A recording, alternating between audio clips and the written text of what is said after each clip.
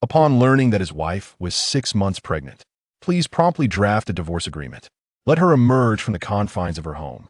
Furthermore, all investments made to the Liu family have been reclaimed. Then, accompanied by the doctor, they proceeded directly to the Liu group. Observing the multitude of individuals approaching, Liu Rian inquired with a perplexed expression, "Darling, who are these people?" You let out a cold chuckle, abruptly lifting your foot to direct it towards her assistant, Qin Shouxing, who stood beside her.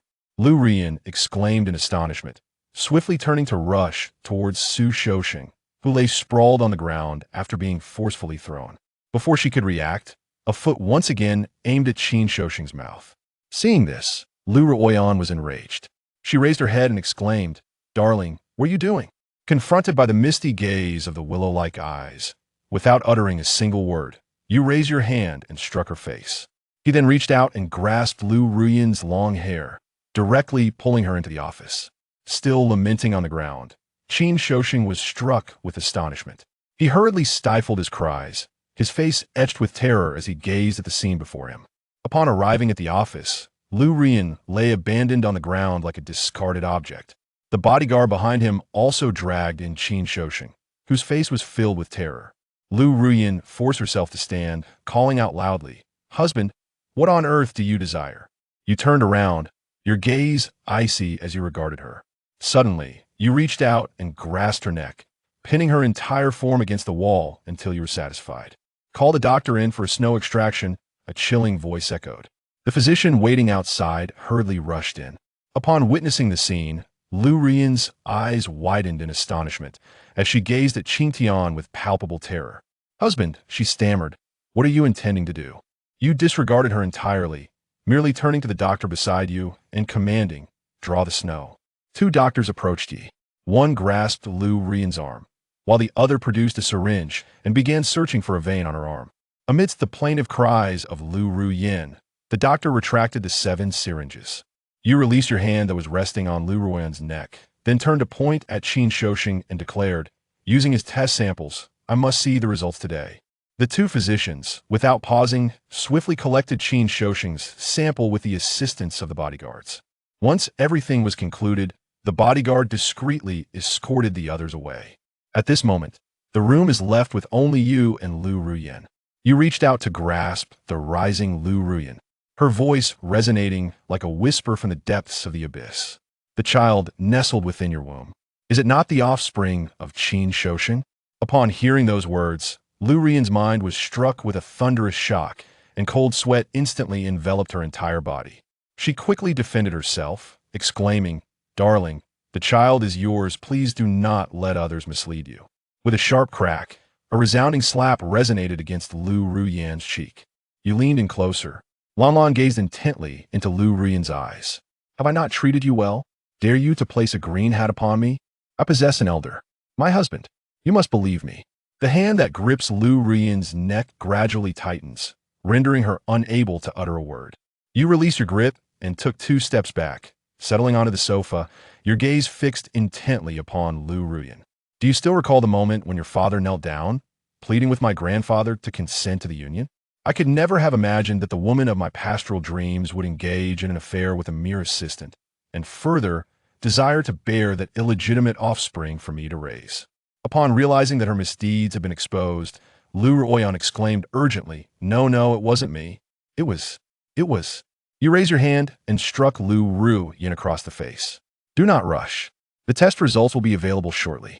Given the circumstances, do you still wish to evade accountability?"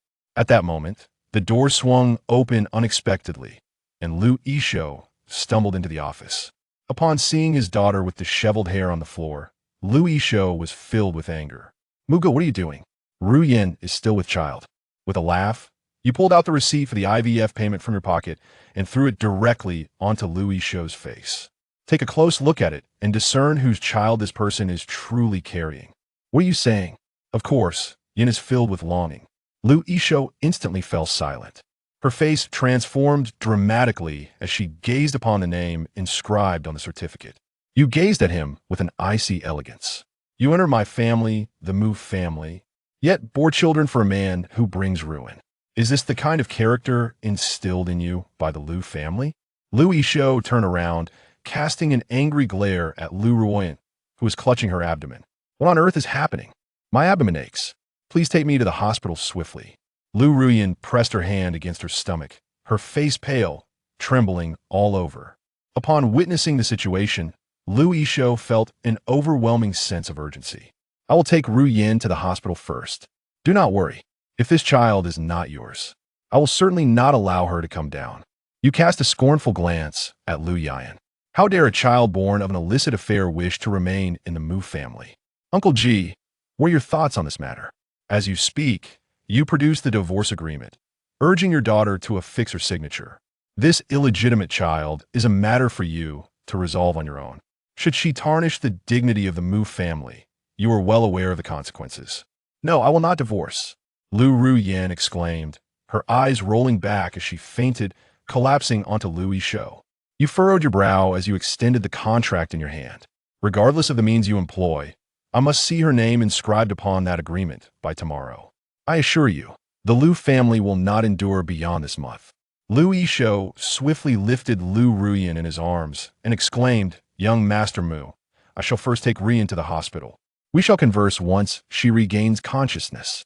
You let out a sound and abruptly tossed the divorce agreement onto the table before striding out of the office. Your assistant, Wang Tung, hurried forward upon your exit. The test results will require an additional 3 hours. Moreover, Xiao Chuxing has been taken to the abandoned building in Jiangxia. You nodded slightly and, softly instructed, arranged for someone to follow Lu Yishou. Now, accompany me to Jiangxia. Wang Tung did not dare to delay and promptly issued his commands. Within the confines of Jiangshang Hospital, Lu Yishou exclaimed with a commanding voice, Rian, what on earth is going on? Is the child you bear truly Qin Shouxing's? Lu Ruoyan shook her head repeatedly, her voice laced with urgency as she inquired, Shouxing has been taken away. You must hasten to rescue him. Upon hearing this, Lu Yishou's face contorted with even greater rage. Do you truly comprehend what you are saying? What aspect of that good for nothing Qin Shouxing could possibly surpass Mu Ge? Yet Lu Ruyan urgently cried out, Father, hurry and bring Shou Shang back. He must not come to harm. Lu Yishou, consumed by rage, struck Lu Ruyan across the cheek with his palm and admonished, You must immediately discipline the child and then seek Mu Ji's forgiveness, otherwise our family shall face ruin. Lu Ruyan sat up abruptly, exclaiming loudly, No, the child must not be harmed. Quickly, call Uncle Mu and inform him that Shouxing has been taken away by Mu Ge. Upon hearing these words, Lu Yishou was momentarily taken aback, his gaze piercingly fixed upon Lu Ruyan, who was shrouded in illness. What does this mean? What is the relationship between Mu Rui and Qin Shouxing? Lu Ruoyan spoke with urgency. I have been married to Mu Ge for over 2 years, yet they have only provided us with financial support and no resources whatsoever.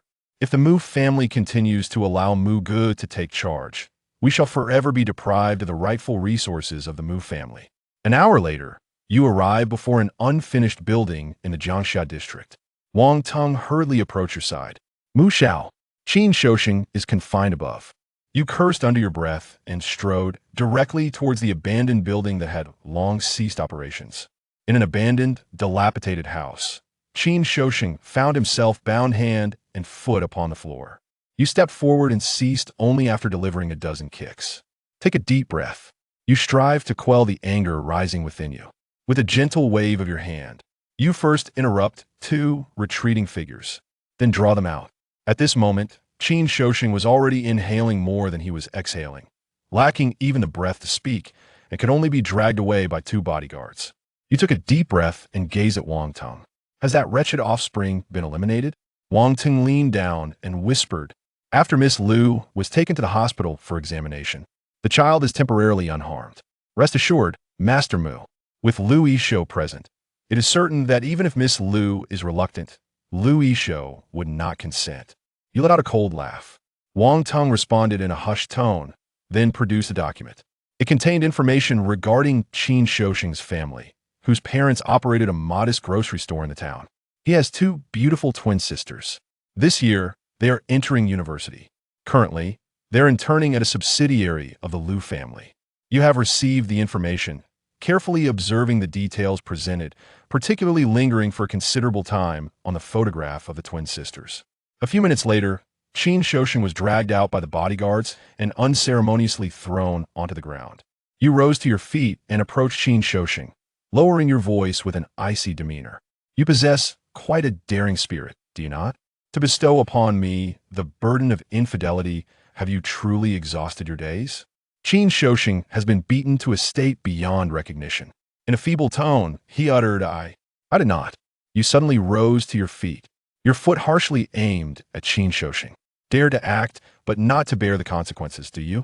Speak, how you wish to proceed. However, Qin Shouxing steadfastly insisted, it is not I, Master Mu. How could I possibly dare? After kicking for more than a dozen times, you gasped for breath, reaching out to grasp Qin Shouxing's hair. Speak, you demanded. When did you begin? How many times have you slept together? Qin Shouxing coughed violently several times. Mu Xiao, we did not. I did not. We merely conducted a test tube procedure. We simply performed a test tube procedure. I have never encountered Lu Dai. I have never come across Lu. You laugh in fury. Rising to your feet, you glance at the bodyguard beside you. Continue to strike until he concedes the truth. For every falsehood uttered, I shall ensure your parents and sister share your fate. The bodyguard relentlessly pummels Qin Shouxing for 10 minutes. Yet Qin Shouxing maintains but a singular declaration. He has never laid a hand on Lu Ruyan. Seeing this, you lost your patience, approaching with the photograph of the twins in hand. Since you prefer silence, then let it be unspoken. With a playful expression, he gazed at the photograph. You have lain with my woman. In that case, I shall demand a favor from your two sisters as interest. This transaction appears quite profitable, does it not? Now, I shall call your sister immediately. Upon hearing this, Qin Shouxing's eyes widened in astonishment. He quickly pleaded, Young Master Mu, if you must strike, direct your wrath at me. Please spare my family. You let out a cold laugh. Do you truly believe I am negotiating with you? I shall grant you 1 minute. Should you remain silent, then let your parents and sister keep you company. I will call. Qin Shouxing hurriedly said, Young Master Mu, I shall contact my sister at once. I implore you, spare their lives. You coldly uttered, then it depends on whether your two younger sisters are of poor quality. Qin Shouxing raised his head, holding his phone, and as he was about to plead for mercy, he caught a glimpse of the unmistakable ferocity lurking in your eyes. He promptly pressed the number 7. I will make the call at once. After the call was connected, Qin Shouxing hesitated and said, This evening, I am inviting a friend to dinner. You should bring Wanqing along. I will send someone to pick you up shortly. Is that true? The cheerful voice of the girl across the way reaches me. We are pondering what to have for dinner this evening. After hanging up the phone, you forcefully stomp your foot onto Qin Shouxing's mouth. Cursing, you even betray your own sister. You are unworthy of being called a human. Having spoken, you waved your hand, gesturing towards Qin Shouxing, and continued to strike, targeting the limbs. The bodyguard swiftly rushed before Qin Shouxing, seizing his garments and dragging him back into the room to continue the assault. You turned your head towards Wang Tung and requested, Bring me a coffin and also prepare a box to contain Qin Shouxing. Hours later, Wang Tung cautiously approached your side. Mr. Mu, the results have emerged. Miss Lu's unborn child is the offspring of Qin Shou. You let out a low growl, your gaze piercing as you fixate on Qin Shouxing, who lies unconscious within the wooden crate. That night, you took him to the hospital, determined to transform him into a figure of authority. Wang Tung promptly nodded in agreement and then replied softly, The driver has already picked up Qin Shouxing's sister. She will arrive in no more than half an hour. You let out a cold laugh. Once the car arrives downstairs, be sure to wake Qin Shouxing, so he may listen to the melodious voices of his sisters. Half an hour has yet to pass when the sound of a sedan approaching from downstairs reaches my ears. A few minutes later, as Wang Tung emerged from the room accompanied by his bodyguard, the clamor of footsteps ascended from the staircase, growing ever closer. When you encounter two girls sealed with tape, your steps come to an abrupt halt. The beauty of these two girls is truly stunning. Their identical features and similar attire evoke an extraordinary and unique sensation. You nodded in satisfaction, gesturing for the bodyguard to escort the girl into the room. Subsequently, you followed her inside at a measured pace, instructing the bodyguard to exit room 7. Moments later, a girl's scream echoed through the room, soon followed by her heart-wrenching sobs. After an indeterminate period, you rise from the building and pick up the garments resting on the wooden chair positioned beside it, observing the two snow prints beside them. A wicked smile curled at the corners of your lips. As you donned your attire, you remarked, "Do you understand why your brother summoned you to this place?" Two girls, disheveled and in despair, embraced each other in tears. They were utterly oblivious to what had transpired. The most precious thing had been snatched away by the man before them. After donning your attire with meticulous care, take a deep breath, for he has illicitly taken my wife and fathered 7 illegitimate offspring, yet still dares to seek my assistance in raising his children. The originally sorrowful cries, akin to a mournful lament, seemed to be abruptly stifled by an invisible hand, bringing the summer to an unexpected halt.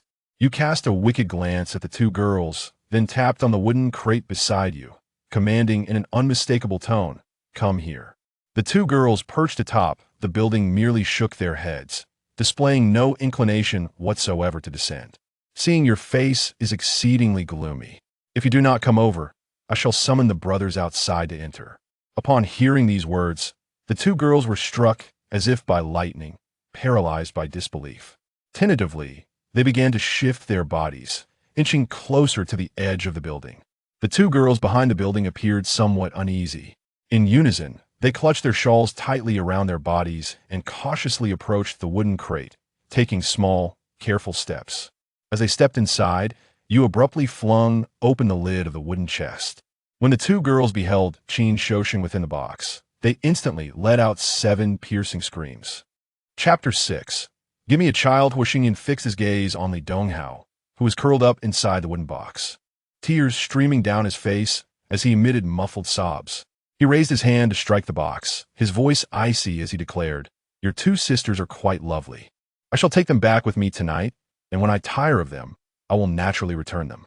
However, should you dare to alert the authorities, you will never see them again. Please, don't. I beg you, let us go." Li Donghao pleaded, his voice trembling. Huixingyan turned to observe the Li sisters, who had retreated until their backs met the wall. With a cold smirk, he redirected his attention to Li Donghao, slamming his hand down on the box with a fierce intensity. "Not if you understand. If you feign ignorance again, I will ensure you meet a true demise." Seeing Li Donghao's tightly shut eyes give a slight nod, Huixingyan cursed under his breath, his finger pointing menacingly at the Li sisters. "Wait here. Anyone who dares to leave will bear the consequences." Out of the corner of his eye, he noticed the sisters crouching down, burying their heads in the sheets. Huixingyan swiftly exited the room, retrieving 2 sets of women's clothing that Zhang Wenbin had purchased, and returned to confront the sisters. He extended the garments towards them, coldly commanding, "Put these on and follow me. If you wish to stay behind, I will leave someone to attend to you." The sisters exchanged glances, and the one closest to the clothes clenched her teeth, reluctantly accepting the garments. She turned to her sister and slowly made her way to the corner of the room. Huixingyan felt a sense of dark amusement as he exited the room, instructing Zhang Wenbin outside, "Take the 2 women to the villa at Donghu Mountain. Remove the bed, clean the place thoroughly, and send Li Donghao to the hospital for surgery." As he spoke, Huixingyan made a slicing gesture with his hand.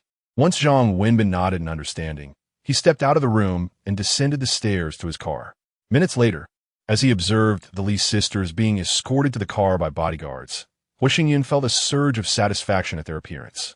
When the bodyguard opened the car door, he gestured for them to enter. After a moment's hesitation, the sisters begrudgingly climbed into the car, and Huixingyan wrapped his arm around the girl seated beside him. After instructing the driver to commence their journey, he turned to the girl in his embrace. "Are you the elder sister or the younger one?" After a brief pause, feeling a hand slide beneath her clothing, the girl instinctively pressed her hands against his exploring palm, her eyes wide with fear as she shook her head repeatedly. Tears welled up again as she implored, I am the younger sister, Li Xiling. Please, let us go. It was my brother who offended you. It has nothing to do with us." Huixingyan smiled wickedly, leaning closer to whisper in Li Xiling's ear, "Your brother has put my wife in a delicate condition, so both of you shall bear my son and deliver him." The 2 sisters immediately broke into tears, with Li Xiling's body trembling violently as she looked at Huixingyan, shaking her head in desperation. We are still so young. Please, let us go. Hua Xingyun let out a cold laugh, withdrawing his arm from around Li Xiling. His tone turned frigid as he stated, "You will give me a son, or you will die today. You have half an hour to consider. Upon our return, I shall provide you with the finest in sustenance, shelter, and transportation. Whatever you desire, or wherever you wish to go, I shall fulfill your wishes. After you bear me a son, you may depart at your convenience. I will not only ensure your safe exit, but will also grant each of you 50 million. I shall overlook the actions of your brother. If you wish to perish, I can consent to interring your family of 5 together." Having said this, I turned away from the two, closing my eyes and leaning back against the seat, awaiting their contemplative response. After several minutes, feeling the car come to a halt, I opened my eyes to find that we had arrived at the East Lake Villa, where I resided prior to my marriage. As the bodyguard opened the door, I glanced at the sisters, Li Siyu and Li Xiling, who were looking back at me. "Have you made your decision? If you wish to live, step inside. If you desire to die, remain in the car." Li Xiling turned to her sister, Li Siyu. With her eyes closed, nodded slightly. Li Xiling then turned back to me and quietly asked, "You wouldn't hand us over to your subordinates for amusement, would you?" A smile crept onto my lips as I nodded. Stepping out of the car, I summoned the butler, instructing him to prepare dinner for the 3 of us and to procure clothing and toiletries for the sisters. Observing the sisters standing in a daze before the vehicle, I gestured for the butler to commence dinner preparations and then approached the two, wrapping my arms around their shoulders. "Let us proceed inside. From this day forth, this shall be your home. You need not work anymore. Simply inform the butler of any needs you may have." As I guided the sisters, they quickened their pace. Li Xiling let out a cry of discomfort, prompting me to chuckle softly and slow my steps as we entered the villa, taking the elevator to the bedroom. "Call your parents and inform them that you and your brother's company have sent you away for training, and you will not be returning soon. After your call, take a shower and rest for a while. We shall dine when dinner is prepared." Li Siyu glanced at her sisters, noticing the girl on her left calling out to the one on her right. The right side girl, Li Siyu, retrieved her phone and slowly approached the sofa, dialing her father's number. I gently guided the bewildered Li Xiling toward the bathroom, pushing her inside and requesting her phone. I then pointed to the towels and bathrobes, saying, "After your shower, please wear the bathrobe. I have already arranged for clothing to be purchased for you. For now, make do with this. Tomorrow, someone will come to measure you for tailored outfits." As Li Xiling closed the bathroom door, I shook my head and moved to the sofa, sitting beside Li Siyu and patiently awaiting her call's conclusion. Once Li Siyu hung up, I extended my hand toward her. "Please hand me your phone. For the time being, you will keep your phones with the butler. Should you need to make a call, simply request it from him. You will have unrestricted phone access in 1 month." Li Siyu hesitantly and helplessly extended her phone. Upon seeing it taken by Hua Xingyun, she gazed at him and cautiously spoke. If I stay alone, could you let my sister go?" Hua Xingyun let out a derisive laugh, stowing Li Siyu's phone into his pocket.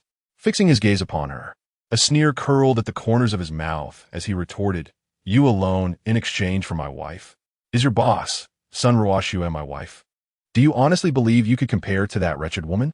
Li Siyu's eyes widened in shock, her mouth opening and closing several times before she finally stammered, "You mean my brother and President's son? How is that even possible?" Hua Xingyun took a deep breath, gritting his teeth as a growl of anger escaped him. He rose and approached the door, retrieving the phones belonging to the 2 sisters and handing them to the servant outside. Chapter 7. The paternity test from 4 years ago closing the door behind him. He stepped into the walk-in closet situated within the bedroom. After donning a bathrobe, he approached the sofa and sat beside Li Siyu, his gaze unwaveringly fixed on her anxious and timid expression. With a placid demeanor and an even tone, he began, "You know who I am now, don't you? Although you and your brother were not directly involved in the affair between him and Sun Ruoxue, your identity as Li Donghao's sister places you in my crosshairs for retribution. As long as you comply and bear me a child, you may leave whenever you wish. Should you choose to stay, you shall be the mistress of this abode. The reason I confiscated your phones is that I intend to divorce Sun Ruoxue. Until I secure the divorce certificate, you are prohibited from contacting the outside world or venturing out to avoid unnecessary complications." Li Siyu shook her head, murmuring to herself, "No, Mr. Hua. You must be mistaken about my brother. He could never be involved with President Sunday. Hu Xingyan scoffed lightly, rising to rummage through the discarded clothing in the closet. He retrieved a phone and returned to the sofa, locating the paternity test image sent by Zhang Wenbin. He held the phone aloft, displaying it before Li Siyu's eyes. Li Donghao is indeed the biological father of the child in Sun Ruoshue's womb. As Li Siyu's eyes widened in disbelief, Hu Xingyan placed the phone back on the coffee table and turned to face her, exhaling a sigh before speaking. Though you both are the most innocent victims in this scenario, your connection as Li Donghao's sisters cannot be overlooked. Just 2 months after entering the Hongfei technology under the Sun family, you ascended to managerial positions, revealing you are beneficiaries of the illicit affair between Li Donghao and Sun Ruoshue. I possess numerous methods to make your entire family discreetly vanish. But if you both obediently comply and bear me a child as compensation, I might spare your family, even Li Donghao himself. You would spare my brother? Hu Xingyan's lips curled into a sardonic and sinister smile. He slowly extended his hand, resembling a demon's claw, and firmly grasped Li Siyu's delicate chin. Startled by this sudden action, she trembled, her eyes wide with terror, as they locked onto Hu Xingyun's malicious gaze. His smile grew more menacing, seemingly reveling in her fear. Exchanging you both for that wench Sun Ruoshue seems quite advantageous to me. A hint of disdain laced Hu Xingyun's voice. Sun Ruoshue, who could be seduced by your brotherly Donghao, is inherently a tainted character. Even in his absence, others like Wang Donghao or Chun Donghao may come into play. Huh. As she listened to Hu Xingyun's icy laughter, Li Siyu's complexion drained of color, her lips trembling, yet she could not utter a single word. Hu Xingyun continued to smirk, his gaze piercing like daggers into Li Siyu's heart, his tone dripping with mockery and resentment. I must thank Li Donghao for allowing me to uncover Sun Ruoshue's true nature so early on. Hu Sobi, President we sob. Li Siyu's eyes suddenly welled up with tears. She raised her hand as if to push away Hu Xingyun's fingers gripping her chin, but her arm froze mid-air beside his wrist, too afraid to touch him. She avoided his domineering gaze, her words dissolving into incoherent sobs. Hu Xingyun sighed inwardly, releasing her chin and wrapping his right arm around her shoulders instead. Feeling her body tremble faintly, he exhaled before speaking. From the moment I first saw you both, I was drawn to you. After all, neither of you is any less beautiful than that wretch Sun Ruoshue. You fit my taste perfectly. President Hu. Siling and I. Listening to her trembling, fragmented words, Hu Xingyan lifted Li Siyu onto his lap, cradling her as he gazed directly into her eyes. A smile played on his lips. No need to be nervous. I don't bite. As long as you both behave and don't displease me, from now on, you'll be my girlfriends. Observing her stunned silence, Hu Xingyan leaned down and captured her lips in a kiss. When he felt her resistance gradually melt away, he pulled back, amused by her flushed cheeks and dazed, unfocused eyes. We haven't tea washed since what happened in the abandoned building. Once Siling finishes her shower, we'll bathe together. And no, I can't. A wicked grin curled Hu Xingyan's lips as he leaned closer, chuckling darkly. Shall it be just the two of us, or should we go in now and bring Siling along? Terror flashed in Li Siyu's tear-filled eyes as she shook her head weakly, murmuring incoherent denials. But when Hu Xingyun abruptly stood, carrying her toward the bathroom, she kicked her legs frantically and cried out, "Just us. Just the two of us. I'll go with you alone. Don't go in there." Just then, the bathroom door swung open, revealing Li Siling peeking out. Undeterred, Hu Xingyun strode forward, nudging the door wider with Li Siyu's foot. His laughter deepened at the sight of Li Siling, clutching her robe, pressed fearfully against the wall. "Your sister and I are about to bathe. Care to join us?" Li Siling's eyes widened in horror. The moment she saw Hu Xingyun advancing with her sister in his arms, she snapped out of her daze. With a startled cry, she scrambled past him, bolting out of the bathroom like a frightened hare. After a frantic glance around the room, she dashed to the door, only to freeze at the sight of bodyguards outside. Slamming it shut, she stood paralyzed for a moment before rushing to the bed, burying herself beneath the covers. Soon, Li Siyu's desperate pleas echoed from the bathroom, morphing minutes later into stifled gasps and pained moans. Remembering what had happened in the abandoned building, Li Xiling trembled beneath the sheets, muffling her sobs with her hands. In an old villa in Huangpi district, Jiangcheng, a woman nearing 50 followed her maid into the living room. Upon seeing the elderly man seated on the sofa, she immediately pushed past the maid, knelt before him, and held out a piece of paper, sobbing as she implored, "Mr. Hua, I beseech you to save Jingxin's son. His name is Li Donghao, the son of Jingxin. Here is the paternity test conducted by Donghao and Jingxin." The elderly man furrowed his brow, glanced at the report in the woman's hand, and scoffed. "Jingxin passed away 3 years ago. When was this test conducted?" "Mr. Hua, this test was conducted 4 years ago, proving that Donghao is indeed Jingxin's son. He has been taken by Hua Xingyun. Please, you must save him. Donghao is also your grandson. Chapter 8 Li Donghao is your younger brother." Around 7 in the evening, Hua Xingyun and her sister Li Siyu were seated at the dining table, savoring their dinner. Observing the two enchanting maidens across from her, whose heights, figures, hairstyles, and appearances were strikingly identical, she picked up the serving chopsticks and delicately placed a piece of Australian lobster meat on each of their plates. Noticing the sisters simultaneously looking up, Hua Xingyun chuckled, "You both resemble each other so much that it becomes difficult to distinguish between you when dressed alike. Please refrain from wearing the same outfits in the future." The girl on the right pouted, pointing at her sister on the left. "Xiling has a mole on her right arm." Hua Xingyun burst into laughter. "You have a mole on your backside too. I cannot possibly have you both remove your pants to check for moles, can I?" Li Xiling quickly covered her mouth, yet laughter escaped her lips, while Li Siyu's face flushed with embarrassment, prompting her to lower her head and focus intently on the dish Hua Xingyun had served her. As the playful banter continued, Hua Xingyun's phone buzzed beside her, revealing a call from Zhang Wenbin. The smile on her face vanished instantaneously. She picked up the phone and stepped outside the dining area, answering the call as she walked towards the living room sofa. "Did that wretched woman lose the child?" Zhang Wenbin's voice came through the receiver, urgent and flustered. "Boss, old Master Hua has called the hospital and expelled all our personnel. Li Donghao has been returned to his ward. His limbs have been reattached, but the surgery has yet to be performed." Hua Xingyun halted, her brow furrowing tightly. "My grandfather?" "Yes, the hospital director, Zhao, personally intervened, driving our people out and assigning guards to Li Donghao's ward, forbidding anyone from approaching." Hua Xingyun pondered momentarily, then clicked her tongue softly and inquired, "Did that wretched woman's son Ruoxue lose her illegitimate child?"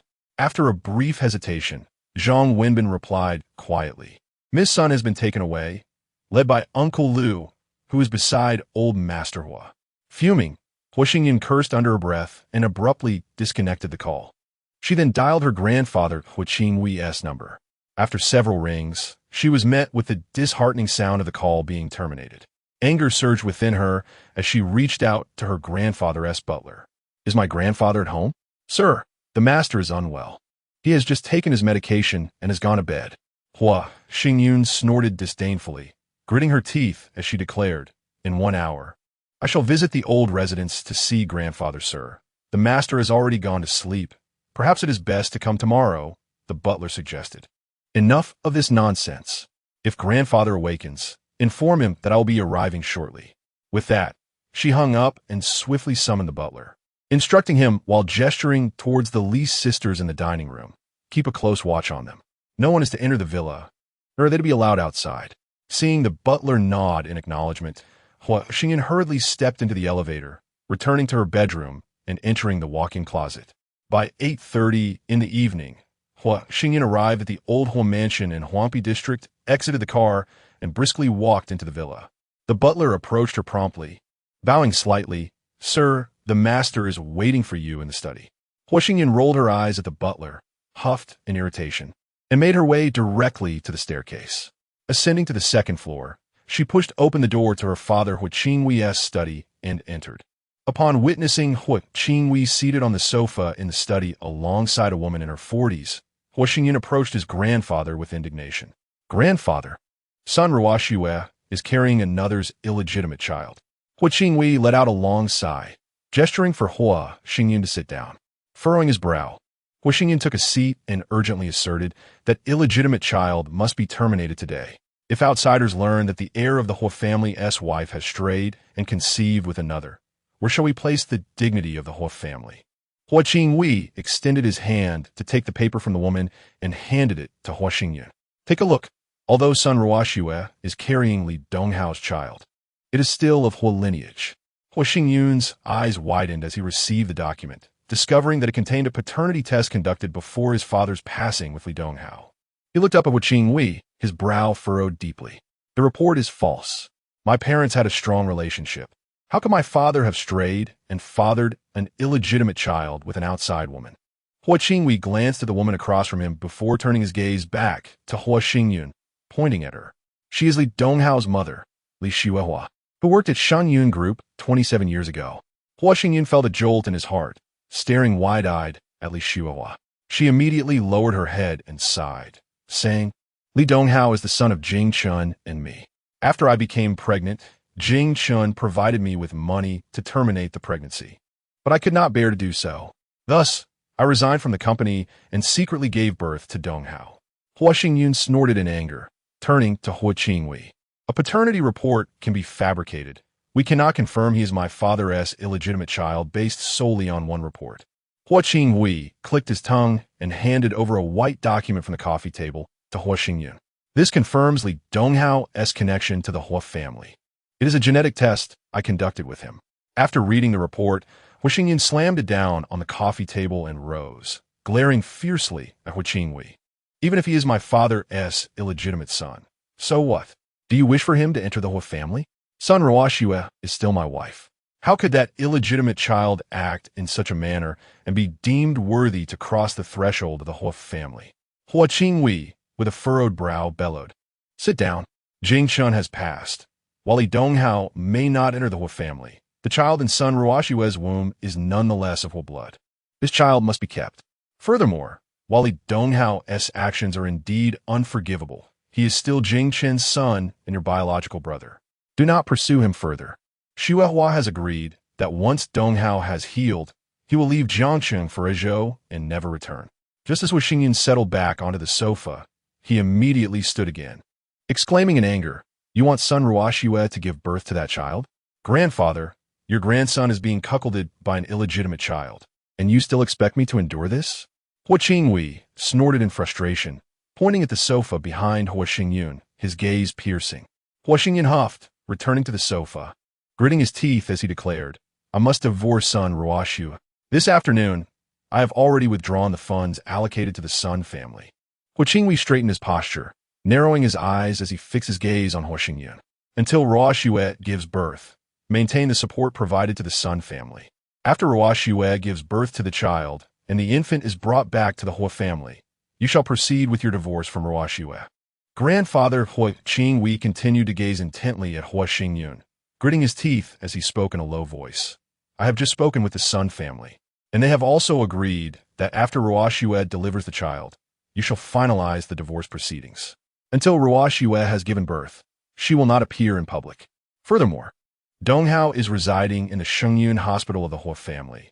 Should I discover that you intrude upon the hospital and cause harm to Donghao, I will reclaim all of your shares in the Shengyun Group. However, if son Ruoxue successfully give birth, I will transfer all of my remaining 8 shares in the Shengyun Group to you.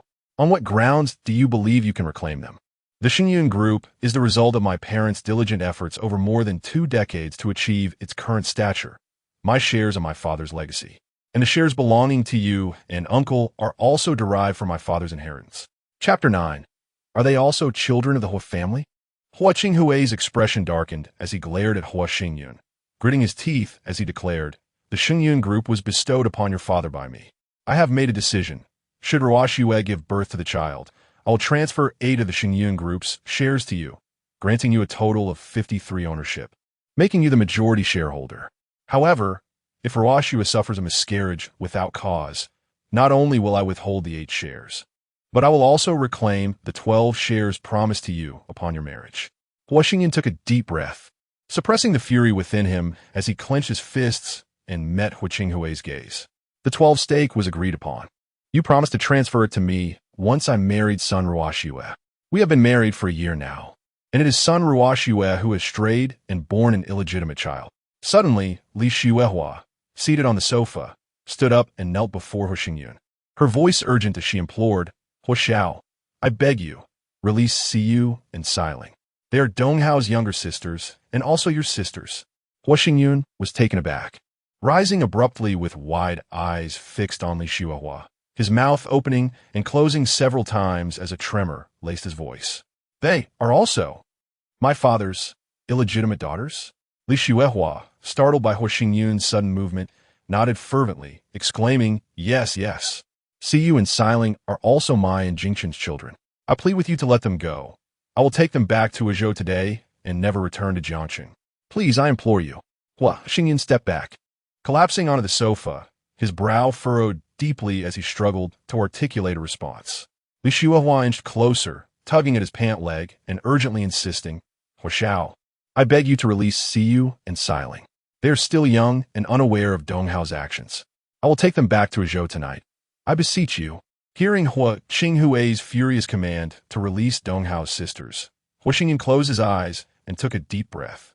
Suddenly, he stood and kicked Li Xuehua aside, hastily exiting the study. As he heard her footsteps trailing behind him, he dashed downstairs and reached the car that had just arrived. He climbed in and instructed the driver to depart, pulling out his phone to dial Zhang Wenbin. "Find me several doctors for paternity testing to go to Donghu Villa. But do not contact any doctors from Shengyan Hospital." Immediately, upon hearing Zhang Wenbin's quick affirmations, Hu Xingyun forcefully smashed his phone against the floor, leaning back in the seat with closed eyes. After a moment, he suddenly struck his own cheek with his hand. After rejecting several calls from Hu Qinghui, he ultimately turned off his phone, urging the driver to speed back to Donghu Villa. As the car entered the villa's garage, Hu Xingyun did not wait for it to come to a complete stop before pushing the door open and rushing toward the bedroom on the second floor. Upon entering, he saw the Li siblings, Siyu and Siling, rising from the sofa. He hurried forward, gripping one of their arms tightly, his voice filled with urgency. "You're the younger sisters of Li Donghao? Isn't your father named Li Jichao? Are you not his biological children?" The girl stood in a daze, staring at Hu Xingyun, while another girl beside her hurriedly reached out to pry Hu Xingyun's hand away, exclaiming urgently, "Hu Xiao, please release Siling. We are certainly my father's biological daughters, and my brother is too." Hu Xingyun suddenly felt all his strength dissipate. Staggering to the sofa, where he collapsed onto it, his gaze fixated intently on Li Siyu and her sister, who were slowly approaching and sitting on the adjacent sofa. "Hu Xiao, what is wrong? What has happened?" "Hu Xiao." Observing their concerned inquiries, Hu Xingyun closed his eyes and leaned back against the sofa, waving his hand to signal Li Siyu and her sister not to disturb him. "Please leave for a moment. I need some solitude." Although he did not hear the sound of Li Siyu and her sister standing up, he knew they remained seated beside him. Yet, Hu Xingyun kept his eyes tightly shut, feeling an overwhelming sense of guilt for having forced Li Siyu and her sister earlier that afternoon. They were likely his half-sisters, yet he had committed such a reprehensible act against them. He had become involved with his father's illegitimate daughter. Though he had been unaware of the circumstances before the incident, the reality had unfolded, and he pondered how to face Li Siyu and her sister. Perhaps he could offer them a sum of money to make them disappear from his life forever. After indulging in these troubling thoughts for several minutes, he heard a knock at the door. One of them got up and rushed toward it. Hu Xingyun opened his eyes, glanced at the girl sitting beside him, and let out a long sigh. Upon hearing the butler announce that Zhang Wenbin had arrived with a doctor, Hu Xingyun gritted his teeth, stood up, and took the girl's wrist, leading her toward the door. "Bring Wenbin and the others up to the study." As he saw the butler hastily retreat, Hu Xingyun walked beside the girl standing at the door, grasping her wrist as they proceeded to the study. "Hu Xiao, what exactly has happened?" Hu Xingyun turned his gaze to the girl who spoke, sighed, and shook his head silently as he approached the sofa to sit down, his eyes fixed on the open doorway until Zhang Wenbin's figure appeared in his line of sight. He released the girl's wrists and stood up, waving at Zhang Wenbin to come over. Pointing at the two girls, Hu Xingyun addressed the doctor standing behind Zhang Wenbin. "They both need to undergo a paternity test with me." Li Siyu and her sister stared at Hu Xingyun in shock. As the doctor approached them, directly extending a cotton swab, he stirred it briefly in their open mouths, sealed it in a test tube, and then handed another swab to Hu Xingyun, placing it near his mouth. Hu Xingyun sighed, opening his mouth to allow the doctor to swirl the swab inside. Watching the doctor exit the study, Hu Xingyan gestured for Zhang Wenbin to leave. Supervise the doctor during the tests. Until the results are in, no one is permitted to enter or exit the villa. Since witnessing the doctor collect the samples from Li Siyu and her sister, Zhang Wenbin's mouth had formed a na shape in astonishment. Upon hearing Hu Xingyan's command, he swallowed hard and dashed out of the study, shutting the door behind him. With their brows furrowed and faces pale, the two girls sat beside Hu Xingyan and anxiously asked in unison, "Hu Xiao, what on earth has happened?" The girl on the left pressed on anxiously, "Why must the three of us undergo a paternity test? Are you also my father's son?" Hu Xingyan inhaled deeply, then exhaled heavily, gritting his teeth as he replied, "Li Donghao is my grandfather's biological grandson, bearing the bloodline of the Hu family. Your mother, Li Xiuhua, has come to Jiangcheng. She is currently at the Hu residence. I just encountered her there, and she explicitly told me that you and Li Donghao are biological siblings." "What? You're also my brother?" "Hu Xiao, what are you saying? How can my brother possibly be a child of the Hu family? My father is Li Jiqiao. He cannot be a child of the Hu family." Hu Xingyan, irritated, clicked his tongue and glared at the girl sitting on the left, shouting furiously, "Ask your mother. Your father is merely a fool, raising someone else's wild child for over 20 years. Chapter 10. Awaiting test results. After a moment of stunned silence, one of the sisters, Li Siyu, suddenly screamed and lunged at Hu Xingyan, clawing and cursing. "We are your sisters. How would you do such things to us?" The other sister, regaining her composure, also rushed forward, tearing at Hu Xingyan's clothing, her cries echoing in the room. Hu Xingyan abruptly stood up, shoving the Li sisters away, her teeth clenched in fury as she spat. "How was I to know you are my father's illegitimate children? Stay in this room quietly until the results are revealed. None of you shall leave. If you truly are my father's loved children, I shall provide you with a sum of money to depart Jiangcheng and never return." One sister, clutching the girl who had fallen to the ground after being pushed, looked up with tear-filled eyes at Hu Xingyan, sobbing uncontrollably. Hu Xingyan let out a huff of exasperation and, with a swift motion, exited the study, instructing the bodyguards outside to keep a close watch on the Li sisters, forbidding them from leaving the room. She then hurried downstairs to the guest room, where she found Zhang Wenbin rising from a sofa. She gestured for him to sit and speak. "Boss, the doctor is conducting tests next door." Upon sitting, Hu Xingyan looked at Zhang Wenbin, who had settled back onto the sofa and couldn't help but let out a long sigh. Through gritted teeth, she said in a low voice, "Li Donghao is my father's illegitimate son. Though he can never enter the Hu family, my grandfather insists on keeping that wretched child of Sun Ruoxue, yet forbids me from dealing with the Sun family's company. Li Donghao is the illegitimate son of Uncle Hu." Zhang Wenbin exclaimed, his eyes wide with shock. Hu Xingyan glared at him, clenching her jaw tightly, her gaze fierce as she leaned closer to him and whispered, "We cannot use the Hui family's company against the Sun family's Wenxue group. The old man has decreed that the Xingyun group must continue to support the Sun family. However, if the Wenxue group is targeted by other companies, that is of no concern to me." Zhang Wenbin quickly nodded. "Should I call President Wang?" Hu Xingyan affirmed with a nod. "Inform Wang Hongwei to suppress the Sun family's Wenxue group at all costs. By February of next year at the latest, I want to see the Sun family's Wenxue group bankrupt." Zhang Wenbin retrieved his phone, watching as Hu Xingyan stood and exited the guest room, lifting his phone to make the call. Approximately half an hour later, as Hu Xingyan sat on the living room sofa, lost in thought, she noticed the butler approaching swiftly. She looked up at him. "Master Hu, Lu Cheng from Grandfather Hu's side, is outside requesting an audience, along with the mothers of the two Miss Lees." Taking a deep breath, Hu Xingyan clenched her teeth and waved her hand dismissively. No one is to enter until the test results are revealed. The butler nodded in compliance and promptly exited the villa. Hu Xingyan closed her eyes, leaning back against the sofa, cursing under her breath. "What a day it has been. In the morning, discovering that my wife is pregnant with an illegitimate child, and the father turns out to be my half-brother.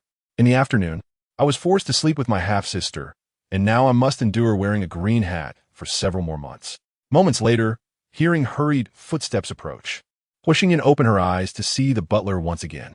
Unable to suppress her irritation, She huffed. I told you. No one is to be seen until the test results are out. Huishao Ms.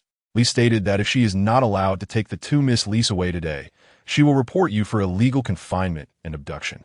Mr. Liu also indicated that if you do not permit the two Miss Lees to leave with Ms. Lee, he will contact your grandfather. Hu Xingyun silently cursed, gritted his teeth, and sighed. Bring them in, but only allow Lu Cheng and Li Shuahua to enter. Summon a few people. Once Lu Cheng and Li Shuahua are inside, immediately confiscate their mobile phones. The butler acknowledged and swiftly exited the villa. A few minutes later, he returned, accompanied by Lu Cheng and Li Shuahua, who stood in the living room. The bodyguards approached, disregarding the struggles of Lu Cheng and Li Shuahua, and searched their pockets for mobile phones before pushing them in front of Hua Xingyun, who was seated on the living room sofa. Hua Xingyun pointed to the opposite sofa, his tone icy as he commanded, "Sit down. Young master, the master has sent someone to bring Ms. Li to take the two Miss Lees away. Hua Xiao, please let Si Yu and Si Ling go. I will take them back to Azhou right now." Hua Xingyun pointed once more to the opposite sofa, his gaze coldly fixated on the two before him. Lu Cheng pursed his lips and walked to the sofa, gesturing for Li Shuahua to join him. Li Shuahua brushed aside Lu Cheng's hand and knelt directly before Hua Xingyun, urgently pleading, "Hua Xiao, please let Si Yu and Si Ling go. I promise to take them home tonight and never set foot in Jiangxing again." Hua Xingyun clenched his jaw, sitting upright with a furrowed brow. His eyes locked onto Li Shuahua's. "You have been married to Li Jichao for 24 years. The Li sisters are 22 this year. My father could not possibly have an affair with you, a married woman. Now tell me, whose children are the Li sisters?" They are indeed my children with Jing Chun. My marriage to Li Jichao was solely to secure their household registration." Hu Xingyun closed his eyes once more, biting down before reopening them, pointing to a closed guest room door. Inside, the doctor is conducting compatibility tests for Si Yu and me. If they are truly my father's illegitimate daughters, I will return you to Azhou. Seeing Li Shuahua's expression turn momentarily blank, Hu Xingyun felt a jolt, his brows knitting tightly as he leaned closer to her, his voice icy yet trembling. "Can you speak the truth now, or shall we wait for the test results?" Li Shuahua hastily turned to Hua Xingyun, shaking her head repeatedly. Moments later, she slid to her knees before him, pleading, "Hua Xiao, please let Si Yu and Si Ling go. I know you resent Dong Hao for ruining your relationship with Miss Sunday. If you seek vengeance, strike me, even kill me. But please do not harm Si Yu and Si Ling. Is that possible?" Hu Xingyun slammed his hand on the coffee table, his eyes wide as he glared at Li Shuahua, admonishing loudly, "Are Li Si Yu and Si Ling truly my father's illegitimate daughters? If you do not speak the truth now, once the doctor completes the tests, you will never see them again in your lifetime." Suddenly, the cries of the sisters Li Si Yu echoed from above. Li Shuahua hurriedly rose, intending to rush towards the staircase, but was halted by the bodyguard standing in the living room. She fell to her knees once more, crawling on her knees toward Hu Xingyun, her voice a continuous plea. "Young Master Hua, I implore you, please release Si Yu and Si Ling. If you refuse to speak the truth, then we shall await the doctor's test results." Chapter 11. A false alarm as Li Shuahua approached, on the verge of kneeling before him. Hu Xingyun, agitated, gestured for the bodyguards to obstruct her path, preventing her from getting any closer. With a furrowed brow, he turned to Lu Cheng and stated, "I suspect her daughter is not my father's illegitimate child. Once our verification results are out, if she is indeed my father's love child, I shall arrange for her and her mother to be sent away. However, if she is not, they will be held accountable for the affairs of Li Donghao and son Ruoxue. Hua Xiao, I beseech you, please release Si Yu and Si Ling." With a grim expression, Hua Xingyun turned his attention back to the kneeling Li Shuahua, pointing at her as his gaze shifted to the bodyguard beside her. Until the test results are revealed, she is not permitted to utter another word. Lu Cheng stood up and leaned closer to Hua Xingyun, softly advising, "Young master, the old master wishes for me to convey that regardless of whether Miss Li possesses the Hua lineage, he will not allow the Li Donghao siblings to enter the Hua family estate. As for Miss Sun, all he desires is the great-grandchild she carries." Hua Xingyun rose and walked toward the corner of the living room, signaling Lu Cheng to follow. Upon reaching the corner, he halted and turned to face Lu Cheng, who had followed closely behind. I sense something is amiss. If my father harbored doubts about whether Li Donghao was his son, he would have conducted a paternity test at the time of the boy's birth. Why wait until Li Donghao reached adulthood to perform such a test? Moreover, having conducted the test, why was it not brought back to the Hua family? What is the purpose of such a verification? Additionally, Li Xuehua married Li Jichao 24 years ago, and the sisters Li Siyu and her sibling are merely 22 years old. My father could not possibly have engaged in an extramarital affair with a married woman.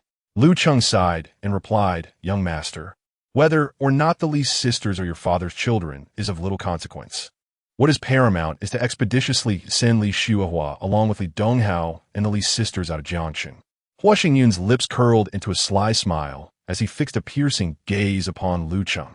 "If the Li sisters are not my father's illegitimate daughters, they share no blood relation to me, yet they are the half-sisters of Li Donghao. If he dares to betray me, should I not seek compensation through his two sisters? Uncle Lu, would you allow the man who has wronged you to escape unscathed if the burden fell upon your shoulders?" Lu Cheng was momentarily taken aback before shaking his head with a wry smile. "Young master, do not let small matters lead to greater losses. Even if the Li sisters are not your father's love children, they are indeed the biological sisters of Li Donghao. Should Li Donghao recover and return to Jiangxing under the pretense of seeking his sisters, it could jeopardize your claim to the Hua family's leadership." A mocking smile crossed Hua Xingyun's face as he leaned closer to Lu Cheng. "I promised grandfather not to trouble Li Donghao, but if he seeks me out, I shall be compelled to retaliate. The old master has stated that you must not harm Li Donghao.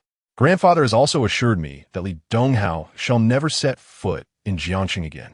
Lu Cheng opened his mouth, hesitating twice before finally sighing and nodding. "How long until the test results are available?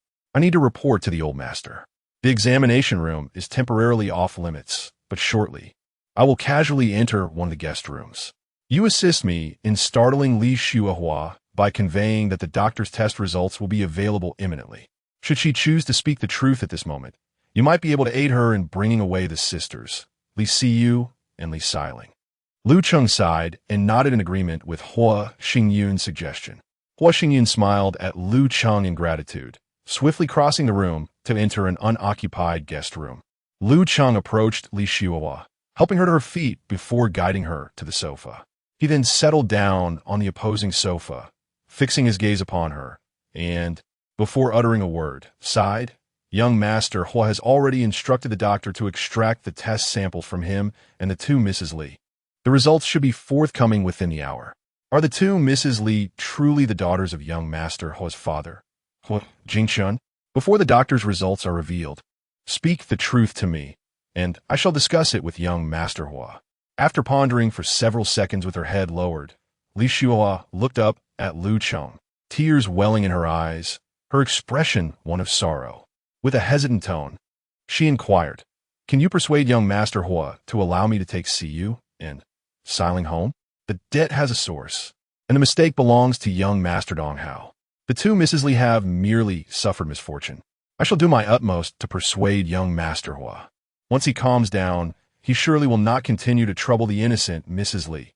Li Xuehua opened and closed her mouth several times, ultimately biting her lip, wiping away her tears, and spoke, "Siyu and Xiling are the children of my husband, Li Jichao, and me, not the illegitimate daughters of Jingchen." A smile broke across Lu Cheng's face as he rose and said, "I will speak with young master Hua.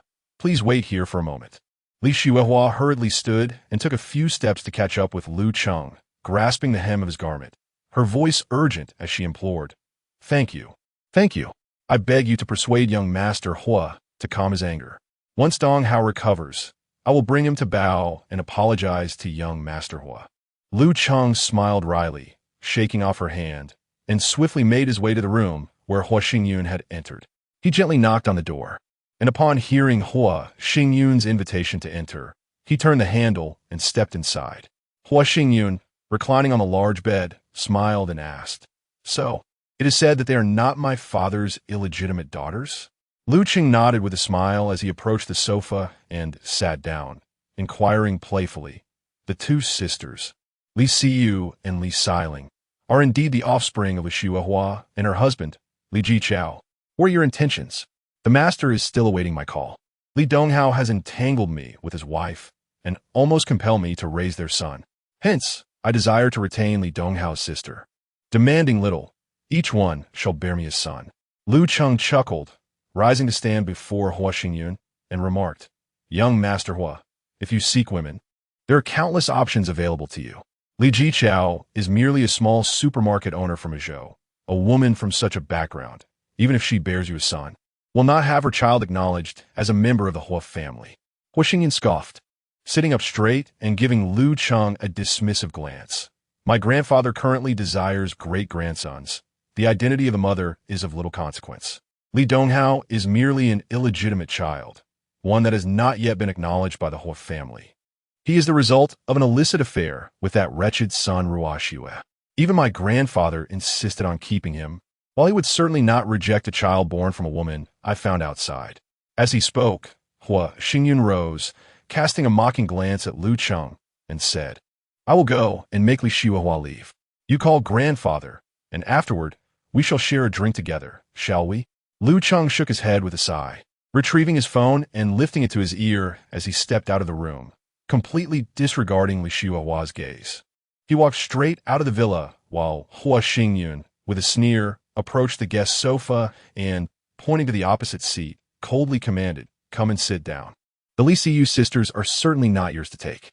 If you wish to leave with them, I can forego pursuing the matter of Li Donghao seducing my wife. However, should you insist on taking the Li Siyu sisters, then remain in Jiangsheng for a couple more days and take away Li Donghao's lifeless body as well. Chapter 12. Are you not satisfied yet? I implore you, spare Siyu and Siling. I bow before you.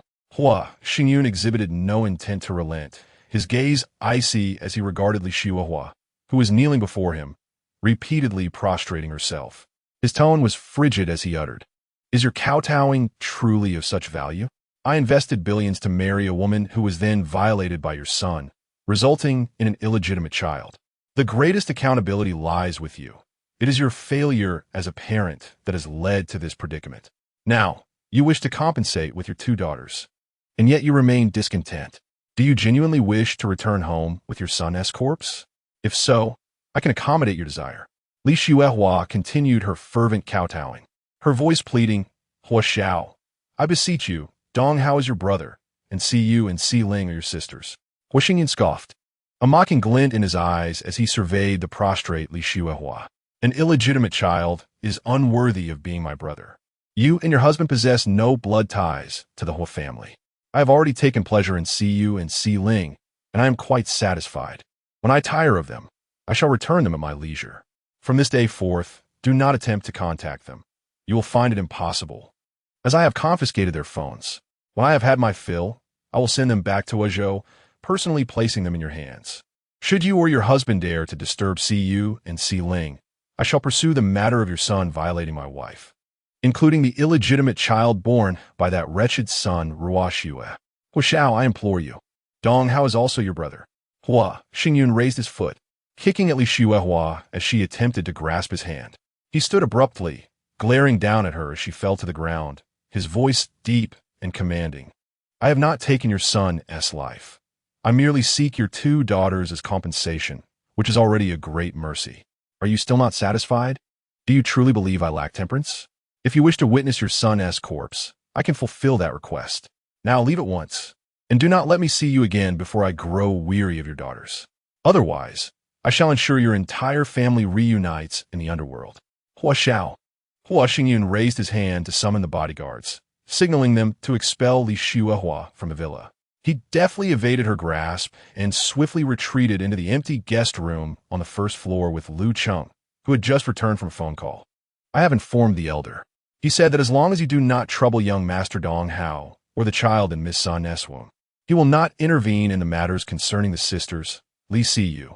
Hua Xingyun chuckled coldly, nodding at Lu Cheng as he settled onto the sofa in the room. Only when Lu Cheng took a seat across from him did he speak. I care not where that wretched son Ruoxue is concealed, but she must not appear in public. After she gives birth to the illegitimate child, I expect to see a divorce certificate. Control li dongsho isatunga. Should he dare to proclaim that the child in Sun Ruashu's womb is illegitimate, he shall not escape my wrath. Lu Cheng promptly nodded in agreement. Rest assured, young master, the elder has made arrangements. Miss Sun will not leave her hiding place before giving birth. Once young Master Dong Hao's injuries have healed, he will depart Jiangsheng and shall never set foot in this city again, nor shall he enter the Hua family residence. Additionally, the master mentioned over the phone that tomorrow I should bring the signed equity transfer document with me to the company. The day Miss Sun gives birth, the equity transfer agreement will take immediate effect, allowing the master's shares to be transferred to your name at any moment. Hua Xingyun responded with a sound of acknowledgement, pausing for a moment before he heaved a long sigh, gritting his teeth as he stood up to look at Lu Cheng. If you're not in a hurry to return, shall we indulge in a drink at the wine cellar? The exquisite bottles we procured last year remain unopened. Lu Cheng rose, shaking his head with a smile. Let us save it for another day. The master is waiting for my return home. Hua Xingyun grinned, gesturing for him to proceed. After a brief exchange of pleasantries, Lu Cheng exited the guest room with a cheerful demeanor, accompanied by Hua Xingyun, and they departed the villa, entering the car parked outside the villa gates. As Lu Cheng's vehicle vanished from sight, Hua Xingyun turned and walked back into the villa. The butler hurriedly approached, informing him that Li Xuehua had been escorted beyond the villa's gates. Hua Xingyun nodded in acknowledgement and swiftly made his way to the guest room where Zhang Wenbin was waiting, pushing the door open to enter. Zhang Wenbin stood to greet Hua Xingyun. Boss, the results of your paternity test with Li Donghao have arrived, confirming your familial connection. The report regarding you and Miss Li will take approximately another half hour. Hua Xingyun sat down on the sofa, exhaling a long sigh as he regarded Zhang Wenbin. Li Siyu is the offspring of Li Jichao and Li Xuehua. It has nothing to do with my father. The more I contemplate it, the more vexed I become, knowing that the wretched Sun Ruoxue is carrying an illegitimate child, while I can only watch helplessly as she gives birth. Has Wang Hongwei made the call? We need to tighten the noose around the Sun family's Wenxue group. Once Sun Ruoxue gives birth, we must dismantle the Sun family within a month. Zhang Wenbin nodded eagerly. I've already contacted Wang Hongwei. He will register the new company tomorrow. In 2 weeks, the new company's intermediary will reach out to the Wenxue Group's business department. Hua Xingyun acknowledged this with a grunt, remaining silent for several seconds before gritting his teeth and muttering, cancel the cards for Sun Ruoxue and Sun Wenjia. Sell the villa in Long Island as soon as possible. Just thinking about that wretched woman residing in that villa makes me feel nauseous. Zhang Wenbin promptly agreed, pulling out his phone to make the necessary calls. Hua Xingyun clenched his jaw, standing to face Zhang Wenbin. Once the test results for Li Siyu and Li Xiling are available, deliver them to me. Zhang Wenbin responded affirmatively, raising his phone as he turned to face the wall to take the call. Hua Xingyun exited the guest room, taking the elevator to the second-floor study, signaling the bodyguard outside to open the door, and swiftly entered the study. How is it? Am I really your sister? Hua Xingyun glanced at the girl who had rushed forward, her expression fraught with tension. He grasped her wrist, confirming the absence of any birthmarks, and smiled at Li Siyu. What's the matter? Do you wish to engage in something more thrilling with your brother? Rest assured, your mother has already confessed. You are the daughters of Li Jichao, while Li Donghao is the illegitimate child resulting from your mother's infidelity. Li Siyu's pale face flushed with rage, transforming rapidly into a deep shade of crimson as she glared at Hua Xingyun, her teeth clenched, yet she dared not unleash her fury. Hua Xingyun raised his right hand to embrace Li Siyu's shoulder, while his left hand grasped Li Xiling's wrist as they proceeded towards the sofa in the room. Sitting down, he turned to Li Siyu on his right and said, the test results will take another half hour, but your mother, Li Xuehua, has already confessed that you are daughters of Li Jichao, thus we share no blood relation. From now on, it is best for you to remain quietly in the villa. After you give birth, you are free to leave at any time. Chapter 13. Seeking compromise within the confines of the Huojia Hospital. Li Xuehua hurriedly entered the inpatient department and pushed open the door to a specialized care ward. There, she beheld a middle-aged man, presumably in his 40s or 50s, standing by the bedside of Li Donghao. In a fit of rage, she charged toward him, her hands flailing as she shouted, "Return my daughter. It's all your fault." Now, Hua Xingyun has taken her away and demands that she bear his child. The middle-aged man seized her hands, which were clawing at him, and vehemently rebuked. "What madness is this? Can you not discern the value of Siyu and Xiling in comparison to the assets of the Hua family? I care not. You must bring my daughter back. Go and rescue her." With a forceful shove, he pushed her onto the sofa within the room, glaring at her as he gritted his teeth in anger. "Once Dong Hao inherits Hua Xingyun's assets, I shall provide compensation for your daughter.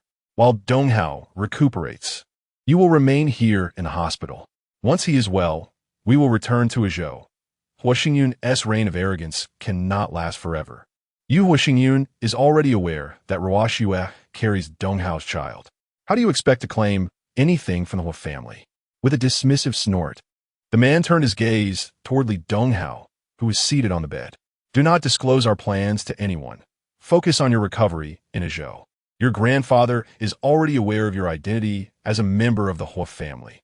As long as Hua Xingyun, Li Donghao nodded fervently, responding urgently. The doctor said that with 2 weeks of rest, I will be discharged. After that, I will return to Azhou. The middle-aged man acknowledged with a grunt, casting a glance at the sobbing Li Xuehua on the sofa. Approaching the door, he called out without looking back, "Xuehua, I will transfer 5 million to you tomorrow. Take good care of Dong Hao. Whether we can secure shares of the Shengyun Group from Hua Xingyun depends on him. Siyu and Xiling will never bear his child in the Donghu Villa." Hua Xingyun heard a knock at the door, recognizing it as Zhang Wenbin delivering the doctor's test results.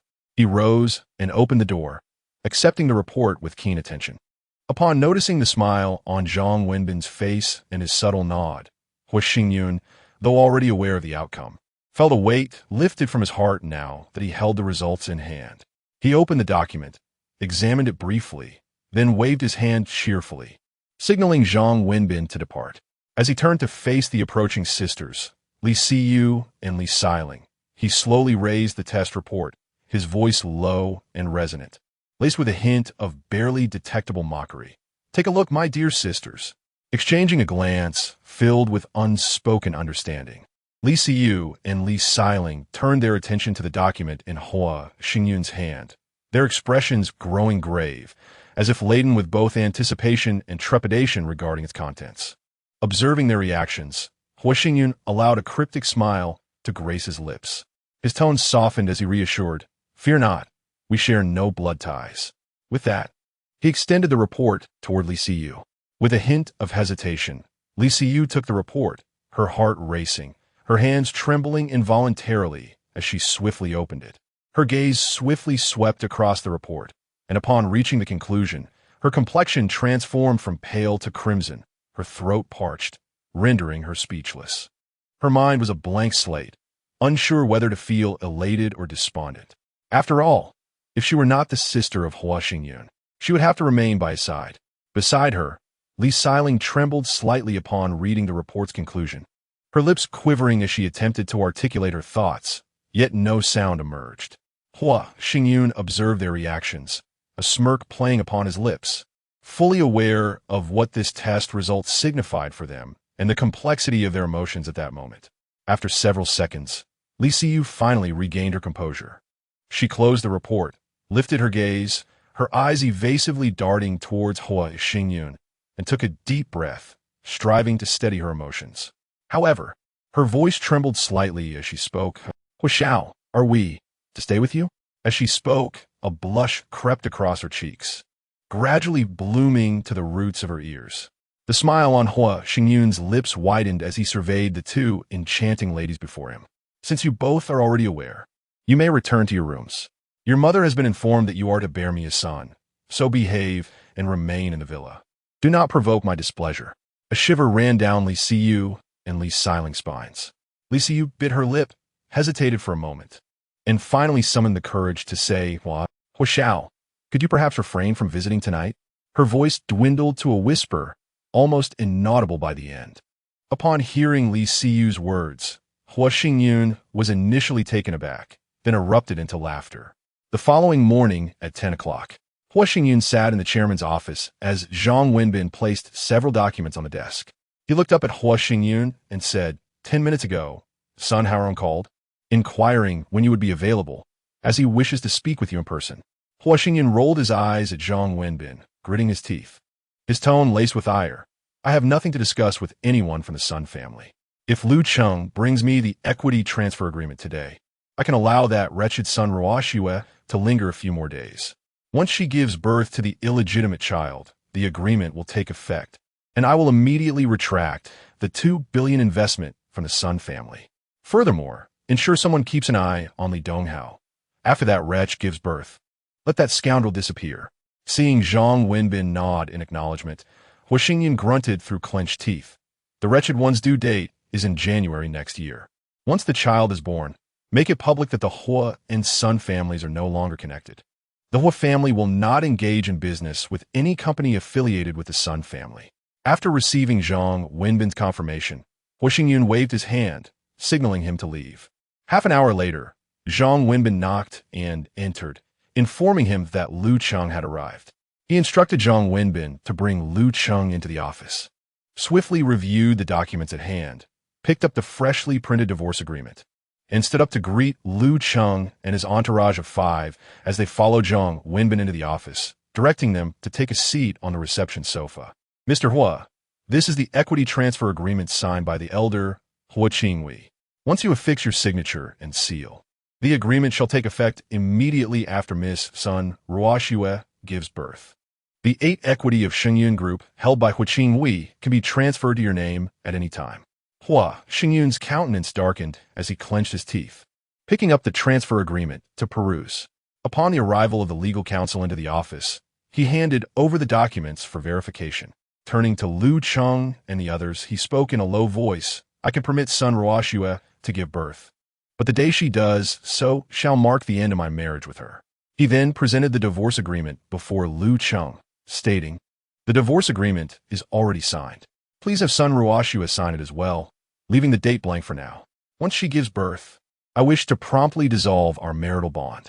Lu Cheng accepted the divorce agreement and handed it to the lawyer beside him, gazing intently at Hua Xingyun with a smile. Before my arrival, Sun Haorong from the Sun family called the elder, who informed him that Sun Ruoxue is carrying the child of Li Donghao. Although Li Donghao shares blood ties with the Hua family, your marriage must come to an end. As for the collaboration between the Sun and Hua families, it will proceed through the usual channels. The elder will not treat the Sun family differently simply because Miss Sun gives birth to a descendant of the Hua family. Hua Xingyun responded with a curt acknowledgement, his teeth still clenched as he regarded the legal department manager who was reviewing the equity transfer documents. A few minutes later, upon seeing the manager close the agreement and nod in acknowledgement after meeting Hua Xingyun's gaze, he took the documents and stood up, addressing Lu Cheng and his companions. He declared, I shall return to the ancestral home for dinner this weekend. Given the numerous matters at hand today, I shall not keep you any longer. Wenbin, please escort Uncle Lu out. Chapter 14. Speculating on Li Donghao's intentions several minutes later, upon seeing Zhang Wenbin knock and enter, Hua Xingyun swiftly completed the review of the documents in hand. He gestured towards the tea table in the office, inviting Zhang Wenbin to take a seat and enjoy some tea. Hua Xingyun positioned himself at the tea table, pressed the water heating button, and while arranging the teapot and cups, remarked, You are aware of the situation regarding Li Donghao. I presume, do you find anything peculiar? Zhang Wenbin observed Hua Xingyun's actions intently, and after a moment of contemplation, he shook his head with a smile.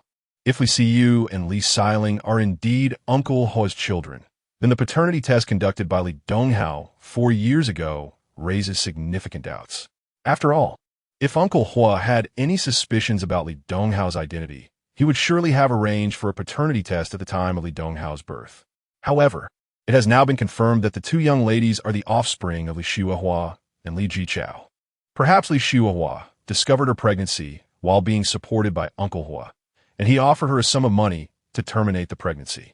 Yet, rather than complying, she returned secretly to her hometown and gave birth to Li Donghao. It wasn't until Li Donghao came to Jiangshan for university that Li Xiuhua revealed to him that he was Uncle Hua's illegitimate son, and she approached Uncle Hua for a paternity test 4 years ago. Yet, what Li Shuihua did not anticipate was that before Li Donghao could be brought back to the Hua family after their recognition, an unfortunate incident befell Uncle Hua. Hua Xingyun nodded in appreciation, his gaze fixed on the now whistling kettle. After a pause, he slowly spoke. My parents passed away in a car accident 3 years ago, a year after my father had undergone a paternity test with Li Donghao. Knowing he is of Hua lineage, why did Li Donghao not seek to join Xingyun Group, but instead became an assistant to Sun Ruoxue at Wenxue Group? In the first half of the following year, the Sun family's financial chain faltered, prompting them to seek a marriage alliance with my grandfather. At that time, it was evident that Sun Ruoxue and Li Donghao were not in a relationship. After all, that wretched woman was still a virgin before her marriage. Noticing Zhang Wenbin hesitatingly opening his mouth to speak, Hua Xingyun scoffed, casting a dismissive glance at him. There are no signs of having been deflowered. A virgin can be discerned. When the Sun family approached my grandfather for the alliance, he scrutinized that wretched woman's features, and she remained untouched until the wedding. I simply cannot fathom why that woman would betray Li Donghao's illegitimate child. The 20 billion in financial support provided to the Sun family during the alliance was merely a loan, not a gift. Could it be that the Sun family has found a formidable ally and is no longer concerned about us retracting that 20 billion? After a moment of contemplation, Zhang Wenbin leaned closer to Hua Xingyun and whispered, "Could it be that Li Donghao seduced Miss Sun only after marrying her, intending to ensure she bore his child? Yet he feared she might carry yours instead, thus coaxing her into undergoing in vitro fertilization to guarantee the child was his.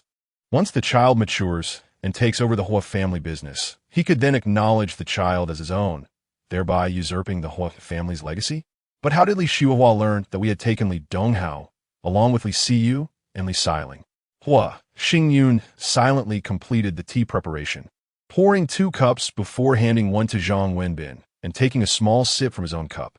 After finishing his cup of tea, Hua Xingyun let out a long sigh, setting down the cup and picking up the fairness cup to refill the tea for both Zhang Wenbin and himself. From the current perspective, what you suggested indeed seems the most plausible. Perhaps that wretched woman had known all along that Li Donghao was the illegitimate child of my father. After the matter was exposed, she contacted Li Shuihua to inform her that Li Donghao and his sister, Li Siyu, had been captured by us. It was then that Li Shuihua rushed to Jiangshan with the paternity test conducted 4 years ago, seeking my grandfather's help to rescue Li Donghao, that illegitimate child. Zhang Wenbin lifted the cup filled with tea by Hua Xingyun, sipping it quietly in silence. Hua Xingyun mirrored his actions, frowning in contemplation, pondering if there were other possibilities.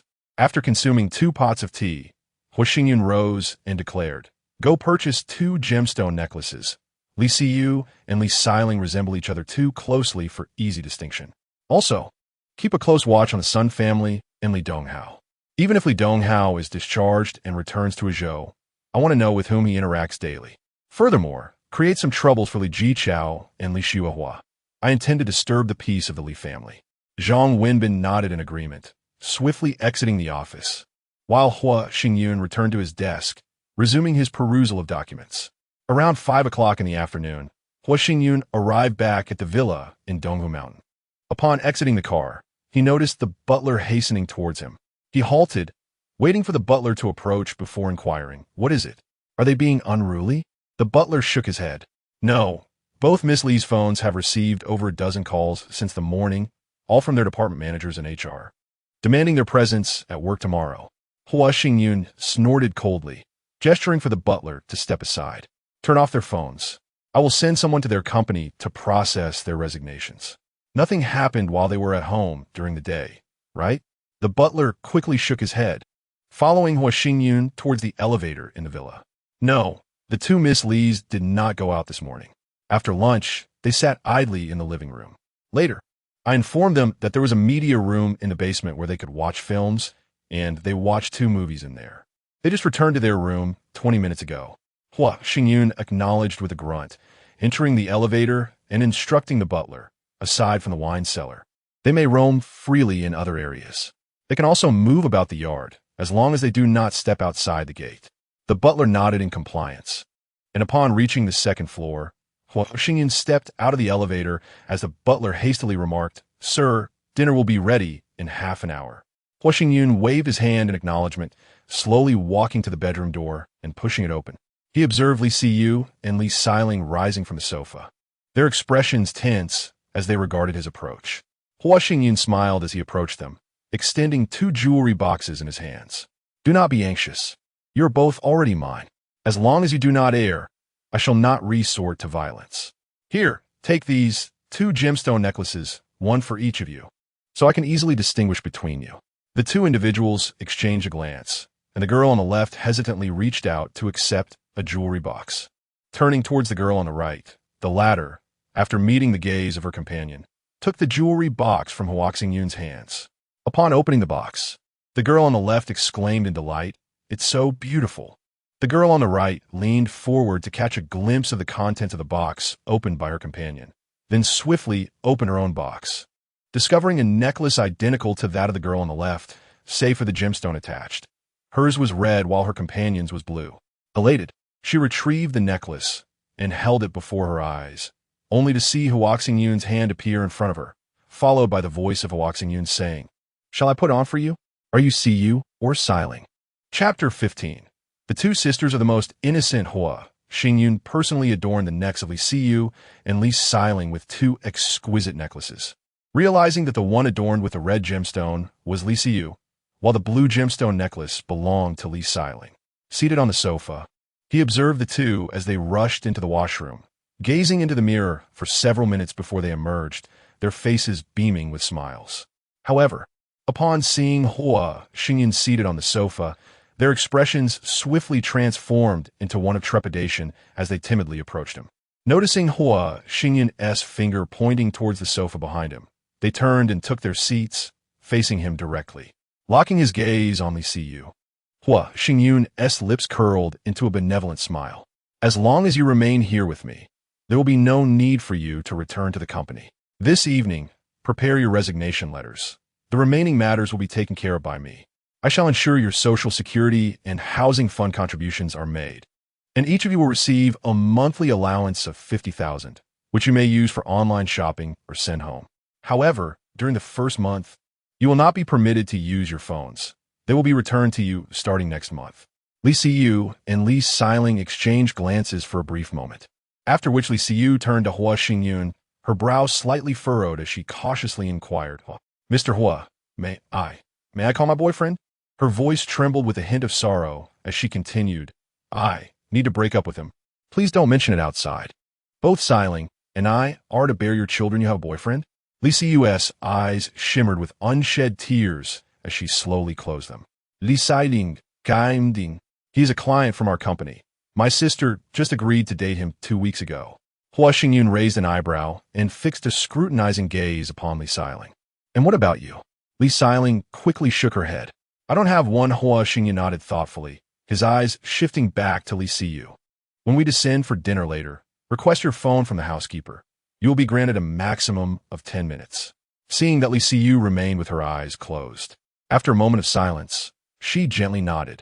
Hua Xingyun then turned his attention to Li Xiling. "Did you both not realize that your brother does not share the same father as you?" Li Xiling responded, "I had no idea. If you hadn't told us yesterday that my brother is not our biological father, we would have continued to believe that we were all his children. Your brother is 26 this year. Has he ever brought a girlfriend home?"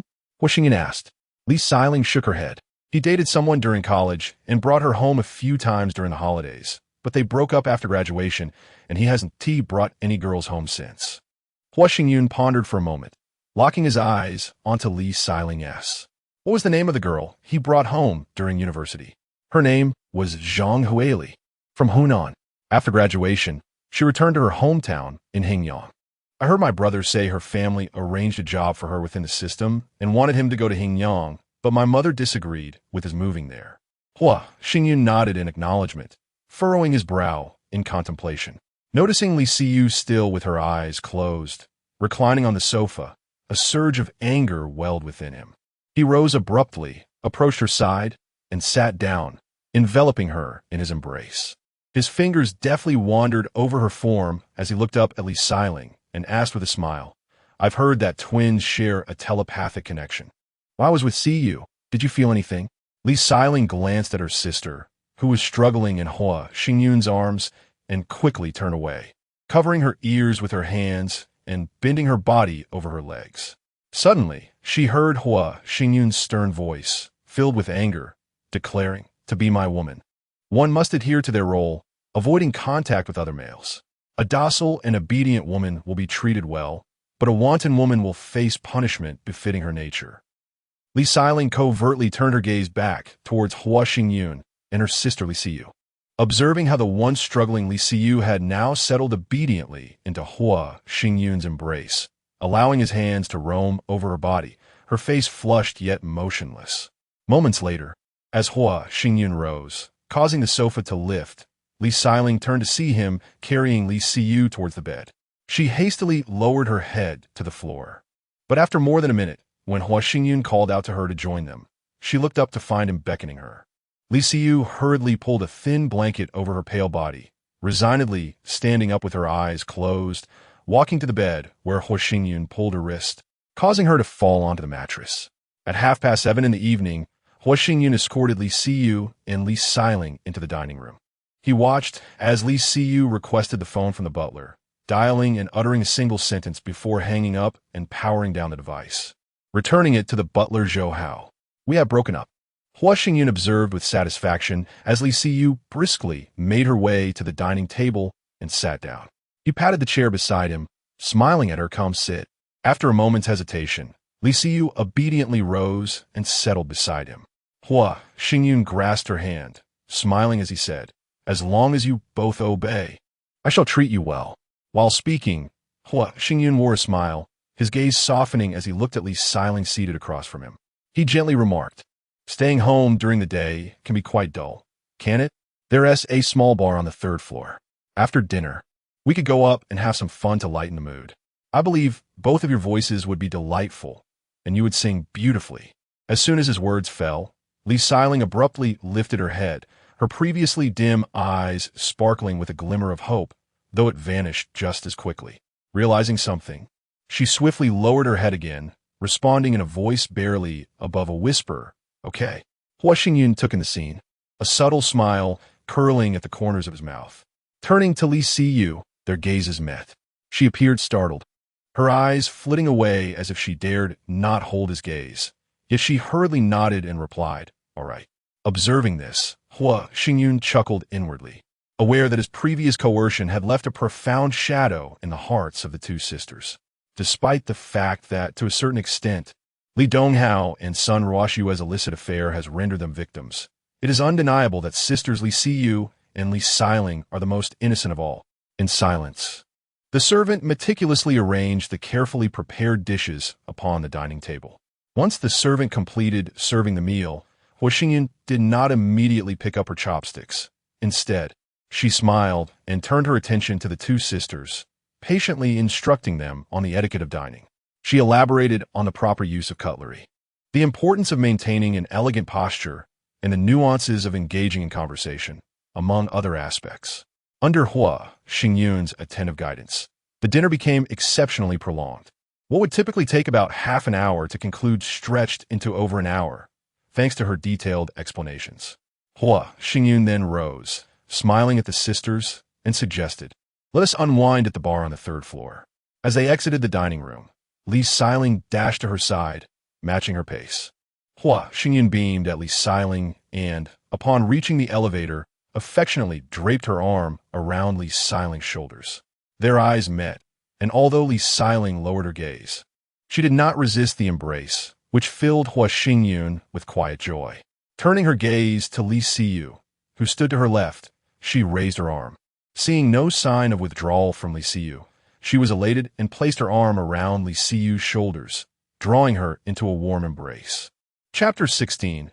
Securing the divorce certificate at 10 o'clock the following morning. Within the confines of the Hua family hospital, Lu Cheng entered son Ruoshua's hospital room. He caught sight of son's mother, He-Won, who had just risen from beside the bed, and proceeded directly to the bedside, presenting the divorce agreement drafted by Hua Xingyun. "Miss Sun, My master has been in contact with General Sunday. Your marital bond with young Master Hua was terminated upon the birth of your child. This is the divorce agreement signed by young Master Hua. Sun Ruoshue's eyes widened in disbelief as she vehemently shook her head, exclaiming, "No, I do not agree to the divorce. Xingyun is merely upset. I will explain everything to him. He will surely forgive me." Lu Cheng let out a cold laugh, extending his arm forward a few more inches. "Young Master Hua has already signed. Please, Miss Sun, affix your signature. I must deliver the agreement to young Master Hua this afternoon. General Sun is also aware of this. My master has spoken to him." Sun Ruoshua interposed her hands before Lu Cheng's arm, shaking them fervently as she pleaded, "No, no, I will explain to Xingyun." Lu Cheng snorted disdainfully, lifting the document to Sun Ruoshue's line of sight. "Sign it first. In January of next year, after you give birth, young Master Hu will submit the agreement to the Civil Affairs Bureau for the divorce proceedings." "No, no." Sun Ruoshua, her face a mask of anxiety, turned her head, her gaze urgently seeking Hewen. "Mom, please call Xingyun and ask him to come to the hospital. I must clarify everything to him." A conflicted expression crossed Hewen's face as she hesitated, glancing at Lu Cheng, seemingly weighing her options. Lu Cheng remained impassive, the divorce agreement held aloft in his hand, his gaze cold and unwavering as he scrutinized Sun Ruoshua, as if attempting to glimpse the turmoil within her heart. "Miss Sun," Lu Cheng's voice was low and devoid of warmth. "If you wish to safely deliver this child, I advise you to sign the divorce agreement promptly. My master has persuaded young Master Hua for quite some time, and he has reluctantly consented to allow you to give birth to Li Donghao's child. As young Master Hua's wife, you should be acutely aware of his temperament. Should you provoke him, the consequences could be dire, not only for you and Li Donghao, but for the child you carry as well. No, no, I must see Xingyun. I need to explain this to him in person." Lu Cheng retracted his arm from before Sun Ruoshua, turning to He-Wan. "Madam He, I kindly ask you to persuade Miss Sun, lest I be placed in a difficult position. I will step outside for a moment and return in 10 minutes. He-Wan watched as Lu Cheng exited the room, closing the door behind him with a sigh. She settled herself beside the hospital bed, casting an exasperated glare at Sun Ruoshua. "Your father spoke to me last night. You should just sign it. Everyone knows Hua Xingyun's character. How could you have fallen for Li Donghao and Hua Lauer's deceit? Mom, I'm doing this for our family. It's all Wen J's fault. If he hadn't called for photos, Xingyun would never have found out. Please, give me your phone. I need to make a call. Hua Xingyun has blocked all our family S numbers, including those of our relatives. He has also terminated the card given to your brother and returned all your belongings from the Long Island villa, which was intended as your wedding home. I heard he plans to sell the villa as well. Yesterday, we attempted to contact Hua Xingyun, but he did not answer a single call. Your actions have truly shattered Xingyun's heart." Sun Ruoshua was momentarily stunned, then exclaimed urgently, "You don't understand. I am doing this for the Sun family. Quickly, bring me my phone. I need to call Donghao. You still wish to seek him out? That good for nothing. The Hua family would never acknowledge him. Stop talking and hand me the phone. Go tell Uncle Lu that I will not sign the divorce agreement unless he brings Xingyun here." He-Wan abruptly stood up, her eyes wide as she stared at Sun Ruoshua. "When old Master Hua called your father yesterday, I was right there beside him. Old Master Hua explicitly stated that if you do not finalize the divorce agreement with Xingyun, the Hua family will retract the 20 billion investment they granted our family. Hand me the phone. I assure you, the Hua family will not reclaim the 20 billion loan to us." He-Wan furrowed her brow, scrutinizing Sun Ruoshua for several seconds.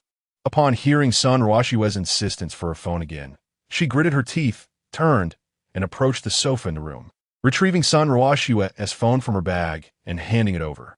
"Mom, go tell Uncle Lu that I will not sign." While speaking, He-Wan noticed her phone ringing with a call from Sun Haorong and hurriedly pressed the answer button. Before the phone reached her ear, she heard Sun Haorong's furious shout, "Get Ruoshua to sign. We must stabilize Hua Xingyun first, or the Hua family will withdraw that 20 billion, and our company will be finished." Hearing the furious outburst from the phone, Sun Ruoshua's eyes widened in shock as she stared at the phone in He-Wan's hand. After a moment of realization, she raised the phone and dialed the number. "Second uncle," Xingyun has sent over the divorce agreement. After hanging up, Sun Ruoxue closed her eyes and leaned back against the bed, pondering for a long time before letting out a long sigh and saying, "Mom, bring Uncle Lu in. I will sign." At 2 o'clock in the afternoon, within the Shengyun group, Hua Xingyun received the divorce agreement from Lu Cheng. After confirming Sun Ruoxue's signature, he personally escorted Lu Cheng to the elevator. Returning to his office, Hua Xingyun made 2 calls before summoning Zhang Wenbin, handing him the divorce agreement. "You must personally visit the Civil Affairs Bureau in Xidian District. I've sent you the phone number. Deliver the divorce agreement to Director Lu and follow the necessary procedures. We will retrieve the divorce certificate next month. This matter must remain confidential. We need to secure the divorce certificate first. The thought of that wretched woman carrying a bastard child makes me feel utterly repulsed." Zhang Wenbin took the agreement, frowning as he looked at Hua Xingyun. "But Old Master Hua said that you can only divorce Miss Sun after she gives birth. Director, Lu has a way to temporarily conceal the information regarding my divorce from that wretched woman. Even if my grandfather were to investigate, he would find nothing. Besides, it's merely a matter of advancing by 3 months. Who has the time to travel several dozen kilometers to Xidian District to check my personal information?" Zhang Wenbin nodded repeatedly, retrieving his phone to glance at the message. Upon confirming that Hua Xingyun had indeed sent the mobile number of Director Lu from the Civil Affairs Bureau of Xidian District, he swiftly turned and exited the office. Hua Xingyun watched Zhang Wenbin's departing figure, and the thought of being able to divorce Sun Ruoxue instantly lifted his spirits. Leaning back in his office chair, he reminisced about the endearing expressions of Li Siyu and Li Xiling, an involuntary smile spreading across his lips. Chapter 17. Excessive penalty. Around 3:30 in the afternoon, upon seeing the legal department head, Yao Zhuan, knock and enter, Hua Xingyun set aside the documents in his hand and regarded Yao as he approached the desk. "Boss, I have just returned from Hongfei Technology Company, where I negotiated with their HR department for over an hour. Ms. Li and Ms. Li have signed a 10-year contract with Hongfei Technology, and they refuse to allow either of them to resign. After negotiations, each must compensate Hongfei Technology with a penalty of 120,000 RMB. I have already processed the resignation paperwork for Li Siyu and Li Xiling. Which department do you think they would be suitable for?" Manager Zhang from HR just inquired about this. Hua Xingyun cursed inwardly, sighed softly, and shook his head, a cold smile playing on his lips. Newcomers who have only been here for 2 or 3 months dare to demand a penalty of 120,000. Do they think my money is easy to come by? Tell Manager Zhang they will join us as a secretary and an assistant without having to clock in. Each will receive a fixed monthly salary of 50,000. Yao Zhuan nodded in acknowledgement and turned to leave the office. Hua Xingyun picked up his phone and dialed Zhang Wenbin. "Call Wang Hongwei again. Within 2 months, I want the subsidiary of Wenxue Group, Hongfei Group, to go into bankruptcy liquidation." After hanging up, he swiftly dealt with the documents on his desk, summoned his assistant to take them and distribute them, and then instructed his bodyguard to arrange a vehicle back to Donghu Villa. Upon entering the East Lake Villa, he learned from the butler that Li Siyu and Li Xiling were watching a film in the media room. He gestured for the butler to leave and walked into the elevator, arriving at the media room. He pulled the girl, who had hurriedly sat up from the recliner, out of the room, noticing the sapphire necklace adorning her neck, realizing it was Li Xiling. He firmly grasped her and pulled her close, draping an arm around her shoulder. His tone icy. "Come with me to the room." Li Xiling's face drained of color, yet she dared not resist. Bowing her head in silence, as she allowed Hua Xingyun to lead her into the elevator. Seeing Li Siyu rush out from the media room, she quickly turned to Hua Xingyun. "Sister, my sister is here." Hua Xingyun glanced at the slowly closing elevator doors and coldly replied, "We will return to the room first. Xiao, it's still daytime, just past 4 o'clock." Hua Xingyun turned to scrutinize Li Xiling, snorting coldly. "Your resignation paperwork has been processed, and each of you owes a penalty of 120,000. Your entry into Hongfei Technology was due to your brother's connections, wasn't it?" Li Xiling's eyes widened in shock as she gaped at Hua Xingyun, her mouth opening and closing several times before she nervously stammered, "120,000. My sister and I only earn 5,000 a month. Hua Xingyun smirked coldly, and as the elevator doors opened, grasped Li Siling's wrist and strode into the bedroom. Shutting the door behind them, he bent down and lifted her, hastily making his way to the bed, removing her clothing. Moments later, Li Siyu burst into the bedroom. Witnessing Li Siling lying beneath Hua Xingyun, struggling to suppress her quiet sobs. With a soft sigh, she closed her eyes, slowly approached, climbed onto the bed, gritted her teeth, and embraced Hua Xingyun, whispering, Hua Xiao, did Siling do something wrong?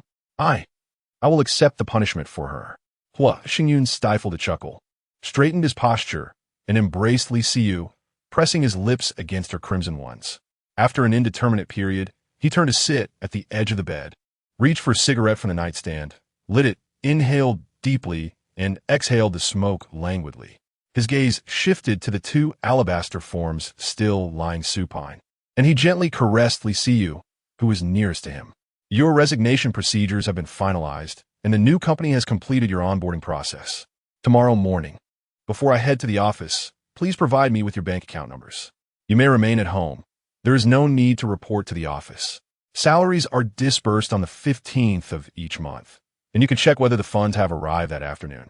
Li Siyu slowly sat up, touched Hua Xingyun's arm, and whispered, May I go wash up?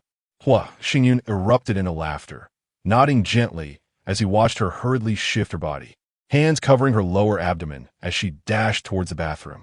He then turned his attention to Li Siling, who sat up, seemingly at a loss, and extended his arm towards her. After a brief moment of hesitation, she nestled into his embrace. Hua Xingyun extinguished his cigarette and caressed Li Siling's smooth skin, softly inquiring, You have yet to answer my earlier question.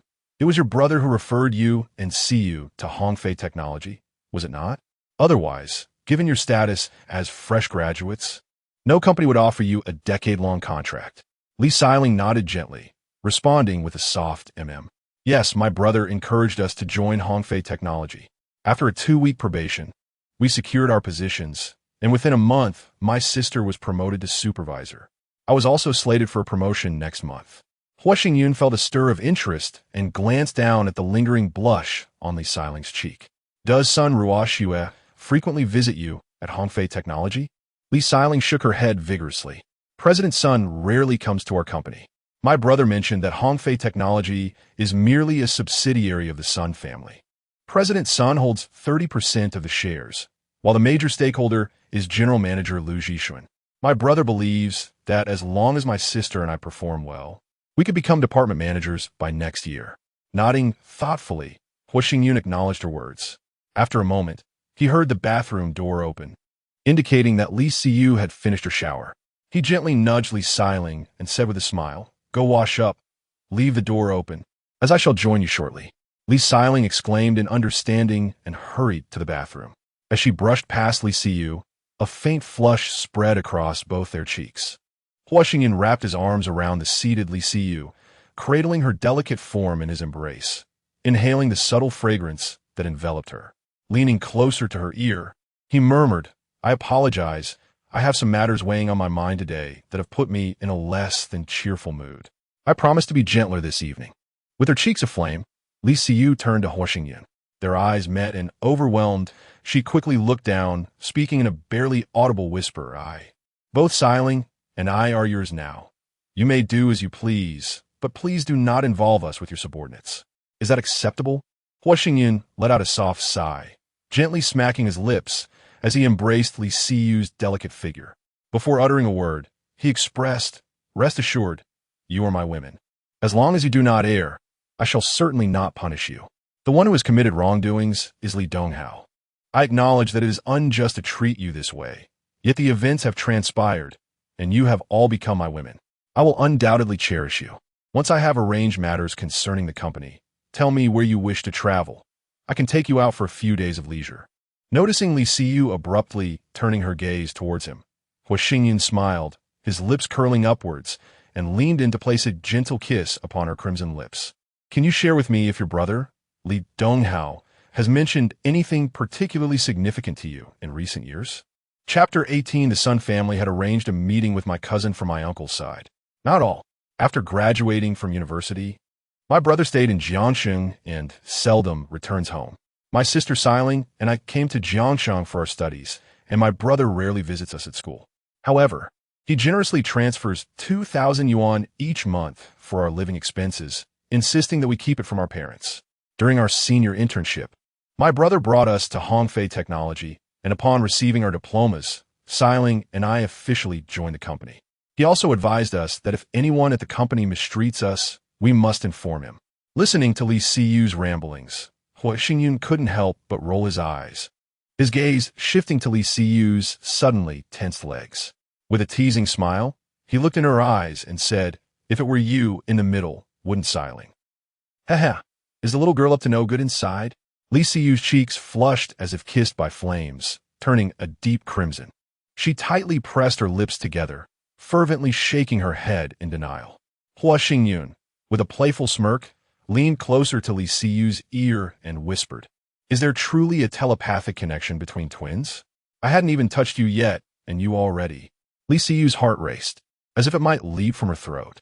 Suddenly, like a startled rabbit, she swiftly turned away and buried herself into the bed.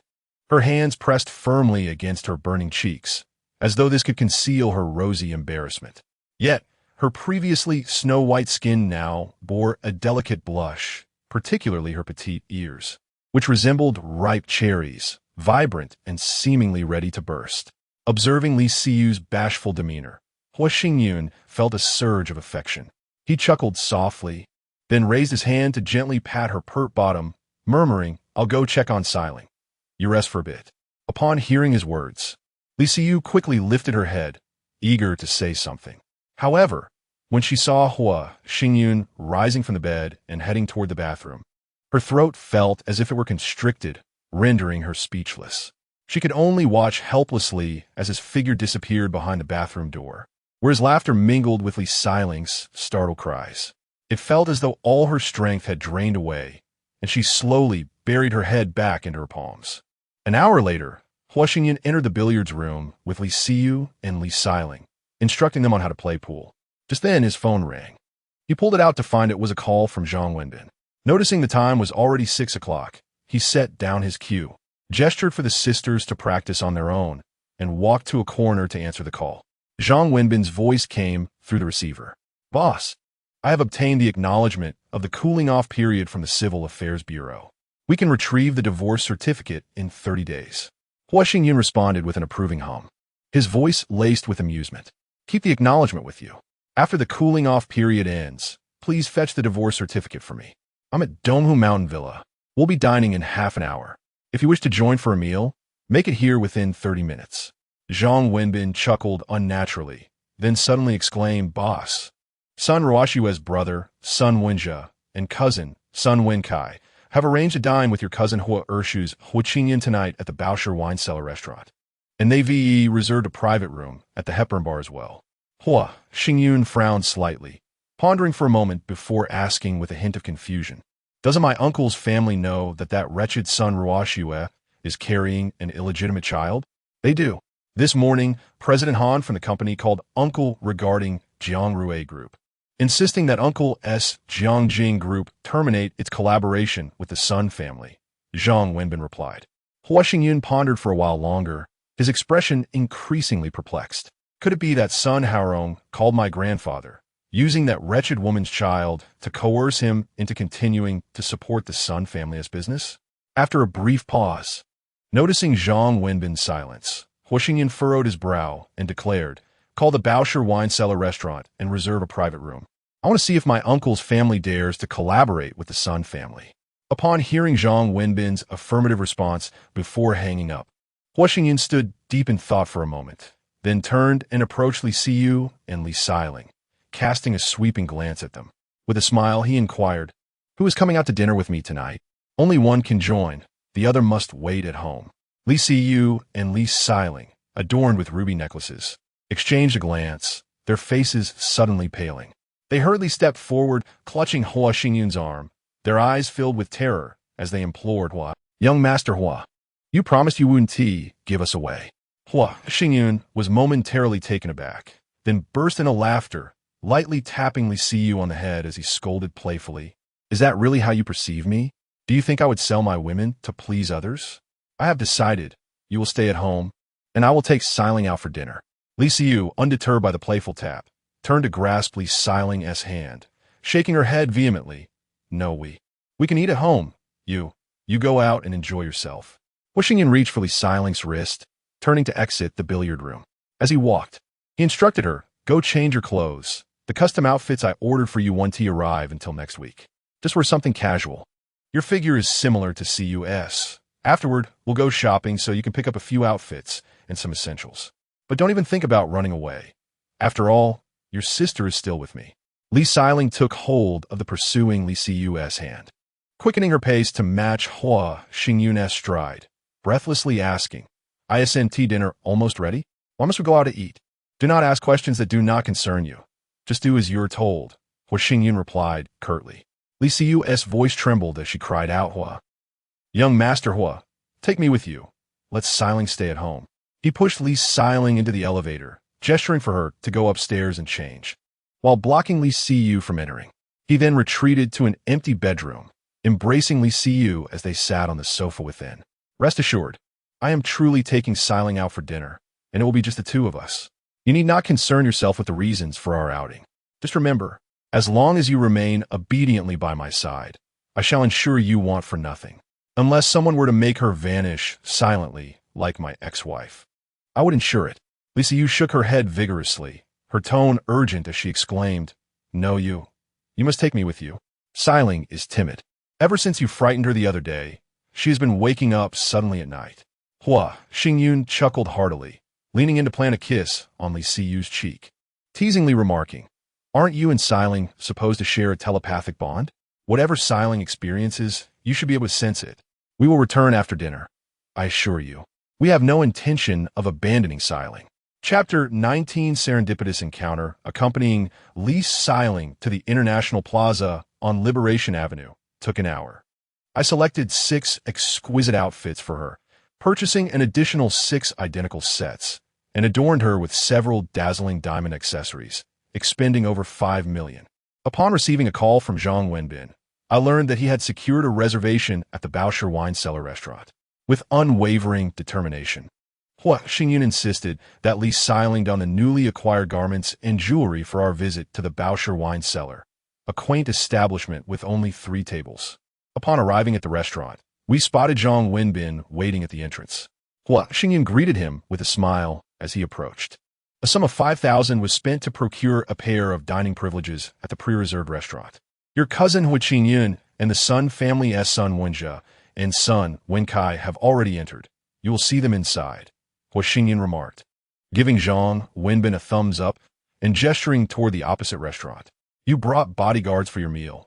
Let us proceed and observe Hua Xingyun and the Sun brothers. Zhang Wenbin nodded in agreement, signaling to the bodyguards that accompanied Hua Xingyun and turned towards the adjacent dining area. Hua Xingyun extended his hand, taking Li Siling's petite hand as they leisurely ventured into the restaurant. Inside, they indeed found Hua Xingyun, along with his former brother-in-law Sun Wenjia and Sun Wenjia's cousin, Sun Wenkai, seated at a wall-adjacent table. With a somber expression, Hua Xingyun led Li Siling into the dining area, approaching the only unoccupied table among the 3. He gestured for Li Siling to order while fixating his gaze on Hua Xingyun and the Sun brothers, who were still engaged in hushed conversation, unaware of their presence.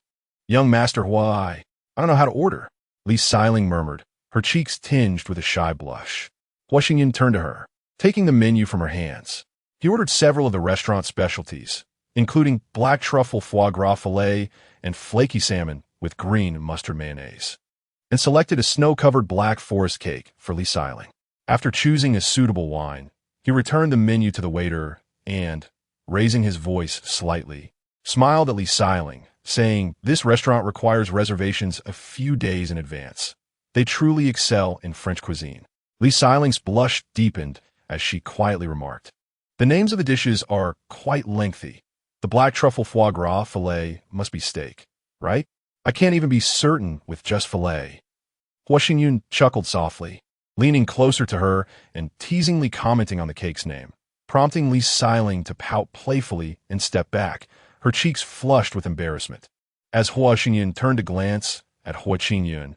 Their eyes met, causing him to widen his eyes in surprise before hastily turning away. It was as if he had just noticed Hua Qingyun. He rose and approached Hua Qingyun from behind, patting him on the shoulder, and coldly inquired, "What a coincidence. What are you discussing? Care to join us?" Hua Qingyun quickly stood, a look of embarrassment washing over his face as he nervously chuckled. "Brother, you're dining at this restaurant too?" Hua Qingyun cast his gaze over the dining table, taking in the sight of Sun Wenjie, who sat at a loss. Head bowed in silence, and Sun Wenkai, who looked up at him. His gaze returned to Hua Qingyun's expressionless face as he lightly patted Hua Qingyun's shoulder, saying, "Tomorrow morning, I'll be waiting for you at the company." Noticing Hua Qingyun swallow and nod in agreement, Hua Qingyun's eyes once again swept over the Sun brothers, letting out a cold snort before turning back to the table. He looked across at Li Xiling, his face once again adorned with a smile. He reached for her hand, as if to read her palm, extolling the beauty of her hand and the depth of her marriage line, jesting that she would only have one man in her life, which amused Li Xiling. Meanwhile, he discreetly cast glances towards Hua Qingyun's table, seeing that Hua Qingyun and the others had not exchanged a word since sitting down. They hastily finished their meals and rose simultaneously. Sun Wenjie and Sun Wenkai swiftly made their way to the restaurant entrance, while Hua Qingyun approached Hua Qingyun, bending slightly to speak softly, "Brother, I've finished eating. I'm heading back now. Tomorrow morning, I will come to Shenyun Group to find you." Hua Qingyun tightened his grip on Li Xiling's hand, emitting a sound of acknowledgement before ignoring Hua Qingyun, continuing to elaborate on the lines in Li Xiling's palm. It was only after Hua Qingyun departed that Hua Qingyun released Li Xiling's hand and turned his attention to the restaurant entrance, discovering no sign of Hua Qingyun and the others. He then took out his phone to compose a message for Zhang Wenbin. Hua Qingyun and the Sun brothers have left for Hepburn Bar. If they go together, let me know their private room number. Upon receiving Zhang Wenbin's reply, Hua Qingyun set his phone down and resumed his playful banter with Li Xiling. During the meal, noticing another message from Zhang Wenbin, Hua Qingyun's smile transformed into a frown. After greeting Li Xiling, he hastily made his way toward the restroom, dialing Zhang Wenbin's number. "Wait for me outside the restaurant in half an hour. We're going to Hepburn Bar." Zhang Wenbin's voice came through the phone in a hushed tone, "Boss, young Master Hua and Sun Wenjie have also invited several children of their business partners from the Sun family. A total of 9 people have entered the private room." Hua Qingyun took a deep breath, gritting his teeth as he muttered, "Investigate the Jiangrui Group as collaboration projects over the past 6 months. I want all the information on their partners." Hearing Zhang Wenbin acknowledge his request, Hua Qingyun put away his phone and returned to the table, smiling at Li Xiling. "Let us go to the bar after dinner. I heard you sing beautifully yesterday, and today no one will compete for the microphone, so sing a few more songs. Let us head home. There's a bar in the villa, and we've been out for too long. My sister will worry." Hua Qingyun chuckled lightly, settling back in his seat. He raised his phone with a grin, saying, "I've already called CU. It's just past 8 in the evening. We will return by 11 at the latest." Li Xiling nodded in acknowledgement, cutting a piece of steak and offering it to Hua Qingyun with a playful squint. "Young Master Hua, the steak is delicious." Hua Qingyun nodded in satisfaction, leaning forward to take a bite of the steak she offered, raising his glass of wine to lightly clink with Li Xiling's. After finishing their meal, Hua Qingyun took Li Xiling's hand and exited the restaurant. Upon noticing Zhang Wenbin standing outside, he released her hand and gently urged her, "Please go with the bodyguard to the car and wait for me. I need to discuss something with Wenbin." Li Xiling, intriga, scrutiniza Hua Qingyun cerful de mano. As he encouraged her to proceed to the parking lot, she returned his smile and swiftly made her way towards the bodyguard, who accompanied her as they walked ahead. Zhang Wenbin approached Hua Qingyun and whispered, "Boss, Hua Qingyun and Sun Wenjie are still in the private room at the bar. They have ordered over a dozen princesses to join them, and Sun Wenkai covered the expenses." Hua Qingyun let out an annoyed grunt, his voice laced with anger. "Let us head to the bar. I am eager to see what explanation my uncle will provide tomorrow." Chapter 20. Why did Uncle engage with the Sun family? As the sedan glided into the parking lot of the International Exhibition Center, Hua Qingyun led Li Xiling out of the car, heading towards the elevator to ascend to the 3rd floor as Hepburn Bar. While waiting for the elevator, Zhang Wenbin briskly approached Hua Xingyun and whispered, "Boss, Hua Xingyun has already departed from the bar. I suspect he may have left an informant in the parking lot who reported our arrival upon seeing our vehicle, prompting Hua Xingyun to leave in haste." Hua Xingyun inwardly cursed, swiftly turning his head to scan the parking lot with hawk-like precision, striving to detect any suspicious signs. After a thorough examination, he found nothing amiss and turned to Zhang Wenbin, inquiring, "Did Hua Xingyun leave alone?" Zhang Wenbin nodded and continued in a hushed tone, "Indeed, boss." After exiting the bar, Hua Xingyun went directly into the elevator, which ascended to the 5th floor. Our men immediately followed, yet they found no trace of him. If Hua Xingyun left the bar abruptly, he must have known we were here. His vehicle should still be in the parking lot. Hua Xingyun muttered an expletive under his breath, then turned to Zhang Wenbin, "Siling, and I will return first. Tomorrow, Hua Xingyun will come to my office. I need to assess his account. At 9 in the morning, I expect to see all project developments from Jiang Rue Group over the past year, including those that have concluded." "Understood, boss. Shall we head back to Donghu Villa now?" Hua Xingyun waved his hand dismissively, chuckling, "Take your brothers out for some fun. We'll make our own way back. Maintain surveillance on Sun Wenjia's private room. Perhaps after seeing us depart, Hua Xingyun will return to the bar. If he does not, keep an eye on Sun Wenjia and Sun Wenkai, and seize the opportunity to teach them a lesson. The Sun family disgusts me, and they should not expect to fare well either." Upon hearing Zhang Wenbin's repeated affirmations, Hua Xingyun took Li Siling's hand and walked to the car, where they returned to the villa at Donghu. After a brief journey, the sedan entered the garage of the villa. Wu Xingyun ulta Li Siling, who was about to exit the vehicle, instructing the driver to leave. He embraced Li Siling, pulling her onto his lap, gently nibbling on her earlobe while casting a mischievous glance into her eyes. "Do you and Siyu truly share some kind of connection?" Seeing the look of confusion in Li Siling's eyes, Hua Xingyun chuckled softly, caressing her sensitive areas, and whispered in her ear, "You haven't tried anything in the car, have you?" 20 minutes later, as Li Siyu rushed into the garage, Hua Xingyun opened the car door, assisting a flustered and disheveled Li Siling, whose cheeks were flushed and gazed dreamy, out of the vehicle. He noticed tears streaming down Li Siyu's face and enveloped Li Siling tightly in his arms. With a series of sharp slaps, Li Siling sobbed, "Wu, you scare me to death. I thought you really were."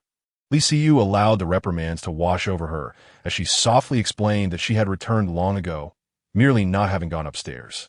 From Li Siyu's account, it was revealed that sensing something amiss, she had sought out the butler, pleading to borrow a phone. Upon discovering that both she and Li Siling were in the garage, she hurried over. Hua Xingyun opened her arms to embrace the two sisters, planting a gentle kiss on Li Siyu's cheek, and cheerfully remarked, "It seems you two truly have a connection. Let's take Siling upstairs. I brought you gifts. I'll call the servants to bring them up." Observing Li Siyu nodding in agreement as she urged Li Siling out of the garage, Hua Xingyun followed closely behind, instructing the butler to take the clothes purchased for the sisters upstairs. As the butler entered the garage, Hua Xingyun turned to the elevator, only to find the doors had closed. With a slight shake of her head and a soft chuckle, she approached the elevator, patiently awaiting its descent. Upon hearing her phone ring, Hua Xingyun retrieved it, discovering a call from Zhang Wenbin. Raising the device to her ear, she listened intently as his voice emerged from the speaker. "Boss, Sun Wenjia and the others have left the bar, but Hua Xingyun has not returned. I've arranged for someone to follow Sun Wenjia's car. For now, we are unsure if he is heading home or to another venue. Let it be if he is going home, but if he is changing venues, keep a close watch on him. Tomorrow at the office, inform me of Sun Wenjia's whereabouts." After ending the call and stepping into the elevator, she returned to her bedroom, where she found Li Siyu and Li Siling standing from the sofa, their gazes fixed upon her. Hua Xingyun approached them, embracing their shoulders, and turned to Li Siyu with a smile. "First, take Siling to wash up. The item she purchased will be delivered by the butler shortly." As Li Siyu led Li Siling into the bathroom, Hua Xingyun slowly closed her eyes, her body becoming languid as she leaned back against the sofa. A multitude of images flashed through her mind, depicting Hua Xingyun's interactions with Sun Wenjia and Sun Wenkai, filling her heart with confusion and uncertainty. Hua Xingyun began to ponder the implications behind it all. Could it be that her grandfather was aware of her resolution to no longer support the Sun family? Yet Sun Haorong was leveraging the child in Sun Ruoxue's womb as a bargaining chip to compel the Hua family to continue backing the Wenxue group? Was this why her grandfather had instructed her uncle to utilize the Jiangrue group to further assist the Wenxue group? Though her uncle's Tianrue group was not insignificant in scale, it was, in reality, reliant on the Xingyun group. Most of its project contracts were secured through Xingyun group. Under such circumstances, how could Tianrue group dare to betray Xingyun group? Or had Tianrue group already conspired with the Sun family, reaching some clandestine agreement? Or was it indeed the case that her grandfather had directed her uncle to employ Tianrue group to bolster the Sun family's Wenxue group? With these thoughts swirling her mind, Hua Xingyun's brow furrowed deeply. The conspiracy between Sun Ruoxue and Li Donghao to bear a child and attempt to seize the Hua family's assets raised the question of whether this was a premeditated plot by the Sun family or merely an independent scheme by Sun Ruoxue and Li Donghao. Why had her grandfather allowed Li Donghao's child to remain? Was it solely because the child carried the bloodline of the Hua family? This rationale appears insufficient to elucidate my grandfather's decision. After all, I am merely in my 20s, and my medical examination report indicates that my health is intact. Finding another woman could undoubtedly continue the lineage of the Hua family. Why would my grandfather compel me to endure such humiliation, allowing Sun Ruoxue to bear an illegitimate child? If such a scandal were to circulate, how could I possibly maintain my reputation within the commercial sphere of Jiangxin? Amidst these tumultuous thoughts, I observed the butler entering, setting down the garments and accessories purchased by Li Xiling. Rising from my seat, I approached a collection of shopping bags, selected a particular tote, and turned towards the bathroom, a mischievous grin adorning my face. Chapter 21. Securing control of the company. The following morning at 9 o'clock, Hua Xingyun sat at his desk, perusing documents. Upon noticing Zhang Wenbin entering after a knock, he set aside the papers, rose, and gestured toward the sofa, inviting Zhang to take a seat. The two men faced each other, separated by a coffee table. Hua Xingyun casually picked up a cigarette from the table, handed one to Zhang Wenbin, and lit his own with a lighter. Zhang took the cigarette, ignited it, inhaled deeply, and exhaled a wisp of smoke. With a smile directed at Hua Xingyun, he remarked, "Boss, after Sun Wenjia left the bar last night, he went directly to the Hua family hospital. He remained there for about an hour before driving back to the Sun family's Dream Lake villa, and he hasn't been seen since. He went from the Sun family has been at the hospital attending to Miss Sunday." As Hua Xingyun listened to Zhang Wenbin's report, he nodded occasionally to indicate his understanding. Deep in thought, he took 2 contemplative puffs of his cigarette, then lifted his gaze to Zhang, furrowing his brow as he inquired, "Why do you think my grandfather insists on keeping that illegitimate child? Moreover, why must I wait for the child to be born before I can divorce?" After a moment's reflection, Zhang responded, "Perhaps Grandpa Hua desires a grandson to keep him company." However, Hua Xingyun appeared dissatisfied with this explanation. After a brief silence, he slowly shook his head and declared, "This child should never have been born. The chairman of Xingyun Group's wife has committed infidelity and given birth to an illegitimate child. This will have severe repercussions for both my personal life and the company. My grandfather cannot be unaware of this." Meeting Zhang's concerned gaze, Hua Xingyun saw his furrowed brow and astonished expression. Stubbing out his cigarette, he stood up and asserted that wretched Sun Ruoxue's illegitimate child must not be born. "Liquidate all my properties and securities, except for my villa at Donghu Mountain. Go and call General Huang of Bailey Group to arrange a meeting. If he is willing, we should acquire the 5.2 of Xingyun Group shares he holds. Once I obtain the shares held by Huang Dijing, my stake will surpass 50, freeing me from any constraints. Didn't Grandpa say that once Miss Sun gives birth, he would transfer his 8 stake in Xingyun Group to you?" Zhang asked. Hua Xingyun scoffed, turning towards his desk as he walked. "My grandfather has lost his clarity. I cannot afford to follow suit. Xingyun Group is the result of my parents' diligent efforts to build it to its current stature, and I will not allow its reputation to be tarnished. Before that wretched woman gives birth, I must secure control of Xingyun Group." Zhang Wenbin responded affirmatively, swiftly exiting the office. An hour later, Upon seeing Hua Qingyun enter the office accompanied by the receptionist, Hua Qingyun continued to review the documents in hand. It was not until 4 or 5 minutes later that he closed the file and looked up at Hua Qingyun standing before his desk. Did Wenbin not call my second uncle yesterday? Why is he still in contact with the Sun family? Hua Qingyun slightly bowed, a pleasing smile gracing his face. Brother, my father mentioned that after our family's collaboration with the Sun family concludes, there will be no further partnerships. However, the Wenxue group from the Sun family remains a collaborator with our company, and the ongoing projects require the project leaders from both our companies to advance. Just yesterday, I met with Sun Wenjia and Sun Wenkai to discuss the collaborative projects. Hua Qingyun's lips curled into a sardonic smile as his gaze fixed intently on Hua Qingyun. Has Sun Wenjia taken a position at the Wenxue group? He isn't even affiliated with the group. What projects are you discussing with him? Sun Wenjia accompanied Sun Wenkai.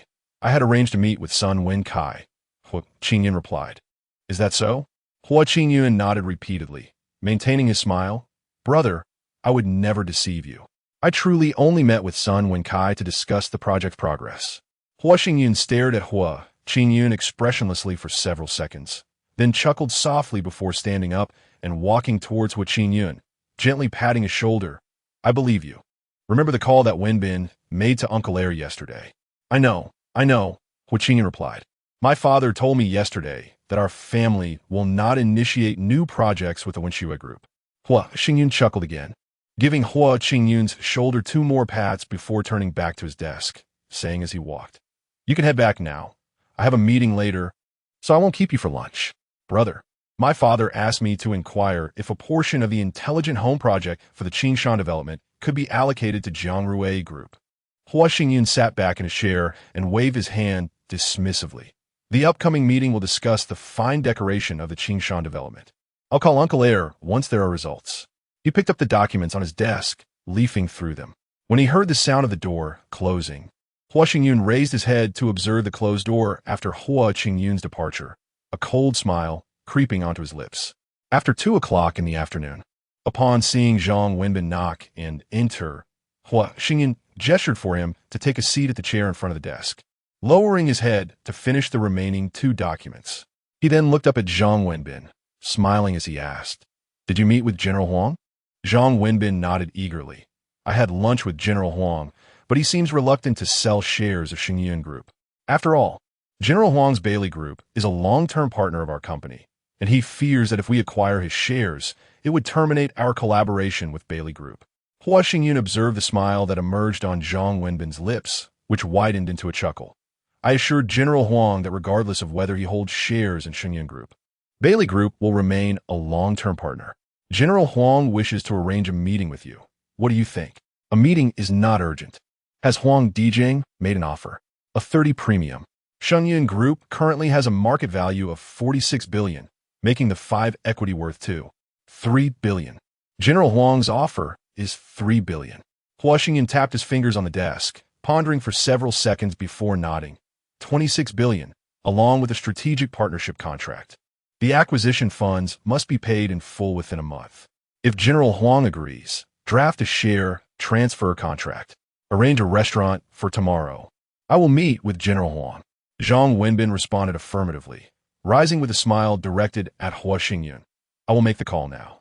As for the acquisition funds, Hua Qingyun waved his hand and chided with a smile, You need not concern yourself with the finances. I have arranged a meeting with President Zhao of China Merchants Bank.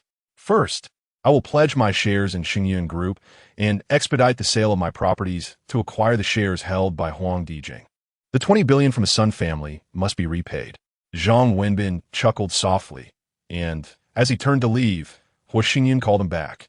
Continuing his instructions, for all company projects exceeding 20 million, there will be no further dealings with Jiangrui Group. Once I secure the shares from Huang Dijing, we will announce that any partners collaborating with Wenxue Group will no longer be associated with Xingyun Group. Chapter 22. How to compensate an hour later.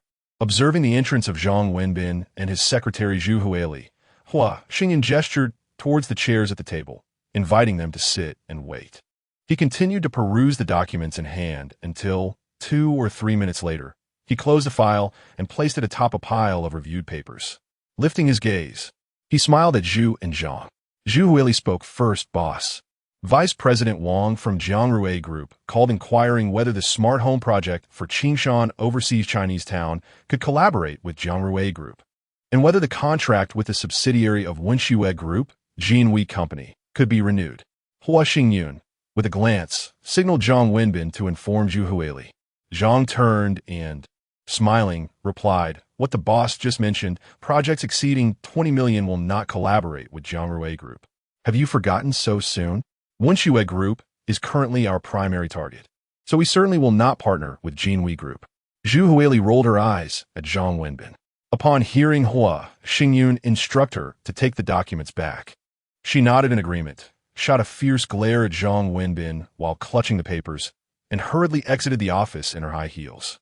Hua Xingyun, chuckling, observed Zhang Wenbin's gaze following Zhu Huili's departing figure and teased, "Put away your little thoughts. Xiao Zhu has a boyfriend. Have you contacted Huang Dijing? What did he say?" Zhang Wenbin turned to Hua Xingyun, a look of embarrassment crossing his face. "President Huang agreed to meet with you tomorrow. I've booked a private room at Zenrongji for noon." Hua Xingyun nodded in acknowledgement. Noticing Zhang Wenbin had fallen silent, he reached for an unreviewed document and opened it. Finally, Zhang Wenbin spoke up, "Boss, the hospital called. The hospitalization expenses for Li Donghao and son Ruoxue have exceeded 100,000. Director Zhao inquired about the expenses. Medical treatment requires payment. My hospital is not a charitable institution. If they refuse to pay, we shall involve the authorities. Is it not enough of a headache already? Leave." Zhang Wenbin promptly rose and, without uttering a word, turned to exit the office. Hua Xingyun lifted his gaze towards the closed door, muttering a few curses under his breath. Forcefully slamming the documents on his desk, he paced around the office, glanced at his watch, and noted it was already 4:30 in the afternoon. He returned to his desk, reviewed the documents he had just slammed down, then turned to the lounge, donned his attire, and grabbed his bag before striding out of the office, heading towards Donghu Mountain Villa. While en route home, Hua Xingyun received a call from the villa steward. Raising his phone to answer, he heard the steward's urgent voice, "Boss. Miss Li's father, Li Jichao, has arrived. He insists on taking both Miss Li's sisters away, or he will report you for illegal confinement." Hua Xingyun understood that Li Jichao likely realized that Li Donghao was not his biological son, while the Li sisters were indeed his flesh and blood. Using Li Donghao to threaten Li Jichao would undoubtedly be ineffective. After a moment of contemplation, Hua Xingyun sighed, clicking his tongue softly, and instructed into the phone, "Take him to the bodyguard room to wait for me, and ensure Li Siyu does not see Li Jichao." Upon hearing the butler's repeated affirmations before hanging up the phone, Hua Xingyun clenched his teeth and instructed the driver to accelerate. After a brief journey, the car finally entered the villa's garage. Upon alighting, Hua Xingyun followed the awaiting butler towards the bodyguard's quarters. He beheld a middle-aged man, approximately in his 50s, of stout build with graying hair, who he recognized as Li Jichao, the father of Li Siyu, from the photographs he had seen. Gesturing for Li Jichao to take a seat, Hua Xingyun settled into a chair about 5 or 6 meters away. Fixing his gaze on Li Jichao as he spoke, "You are the father of Li Donghao. Li Xuehua must have informed you of the transgressions committed by your son." Li Jichao immediately rose, glaring furiously at Hua Xingyun, and retorted through clenched teeth, "Every injustice has its source. Donghao has erred, but why have you taken my daughter?" Hua Xingyun scoffed, scanning Li Jichao with a derisive gaze, a smirk curling at the corners of his mouth. "I expended billions to marry son Ruoxue. Can you compensate me for that? Your son is responsible for his actions, and, as his father, you bear the burden of accountability. I have not harmed you or Li Xuehua, nor have I demanded retribution from Li Donghao. All I seek is recompense from your daughter. Should I hold you accountable for the misdeeds of Li Donghao? No, Donghao is at fault. Seek him out. Today, I must take my daughter away, or I will report you to the police." Hua Xingyun regarded Li Jichao with a mocking expression, slowly shaking his head as he chuckled. "Do you believe me to be easily intimidated? You think you can harm my woman and walk away unscathed? If it were not for your daughter's pleasing appearance, your entire family would already be united in the underworld. You dare? This is a society governed by law. What you're doing is illegal confinement. If you do not permit me to take Siyu and Xiling today, I shall promptly report you to the authorities. Hua Xingyun pointed towards the door. His lips still curled in a sardonic smile. Go ahead and try to leave. If you manage to step outside the villa, I will personally escort you and your daughter back to Azhou. You promise that if I exit the door, you will allow me to take Siyu and Xiling home? Hua Xingyun's smile widened, nodding at Li Jiqiao. With a huff of indignation, Li Jiqiao strode briskly to the door, pulling it open, and turned to meet Hua Xingyun's gaze. Hua Xingyun gestured invitingly, his eyes sparkling with mockery, as Li Jiqiao stood momentarily stunned in the doorway. After lingering for 2 or 3 minutes, Li Jiqiao forcefully shut the door and returned to his seat, his eyes fixed on Hua Xingyun. For several minutes, he glared back, the fury on his face gradually yielding to despair as his once upright posture began to slump. Boss, please let my daughter go. They're still just children. Tell me what compensation you seek, and I shall go to any lengths to provide it. Hua Xingyun let out a derisive laugh, raising 3 fingers before Li Jiqiao as sighs. I spent 3 billion to marry that wretched woman, only for your son to leave her a child. What do you propose as compensation? Li Jiqiao abruptly stood, his eyes wide with shock, his mouth opening and closing several times, yet no sound emerged. Hua Xingyun gazed at Li Jiqiao with a sinister smile, and suddenly struck by a thought. He straightened his posture and spoke. I am aware that Li Jiqiao is not your biological son, and I hold a certain fondness for your daughter. However, it is unfortunate that your daughter and Li Donghao are half-siblings, sharing the same mother but different fathers. Were it not for this familial connection, I might have considered marrying your daughter. But what about you? You have not yet divorced Miss San, have you? Hua Xingyun, with a look of discontent, pursed his lips, shook his head, and sighed. Do you truly believe I would maintain a marital relationship with a woman who has betrayed my trust? Chapter 23. Inciting Li Jiqiao's divorce. Li Jiqiao stared at Hua Xingyun in a daze, his brow furrowed tightly as he pondered, hesitantly inquiring. Are you suggesting that if I divorce Li Xiuhua and sever my paternal ties with Li Donghao, you would marry my daughter? Which one? Can I take the other one with me? In his heart, Hua Xingyun made a firm resolution. Li Xiuhua and Li Donghao were, respectively, the father's mistress and an illegitimate child, both the instigators of his shattered marriage and the source of his disgrace. They could not be allowed to live freely. First, he needed to ensure that Li Jiqiao expelled them, cutting off their escape routes, and then devise a plan to leave them destitute on the streets. Only then could he quell the resentment that festered within him. As he contemplated, a faint smile graced Hua Xingyun's lips. He nodded gently, saying, I have a fondness for your daughters. However, both of them are remarkably talented, possessing both outer charm and inner qualities that make choosing between them quite challenging. Thus, I wish to keep them both for a while and make a decision afterward. Of course, until I have made my choice, they must both sever ties with Li Donghao. May I meet my 2 daughters? Hua Xingyun produced his phone and dialed the butler. Moments later, as the butler entered, he instructed him to retrieve the video of Li Siyu and Li Xiling dining in the restaurant at noon, then gestured for Li Jiqiao to view the footage. They are well cared for here, enjoying the finest in food and attire, and aside from being unable to leave this villa, I provide each of them with a monthly allowance of 50,000 yuan for their personal use. The restriction on their phones is merely to prevent contact with Li Donghao. In due time, their phones will be returned to them. Li Jiqiao watched the video of Li Siyu and Li Xiling, elegantly dressed and laughing over a sumptuous meal, and a weight lifted from his heart. He looked up at Hua Xingyun, a smile breaking across his face.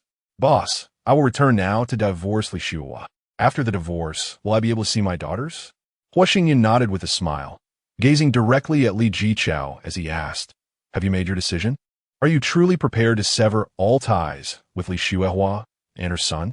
Seeing Li Jiqiao nod earnestly, Hua Xingyun raised his phone and transferred 100,000 yuan to the butler via WeChat.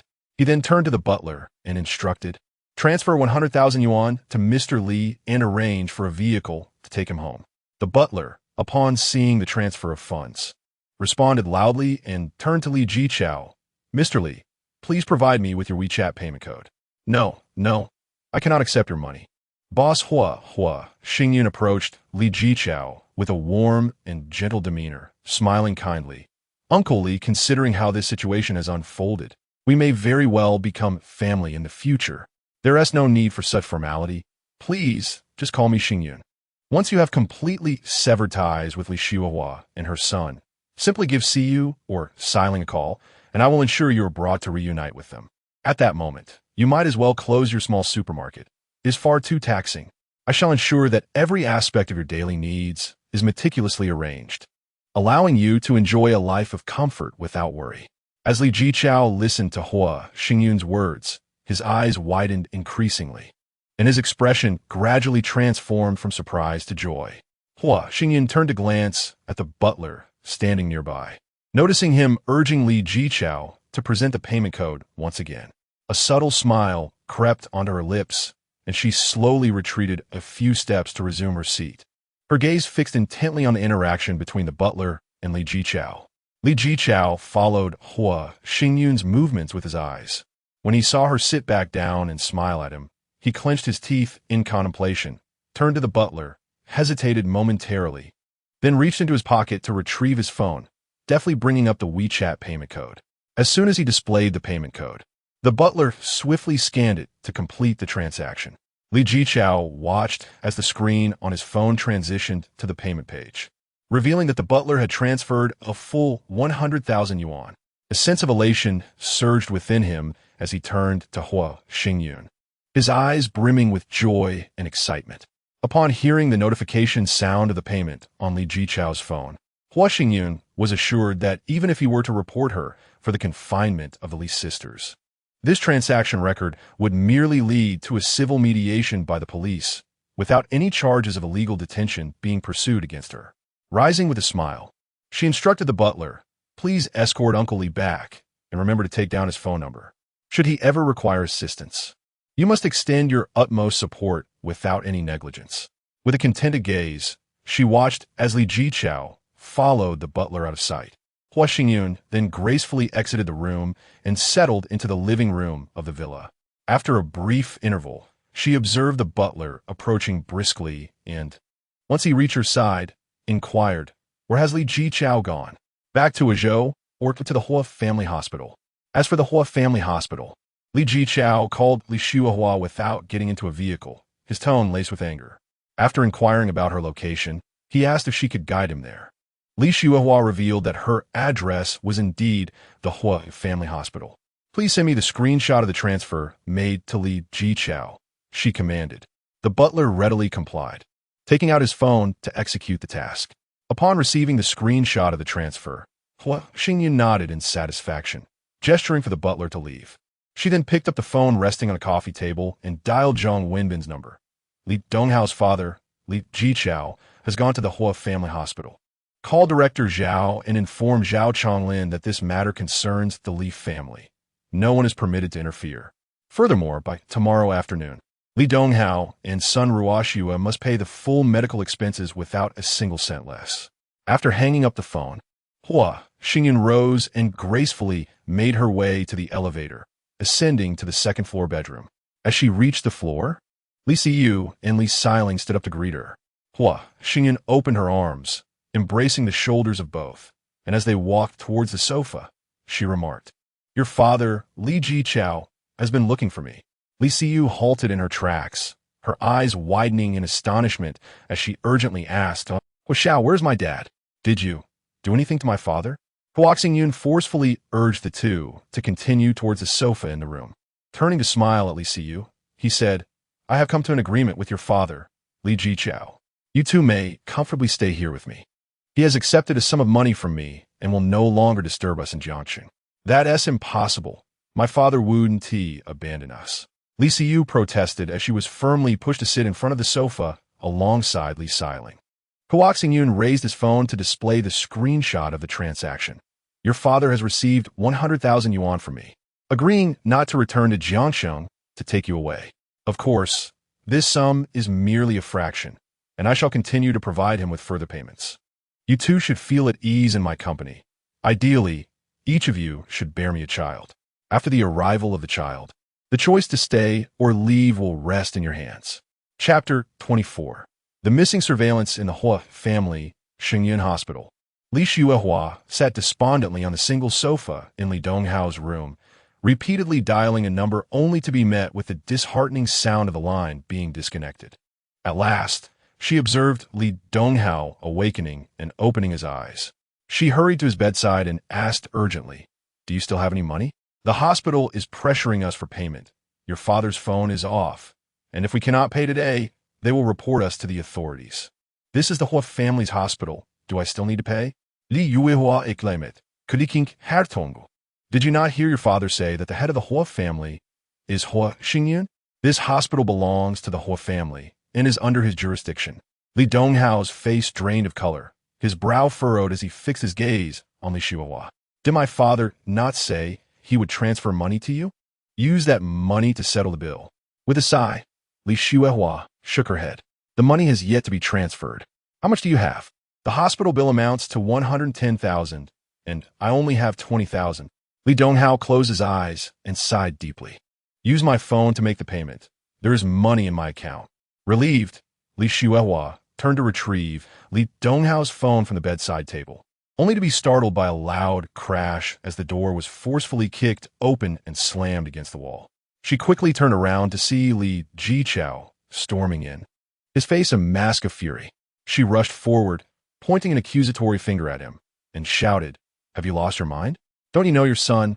Ah, you dare to hit me." Li Jichao swung his hand, striking Li Xuehua across the face, and with gritted teeth, he spat, "You wretched woman, your illegitimate son has caused our daughter's death. Now Hua Xiao refuses to release her, and I could just kill you." Li Xuehua cried out sharply, "You impotent fool! If they want to release her, then report it. Your daughter has been taken, and you don't dare to call the police?" Li Jichao shouted angrily as he attempted to slap her again, but Li Xuehua dodged just in time. He pointed at her, seething with rage. "Report? Why don't you? Our daughter has been taken because of your illegitimate offspring. Why did I ever marry you, you worthless piece of trash? I want a divorce right now." Suddenly, Li Donghao called out, "Dad." Li Jichao turned his furious gaze upon him, striding forward to point an accusing finger at his nose. "Who is your father, you beast? It was you who lured Si and Xiling away. They are your sisters, having grown up alongside you. How could you deceive them?" From behind came Li Xuehua's furious voice. "Li Zichou, if you dare to divorce me, I swear I will not let you live." Li Jichao abruptly spun around, and upon seeing Li Xuehua lunging at him, he quickly sidestepped, shoving her away. Seizing the opportunity, he kicked her in the rear, sending her sprawling onto Li Donghao's hospital bed. A pained cry escaped Li Donghao's lips, followed by his anguished wail, "Ah, my leg. It hurts so much, Mom. You've broken my leg again." In a panic, Li Xuehua sprang up to press the nurse call button and then lunged at Li Jichao, clutching his shirt in a fit of rage. The commotion continued until the medical staff rushed into the room, separating the two combatants and transferring Li Donghao onto a stretcher to take him out of the ward. Li Jichao was organizing his clothes, glaring furiously at Li Xuehua, and gritting his teeth as he bellowed, "Let us divorce. Our daughter will stay with me, and you can take your illegitimate child and leave the Li family." With a scream, Li Xuehua lunged at him again, declaring, "If you dare to divorce me, I will fight you to the end." Minutes later, the door to the hospital room was pushed open, and 5 individuals entered. Upon witnessing Li Jichao physically assaulting Li Xuehua, the masked man at the forefront waved his hand, prompting the 4 others to swiftly approach and restrain Li Jichao. Ignoring his protests, they forcefully pushed him out of the room. After being helped up by the man, Li Xuehua immediately fell into his embrace, sobbing, "I called you so many times. Why didn't you answer? The hospital is pressuring me for payment, and he wants a divorce. Donghao has been hurt because of him. Do not worry. I have already covered Donghao's hospital expenses. If that good-for-nothing wishes to divorce, then let him be. I have arranged everything, and soon enough, Donghao will take over the Hua family, replacing Hua Xingyun." Li Xuehua looked up in astonishment, her eyes wide as she gazed at the man before her. "Really?" Upon seeing him nod with a gentle smile, she rose to her feet and said through gritted teeth, "You must rescue Siyu and Xiling. They are my daughters too. They need not worry. Once we deal with Hua Xingyun, the daughters will be safe. He reassured her. Where is Donghao? What has happened to him? Li Xuehua gasped in alarm, swiftly turning to exit the room, heading towards the operating theater. The following morning, shortly after 7:30, Hua Xingyun descended the stairs with Li Siyu and Li Siling, entering the dining room. Upon seeing the butler standing by the dining table, seemingly with something to convey, Hua Xingyun gestured for the sisters to continue their meal and followed the butler out of the room. Boss, Li Jichao called last night. Li Xuehua has agreed to the divorce, the butler reported. Hua Xingyun felt a surge of joy at this news. After finishing breakfast quickly, he instructed Li Siyu and Li Siling to behave at home. With a smile as they nodded in agreement, he made his way to the garage and drove towards the Xingyun group. Dialing Zhang Wenbin's number, he confirmed that the meeting with General Huang of the Bale Group scheduled for noon remained unchanged. He then called the president of the bank to inquire about the pledged stock loan. At 10 o'clock, seated in the chairman's office of Xingyun Group, Hua Xingyun was reviewing documents when Zhang Wenbin entered after knocking. With a furrowed brow, he set down the paperwork and looked up at Zhang Wenbin as he approached. What is it? Zhang Wenbin placed his phone on the desk and pushed it towards Hua Xingyun. Boss, last night, Li Donghao and Sun Ruoxue both settled their hospital treatment fees. Sun Ruoxue's payment was made by He1, but Li Donghao's medical expenses were charged to the bank card of Fang Zhenxiang, assistant to Hua Qingyun of Tianjiang Rue Group. I retrieved the hospital surveillance footage, confirming that it was indeed Fang Zhenxiang who made the payment. Hua Xingyun gazed intently at the surveillance video playing on the phone. When he saw Zhang Wenbin point to the man handling the payment, identifying him as Fang Zhenxiang, he looked back at Zhang Wenbin, pondering. Could it be that my grandfather instructed my uncle's company to assist the Sun family and even cover the hospital expenses for that illegitimate child? Li Donghao? Zhang Wenbin retrieved his phone, gazing at Hua Xingyun for a moment of hesitation before gently clicking his tongue and continuing. There is one more matter to address. Last night, the sixth-floor surveillance in Li Donghao's hospital room was deliberately disabled. From the moment Li Jichao entered Li Donghao's room, the surveillance was inactive for over 2 hours. The cameras were disabled? Is it possible that someone entered Li Donghao's room last night without wishing to be discovered? Please send someone to the hospital to investigate who visited Li Donghao's room last night. Chapter 25 Meeting with Huang Dijing. Observing Zhang Wenbin nods silently. Hua Xingyun tapped his fingers rhythmically against the table, contemplating for a moment before raising his gaze to Zhang Wenbin. Li Jichao is still in Jiangxing, isn't he? Last night, he visited Li Donghao's hospital room. Perhaps he noticed who entered. Zhang Wenbin took out his phone and stood, making his way to a corner of the office. A few minutes later, he returned to the desk. Li Jichao left for Ezhou at 9 this morning. Should we send someone to find him there? Hua Xingyun shook his head. The butler at Dongwu Mountain Villa has Li Jichao's number. Call the butler and have him reach out to Li Jichao. Zhang Wenbin acknowledged with a nod and turned back to the corner to make the call. After waiting a few minutes, he received a call from the butler and returned to the desk. Boss, Li Jichao said that 5 individuals visited Li Donghao's room last night. He was expelled from the hospital by those people. The leader was a man in his 40s or 50s, wearing a mask, approximately 1.8 meters tall, slender in build, making it difficult to discern his features, yet dressed in a suit, exuding authority. Wearing a mask, Hua Xingyun murmured, rhythmically tapping his fingers on the table. Seemingly deep in thought, his brow furrowed, and his gaze was intense, clearly lost in contemplation. Zhang Wenbin, standing nearby, leaned slightly over the desk, supporting himself with his hands, and spoke softly. The fact that they managed to disable the surveillance indicates that they must hold considerable power and status within the hospital. They could either be a department head or a member of the Hua family. After a pause, Zhang Wenbin continued his analysis. Director Zhao is unaware of this matter, and the fact that the intruder could directly command the security department suggests familiarity with its head. Considering all these circumstances, I believe it is highly likely that it was someone from the Hua family who disabled the surveillance. Listening to Zhang Wenbin's analysis, Hua Xingyun remained silent for a moment before letting out a soft sigh. He looked up at Zhang Wenbin and spoke slowly. At noon, accompany me to meet General Manager Huang. In the afternoon, you must personally visit the hospital. If the security department cannot provide a satisfactory explanation, We shall replace all of the hospital's security personnel. Seeing Zhang Wenbin nod in agreement, Hua Xingyun waved his hand, signaling him to leave. Zhang Wenbin promptly turned and exited the office, gently closing the door behind him. At 12 o'clock noon, Hua Xingyun, accompanied by Zhu Huili and Zhang Wenbin, arrived at Zenranji restaurant and entered the reserved private room. After engaging in casual conversation at the small leisure table for several minutes, they saw Huang Dijing, the owner of Bailey Group, and his assistant enter the room. Hua Xingyun stood to greet them, shaking hands with Huang Dijing and exchanging pleasantries before sitting down at the dining table. Taking the equity transfer agreement from Zhang Wenbin, he handed it over to Huang Dijing with a smile, saying, "General Manager Huang, this is the equity transfer agreement for the shares of Shengyun Group that I wish to acquire, along with the strategic cooperation agreement between our two companies. Once you transfer the shares to my name, we shall become permanent strategic partners." Huang Dijing took over two agreements and handed them to his secretary beside him. His gaze fixed on Hua Xingyun.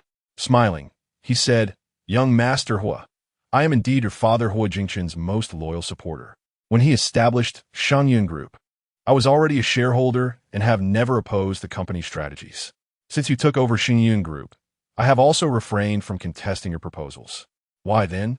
Do you wish to acquire the shares in my possession?" Hua Xingyun laughed heartily, leaning closer to Huang Dijing. With a smile, he replied, "I am aware that Bailey Group has encountered some financial difficulties recently, and due to personal reasons, I urgently need to secure more than half of Shengyun Group's shares. Your transfer of shares to me would be a tremendous assistance, which is why I have signed a strategic cooperation agreement with you. In the future, our two companies will stand together. Should any promising projects arise, I assure you that Bailey Group will not be forgotten. I hope, Mr. Huang, that you too will not overlook me when good opportunities come your way." Huang Dijing laughed heartily, nodding his head as he patted Hua Xingyun on the shoulder. Turning to his secretary, he noticed that the documents had already been handed to the legal counsel he had brought along. He then turned back to Hua Xingyun, saying, "The day before yesterday, your second uncle contacted me. His Jiangrui Group is interested in collaborating with my Bailey Group to secure the agency rights for the newly developed AI tools from Xinlin Technology in Jiang'an District. I understand you're also interested in those agency rights." Hua Xingyun straightened his posture, maintaining his smile as he looked into Huang Dijing's eyes. "Your second uncle is interested in Xinlin Technology's AI tools? He hasn't mentioned anything to me." Huang Dijing nodded affirmatively, gesturing towards his secretary. "I was in a meeting that day, and my secretary took the call." Seeing the secretary confirm Huang Dijing's words, Hua Xingyun was taken aback. He pointed at the documents in the hands of Huang Dijing's legal counsel and said with a smile, "Let us first discuss the share transfer. Mr. Huang, please take a look. Bailey Group holds 5.2 of Xingyun Group, valued at 2.3 billion. I am offering 2.6 billion, as Wenbin should have already communicated to you." Huang Dijing received the documents back from the legal counsel, noticing the counsel's slight nod, with his eyes squinting in amusement.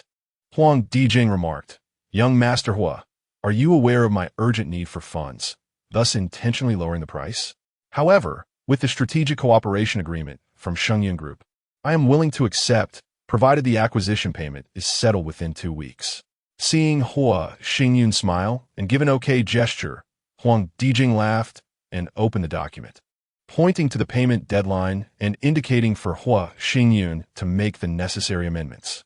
After the meal, Hua Xingyun exited the private room with Zhu Huili and Zhang Wenbin, heading towards Shengyun Group in a car.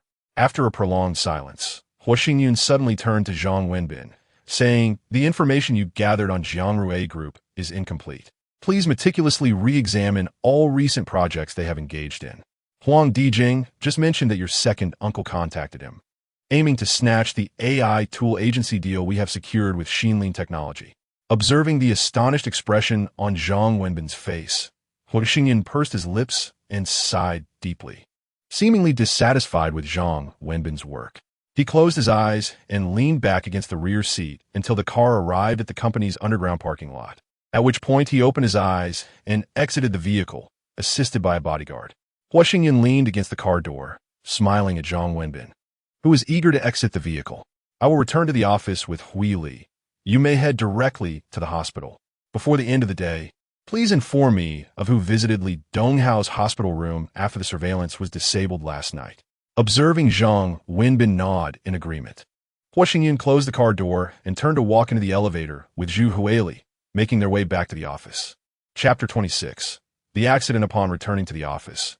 Hua Xingyun had just finished reviewing a document when he was startled by a rapid series of knocks at the door. Upon granting entry, he was met by the anxious expression of Zhu Huili, who burst into the office, exclaiming, "Boss, something terrible has happened."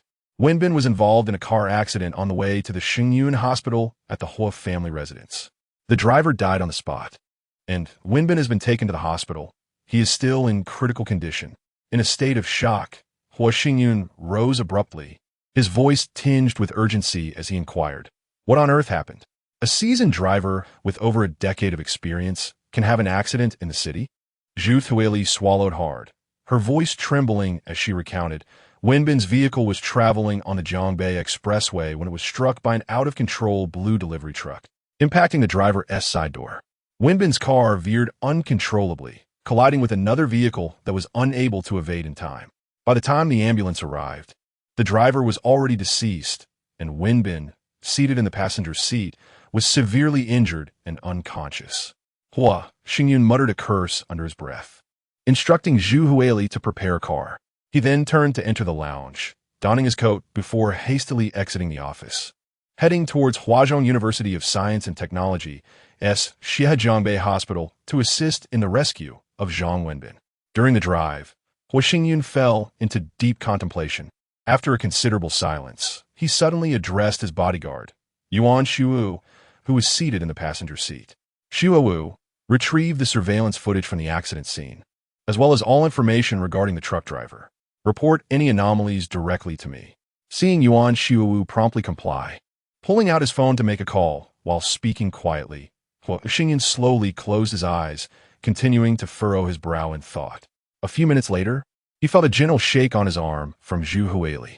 Opening his eyes, he turned to her as she whispered, "Boss, do you suspect that Wenbin's accident was not an accident at all?" Hua Xingyun's brow furrowed further, his gaze scanning Zhu Huili with intrigue. She leaned closer, continuing in a hushed tone, "Yesterday, my boyfriend's sister came over for dinner. She is the assistant to General Tao of Lianda Chemical, a shareholder in our company. During dinner, she casually mentioned that General Hua of Jiangrui Group and General Tao have a close relationship, yet there are no business dealings between Lianda Chemical and Jiangrui Group. Additionally, a university classmate of mine works as secretary to General Li at Wanyang Group, another shareholder in our company. And she also mentioned that Uncle Hua and General Li often dine together. But the total project collaborations between their two companies barely amount to 10 million over the entire year." Hua Xingyun felt a jolt of realization, his brow knitting tightly in a furrowed expression as he focused intently on Zhu Huili, who continued, "Moreover, the vehicle Wenbin took to the hospital was the same one we used for dining out, and he was seated in the passenger seat on our return. If Wenbin's accident was not merely an accident, perhaps the perpetrator believed that there was more than just Wenbin in the car." Hua Xingyun raised a hand to silence Zhu Huili, turning his gaze forward, deep in thought. Although the Xingyun Group was managed by his parents, who collectively held 68 of the shares, following their tragic passing in a car accident, he inherited only 33 of the shares under his mother's name and 35 under his father's. His grandfather forcibly allocated 15 of the shares to his uncle, arguing that the Xingyun Group had been separated from the Hua family's assets for his father to manage, leaving the remaining 20 in his grandfather's custody.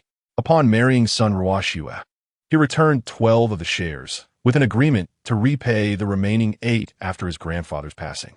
Despite the unforeseen circumstances surrounding son Ruoxue's pregnancy, his grandfather consented to advance the repayment upon the child's birth. Yet, he currently holds only 45 of Xingyun Group's shares. If someone were to acquire the shares of other stakeholders now, it would be a formidable challenge given that there are merely 3 months until son Ruoxue's due date. Even if there were intentions to negotiate for the remaining shares, completing such an acquisition within this time frame seems implausible, barring an extreme situation such as a miscarriage. in that event. The grandfather might suspect foul play and, in a fit of anger, retain the 8 of Xingyun Group shares while authorizing the acquirer, thereby enabling them to surpass his holdings and possess the power to oust him as chairman. Why would his uncle reach out to the company's shareholders? Given the financial circumstances of his uncle's family, it is unlikely that they could muster sufficient funds to purchase the shares. Could it be that his uncle's true intention is to forge a consensus with the shareholders to collectively remove him from his position, especially after he vetoed their proposal to go public? What transpired with Zhang Wenbin's car accident? If he had been in the car today, suffering severe injuries or even losing his life, if he were indeed hospitalized due to this accident, would his uncle seize the opportunity to contact the shareholders, citing his incapacity to manage the company due to his injuries, and subsequently push him out of the board? However, if he were to perish in the incident, who would stand to gain the most?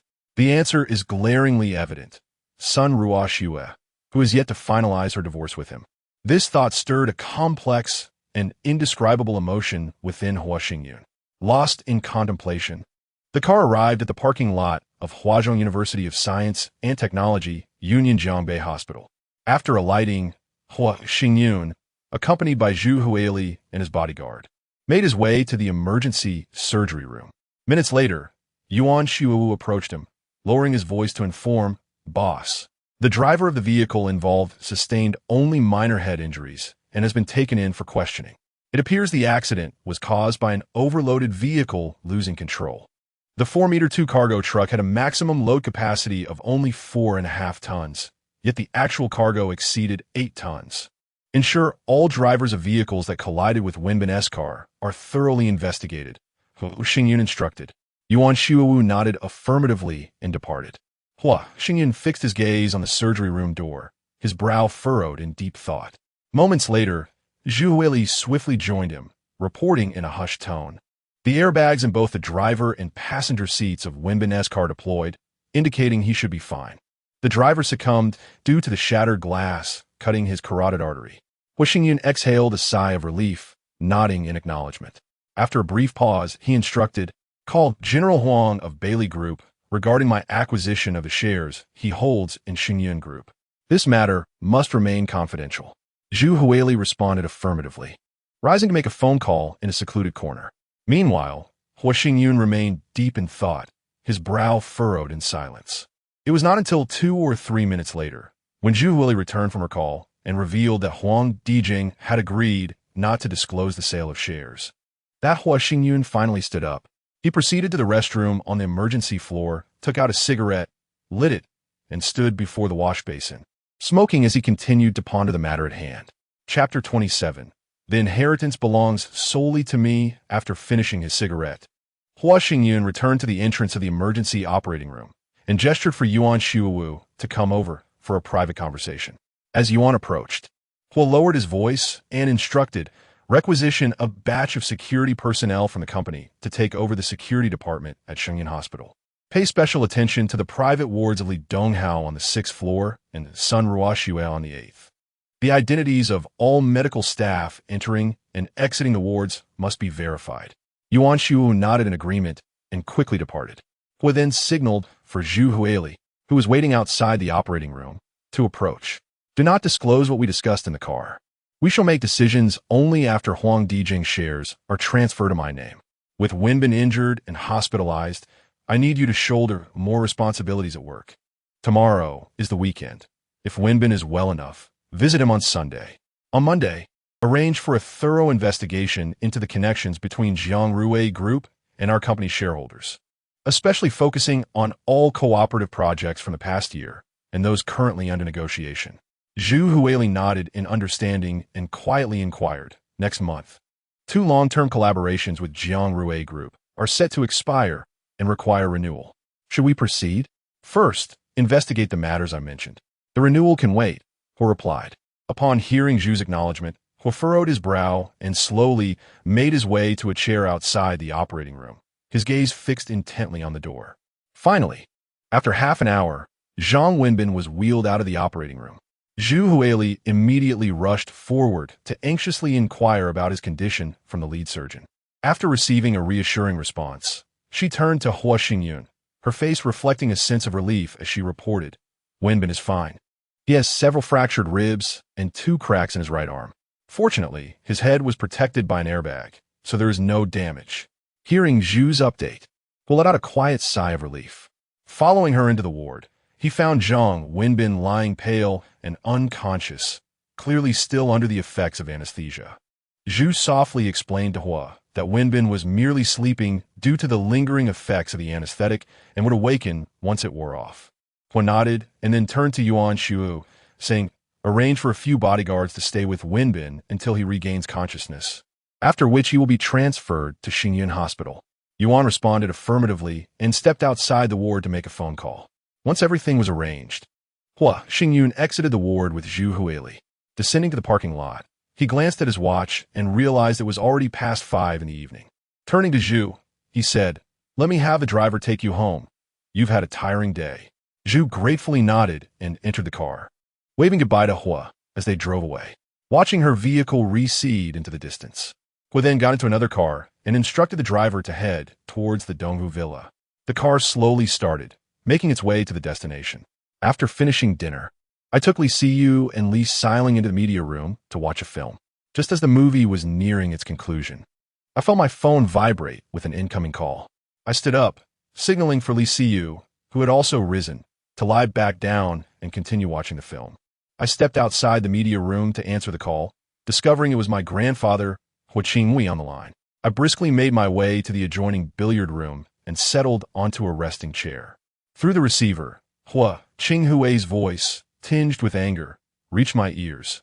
Xingyun, why have you replaced the entire security team at Xingyun Hospital? Understanding immediately, I realized that Yuan Shuwu had already taken over the hospital security department.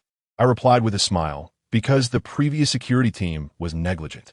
Last night, from 7 to 9, the surveillance on the 6th floor of the inpatient department was deliberately sabotaged. Fortunately, nothing occurred. Had there been a medical incident, it would have been difficult for our doctors to justify themselves. Surveillance footage was destroyed? Hua Qinghui's voice was laced with confusion. After a brief silence, his tone grew more intense and urgent.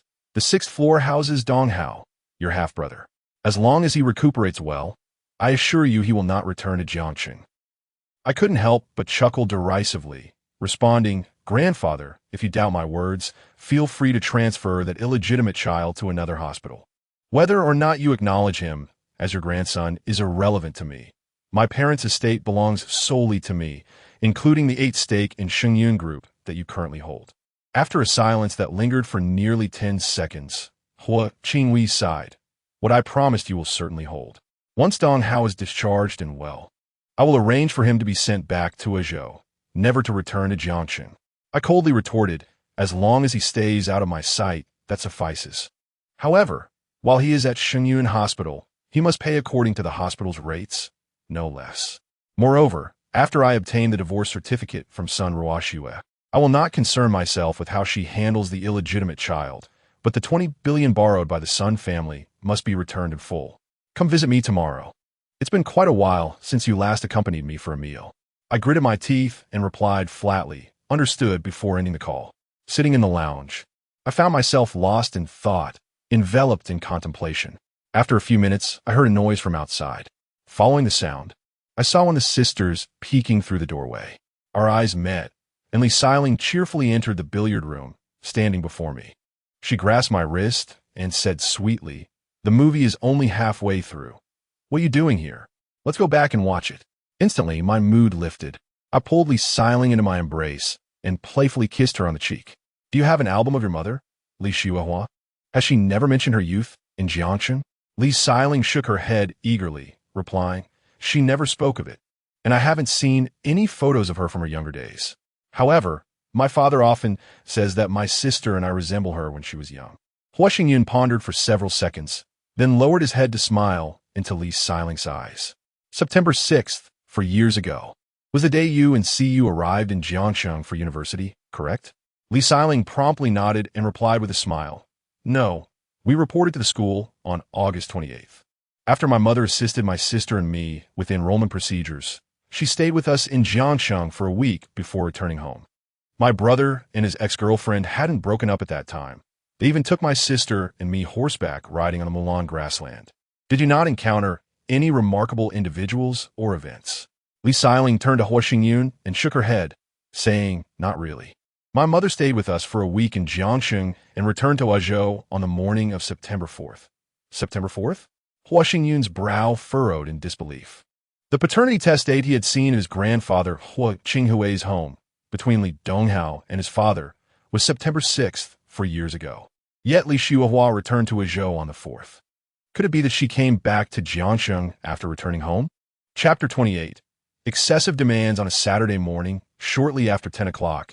Hua Xingyun departed from Donghu Villa and traveled to the old Hua family mansion in Huangpi district. Guided by Lu Cheng, he entered the tea room. Taking a seat at the tea table, he observed Hua Qinghui, who was diligently preparing tea. Hua Xingyun glanced at his watch and, with a playful smile, inquired, "Am I too early? Is lunch not ready yet? It's already 11:30. With a cheerful demeanor, Hua Qinghui poured a cup of tea and presented it to Hua Xingyun. Your second uncle and Qingyun will also be joining us. Please wait for a moment."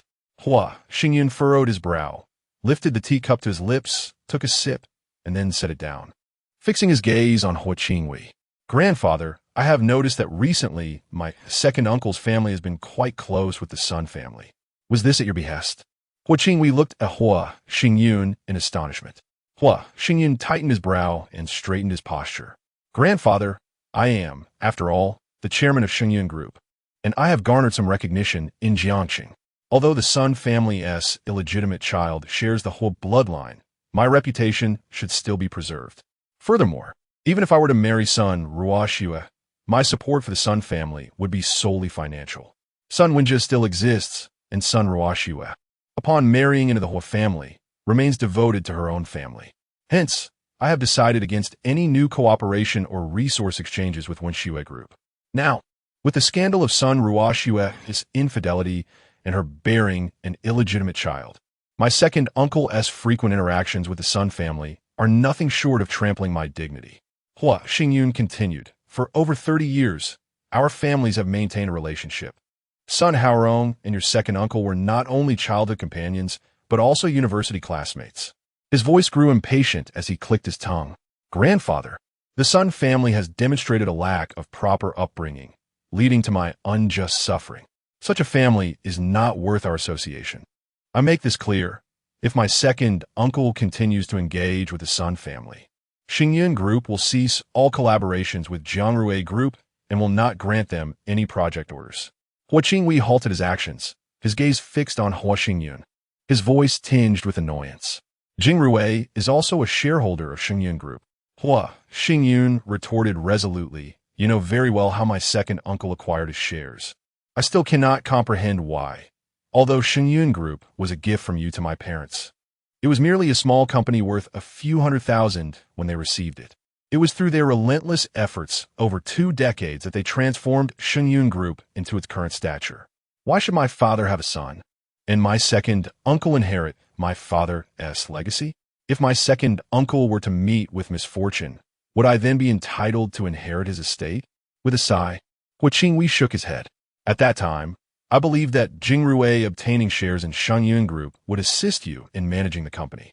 Hua Xingyun scoffed, "But in reality, my second uncle not only failed to support me, but actively undermined my proposals when I first took over the company. Thankfully, the management team left by my father, including our uncles, aided me, allowing me to establish myself within the company. I have chosen to overlook these past grievances, but my second uncle's dealings with the Sun family are simply intolerable." At a loss for words, Hua Qinghui could only lift his teacup and sip the contents within. As Hua Xingyun raised his teacup and drank it in one gulp, Hua Qinghui picked up the teapot and filled Hua Xingyun's cup, then looked at him and said, "The reason I summoned you today is to ask you to agree to something."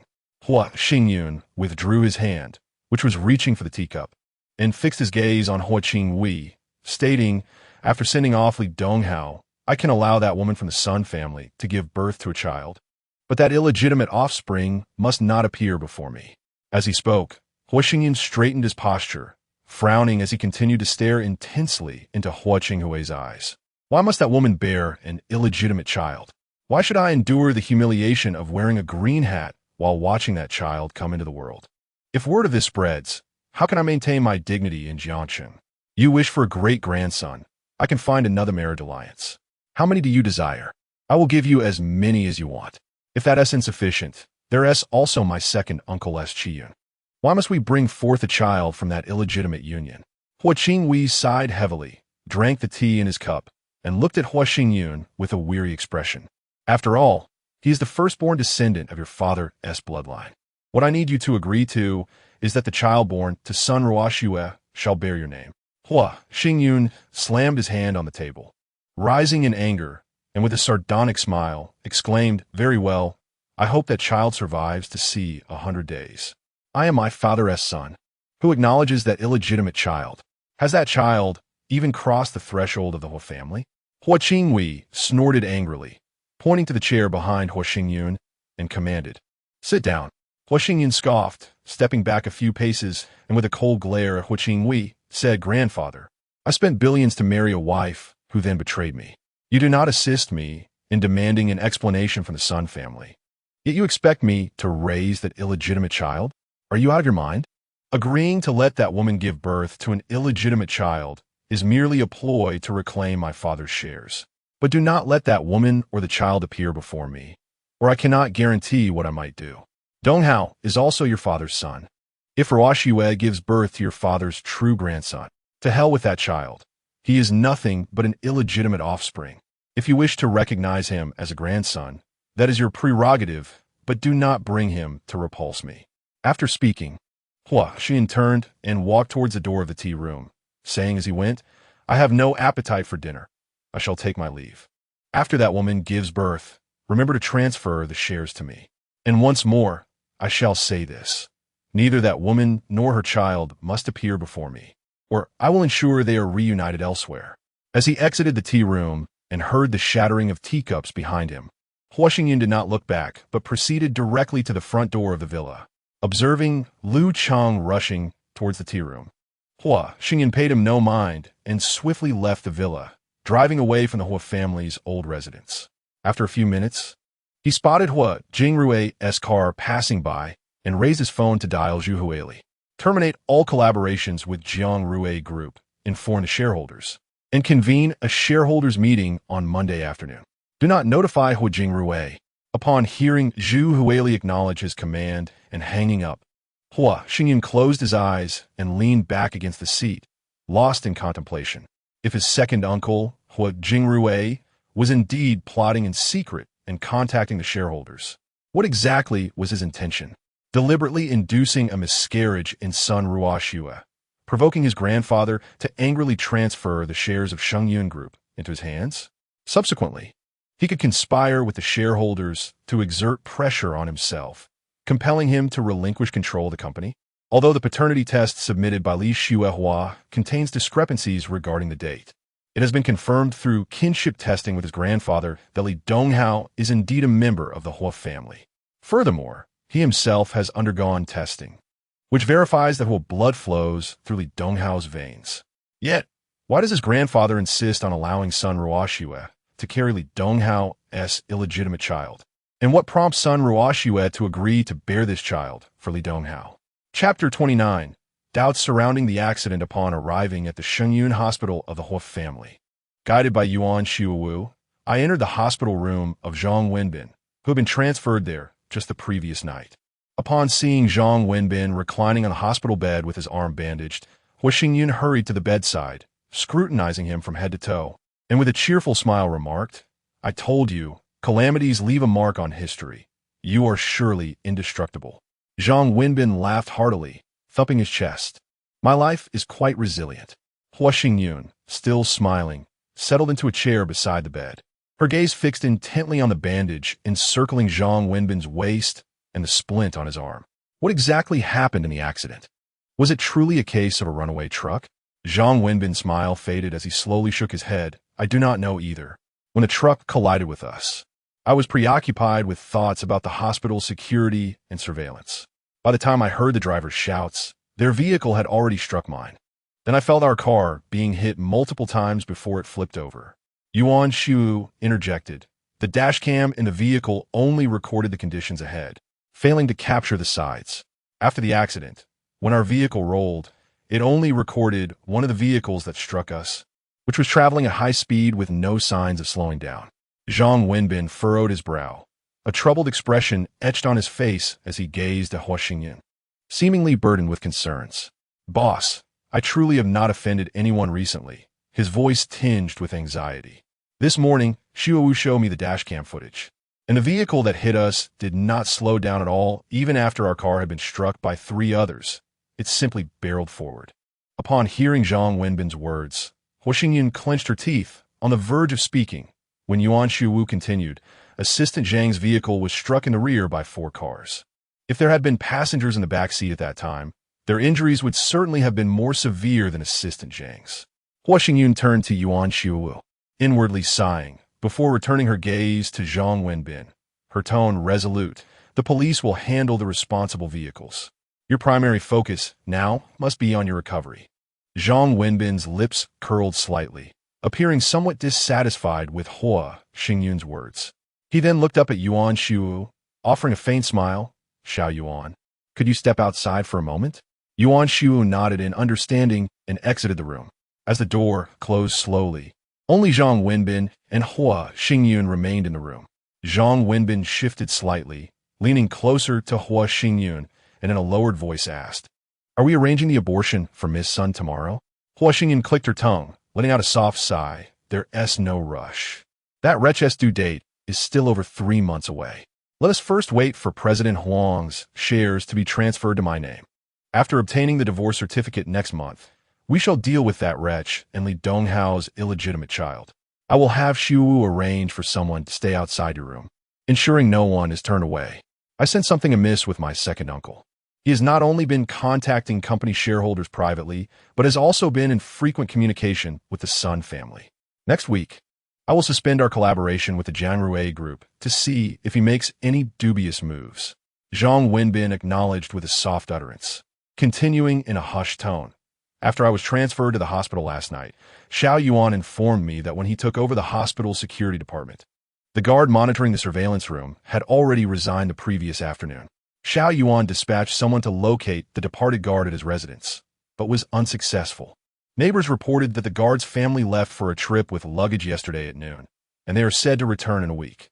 Hua Xingyan, biting his lip in contemplation, expressed his confusion. The surveillance was disconnected at around 6 in the afternoon the day before, and the security department took over at 6. The one who disconnected the surveillance must have been a night shift guard. The night shift guard should have been resting yesterday morning and only reported for duty in the afternoon. When you called the hospital yesterday morning, it is perplexing that a resting guard was aware someone had checked the surveillance and fled in advance. It seems there are quite a few individuals within the hospital on the opposing side. It was only after I began my shift yesterday morning and called Director Zhao to inquire about the payment status of Li Donghao and Miss Sun that I learned Fang Zhenxiang made the payment for Li Donghao. Consequently, I contacted Manager Qian of the security department to retrieve the surveillance footage to investigate what transpired between the payer and Li Jiqiao in Li Donghao's ward, only to discover that the footage from the 6th floor was missing for 2 hours. An hour ago, Xiao Yuan called Manager Chen, who mentioned that 3 security guards were present when he received the call, yet all 3 denied having contacted the departing guard. With a smile, Hua Xingyan raised his hand and gently patted Zhang Wenbin on the shoulder, standing up with a hint of relaxation in his demeanor. He remarked, Let these matters be handled by Shui Wu. As for you, focus on your recovery and strive to return to the company as soon as possible. Upon hearing this, Zhang Wenbin let out a hearty laugh, promptly saluted, his face beaming with a radiant smile as he cheerfully replied, Rest assured, leader, I will diligently heed the doctor's advice and take care of my recovery to ensure a swift return to the company, continuing to be that diligent workhorse. Hua Xingyan was amused by Zhang Wenbin's humor, laughing heartily as he waved away Zhang's saluting hand, playfully chiding, All right, your wit is becoming sharper by the day. I must take my leave now. You focus on your recovery, and I shall handle the rest. With a beaming smile directed at Zhang Wenbin, who nodded repeatedly, he turned and stepped out of the ward. Upon closing the ward door, Hua Xingyan signaled to Yuan Shuwu, who was waiting outside. and then proceeded without looking back towards an empty ward. Once inside, Huixingyun gestured for Yuan Xiaowu to close the door. After it was firmly shut, he adopted a serious demeanor and ordered, "Immediately dispatch personnel to the traffic police department to retrieve all vehicle and driver information related to yesterday's accident, and conduct a thorough investigation. Additionally, arrange for some guards to ensure Wenbin's safety. Absolutely no strangers are to be allowed into his ward." Yuan Xiaowu quickly nodded, assuring, "Rest assured, boss, aside from medical staff, not even a fly shall enter Assistant Zhang's room." Xingyun nodded in satisfaction, pointing towards the adjacent building. "Reinforce staffing on the 8th floor of the inpatient building and ensure the surveillance footage is preserved. Anyone who enters the hospital room of that wretched son, Ruoxua, must be duly recorded. Should anything appear suspicious, contact me immediately." "Understood, boss." Additionally, look into the call records of the 3 security personnel who were near Manager Chen yesterday morning. Observing Yuan Xiaowu nodding eagerly in agreement, Xingyun smiled with satisfaction, patted Yuan Xiaowu on the shoulder, and turned to leave the room, departing in a vehicle accompanied by bodyguards. Chapter 30.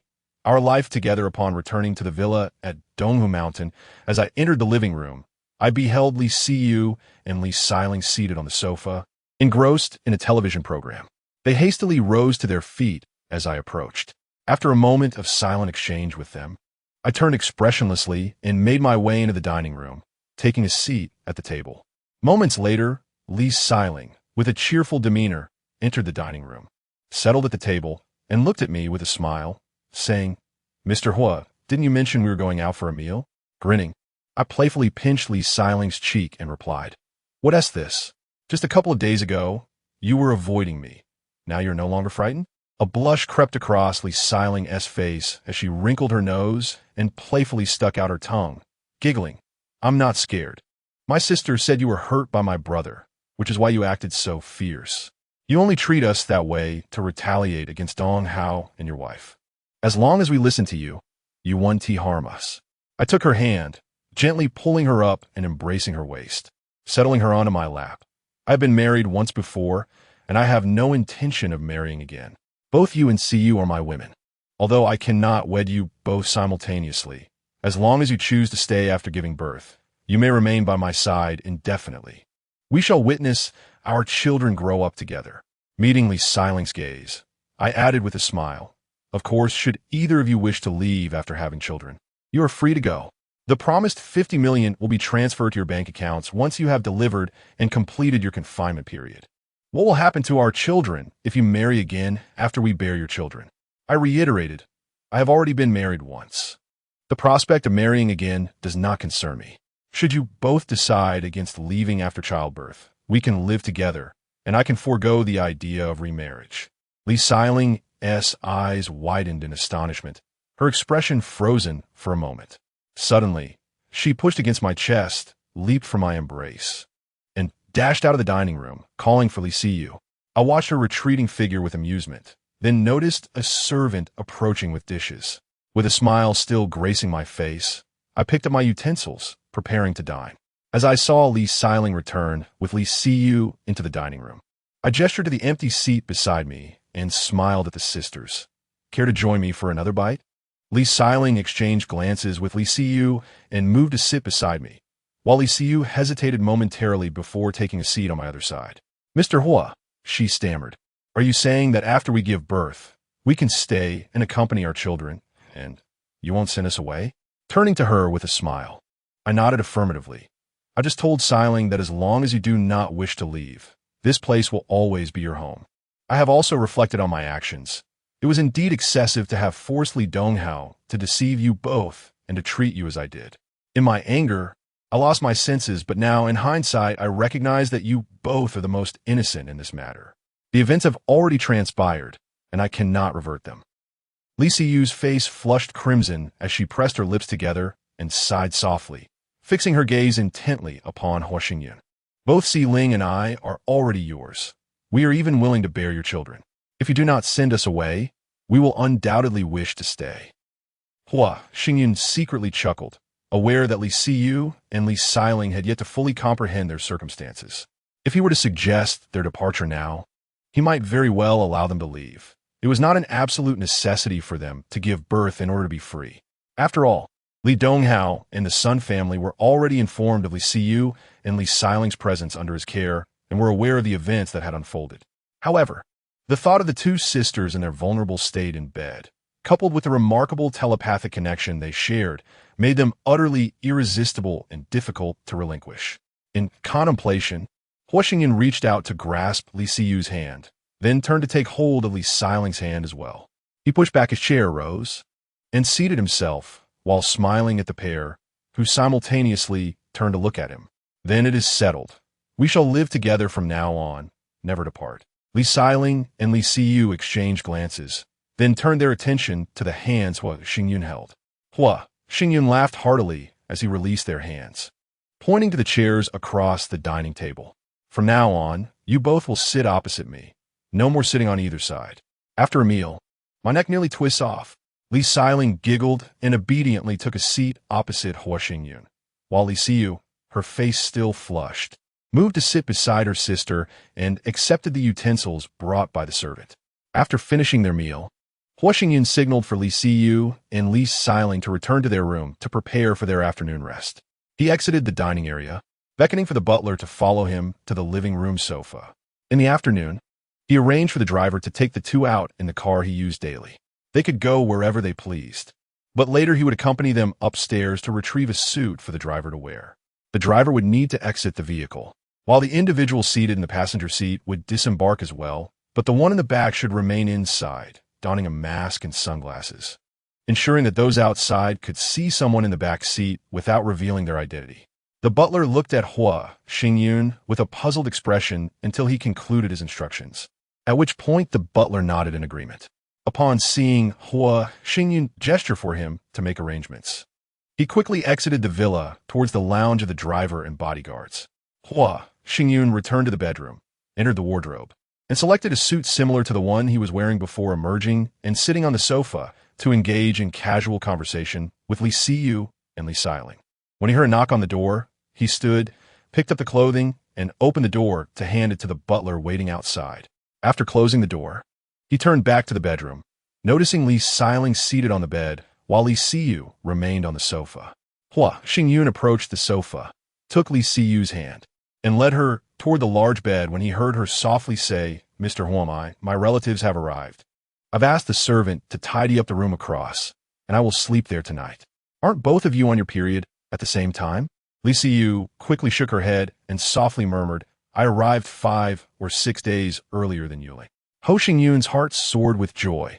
With a beaming smile, he gently seated Li Siyu on the bed and cheerfully remarked, "It's just a midday rest. We can visit the opposite bedroom later tonight." Li Siyu, her cheeks flushed crimson, nodded fervently, stood up, and climbed onto the bed. Obediently, she lay down and reached out to pull Li Shirling beside her, their 4 eyes fixed in a daze upon Hua Xingyun, who had just taken out his phone and looked up. "You two rest first. I should make a quick call," he said, turning towards the window, where he dialed Yuan Shu's number and spoke in a hushed tone. "Send someone to monitor Sun Wenkai and Sun Wenjia." Chapter 31. The pursuit at around 6 in the evening, Hua Xingyun descended the stairs with the Li sisters and entered the dining room. He gestured for them to take their seats at the table before turning and exiting the dining area to summon the butler. "Please call the driver back and inquire if he has noticed anyone or any vehicle following us." The butler promptly complied, retrieving his phone as he made his way to a corner of the living room. Hua Xingyun lingered in place for a couple of minutes until he saw the butler return briskly after concluding the call. He approached the butler and inquired, "What did the driver say? Did he notice anything suspicious?" The driver reported that indeed, a vehicle had been tailing them since they departed from Donghu Villa. Throughout the afternoon, as the driver traversed 4 districts, the same vehicle remained in pursuit. However, when they stopped to shop, no one exited the other vehicle. Hua Xingyun clenched his jaw in silent fury and instructed in a hushed tone, "Tomorrow morning, have the driver continue his route, returning for lunch before heading out again in the afternoon. If they attempt to block the car, we shall escape if possible. Ramming into their vehicle is permissible. Should escape prove impossible, we will notify the police, but those in the back seat must remain inside and avoid revealing themselves. Observing the butler's expression of confusion, he nodded in agreement. Hua Xingyun smiled faintly and returned to the dining room, where he sat across from the Lee sisters, engaging in light-hearted conversation over dinner. On Sunday noon, Hua Xingyun led the Lee sisters downstairs and noticed the butler stationed at the entrance to the dining room. He urged the sisters to proceed inside and approach the butler, whispering, "Has the driver called back?" The butler nodded and replied softly, "The bodyguard following us has reported that today 3 vehicles were deployed by the pursuers. Several attempts were made to close in on our car, but after accelerating, we managed to evade them, yet they persistently followed. Contact Wenbin and have him send assistance for the driver. Also, inform the driver to lure them to a more secluded area. It would be ideal to intercept their vehicle and ascertain who has sent them to follow us." The butler acknowledged with a series of affirmations and retreated to make the call. Hua Xingyun pondered for a moment, a cold smirk crossing his lips before he re-entered the dining room. During the meal, Hua Xingyun received a call from Zhang Wenbin. He picked up his phone, smiling as he glanced at the Lee sisters, signaling them to continue their meal while he stepped outside to take the call. "Boss, Shui Wu has dispatched personnel to assist your vehicle. Are they the ones attempting to cause your accident?" Hua Xingyun scoffed softly. His teeth clenched as he replied in a low voice, "Do everything possible to apprehend them. If all goes as anticipated, they should be sent by the Sun family. If that is indeed the case, arrange for Sun Ruoxue to undergo a medical procedure this afternoon and then retrieve my divorce certificate." "Understood. I will arrange for additional personnel to be sent." After hanging up with Zhang Wenbin, Hua Xingyun stood outside the dining room, contemplating for 2 to 3 minutes. He chuckled coldly before rejoining the dining area to continue his meal. Shortly thereafter, he led a protesting Li Xiling, who clamored to return for a midday rest, into the billiards room. Observing Li Xiling's lackluster demeanor, Li Xiu recognized the turmoil her sister had endured the previous day. With a silent sigh, she guided Li Xiling to a resting chair and picked up a cue to play billiards with Hua Xingyun. Over an hour later, during the 3rd round of the billiards game, Hua Xingyun heard his phone ring. He set down his cue, signaling to Li Xiling, who was seated on the bench sipping a drink, to take over. Grabbing his phone, he glanced at the incoming call and stepped out of the billiards room. Upon hearing Yuan Shuo's voice on the line, Hua Xingyun's brow furrowed slightly. He instinctively lowered his voice, as if wishing to shield his conversation from those nearby. "Have you apprehended them?" Yuan Shu sounded somewhat anxious, speaking rapidly to relay the situation. "We intercepted one vehicle, but they refused to open the door and even called the police. Our team had no choice but to withdraw for the time being. However, I just checked the license plate and discovered that the vehicle is a rental. I am currently investigating the renter." Hua Xingyun's expression darkened, gripping his phone tightly, his fingers turning pale from the pressure. A rented car. He clenched his teeth, his anger intensifying as he resolved to locate them. Hearing Yuan Shuowu affirm his instructions, Hua Xingyun let out a frustrated snort and promptly hung up. He quickly scrolled through his contacts, finding Zhang Wenbin's number. After dialing, he spoke first. "Do not schedule that wretched woman for the abortion yet. Wait until Shu identifies the renter before we make a decision." Zhang Wenbin responded immediately, "Understood." He continued, "I just received word that Sun Wenkai has booked a private room at the Shui Mo Jiangnan restaurant for tonight. The details of the guests are still unclear." Hua Xingyun's gaze flickered, contemplating for a moment, a cold smile creeping across his lips. "If we can capture them, we will. If not, we shall find an opportunity to teach him a lesson." The tone of Zhang Wenbin's voice brightened as he replied, "Got it. I know what to do." After ending the call, Hua Xingyun shook his head with a sigh and summoned the butler standing outside the billiards room. "Call the driver back. Tell him to head to the company at 8 tomorrow morning. I will leave at 10, driving that seldom used Audi." "Yes, sir," the butler acknowledged. Hua Xingyun nodded, turning back to the billiards room, gesturing for the Lee sisters to return and rest. Around 5 in the afternoon, while watching a movie with the Lee sisters in the media room, Hua Xingyun heard the butler report that Yuan Shuowu had arrived at the villa and was waiting in the living room. He stood, signaling for the sisters to continue watching the film, and swiftly exited the media room. In the living room, he beckoned for Yuan Shuowu to follow him directly into the elevator, leading him to the study. "Boss, the rental was made using 3 out-of-town driver's licenses. When we reached the rental company, they had already contacted them to extend the lease for 7 days and the rental fee has been transferred to the leasing company. Hua Xingyun muttered a few curses, furrowing his brow as he looked at Yuan Xiuwu. Search for them. Turn Jiangsheng upside down if necessary. We must find those 3 renters. Upon observing Yuan Xiuwu's affirmative nod, Hua Xingyun inhaled deeply, striving to suppress the fury within. After a moment of contemplation, he let out an irritated grunt. If we can capture Sun Wenkai tonight, we must devise a method to lure Sun Wenjie out. We shall meticulously examine their mobile devices. Should we discover any communication with the 3 car renters, we shall not extend them any courtesy. Assistant Zhang has already contacted me, and I will ensure that the task is executed with utmost precision. Hua Xingyun nodded in acknowledgement, fixing his gaze upon Yuan Xiuwu as he inquired, "Is there anything else? If not, you may leave." Yuan Xiuwu responded affirmatively, rising swiftly to exit the study. Hua Xingyun, his expression somber, remained seated on the sofa, lost in thought for a considerable time.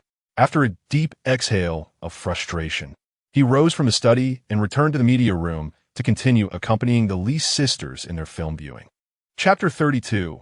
Await the dividends with peace of mind. On a Monday morning, shortly past 8, Hua Xingyun awoke and glanced at his phone, finding no missed calls. After freshening up, he stepped out of his room with Li Siling, who pouted like a little oil bottle. He knocked on the door to summon Li Siyu, and the 3 of them proceeded to the dining area to enjoy breakfast together. After their meal, Hua Xingyun reminded the 2 sisters to remain at home. Upon seeing their obedient nods, he gestured for them to head upstairs before turning to the butler to inquire if Zhang Wenbin had called that evening. Receiving a negative response, Hua Xingyun, feeling disheartened, walked into the garage and entered the Audi A8 that had not been used since his marriage last year, driving towards Shengyun Group. By 10:30 in the morning, Hua Xingyun arrived at the company and settled in his office to attend to documents. When Yuan Xiuwu knocked and entered, Hua Xingyun set his papers aside, his gaze fixed intently on him. "Boss, Sun Wenkai dined at Shui Mo Jiang'an last night and went straight home without going out for entertainment. We didn't find an opportunity," Yuan Xiuwu reported. Hua Xingyun sighed inwardly, pursing his lips in disappointment. "Have we located the rental car?" Yuan Xiuwu quickly shook his head. "The rental company refuses to provide the vehicle's location, and the owner has connections that tie him to the Hanyang District Bureau. They are impervious to persuasion, leaving us with no recourse. We dispatched over 10 vehicles last night, but did not encounter the rented car. It's likely they parked it in a discreet location." Muttering a few curses under his breath, Hua Xingyun inhaled deeply as he glared at Yuan Xiuwu. "What about the car involved in the accident?" Yuan Xiuwu stepped closer, supporting himself on the desk and leaning in towards Hua Xingyun. "2 of the car owners are suspicious. They frequent nightlife spots in the Dongsuhe district. Assistant Zhang's accident occurred at noon, which is unusual for someone who typically operates in the nightlife scene. Moreover, both individuals were present at the scene, driving a domestic car worth only a few tens of thousands. Quite a disgrace in their circles. Locate them and extract information," Hua Xingyun commanded. Yuan Xiuwu nodded vigorously, straightening up as their gazes locked. Hua Xingyun chided him lightly. "If there's nothing pressing, go outside. If you're uncertain, contact Wenbin. There's no need to report every trivial matter to me." With a grin, Yuan Xiuwu turned and swiftly exited the office, resuming his perusal of the documents. Hua Xingyun completed reviews on 2 papers when Zhu Huili knocked and entered. He quickly finished his paperwork and looked up with a smile. "Boss, President Hua of Jiangrui Group is aware of our shareholder meeting this afternoon. He just called, questioning why we didn't inform him about the gathering." With a cold chuckle, Hua Xingyun picked up his phone to check the time, then looked back at Zhu Huili. "Inform Hua Jingrui that today's meeting will discuss significant company proposals. Since he holds no position here, he need not attend. He can simply await the dividends at year's end." Zhu Huili shrugged, sighing in resignation. "When President Hua called me, he was already en route. He will undoubtedly arrive by 11:30 at the latest." Hua Xingyun, with a silent grimace, waved his hand and commanded, "Hua Jingrui, come here and bring him directly to my office." Observing Zhu Huili's departing silhouette, Hua Xingyun raised his hand to check the time. Noting that it was already past 11, with merely a few minutes remaining until Hua Jingrui's arrival. Sighing, he rose from his seat, picked up a cigarette from the table, and walked to the window to light it. As he inhaled, he gazed at the distant mountains, contemplating how to persuade Hua Jingrui to refrain from meddling in the company's affairs and to simply await the year-end dividends from his shares in Xingyun Group. Alternatively, perhaps he could reclaim the shares.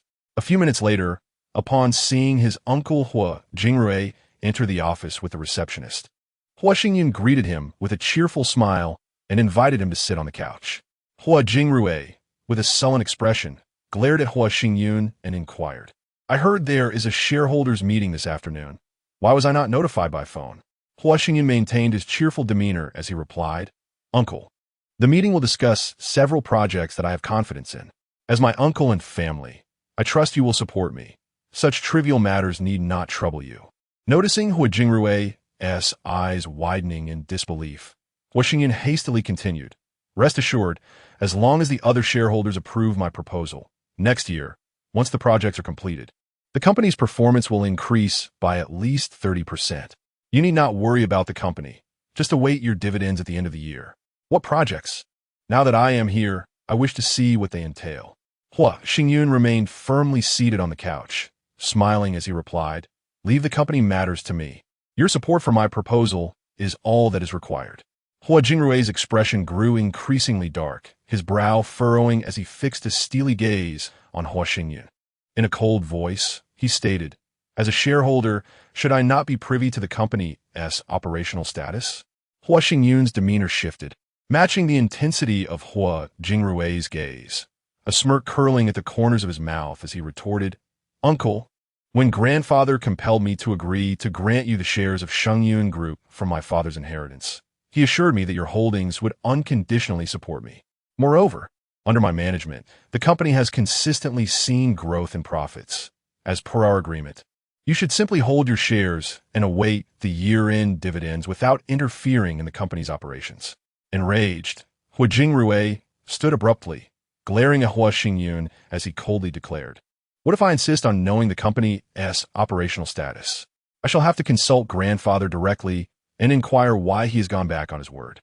After a tense silence, Hua Jingrui glared at Hua Xingyun for several seconds before huffing in anger and storming out. Hua Xingyun stared blankly at the retreating figure of Hua Jingrui for a moment before sighing and returning to his desk. He dialed the receptionist, inquiring whether Hua Jingrui had left the company. Upon hearing that Hua Jingrui had exited the premises, uncertain if he would return, Hua Xingyun ended the call with a cold laugh, picked up a document from his desk, and after a brief glance felt disinterested in work. Frustrated, he stood up, took a cigarette from the table, lit it, and strolled to the window, lost in contemplation as he gazed into the distance. If the car accident involving Zhang Wenbin was indeed orchestrated by the Sun family, it is conceivable that they intended to eliminate him while he was still married to Sun Ruoxua, thereby allowing her to inherit his assets under the guise of a devoted wife. Perhaps the Sun family's original scheme was to wait until Sun Ruoxua bore an illegitimate child before removing him, enabling her to claim his entire estate in the name of both wife and child. Yet, one must ponder why the grandfather would desire Sun Ruoxua to bear an illegitimate offspring. Chapter 33. A puzzling conundrum at 2 o'clock in the afternoon. Hua Xingyun entered the conference room, casting a smile at the 7 shareholders seated around the table. "The shares held by Hua Qingwei had been returned to me, and Mr. Hua Jingrui also supported all my proposals and decisions. Thus, I now possess 68 of the company's equity. From this day forth, operational matters of the company will no longer necessitate voting in the shareholders' meeting. However, I can assure you all that the company's performance will witness an annual growth of over 20. Observing the shareholders' expressions shift in their hushed whispers, Hua Xingyun could not suppress a smirk, fully aware that his words would soon reach Hua Jingrui's ears. If his conjectures were correct, Hua Jingrui was not only clandestinely contacting the company's shareholders, but also intended to exploit the child in Sun Ruoxua's womb to instill disappointment in their grandfather. Perhaps there would be no need for him to intervene directly. The illegitimate child could inexplicably suffer a miscarriage, prompting their grandfather, Hua Qingwei, to angrily annul the agreement that stipulated the transfer of shares to him upon Sun Ruoxua giving birth. With a decisive strike on the conference table, Hua Xingyun surveyed the now silent shareholders before turning to the company president, Fan Xingmin, seated beside him. With just 2 months remaining in the year, present the shareholders with the earnings report for the first 10 months. The subsequent projects need not be disclosed to the shareholders. Fan Xingmin nodded in agreement, straightening his posture and opening the folder before him, while Hua Xingyan exited the conference room and dialed Yuan Xiuwu's number. Have someone monitor Hua Jingrui. I want to know his every move. Around 7:30 in the evening, while dining with Li Siyu, Hua Xingyun received a call from Yuan Xiuwu. He stood up to take the call and stepped outside the restaurant. Yuan Xiuwu's voice came through the receiver. Boss. Hua Jingrui went to Old Master Hua's residence in Huangpi District. He left Jiangrui Group at 4:30 in the afternoon and spent 3 hours at Old Master Hua's house, departing just 3 minutes ago. A sinister smile crept onto Hua Xingyun's lips as he acknowledged the information, preparing to end the call when Yuan Xiuwu's urgent voice interrupted him. Wait a moment, boss. Hua Xingyun furrowed his brow and inquired, what else is there? Boss. This afternoon, we located the driver who collided with Assistant Zhang's car yesterday. He's a small-time thug from Dongsuhe District. From his phone, we retrieved the contact number of Hua Jingrui's assistant, Zhang Guodong, who had a conversation 30 minutes before the accident. Hua Xingyun instinctively straightened, his brow knitting in concentration as he asked, the assistant of my second uncle? How long was the call? 8 minutes and 36 seconds. Hua Xingyun replied with a non-committal grunt, quietly making his way to the living room to sit down, his furrowed brow betraying his deep contemplation. Was it Hua Jingrui who sought to eliminate him? What benefits would he gain if he were to meet with misfortune? His marriage to son Ruoxue had yet to be dissolved, and upon his demise, the first heir would be son Ruoxue, especially with the child she carried. His second uncle would gain nothing at all. Could it be that Zhang Guodong had been bought off by the Sun family? Was it truly the Sun family that desired his death? Boss, are you still there? Upon hearing Yuan Xiuwu's call, Hua Xingyun was jolted back to reality. He spoke into the microphone. What did Zhang Guodong say to that scoundrel? Did he bribe him to crash into my car? Yuan Xiuwu replied affirmatively. The thug confessed. Zhang Guodong is aware of his substantial online debts.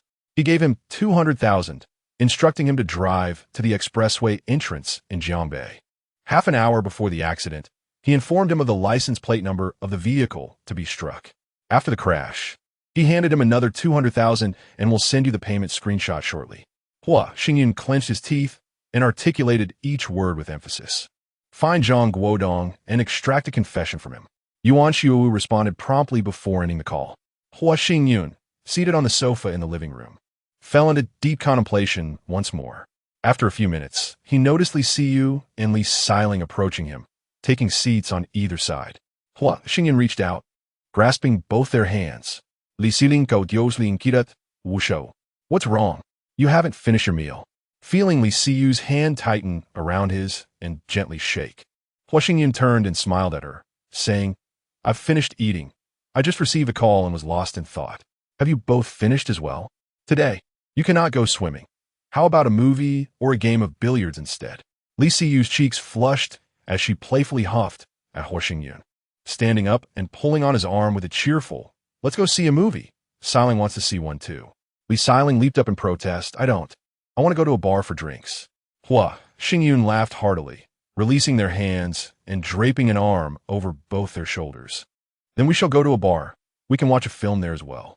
Amidst their laughter, the trio entered the elevator and arrived at a quaint bar on the 3rd floor.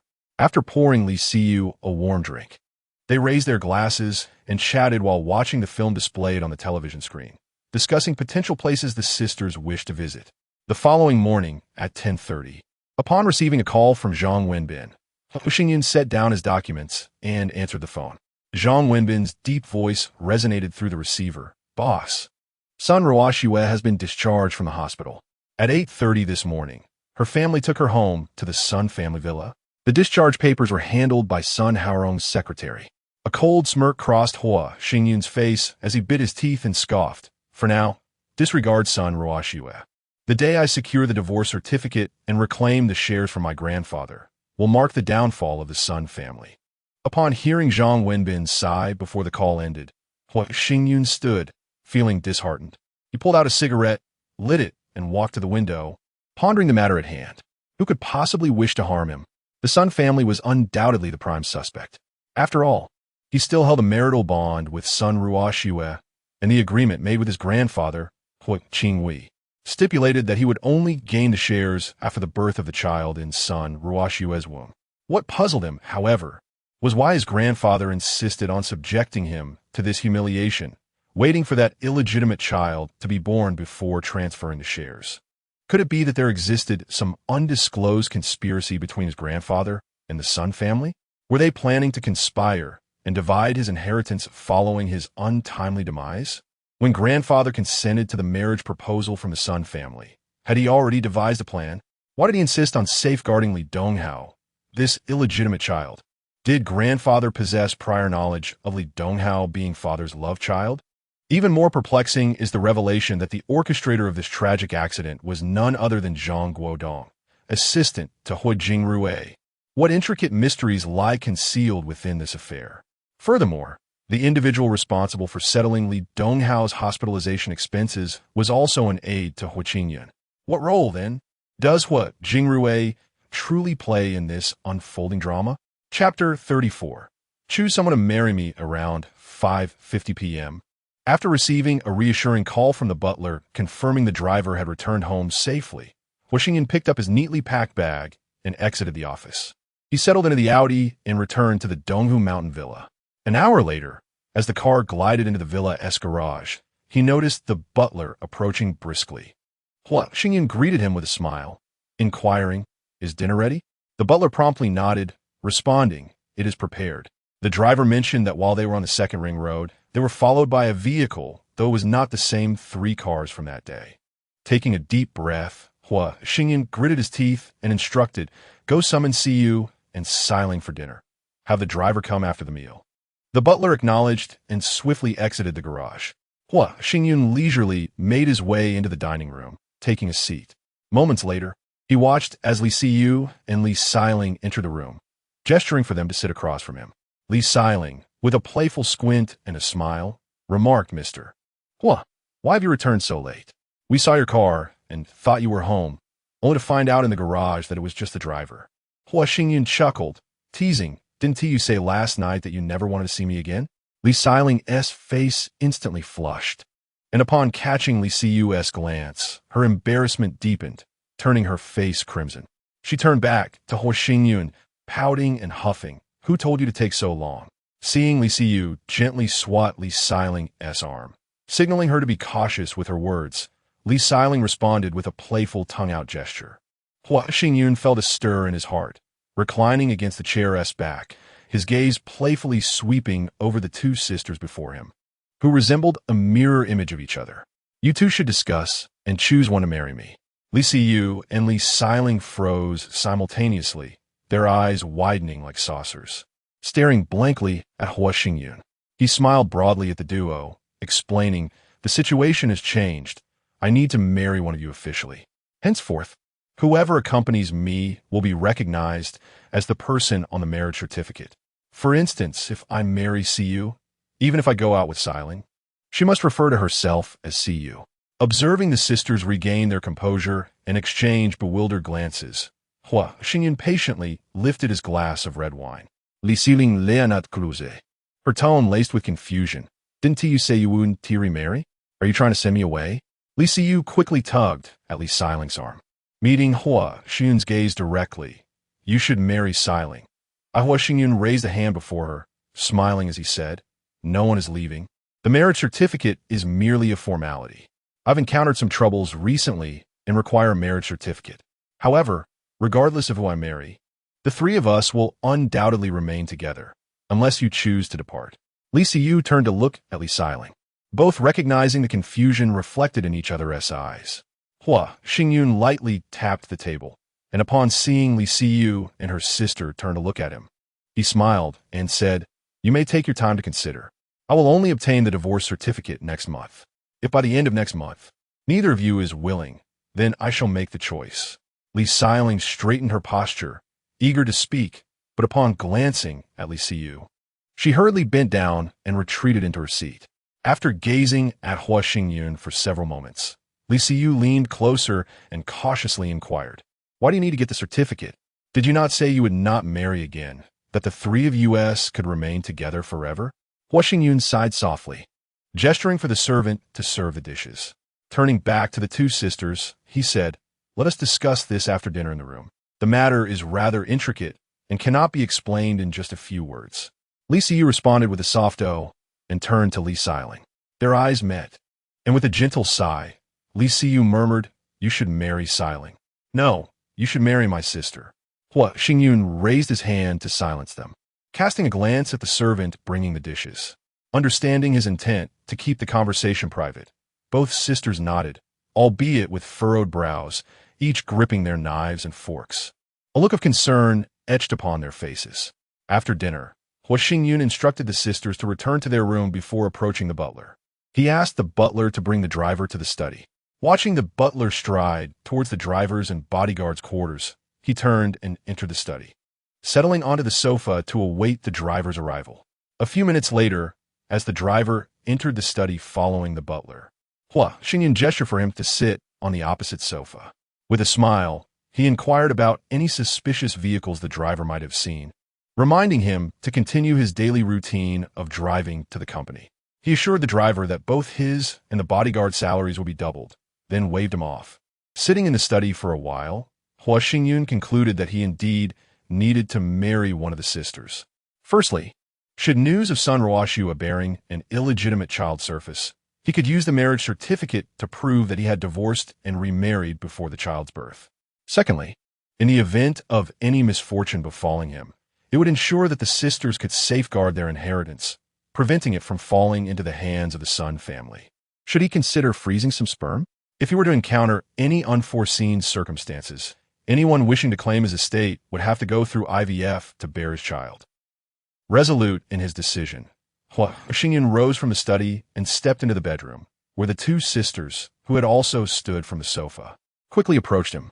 He extended his hands, clasping both Li Siyu and Li Xiling's hands, leading them back to the sofa. As soon as Li Xiling sat down, she urgently asked, "Mr. Hua, can you now tell us why you wish to marry one of us?" Hua Xingyun sighed and recounted the car accident involving Zhang Wenbin, laying out his suspicions. After finishing, he looked at the two sisters, who were exchanging glances, and wrapped his arms around their shoulders, smiling as he said, "You are both my women. Should anything happen to me, I must leave you with some assurance. Although the matter of our marriage certificate will not be made public until February of next year, should any unforeseen events occur before that time, you may claim my inheritance with the marriage certificate." Li Siyu gazed intently at Li Xiling for several moments before shifting her gaze to Hua Xingyun. Letting out a deep sigh, "Let Xiling marry you." "Sister," Hua Xingyun smiled at Li Siyu, slowly shaking her head. "This is not the time for self-sacrifice. If my suspicions are correct, should I encounter misfortune, the person marrying me would also be in peril unless she remains confined at home." Li Siyu, in shock, widened her eyes and stared at Hua Xingyun for long, while before her gaze gradually drifted to the pale-faced Li Xiling. After a moment of stunned silence, Li Xiling suddenly embraced Hua Xingyun, bursting into tears. "I cannot bear the thought of anything happening to you. We promise to remain together, the three of us, forever." Chapter 35. It matters not whom you marry. Hua Xingyun laughed heartily as he raised his arm, which had been draped over Li Siyu's shoulder, to embrace the sobbing Li Xiling nestled against him. After 5 or 6 minutes of comforting, he finally managed to quell her cries. "I merely considered the worst-case scenario. It is not so simple to harm me, and I refuse to be at anyone's mercy." Li Xiling sniffled, her tear-filled eyes gazing up at Li Siyu. Li Siyu then rose and sat beside her, positioning Li Xiling between them, and turned to Hua Xingyun, asking, "Is it true that your wife's family wishes to harm you? Do you not have your grandfather and uncle for support?" Hua Xingyun cast a sidelong glance at Li Siyu, pouting as he sighed, "I must thank your dear brother for this predicament. That wretched woman bore a child out of wedlock. Should anything happen to me, she could claim that the child is mine and inherit my entire fortune. However, I promised my grandfather that I would wait until the illegitimate child is born before divorcing her. Perhaps the Sun family feels their window of opportunity is closing. prompting them to act against me hastily. After a moment of silence, Li Siyu, with a hint of uncertainty in her voice, inquired, "But you promised your grandfather to wait until Mr. Sun's child is born." Hua Xingyun chuckled lightly, lifting the still sniffling Li Xiling onto his lap. With one hand, he wrapped around Li Siyu's shoulders, smiling as he said, "Rest assured. The reason for waiting until the 30-day cooling-off period concludes before obtaining the divorce certificate is to keep my secret divorce under wraps and to prevent that wretched woman from causing a ruckus at the Civil Affairs Bureau, claiming the divorce was rushed. Moreover, no one will know about our marriage certificate until February of next year, unless someone suspects I have secretly married and manages to pull strings to access internal records at the Civil Affairs Bureau. They might discover that I am already divorced and have married you." Li Siyu nestled silently in Hua Xingyun's embrace, her brow furrowed in contemplation for a few minutes. Straightening up, she extricated herself from his hold, rising to grasp Li Xiling's wrist. Pulling her to her feet and looking down at Hua Xingyun, she said, "I need to discuss this with Xiling." Hua Xingyun smiled and nodded. "There is no rush. It will be another 23 days before I can obtain the divorce certificate from that woman." Li Siyu acknowledged him with a nod and a slight smile. Tightly holding Li Xiling's wrist as they retreated to a corner of the bedroom to whisper privately, Li Xiling, her expression animated, whispered, "Sister, does Mr. Hua truly intend to marry us?" Li Siyu sighed softly, taking Li Xiling's hand in hers. "We are already Mr. Hua's women. Our parents cannot save us. What other choice do we have but to follow him? Moreover, we will eventually bear his children. If Mr. Hua grows weary of us and sends us away, we will be left with no means of survival." Li Xiling shook her head vigorously, whispering, "I understand. As long as Mr. Hua marries us, he will surely not cast us aside." Li Siyu felt a surge of joy as she noticed the sparkle in Li Xiling's eyes, realizing her sister's intentions.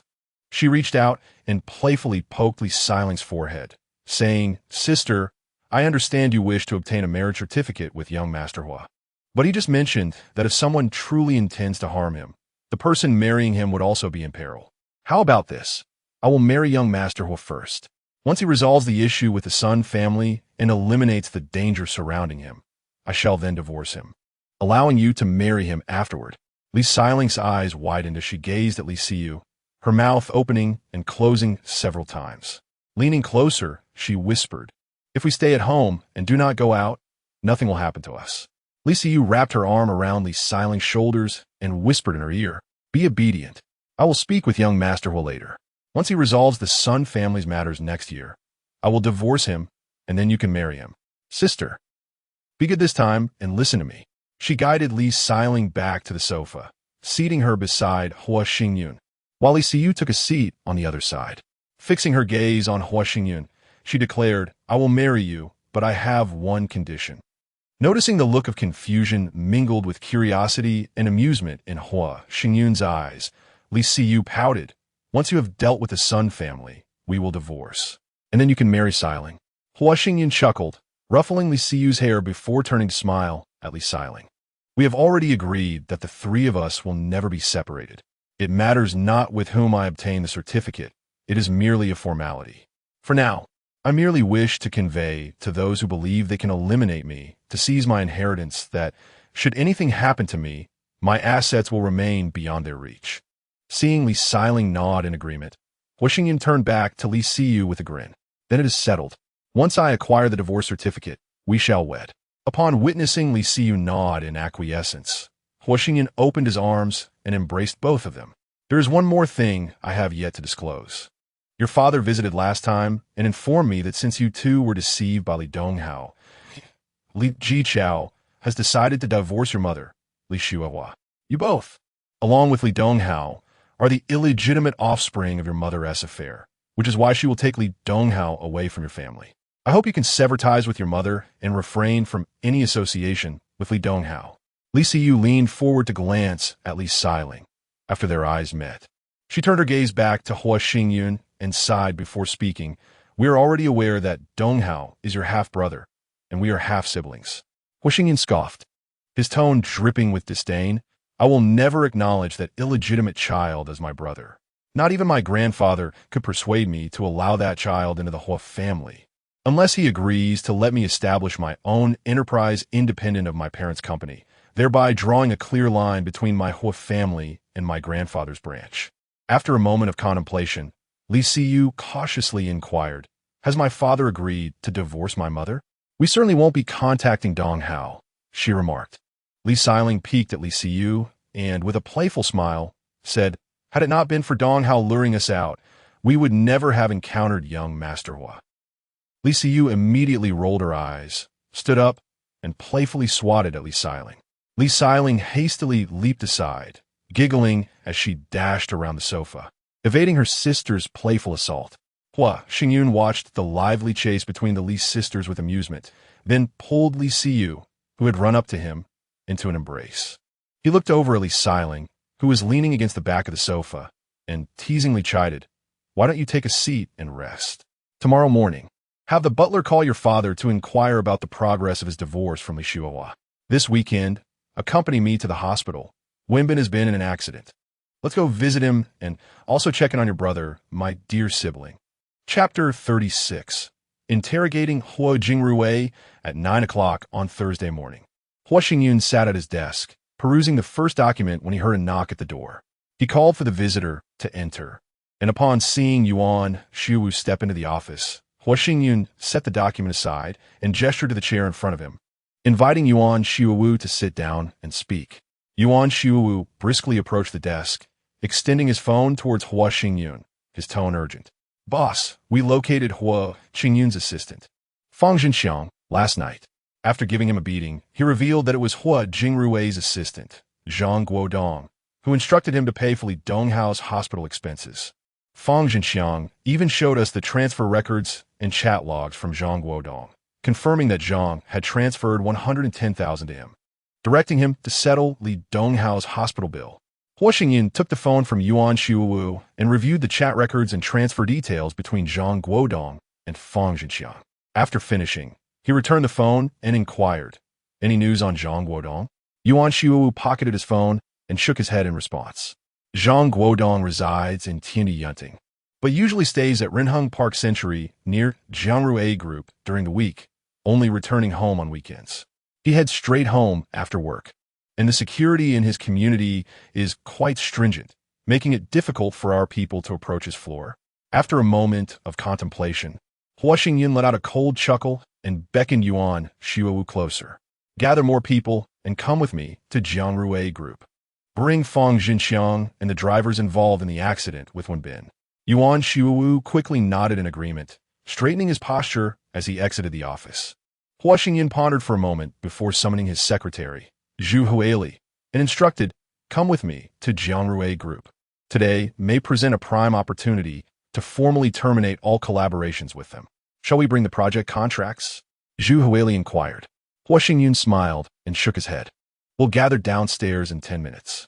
Once I confront Hua Jingrui, we'll make a trip to Fan Xingmin's office to ensure he is prepared for the suspension of all projects with Jiangrui Group this afternoon." Zhu Huili nodded and promptly exited the office, while Hua Xingyun organized the documents on his desk before heading to the lounge to change and grab his bag. Minutes later, a convoy of 5 vehicles arrived at the entrance of Jiangrui Group. Hua Xingyun emerged from the car, assisted by a bodyguard, and, as Zhu Huili joined him, he turned to Yuan Xiuwu. Noticing Yuan Xiuwu directing the bodyguards to escort 3 individuals from the vehicle, he recognized them as Fang Jinxiang and the 2 drivers responsible for the accident. He waved for Zhu Huili and Yuan Xiuwu to follow him as he strode through the entrance of Jiangrui Group into the lobby. As they entered, a receptionist hurried forward to block their path. Hua Xingyun scoffed, "I'm here to see Hua Qingyun. Tell him to come down and meet me." "Young Master Hua, please hold on a moment. I will call him right away," the receptionist replied. Hua Xingyun merely chuckled derisively, turning away to sit on the sofa in the lobby's resting area. A few minutes later, upon spotting Hua Qingyun rushing out of the elevator, Hua Xingyun exchanged glances with Yuan Xiuwu before shifting his gaze towards Fang Jinxiang. Understanding the cue, Yuan Xiuwu quickly instructed the bodyguards to bring Fang Jinxiang, who was cowering in the corner, forward. "Brother, why didn't you even give me a call upon your arrival?" Hua Xingyun stood up and slapped Ho Qingyun across the cheek. As Ho Qingyun gasped and stepped back, clutching his face, Ho Qingyun advanced a couple of steps, locking his gaze on Ho Qingyun, who was pointing at Fang Zhenxiang. Is he your assistant? Why did he pay for that illegitimate child? Ho Qingyun paused for a few seconds, then approached Ho Qingyun, grasping his arm and murmuring, I. Brother, let us discuss this upstairs. Ho Qingyun scoffed, shaking off Ho Qingyun's hand and striding directly towards the elevator. Ho Qingyun turned and hurried to the reception desk, murmuring a brief message before quickly following Ho Qingyun into the elevator. Brother, it was my father's instruction for me to pay for Li Donghao's hospital expenses. Ho Qingyun let out a derisive laugh, rolling his eyes at Ho Qingyun while his gaze shifted to Fang Zhenxiang, who stood beside Yuan Shuwu, with his teeth clenched. He stared fiercely at Fang Zhenxiang in silence until the elevator reached Ho Qingyun's office floor. Upon Ho Qingyun's invitation, he stepped out first, accompanied by Zhu Huili and others. Following Ho Qingyun into his office, he gestured for Yuan Shuwu to take Fang Zhenxiang and the others to a corner to squat down, then turned to Ho Qingyun, asking coldly, "Where's my second uncle? If you don't provide me with a reasonable explanation today, this matter is far from over. My father is in a meeting and will be down shortly. Brother, please calm down. After all, Li Donghao is also our brother." Ho Qingyun glared at Ho Qingyun, a mocking smile crossing his face. "You truly are magnanimous, Ho Xiao, to regard an illegitimate child as a brother. I will give you 10 minutes. Within that time, I want to see my second uncle. Just a moment, my father is in a meeting." Ho Qingyun, with a cold laugh, turned to Zhu Huili, stating, "If I do not see Ho Jingrui within 10 minutes, all cooperation with Jiang Rui Group will be terminated immediately." "Understood, boss." Ho Qingyun hastily grasped Ho Qingyun's arm, exclaiming, "Brother." Ho Qingyun shook off Ho Qingyun's hand and sat down on the guest sofa. Casting a teasing glance at Ho Qingyun, who had followed him into the reception area. 9 minutes remaining.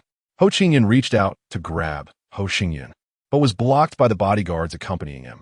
Gritting his teeth, he turned and dashed to his desk to pick up his phone and make a call. 6 or 7 minutes later, upon seeing Ho Jingrui and his entourage of 5 enter the office, Ho Qingyun stood up and turned to Yuan Shuwu, who nodded slightly. With a grim expression, Ho Qingyun slowly approached Ho Jingrui. Ho Jingrui, with a stern face, glared at Ho Qingyun and barked, "Qingyun, what are you doing? Why did you take Qingyun's assistant? What offense did Assistant Fang commit against you?" Ho Qingyun wore a mocking smile, his gaze sweeping over a man standing behind Ho Jingrui, asking, "Are you Zhang Guodong?" Seeing a slender man in his 50s wearing a shirt look up in astonishment. Ho Qingyun recognized him as Zhang Guodong and turned to Yuan Shuwu, stating loudly, "Bring him over." Yuan Shuwu swiftly approached the man in the shirt, with his bodyguard following closely behind, pushing aside those who sought to impede the passage between Ho Jingrui and the other 3 individuals. 2 bodyguards restrained Zhang Guodong's arms, forcibly dragging him before Ho Qingyun.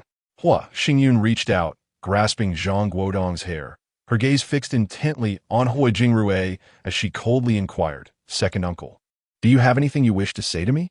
"Qingyun, what exactly are you trying to accomplish? Guodong is merely an employee of our company. How has he wronged you?" With a derisive laugh, Ho Qingyun lowered her gaze to Zhang Guodong, locking eyes with him as she icily asked, "And what about you?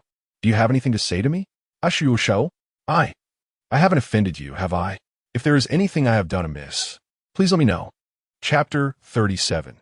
Distinction between public and private interests. A sardonic smile curled at the corners of Ho Qingyun's mouth as he gestured towards the 3 individuals huddled in the corner, his gaze fixed on Yuan Shuwu.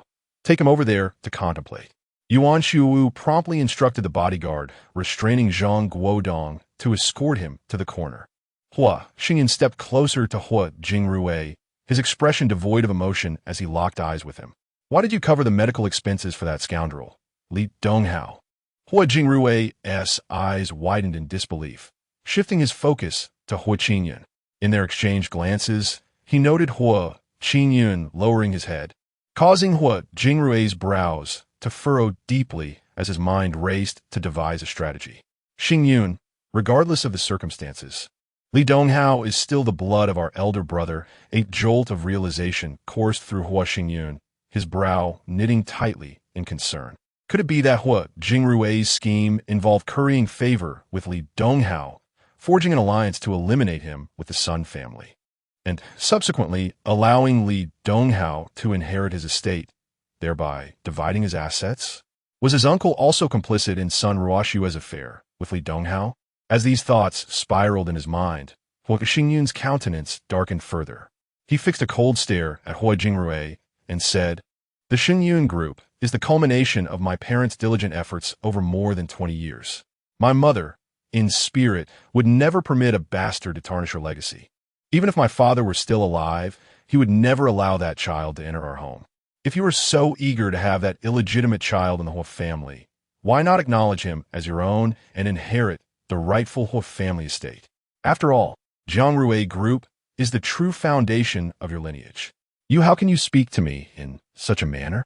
I am your uncle, and Li Donghao is also your father's son." Hua Xingyun scoffed, a mocking expression gracing his features. "Since you possess such compassion for that illegitimate child, I shall not impede you. However, the Xingyun Group is my mother's hard-earned legacy, and I am certain that her spirit would not wish to associate with that bastard. Therefore, I have decided that, effective immediately, all collaboration between our two companies shall cease, with no possibility of future partnership." Hua Jingrui glared furiously, grasping Hua Xingyun's arm in desperation. "You dare! I'm also a shareholder of Xingyun Group." Hua Xingyun forcefully shook off Hua Jingrui's grip, letting out a cold huff before turning to Yuan Xiu, who nodded affirmatively. He swiftly approached Zhang Guodong in the corner, then turned back to fix Hua Jingrui with a steely gaze. "I have always maintained a clear distinction between public and private matters. Our two families will no longer collaborate on any projects, but I will ensure that your dividends from Xingyun Group are deposited into your account punctually. Now, let us address another matter. Xingyun Group is also a Hua family enterprise. By what right do you obstruct our collaboration?" Hua Xingyun coldly retreated a couple of steps, observing the bodyguards intervening to prevent Hua Jingrui from pressing forward. He then directed his attention to Zhang Guodong and the two culpable drivers, who were pushed before him by the bodyguards. Pointing at the drivers, he fixed a piercing gaze on Zhang Guodong and coldly inquired, "Do you recognize them?" Having already laid eyes on the faces of the two reckless drivers, Zhang Guodong's pallid complexion prompted him to hastily shake his head and exclaim, "No, I don't know them. I've never seen them." Ho Xingyun raised his hand and struck Zhang Guodong sharply on the cheek, gripping his neck with the other hand. He turned to Ho Jingrui, saying, "Mr. Ho, you cannot possibly be unaware of what has transpired." Ho Jingrui retrieved his phone, lifting it high as he glared at Ho Xingyun, declaring loudly, "Xingyun, release Guodong at once, or I shall call the police." Ho Xingyun turned back to Zhang Guodong, chuckling mockingly as he leaned closer, asking, "Mr. Ho wishes to involve the authorities. Shall we oblige him?" Zhang Guodong's eyes widened in alarm as he turned to Ho Jingrui, urgently pleading, "Mr. Ho, please don't call the police. We cannot involve them." Ho Xingyun scrutinized Ho Jingrui's grim expression, noting his tightly furrowed brow. When their gazes met, Ho Jingrui surprisingly nodded. Ho Xingyun hastily turned back to Zhang Guodong, who was now looking up, and in their shared gaze, Zhang Guodong exclaimed, "I must tell you, it was Zhou Xiao. He claimed you stole his girlfriend and paid me 5 million to teach you a lesson." Ho Xingyun, with a note of skepticism, inquired, "Zhou Xiao?" Zhang Guodong quickly affirmed, "Yes, Zhou Xiao from Xinyu Group. He said you took his girlfriend, who is Li Donghao's sister, Li Siyu." Ho Xingyun snorted derisively and turned to Yuan Xiu, who approached Zhang Guodong, retrieving his phone. He unlocked it using Zhang Guodong's face and quietly instructed the bodyguards to take Zhang Guodong to a corner. Seeking information about Zhang Guodong's financial dealings and contact with Zhou Xiao, Ho Xingyun fixed his gaze on Ho Jingrui, coldly stating, "Zhang Guodong has bribed several thugs in an attempt to have me killed. Fortunately, I was not in the car at the time. He is your assistant. How do you propose we resolve this matter?" "That's impossible. Guodong knows you are my nephew. He would never do such a thing." Ho Xingyun laughed mockingly and turned to Zhu Huili, who swiftly approached the bodyguards watching the reckless drivers. Moments later, She returned with the phone of one of the drivers. Ho Xingyun took the phone, observing a transaction proof on the screen, and raised it to showcase to Ho Jingrui, declaring, "These two are the reckless drivers who collided with my vehicle. This is the transfer record from Zhang Guodong to them." Noticing that Ho Jingrui's attention was not on the phone screen, but rather on Zhang Guodong, who was being led to the wall by Yuan Shu, he shouted, "Guodong, what is the meaning of this?" Ho Xingyun's heart raced as he scrutinized Ho Jingrui's expression, pondering whether he was already aware of Zhang Guodong's financial transaction with the reckless drivers. Was Zhou Xiao merely a pawn, and the true mastermind Ho Jingrui? It was Zhou Hao from Xingyu Group. He provided me with 5 million to seek retribution against young Master Ho. I was wrong, Mr. Ho. I implore you to spare me. Hua Xingyun turned to Zhang Guodong, who was already kneeling on the ground, as Hua Jingrui's voice reached her ears. "Xingyun, this matter is solely Guodong's personal act. I truly had no prior knowledge. You may decide how to handle it. I will comply with your judgment. I will call the police now and have them take Guodong away." Hua Xingyun fixed her gaze upon Yuan Shuowu and Zhang Guodong. As she observed Yuan Shuowu approaching swiftly with Zhang Guodong's phone in hand, she turned to meet him. "Boss, there is indeed a transaction record of 3 million transferred to Zhang Guodong the day before Assistant Zhang's accident. Please investigate the information regarding Xingyu Group and provide me with Zhou Hao's phone number." Chapter 38. The ex-boyfriend of Shiyu, Yuan Shuowu, after making 2 consecutive phone calls, leaned closer to Hua Xingyun and whispered, "Boss, Zhou Hao's phone is turned off." Hua Xingyun gritted his teeth and instructed in a low voice, "Save Zhou Hao's number. Ask Secretary Zhu to contact General Manager Zhou of Xingyu Group and inform him that I possess evidence of his son's involvement in a murder-for-hire scheme." Yuan Shuowu responded affirmatively and turned to approach Zhang Guodong. Hua Xingyun then glanced at Hua Jingrui, extending his hand toward Zhang Guodong's direction, and coldly remarked, "General Manager Hua, I will be taking Zhang Guodong with me. You have no objections, I trust. As for how their families will react, that's for you to decide. If you wish for your assistant's involvement in a murder-for-hire plot to be made public, I would not hesitate to call the police and resolve this matter right here and now." Hua Jingrui stepped forward, wearing a smile, and said softly, "Xingyun, grant me a favor. Let today's events end here. After all, Guodong has been with me for over 20 years. Hua Xingyun interrupted him with a cold laugh. "Grant you a favor? If my people had injured your son today, would you extend the same courtesy to me? Just say the word, and I will overlook any harm done to your son, as if it had never occurred, regardless of whether it is Fang Jinxiang or Zhang Guodong. I will not take them away." Hua Jingrui's expression shifted, and he took 2 steps back, fixing his gaze intently on Hua Xingyun, gritting his teeth as he asked, "Xingyun, are you truly intent on making this an irreparable situation? Xingyun is your cousin." Hua Xingyun burst into laughter. "Uncle, the other party is already seeking my life. How can I not find out who the true mastermind is? Do you wish for me to die unjustly, condemned as a fool by the king of hell and his minions?" After pondering for several seconds, Hua Jingrui raised his head and stared at Hua Xingyun. "You may take him away, but our companies cannot cease their collaboration." Hua Xingyun scoffed and turned, pointing at Yuan Shuowu, commanding, "Take everyone back." Upon seeing Yuan Shuowu signal the bodyguards to take action, Hua Xingyun turned to Zhu Huili, "Return. All projects of Jiangrui Group are suspended until this matter is resolved. We will reconsider whether to resume afterwards. Xingyun, you have already taken the people. Their actions have no bearing on Jiangrui Group. Why suspend the company's collaborative projects?" Hua Xingyun cast a sidelong glance at Hua Jingrui, a cold smile gracing his lips as he walked directly toward the office door. Hearing Zhu Huili shout to stop General Hua, aware that Hua Jingrui intended to linger, he quickened his pace and exited the office. Once in the car, Hua Xingyun turned to Zhu Huili sitting beside him. Zhu Huili shrugged and raised her phone to display it before Hua Xingyun.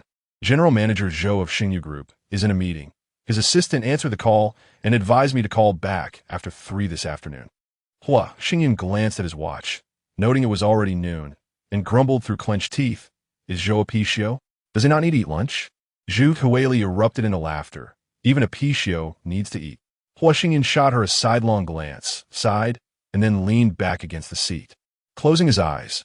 Xingyu Group is a partner of Hongfei Technology, owned by the Sun family, and it was there that Li Siyu became acquainted with Zhou Hao. Could it be that Zhou Hao learned from the Sun family that Li Siyu ended their relationship due to his premature advances? Thus, he bribed Zhang Guodong, who then hired someone to commit murder. Was Zhang Wenbin's accident merely a consequence of Zhou Hao's resentment over losing Li Siyu, prompting him to spend 5 million on self-revenge?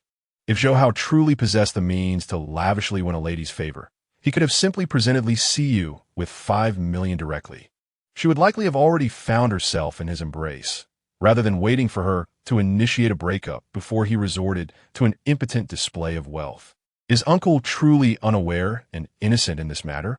Yet, why did Hua Qingyun's assistant, Fang Jinxiang, feel compelled to cover Li Donghao's medical expenses? Was Hua Jingrui merely acting out of concern for Li Donghao, being his father's illegitimate son? A son even his grandfather dares not acknowledge publicly? Did he dare to risk alienating a significant corporate partner to assist Li Donghao in opposing him? Returning to Xingyun Group, Hua Xingyun instructed Yuan Xiuwu to thoroughly interrogate Zhang Guodong and Fang Jinxiang. He gestured for Zhu Huili to follow him into the company and enter the elevator. Fixing his gaze upon Zhu Huili, Hua Xingyun cleared his throat and stated, "Investigate the details of Xingyu Group and contact General Manager Zhou. I require a return call." Understood, boss. Upon reaching the floor of the secretary's office, Hua Xingyun instructed Zhu Huili to deliver lunch to his office. Zhu Huili promptly exited the elevator while Hua Xingyun pressed the door close button and returned to his office floor. 20 minutes later, Zhu Huili, accompanied by an assistant carrying takeout from the restaurant, placed the dishes on a small table in Hua Xingyun's office. After reviewing the documents in hand, Hua Xingyun stood and invited Zhu Huili to join him for lunch at the small table. "No need, my lunch is in the office," Zhu Huili replied. Hua Xingyun did not insist further. Seated at the dining table, he smiled at Zhu Huili and inquired, "Is General Manager Zhou still refusing to take the call?" Zhu Huili quickly nodded in affirmation. "Yes, the secretary mentioned that General Manager Zhou is in an important meeting and cannot take the call at the moment." With a cold laugh, Hua Xingyun gestured for Zhu Huili to leave, picked up his chopsticks, and began his meal while pondering why Zhou Hao's father was not answering the phone. Could it be that General Manager Zhou is already aware of Zhou Hao's involvement in the murder? In silence, he finished his lunch and retreated to the lounge, reclining on the bed in deep contemplation for a long while. He then picked up his phone from the bedside table and dialed the housekeeper. "Send a car to bring Li Siyu and her sister to the company, and bring Li Siyu's phone as well." After hanging up, Hua Xingyun called the front desk, instructing them to escort the sisters directly to his office upon their arrival. A few dozen minutes later, upon receiving a call from the front desk, he learned that Li Siyu and her sister were waiting outside his office. Hua Xingyun rose, exited the lounge, opened the door, and welcomed Li Siyu and Li Xiling into the office, taking the phone handed to him by the bodyguard and placing it in his pocket. Closing the office door, Li Xiling joyfully dashed around the room, giggling as she asked, "Young Master Hua, is this your office? How spacious it is. It is more than twice the size of the office of the president of Hongfei Technology. This office must cover several dozen square meters." Hua Xingyun, with a cheerful demeanor, gestured towards the guest sofa, inviting Li Siyu to take a seat. He playfully caught hold of Li Xiling, who was darting past, and said with a smile, "Come, sit down and rest for a moment. Have you had lunch?" "Yes, we have. My sister and I were just about to take a nap. The butler mentioned that you wanted us at your company. I had no idea your company was so vast. Is this entire building yours?" Hua Xingyun nodded with a grin, pointing toward the lounge while saying, "There is a bed inside for a quick nap. I need to discuss some matters with Siyu. Tomorrow is Friday. I'll take you both out for a weekend getaway." "Really? You're taking us on a trip?" "My sister and I have never even left Hubei province." Hua Xingyun smiled and nodded, encouraging Li Xiling to head to the lounge before turning to sit beside Li Siyu on the guest sofa. Chapter 39. Not Zhou Hao's call, Mr. Hua. He asked me to bring Si Ling over. As Hua Xingyun settled into his seat, Li Siyu felt a rush of warmth flood her cheeks when he draped his arm around her shoulders. Nervously glancing at the office door, she whispered, "Mr. Hua, will anyone come in?"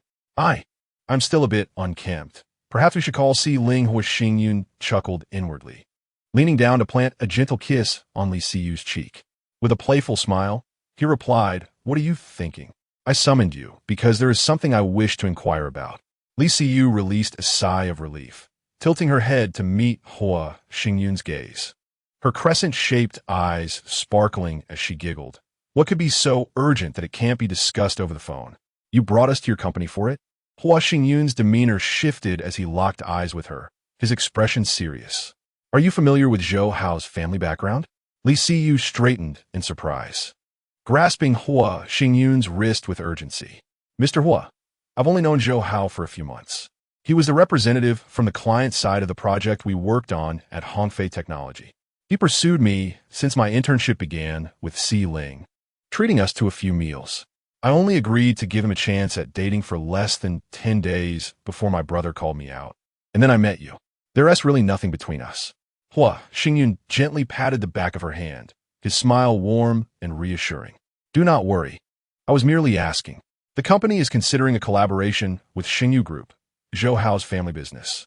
That's why I want to know if you had any insights on Xingyu Group or Zhou Hao's family." Li Siyu seemed to understand, her tense expression melting into a smile. "I'm not too familiar either. Si Ling and I interned at Hongfei Technology during our senior year. After the new year, we returned to school to finish our studies and only officially joined Hongfei after graduating. After our internship, Zhou Hao visited our school a few times, and I always brought Si Ling along for meals." Hua Xingyun interjected with a playful inquiry. "Where did Zhou Hao take you for these meals? To small diners near the school, or perhaps a star-rated restaurant?" Li Siyu replied. "There are many delightful eateries nearby, and we didn't always let Zhou Hao treat us. Si Ling and I have taken him out a couple of times. The total bill was only a little over 100 yuan. Isn't Zhou Hao the son of the president of Xingyu Group? He only takes you to eat near the school?" Hua Xingyun probed further. Li Siyu nodded with a smile. "Yes, Zhou Hao mentioned wanted to take us to a high-end hotel, but it was too far from our school, although he offered to drive us. We were preoccupied with our graduation thesis defense, so we opted for the nearby restaurants with better reviews." Hua Xingyun nodded thoughtfully, pondering for a moment before asking, "Has Zhou Hao ever gifted you anything of significant value?" Li Siyu quickly shook her head. "When I agreed to date him, he gifted me a diamond necklace, probably worth several thousand yuan, but I declined it." After a brief silence, Hua Xingyun inquired with a smile, "What kind of car does Zhou Hao drive?" "The Mercedes sedan, of which I am unfamiliar with the model, is said by my colleagues to be valued at approximately 300 to 400,000. As for Xingyu Group, it is a partner of Hongfei Technology. How much do you know about Xingyu Group?" Li Siyu tilted her head in contemplation for a moment before speaking. "Xingyu Group specializes in artificial intelligence, with a market capitalization of around 6 to 7 billion. The total investment in the projects they collaborate on with Hongfei Technology exceeds 30 million. Zhou Hao is the assistant to the project manager and frequently comes to Hongfei Technology to liaise with our project lead." Upon hearing that Xingyu Group's market value stands at 50 to 60 billion, Hua Xingyun curled his lips into a cold smile. Once Li Siyu finished speaking, he firmly grasped her shoulder and planted a kiss on her cheek.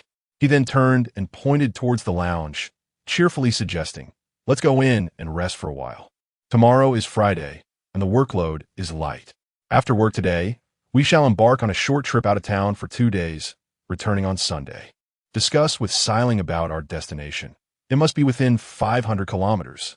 It's October, the perfect season to admire the autumn leaves. Cities like Shiyin, the Three Gorges, or Xiaogan will be splendid."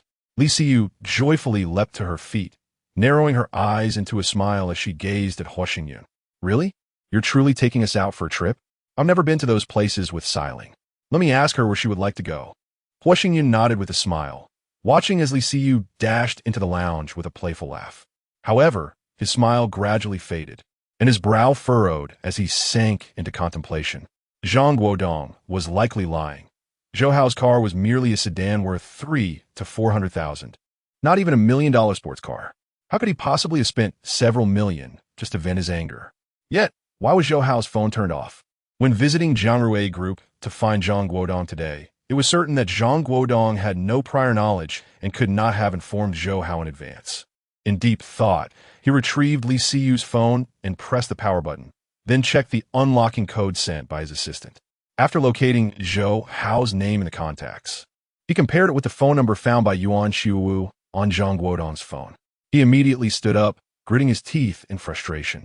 He sent Zhou Hao's phone number from Li Siyu's phone to Yuan Xiuwu and then dialed Yuan Xiuwu's number, stating, "Ask Zhang Guodong if he wishes to meet his demise."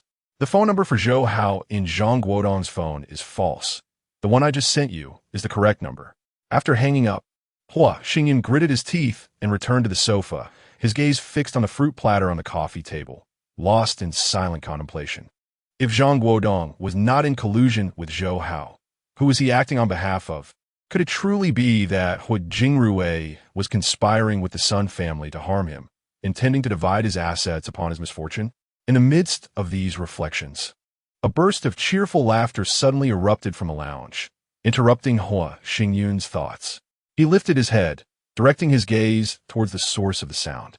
A figure flitted out of the lounge like a delicate butterfly. Li Xiling, radiant with a brilliant smile, resembled a flower blooming in the spring. She approached Hua Xingyun with a light step and gracefully settled beside him on the sofa, her eyes crescent-shaped, brimming with joy and anticipation. Gazing at Hua Xingyun, she spoke in a delicate tone.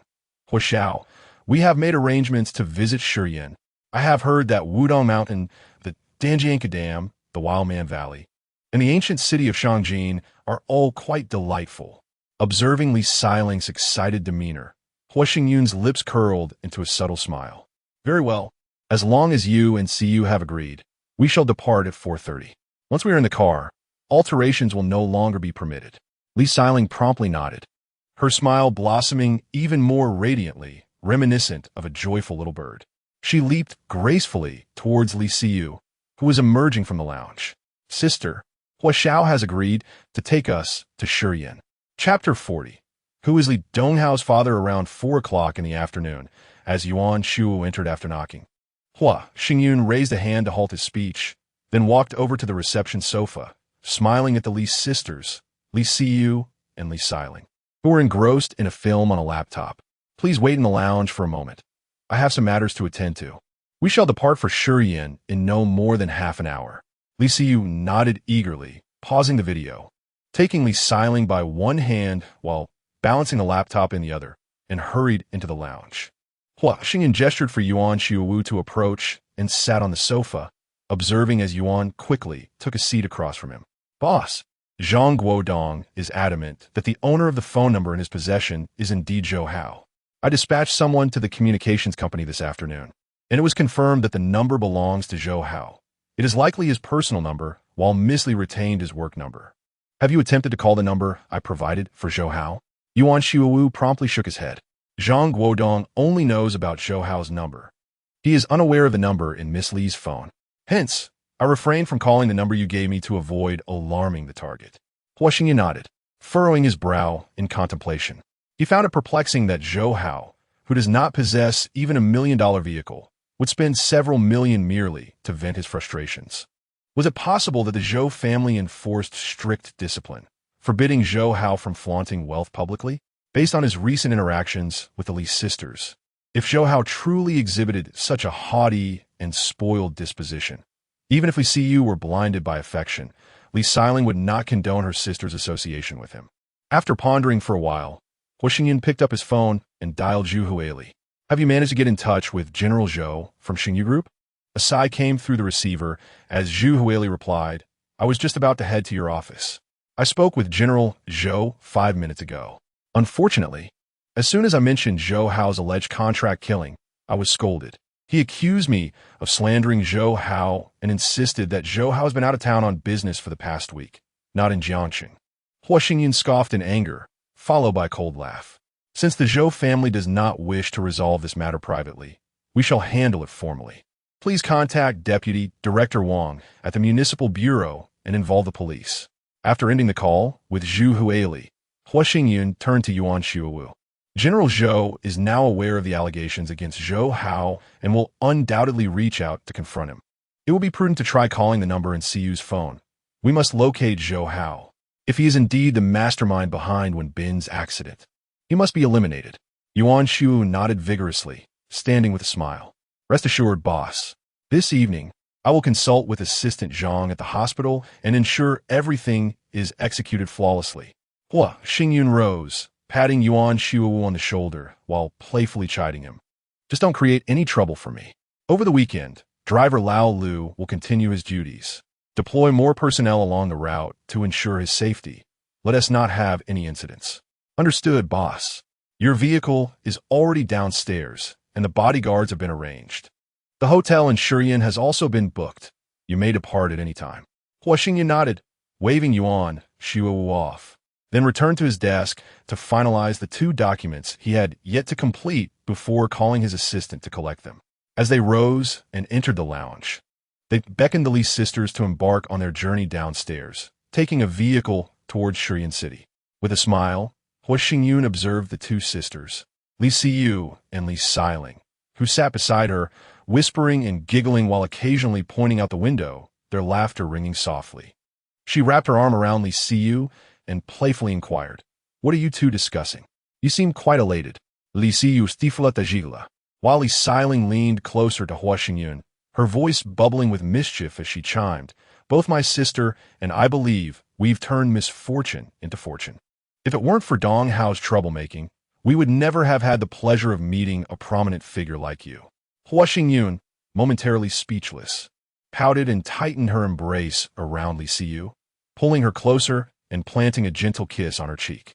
With a smile, she remarked, "If that's the case, I too have found fortune in misfortune, as it allowed me to see that wretch's true nature, while simultaneously granting me the company of the beautiful Siyu and you." After receiving a few playful swats from Li Siyu, Li Xiling scrunched her nose and huffed, wrapping her arms around her sister's hand that had struck her. She looked at Hua Xingyun with a playful arch of her brow, saying, "My sister and I have visited Wenshua Group twice. Your company is far larger and undoubtedly more prosperous. President Sun must have elevated herself by marrying you. Why would she betray you? My brother, Dong Hao possesses neither wealth nor your handsome features." Hua Xingyun sighed in frustration, pouting slightly. In response, Li Siyu promptly jabbed her finger at Li Xiling's forehead, glaring to warn her to cease speaking. Li Xiling stuck out her tongue, chuckling as she turned her gaze to the window, attempting to mask the awkward atmosphere. Leaning closer to Hua Xingyun's ear, Li Siyu whispered an apology on behalf of Li Xiling. Hua Xingyun tightened her hold around Li Siyu's shoulders and teased softly that she would give Li Xiling a proper lesson later that evening.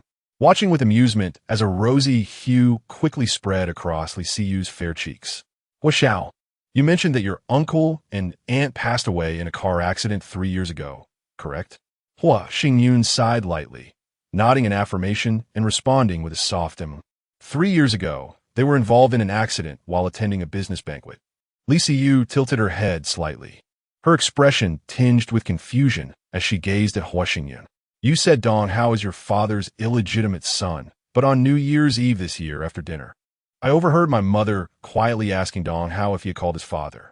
At the time, I found it odd since my father had been drinking and was asleep in his room. I thought Dong Hao was calling someone else's father. I even asked my mother if my brother had a new girlfriend and was going to visit his father-in-law for New Year's greetings, but she insisted I had misheard. I swear I heard clearly. My mother was indeed asking if Dong Hao had called his father to wish him a happy new year." Hua Xingyun sat up straight, her brows furrowing as she fixed her gaze intently on Li Siyu's eyes. Li Shuohua asked Li Donghao if he had called his father. Li Siyu nodded vigorously, confirming, "Yes. My father was intoxicated during the New Year's dinner and asleep in his room. Hua uncle passed away 3 years ago. Who could my brother be calling to wish Happy New Year?"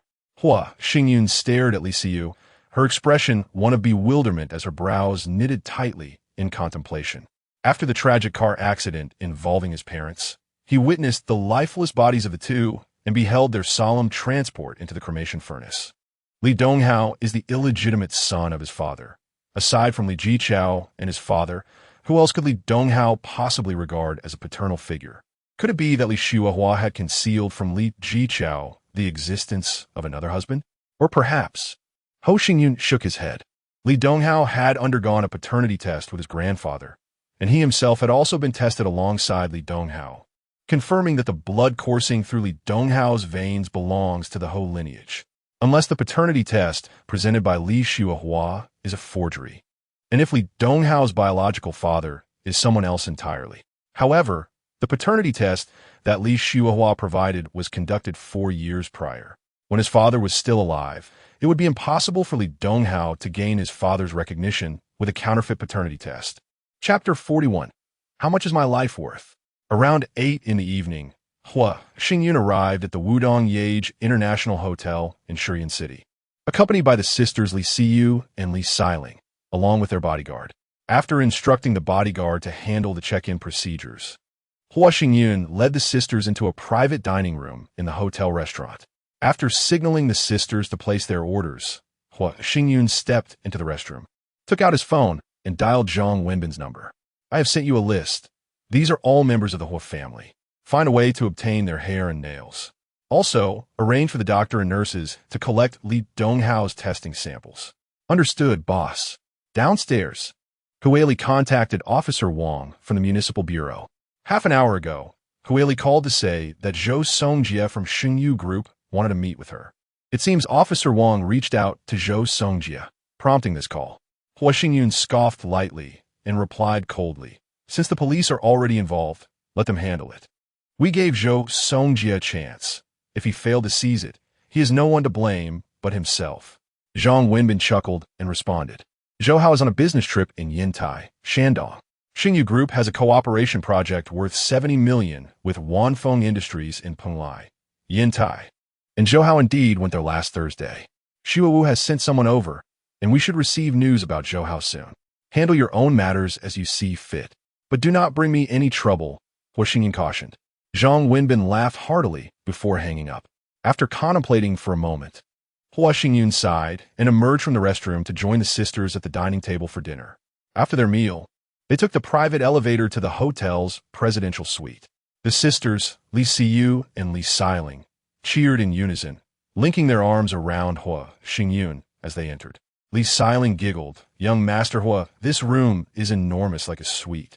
It must cost a fortune for a night."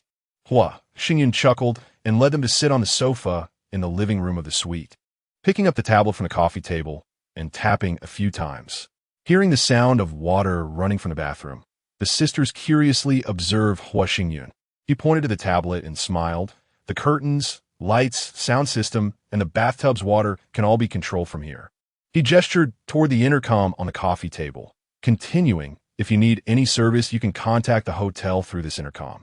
Even if you wish to enjoy the unique delicacies from your hometown, the hotel can prepare the same dishes for you the next day." Is it really that impressive? The sisters, intrigued, picked up the tablet and pressed a few buttons, discovering that the curtains and lights indeed responded to their commands. They were delightedly engaged with the tablet, enjoying the experience thoroughly. Hua Xingyun, smiling, stood up, removed his outer jacket, and walked into the bedroom to change into comfortable loungewear. He noticed a call from his uncle, Hua Jingrui. After pondering for a moment, he exited the bedroom and playfully pointed toward the bathroom, looking at the sisters with a smile. "The water for the bathtub is ready. You two should go soak." The sisters exchanged glances, their faces flushing simultaneously. They pressed their lips together and hurried into the bedroom, while Hua Xingyun leisurely made his way to the sofa in the living room to answer Hua Jingrui's call. As soon as the call connected, before Hua Xingyun could utter a word, the anxious voice of Hua Jingrui emerged from the receiver. "Xingyun, why did you call the police? Did we not agree to resolve this privately, without involving the authorities? Guodong has dedicated over a decade to the Hua family. We cannot condemn him to ruin over a trivial matter." Hua Xingyun let out a derisive laugh. "Trivial matter? Attempting to harm me is merely a trifle. Furthermore, I cannot reach Zhou Hao, and Zhou Songjie exhibits a wholly uncooperative demeanor, showing no willingness to negotiate with us. This is a desperate measure on my part." Hua Jingrui clicked his tongue in frustration and sighed deeply. "President Zhou called me. Would you be available to meet tomorrow to discuss this? We should still seek a private resolution. I am certain President Zhou can offer you a satisfactory compensation." Hua Xingyun shook her head in silence, sighing, "Uncle, hiring someone to commit murder is a grave offense. If the police are unaware, that is one thing, but having already informed them, do you truly believe that my mere statement of not pursuing the case will suffice for them to drop it? Since noon, We have made no less than 10 calls to Xingyu Group, yet Zhou Songjia refuses to engage in any meaningful negotiation. Now that the police have contacted him, he is suddenly anxious. His urgency does not alter the current circumstances, which are beyond my control. You should persuade Zhou Songjia to have Zhou Hao confess, in hopes of leniency. Wait, Hua Jingrui interjected urgently. President Zhou will call you shortly. Please, calm down. Let us resolve this matter amicably. We are all doing business in Jiangcheng, and there will certainly be opportunities for future collaboration. Talking to me is futile. My assistant, Zhang Wenbin, is the one injured. If Zhou Songjia wishes to discuss this, he should visit the hospital and speak with Zhang Wenbin. As long as Zhang Wenbin agrees not to pursue the matter further, I am more than willing to minimize this issue. Ah, Assistant Zhang is your person. With your word, he would not dare to disregard it. Just a moment. I will contact President Zhou now and have him call you. Upon hearing Hua Jingrui abruptly end the call, Hua Xingyan shook her head in disbelief. Setting the phone down as she walked to the refrigerator, retrieved a beverage, and returned to the living room sofa. After twisting off the cap and taking a sip, she noticed an incoming call from an unfamiliar number. Recognizing it was likely Zhou Songjia, Hua Xingyan set the drink aside with a smirk and picked up the phone. After a few seconds of anticipation, she pressed the answer button and asked in a flat tone, "Who is this? Is this President Hua? I am Zhou Songjia from Xingyu Group. I sincerely apologize for today. I was in meetings all day and failed to receive your call. I hope you will forgive my oversight." The smirk on Hua Xingyan's lips grew more pronounced as she coldly responded into the receiver. "President Zhou, spare me the pretense. Please, feel free to speak plainly. The individuals your son bribed have already been delivered to the police. I trust the authorities regard this case with utmost seriousness. Otherwise, you wouldn't be calling me at this hour." On the other end, Zhou Songjia let out a series of forced chuckles, laden with obsequiousness. "President Hua, you are indeed a forthright individual. Therefore, I shall refrain from being roundabout. This situation is undeniably a mistake on my son's part, and I offer my sincerest apologies. Pray tell, what form of compensation do you seek?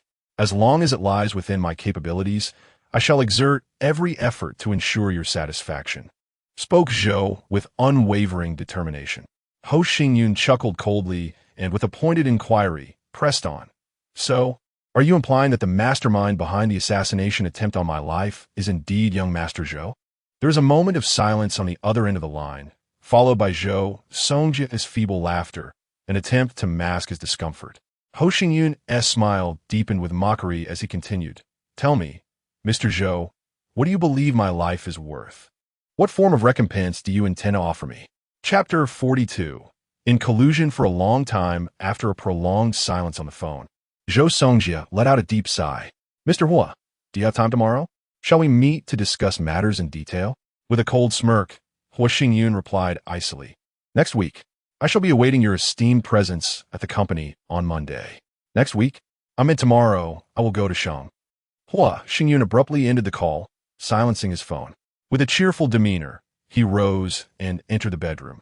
Pushing open the door to the bathroom, where he found Li Siyu playfully splashing water, at least siling in the bathtub. Hua Xingyun approached from behind, chuckling as he embraced the fleeing Li Siyu. "No, I haven't finished yet. I'm not clean." Hua Xingyun playfully pushed Li Siyu beneath the showerhead, seizing the opportunity to splash her lightly.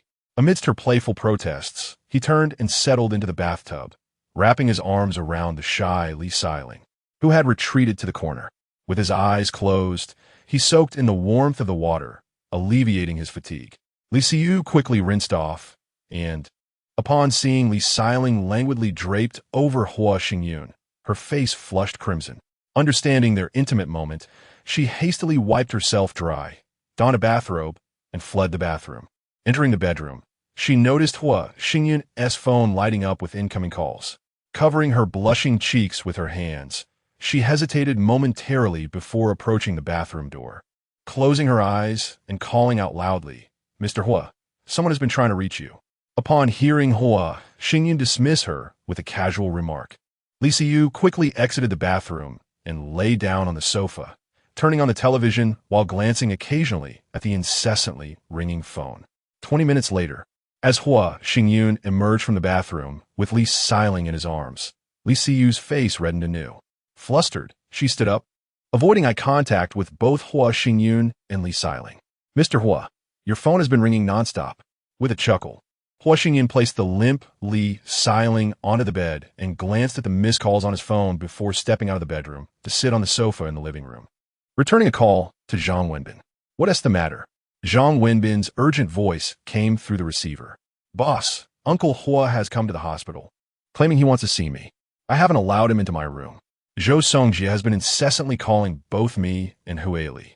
Just now, Huili called to inform me that Zhou Songjie is also coming to the hospital to find me. Should I meet them?"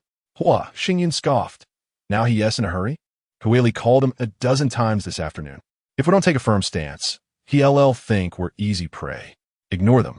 I want TB at the company tomorrow, and you should also avoid meeting Hua Jingrui and Zhou Songjie.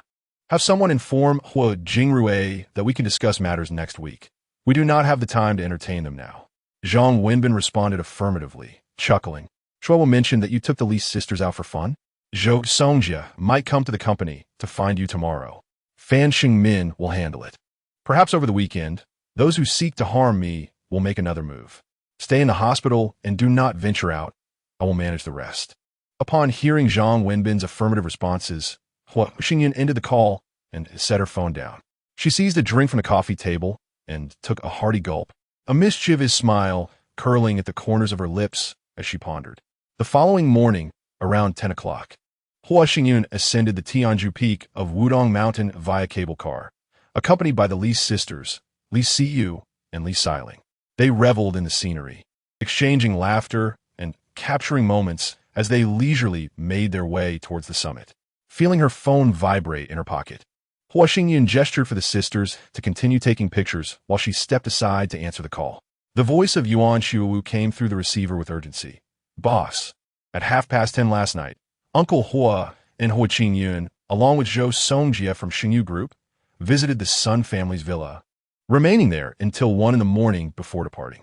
Hua Xingyun's brows furrowed deeply, disbelief washing over her as she inquired, "Uncle and Zhou Songjie went to the Sun residence?" "Indeed. I had someone tell Hua Qingyun, who recorded that at 10 o'clock last night. Hua Qingyun and Uncle Hua left their home and entered the Sun residence with Zhou Songjie.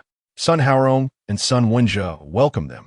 Our people waited until dawn, when Hua Jingrui and Zhou Songjie finally exited the villa. Currently, Zhou Songjie is at our company. President Fan has not met with him, yet he remains in the lobby, insisting on waiting for you despite the front desk informing him of your unavailability." With a cold chuckle, Hua Xingyun commanded, "Let him wait if he wishes. Ensure that my absence from Jiangsheng remains undisclosed. Protect Wenbin and driver Lao Lu. As for everything else, don't concern yourselves. Moreover, for the upcoming weekend, instruct Lao Lu to proceed as he did last week, ensuring a covert protection detail is arranged." "Understood, boss. There are bodyguards outside Assistant Zhang's hospital room. No one can disturb him." Hua Xingyun acknowledged with a hum before ending the call. Glancing at her missed calls, she noted that both Hua Jingrui and Zhou Songjie had tried to reach her. A cold smile flickered across her lips as she tucked her phone away and swiftly returned to the Li sisters, embracing them for a few photographs. They shared laughter while admiring the breathtaking landscapes both within and beyond the mountains, gradually making their way to the temple at the peak. Around 4 in the afternoon, Hua Xingyun escorted the Li sisters back to the hotel, where she watched them diligently prepare tomorrow's travel itinerary on the computer. Feeling her phone vibrate again, she retrieved it to find a call from Zhu Huili. Rising, she retreated to her bedroom and reclined on the sofa to answer. Zhu Huli's voice came through, rushed and anxious. "Boss, your grandfather's assistant, Lu Cheng, has arrived at the company. I informed him of your absence, but he remains unconvinced and insists on seeing you." Curiosity piqued, Hua Xingyun set down her phone, checked her missed calls, and raised her phone to say, "Lu Cheng did not contact me.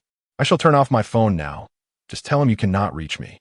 Instruct driver Lao Lu to head back to Donghu Villa immediately, and inform the villa's steward that anyone looking for me should be told I am not at home and my whereabouts are unknown." "Understood. I'll say you are unreachable." With an amused reprimand, Hua Xingyun ended the call, pressed the power button to turn off her phone, and leaned back against the sofa, closing her eyes. Yesterday, Hua Jingrue visited the Sun family, which sufficiently demonstrates that he has long colluded with them.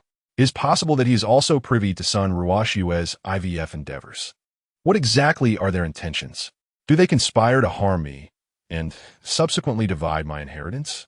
During the weekend, as driver old Lu takes the car out, might an unforeseen accident occur? Chapter 43. Is grandfather involved too?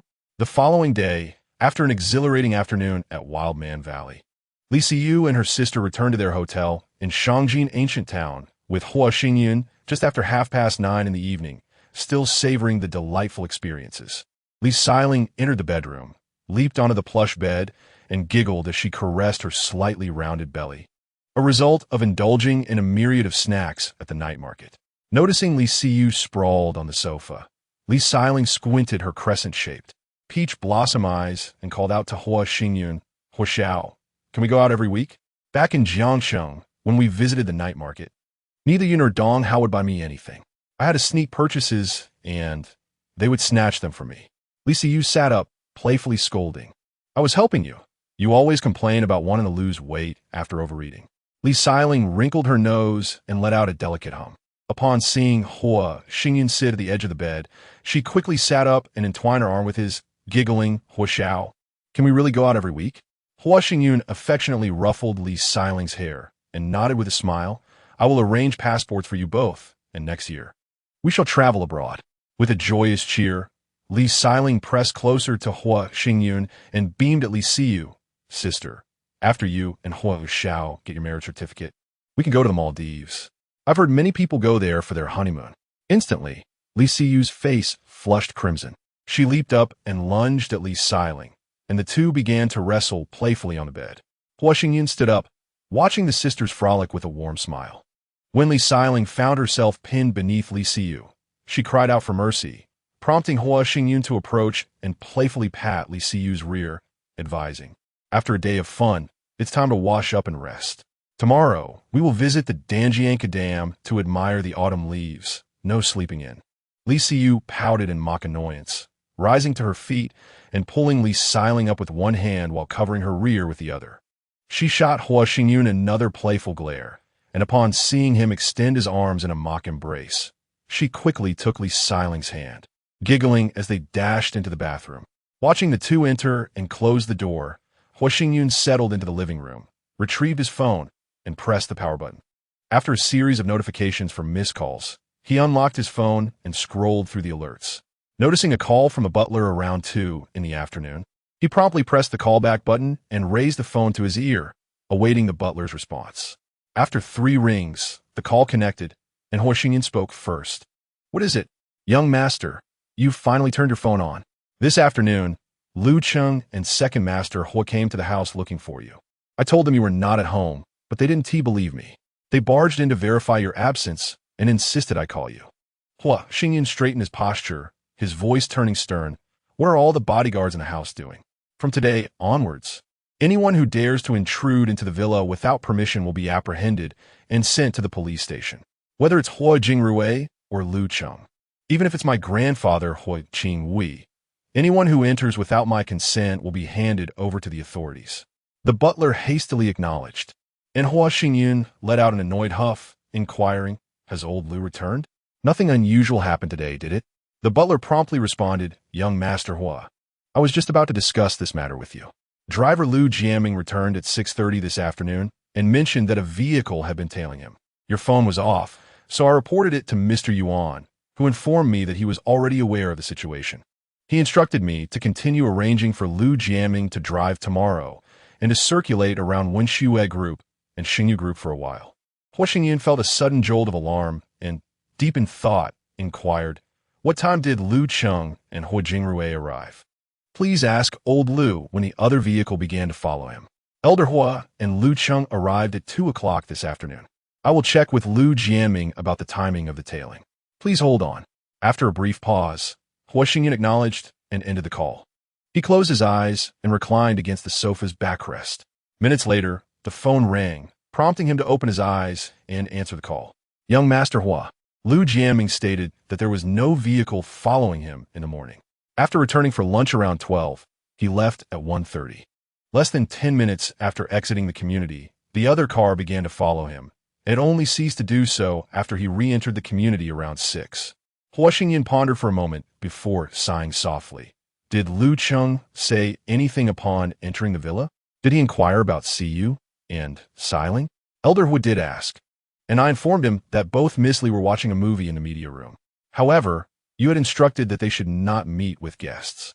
Neither Elder Hua nor Lu insisted on seeing the two Miss Li. I escorted Lu Cheng and Elder Hua upstairs, and upon discovering that you were not home, they asked me to call you. After learning your phone was off, they left after staying for about half an hour. Hua Xingyun expressed his satisfaction with a simple affirmation. We will return tomorrow afternoon. If there are any matters, do not call me. Directly contact Yuan Xiu or Wen Bin. Understood, young Master Hua. After hanging up with the butler, Hua Xingyun sat on the sofa, lost in thought for 2 or 3 minutes before dialing Zhang Wenbin's number. Have you located several samples for testing from the Hua family? Ensure one is taken from Hua Jingrui. It is imperative to conduct a test for both Hua Jingrui and Li Donghao. Zhang Wenbin promptly replied, we have only found 3 samples, all from the lineage of Elder Hua's younger brother. The results for all 3 will be available by tomorrow. However, we have no personnel near Uncle Hua, making it quite challenging to obtain his hair or nails. Hua Xingyun acknowledged this and said, have Xiaowu find a way to bribe Fang Jinxiang, then send him back. He is Hua Xingyun's assistant, providing him an opportunity to interact with Hua Jingrui. All right, I will call Xiaowu right away. After ending the call with Zhang Wenbin, Hua Xingyun leaned back against the sofa, his fists pressed against his forehead as he fell into contemplation. How could Lu Qing have appeared alongside Hua Jingrui? Did they forcibly enter the villa out of uncertainty about the identity of the person in the car? If Lu Cheng and Hua Jingrui were in cahoots, could it be that grandfather was also involved, simply because the Xingyun group remained under his control and had not been assimilated into the Hua family's enterprises? Was grandfather willing to sacrifice himself to forcibly reclaim the Xingyun group?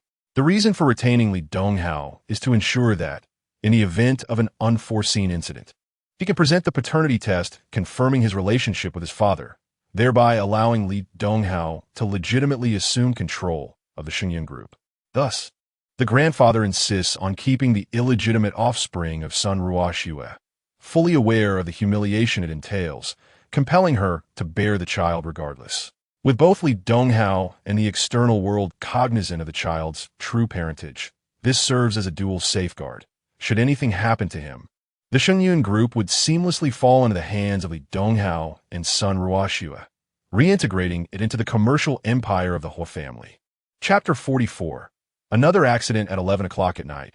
Having closed my eyes to listen to the entire ordeal of Li Xiling being toyed with by Hua Xingyun, I opened them to see Li Xiling curled up like a kitten in Hua Xingyun's embrace, emitting soft snores.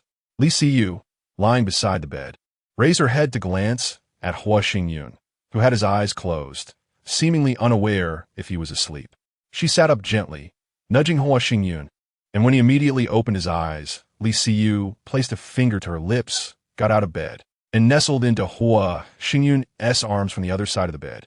Observing the enigmatic smile upon Hua Xingyun's face, a faint blush crept onto Li Siyu's cheeks as she leaned closer to his ear and whispered, Mr. Hua, will you truly be with us forever?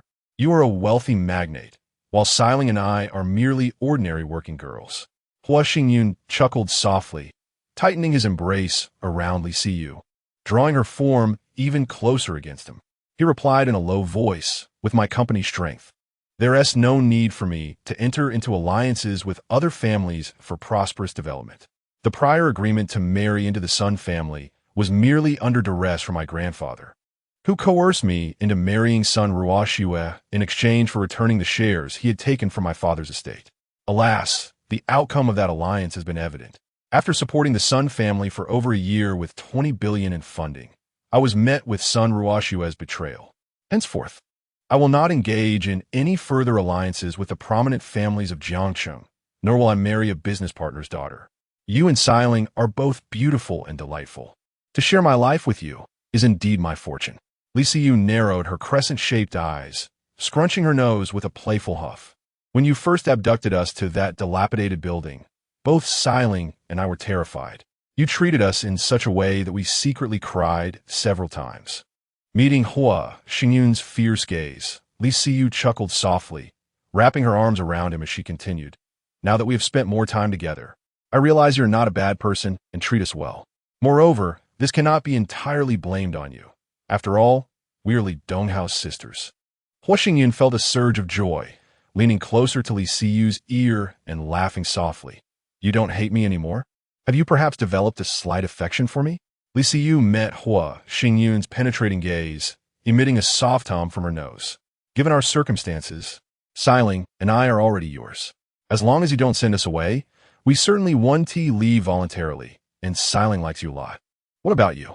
As Li Siyu faced Hua Xingyun's assertive gaze, she shyly lowered her head, softly murmuring, You are my first man. Hua Xingyun chuckled quietly, tightening his hold on Li Siyu, his hand deftly slipping into the gap of her robe. Li Siyu hurriedly grasped his hand, glancing back at Li Xiling, who was still fast asleep. Once assured of Xiling's slumber, she unfastened her robe, allowing Hua Xingyun to caress her. Leaning close to his ear, she whispered, Please don't wake Xiling. We seldom travel, and she has been incredibly happy these past few days. Seeing Hua Xingyun nod with a smile, Li Siyu shifted her body to create space for him to touch her, softly inquiring, In which month did the accident happen to Uncle Hua? 3 years ago, in mid-June, my mother unexpectedly came to Jiangxing to visit us, staying in a hotel for half a month. She insisted that neither I nor Xiling could visit her there. We assumed she had come to Jiangxing for work and was avoiding us because she was busy searching for a job. However, just 4 days before vacation ended, she returned to our hometown in Izhou. Hua Xingyun widened his eyes, gazing intently at Li Siyu, and asked with a tone of bewilderment, Mid-June? My parents had a car accident on May 29th 3 years ago, and by mid-June, they were already buried. What was your mother doing in Jiangxing? Li Siyu gently shook her head and continued, I remember asking my father what my mother was doing in Jiangxing when we returned for summer vacation. He told me she had deliberately picked a fight with him, leaving a note that she went to Jiangxing to find us. But she hadn't mentioned the argument when she first left for the city. Hua Xingyun fell into deep contemplation. Could it be that 3 years ago, Li Xuehua knew about her father's accident and intended to bring Li Donghao back to the Hua family through a paternity test? But why didn't she go to the Hua residence? Furthermore, how did Li Xuehua learn of her father's tragic demise? As he pondered, he noticed that Li Siyu was increasingly restless, her body temperature rising. Lowering his gaze to her face, he saw it flushed crimson, akin to blood. Leaning closer to her ear, he whispered, Is it over? Upon hearing a faint affirmative from Li Siyu, Hua Xingyun withdrew his arm from around Li Xiling. Li Siyu quickly grasped his hand and softly implored, No, it will wake Xiling. Hua Xingyun chuckled softly, gesturing towards the bedroom door. Li Siyu turned to follow his indication, swiftly rising from the bed and tiptoeing towards the door. Hua Xingyun couldn't help but smile to himself as he got up to catch up with her. Wrapping his arm around Li Siyu's shoulder as they exited the bedroom and embraced on the sofa in the living room. The following afternoon, around 2 o'clock, Hua Xingyun took the two sisters, Li Siyu and Li Xiling, to rent 2 boats at the dock of the Danjianke Dam, accompanied by 2 bodyguards. They boarded one boat to explore the picturesque autumn scenery of the Danjianke Reservoir, with its emerald waters and crimson leaves. Suddenly, a bodyguard from the other boat shouted for the boss. Hua Xingyun turned to see a bodyguard waving his phone and calling out for Manager Yuan. Realizing that Yuan Xuewu was unable to reach him directly, he quickly pulled out his phone, which had been powered off, and turned it on. Once his phone was operational, Hua Xingyun promptly found Yuan Xuewu's number and dialed it. Just then, he noticed Li Xiling curiously leaning over. A faint smile graced Hua Xingyun's lips as he playfully tapped Li Xiling's head, admonishing, Sit still, don't move around. The reservoir is dozens of meters deep. Falling in is no trivial matter. Li Xiling immediately covered her head with her hands, letting out a playful protest. However, she wasn't angry.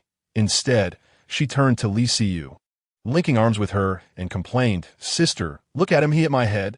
Hua Xingyun observed the scene before him. a hint of amusement flickering in his eyes as he shook his head in disbelief.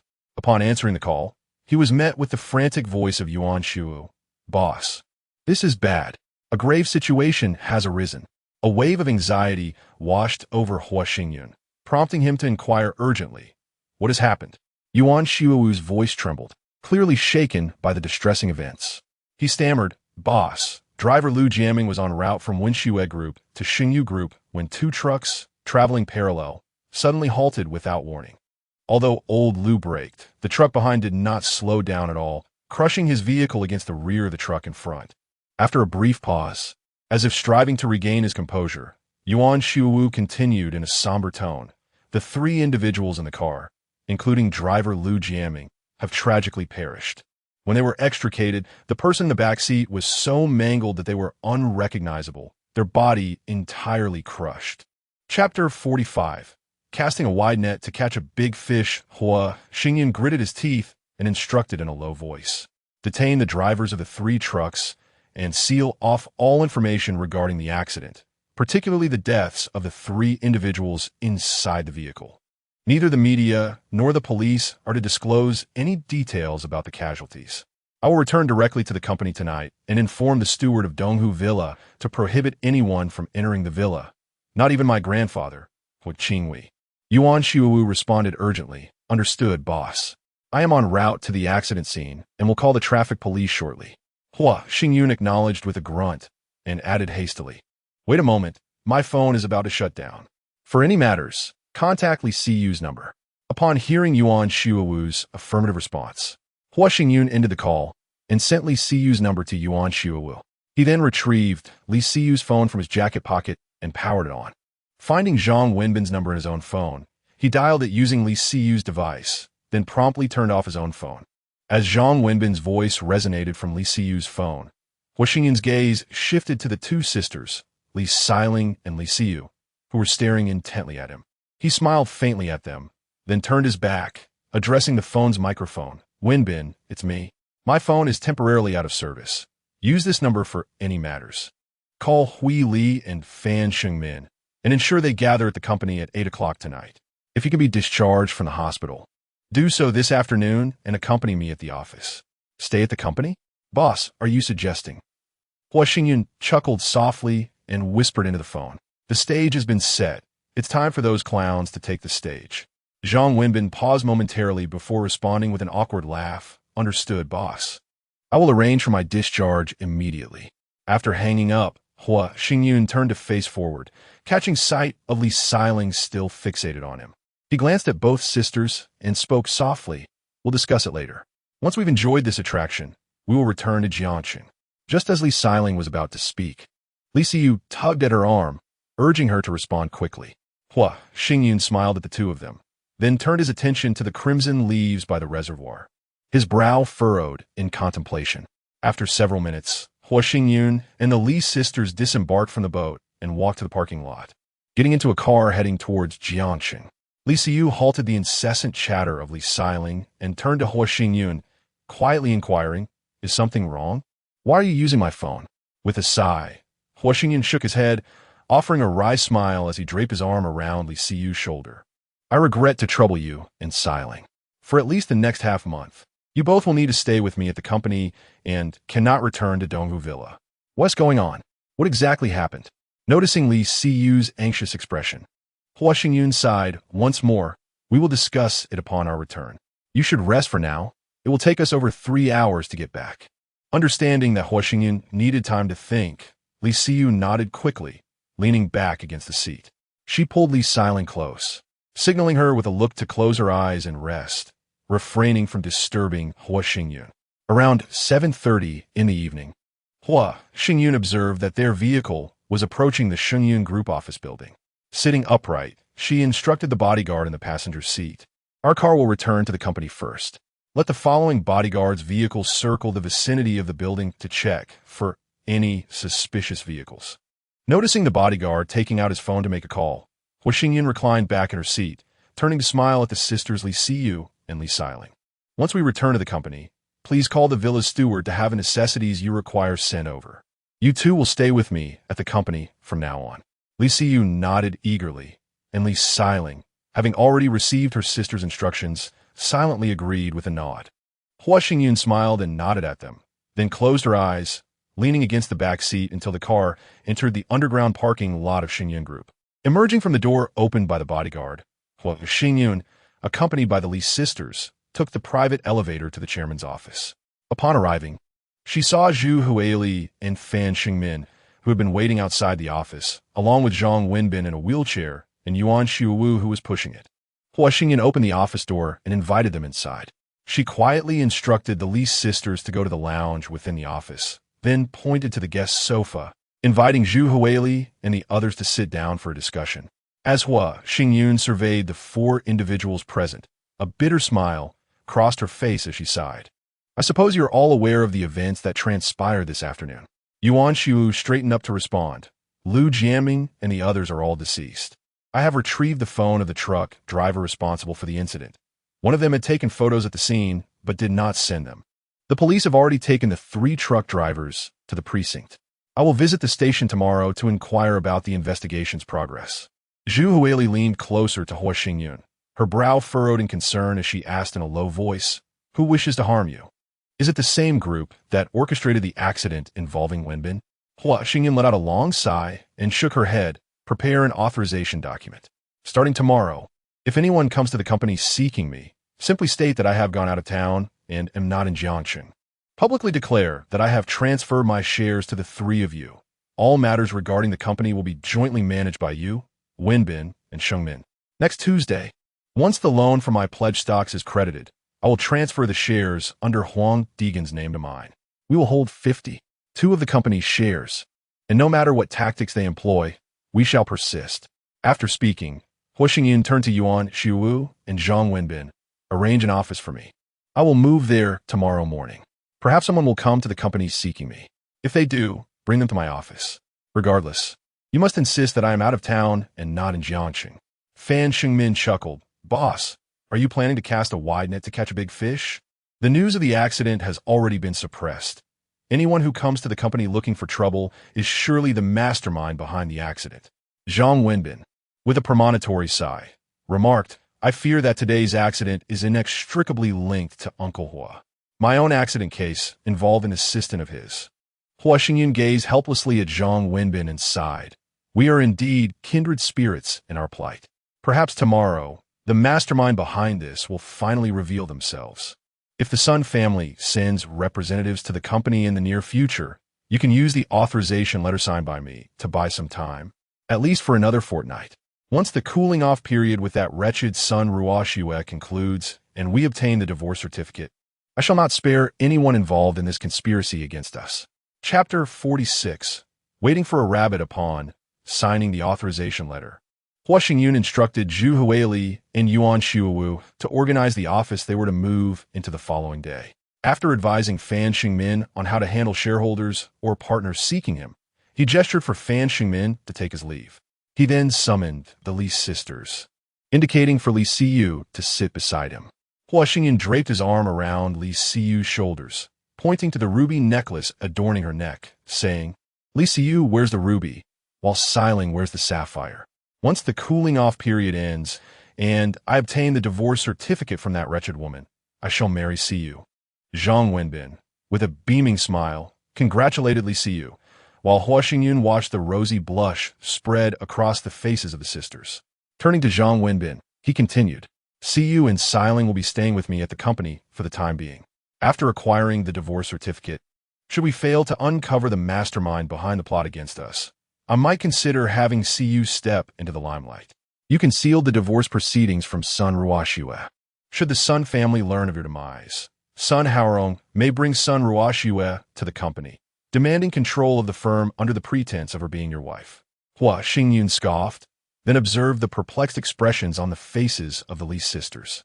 He turned back to Zhang Wenbin, remarking, I suspect the Sun family, who sought to arrange a marriage with me 2 years prior, had already devised a scheme to seize our Xingyun group, with my grandfather possibly being one of the conspirators. The news of the recent accident has been tightly controlled by both the media and the police. Neither my grandfather nor the Sun family should be aware of my connection to it. However, if either my grandfather's people, my uncles, or the Sun family insist on meeting me soon. They would be the architects of the accident. Accident? Li Siyu interjected suddenly, prompting Hua Xingyun to turn towards her, his expression softening. He looked back at Zhang Wenbin and sighed. On Monday, Wenbin was involved in an accident, with my uncle's assistant among the participants. This morning, my driver had another accident, during which a person impersonating me was in the vehicle. All 3 occupants perished, which is why I rushed back. Feeling Li Siyu's anxious grip on his arm, Hua Xingyun turned to see her concerned expression. He gently patted her hand, resting on his arm, and continued. The news of today's accident has been contained by Xiaowu. Neither my grandfather, my uncle, nor the Sun family should know of my driver's accident, nor should they be aware that a person impersonating me died on the spot. If any of the 3 parties press for my appearance at the company in the near future, they would be the masterminds behind this morning's calamity. As he spoke, Hua Xingyun turned to Zhang Wenbin. Although you possess my signed authorization, the opposing party may still harbor doubts, believing that I have merely sustained serious injuries. They will likely demand to know my whereabouts. If the Sun family is indeed involved in this conspiracy, Sun Haorom will undoubtedly bring that wretched Sun Ruoxue to the company, compelling me to reveal myself. Regardless of the methods you employ, it is imperative that you buy time until I procure the divorce certificate and finalize the marriage certificate with CU. Subsequently, I shall present CU before the audience, assuming my role as her husband to take over the company. With a heavy sigh, Hua Xingyun turned to glance at Li Siyu before returning his gaze to Zhang Wenbin. On Thursday evening, my uncle Hua Jingrue, along with Lu Cheng and Zhou Songjie from Xingyu Group, lingered at the Sun residence for 2 to 3 hours. Perhaps today's accident is the culmination of their conspiracy from that night. Even if CU manages to expel the Sun family with a marriage certificate, my grandfather and uncle will likely not relent, and they may infiltrate Xingyun Hospital to orchestrate harm through a patient impersonating me. Thus, I shall remain in the shadows until the true mastermind reveals themselves. Xingyu Group? President Zhou? Hua Xingyun noticed the color drain from Li Siyu's face. Her pallor stark as she stared wide-eyed at him. He gently patted her hand before pointing at Zhang Wenbin. The accident he orchestrated on Monday also involved Zhou Hao. On Thursday, we uncovered clues linking Zhou Hao to the planning of Wenbin's accident. Li Siyu inquired urgently, "Why would Zhou Hao want to kill you? Is it because?" Hua Xingyun turned to her, observing the further pallor of her complexion. He again patted her hand reassuringly, smiling as he said, "We will discuss Zhou Hao's matters later. In 20 days, once we obtain the marriage certificate, you will need to appear as the company's representative. However, there is no need for concern regarding safety. We reside within the company, and no one can harm us." "All right, I'm not afraid." As Li Siyu nodded solemnly, Li Xiling followed suit, raising her tiny fist and exclaiming, "I am not afraid either." Hua Xingyun chuckled heartily, turning to see the same smile reflected on Zhang Wenbin's face. "Let Xiaowu handle the external matters. We shall remain at the company, waiting patiently for the mastermind to reveal themselves and make a mistake." Zhang Wenbin nodded in agreement. Reaching for the remote control of his wheelchair, he remarked with a smile, "I shall return to rest now. We will see if anyone comes to the company tomorrow." Hua Xingyun laughed heartily, rising to follow Zhang Wenbin as he maneuvered his wheelchair toward the door. He promptly opened the door, watching Zhang Wenbin exit the office and head straight for the elevator. Once Zhang Wenbin entered the elevator, Hua Xingyun closed the door and turned to Li Siyu, who still appeared pale, wrapping his arm around her slender waist and signaling to Li Xiling to join them. Entering the lounge, Hua Xingyun sat the sisters on the sofa, releasing Li Xiling and lifting Li Siyu onto his lap.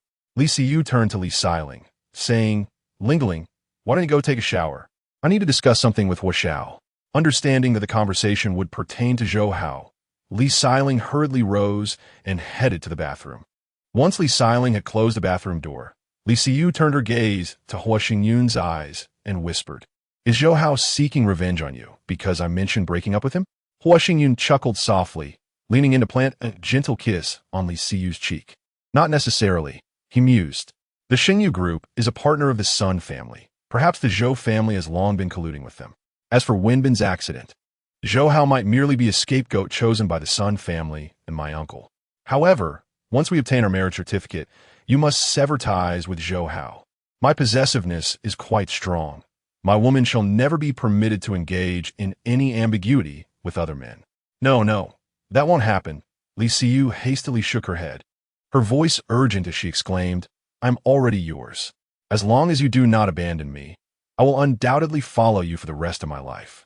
Moreover, I have only known Zhou Hao for half a year, and during the brief period I agreed to date him, we merely shared a meal and watched a movie, and that was with Xiling as well.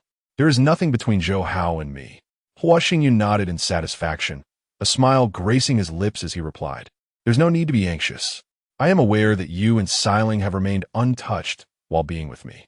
Nevertheless, the Zhou family is now our adversary, and they can never become our allies. Therefore, you must make a decision soon regarding how to interact with Zhou Hao. Chapter 47. Never show mercy. Li Siyu hastily raised her hand to her ear and declared loudly, I will no longer engage with Zhou Hao. If I uncover any involvement of Zhou or Zhou Hao in conspiring against you, I shall undoubtedly assist you in dealing with him. Hua Xingyun smiled and nodded, taking hold of Li Siyu's hand. We are soon to be wed, and thereafter, we shall be husband and wife. The reason I urge you to sever ties with Zhou Hao is that my adversaries may include my grandfather or my second uncle, as well as my former wife and father-in-law. Since you stand by my side, our future enemies may encompass Li Xuehua and Li Donghao. Should Li Xuehua indeed have been my father's mistress, and if Li Donghao is truly my half-brother, then the foes I face can be considered my kin. Yet these very individuals wish for my demise. Hence, I must harden my heart and show no mercy towards them. After a moment of contemplation, Li Siyu met Hua Xingyun's gaze and solemnly nodded in agreement. A smile graced Hua Xingyun's lips as he continued. You too must understand that although Li Donghao is your half-brother, you and Xiling were deceived by him. Even though he contacted you under my coercion, in his eyes, his own life is far more valuable than yours or Xiling's. He would not hesitate to sacrifice you both for a mere chance of escape. As for Li Xuehua, I merely threatened her to choose between you and Li Donghao. Your mother unhesitatingly opted for Li Donghao. Li Siyu let out a long sigh. Hua Xingyun observed the sorrowful expression on her face, recognizing that he had already reached the limit of what she could accept. After all, the adversaries were her own mother and a man she had called brother for over 20 years. To speak further might yield counterproductive results. Turning to glance at the sound of water splashing from the bathroom, he realized that Li Xiling was already bathing. He tightened his embrace around Li Siyu and leaned closer to her ear, whispering with a playful tone, It seems Xiling is almost done. Let us assist her in washing again. Startled, Li Siyu turned her gaze toward the bathroom, only to feel herself lifted off the ground. With a gasp, she discovered that Hua Xingyun had picked her up and was carrying her toward the bathroom. Resigned, she wrapped her arms around Hua Xingyun's neck, allowing him to carry her inside. On Monday at 8 in the morning, Zhu Huili and Fan Shengmin arrived at the company early, guiding Hua Xingyun through the office that had been hastily organized overnight. After receiving Hua Xingyun's approval, they summoned Yuan Xuewu. The three of them personally collaborated alongside the sisters Li Siyu and Li Xiling, making several trips to transport the necessary items to Hua Xingyun's new office. After enjoying breakfast in the new office, Hua Xingyun accepted 2 tablets from Zhu Huili, handing them to the sisters. He then ushered them into the lounge while he seated himself at the desk, opening the company documents provided by Zhu Huili to begin his review. At approximately 10:30 in the morning, Zhu Huili knocked and entered Hua Xingyun's new office. Standing before the desk, she observed Hua Xingyun as he concluded his review of a document and lifted his gaze. With a smile, Zhu Huili remarked, Boss, your phone is off. The CEOs of 2 partner companies have called, inquiring why your phone is unavailable. Hua Xingyun responded with an O, picked up his phone from the desk, and handed it to Zhu Huili. Please take this to Wenbin and inform him to handle any calls. The partners are aware that Wenbin often assists me, so they should not suspect anything. Additionally, please call Huang Dijing from Bailey Group to confirm that the funds for the stock acquisition will certainly be credited to his account by tomorrow afternoon. The president of the bank called me on Saturday. The loan against the pledged stocks should arrive this afternoon or tomorrow morning. After receiving Hua Xingyun's phone and inquiring about his lunch preferences, Zhu Huili turned and exited the office. Shortly after 12:30, having just finished his meal and preparing to take a brief rest, Hua Xingyun noticed Zhang Wenbin entering, his remote-controlled wheelchair halting before him. Hua Xingyun gestured towards the sofa, inviting Zhang Wenbin to sit and converse. Seated comfortably, Hua Xingyun smiled at Zhang Wenbin, who was in the wheelchair, and asked, "What brings you here? Who called me this morning?" Zhang Wenbin raised Hua Xingyun's phone, gently shaking it as he replied, "Hua Xingyun wants to know when you will release Fang Zhengqiang." However, after Wu learned of the situation and confronted Fang Zhengqiang last night, Fang promptly capitulated. Around 9 this morning, Fang called Jiangrui Group, indicating he would return to the company this afternoon. Surely, Hua Xingyun is aware of Fang's call. With a mischievous grin, Hua Xingyun sighed and inquired, "What did Hua Xingyun say when he realized you were the one answering the call?" Zhang Wenbin chuckled. "He asked how I came to be answering your phone. I told him you were in a meeting and unable to take the call. Only then did he begin to question when Fang Zhengqiang could be released." Hua Xingyun let out a cold laugh. "It seems my dear second uncle has orchestrated this accident." Zhang Wenbin nodded in agreement, a knowing smile playing on his lips. "What are your plans? Shall we issue a warning to Uncle Hua?" Hua Xingyun replied, "A mere warning will not suffice. He has already sought my very life. I must reciprocate with a grand surprise." As Hua Xingyun beckoned him closer, curiosity stirred within Zhang Wenbin.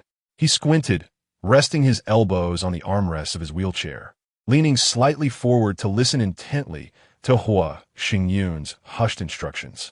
As Hua Xingyun spoke, a radiant smile gradually illuminated Zhang Wenbin's face, clearly pleased with the arrangements.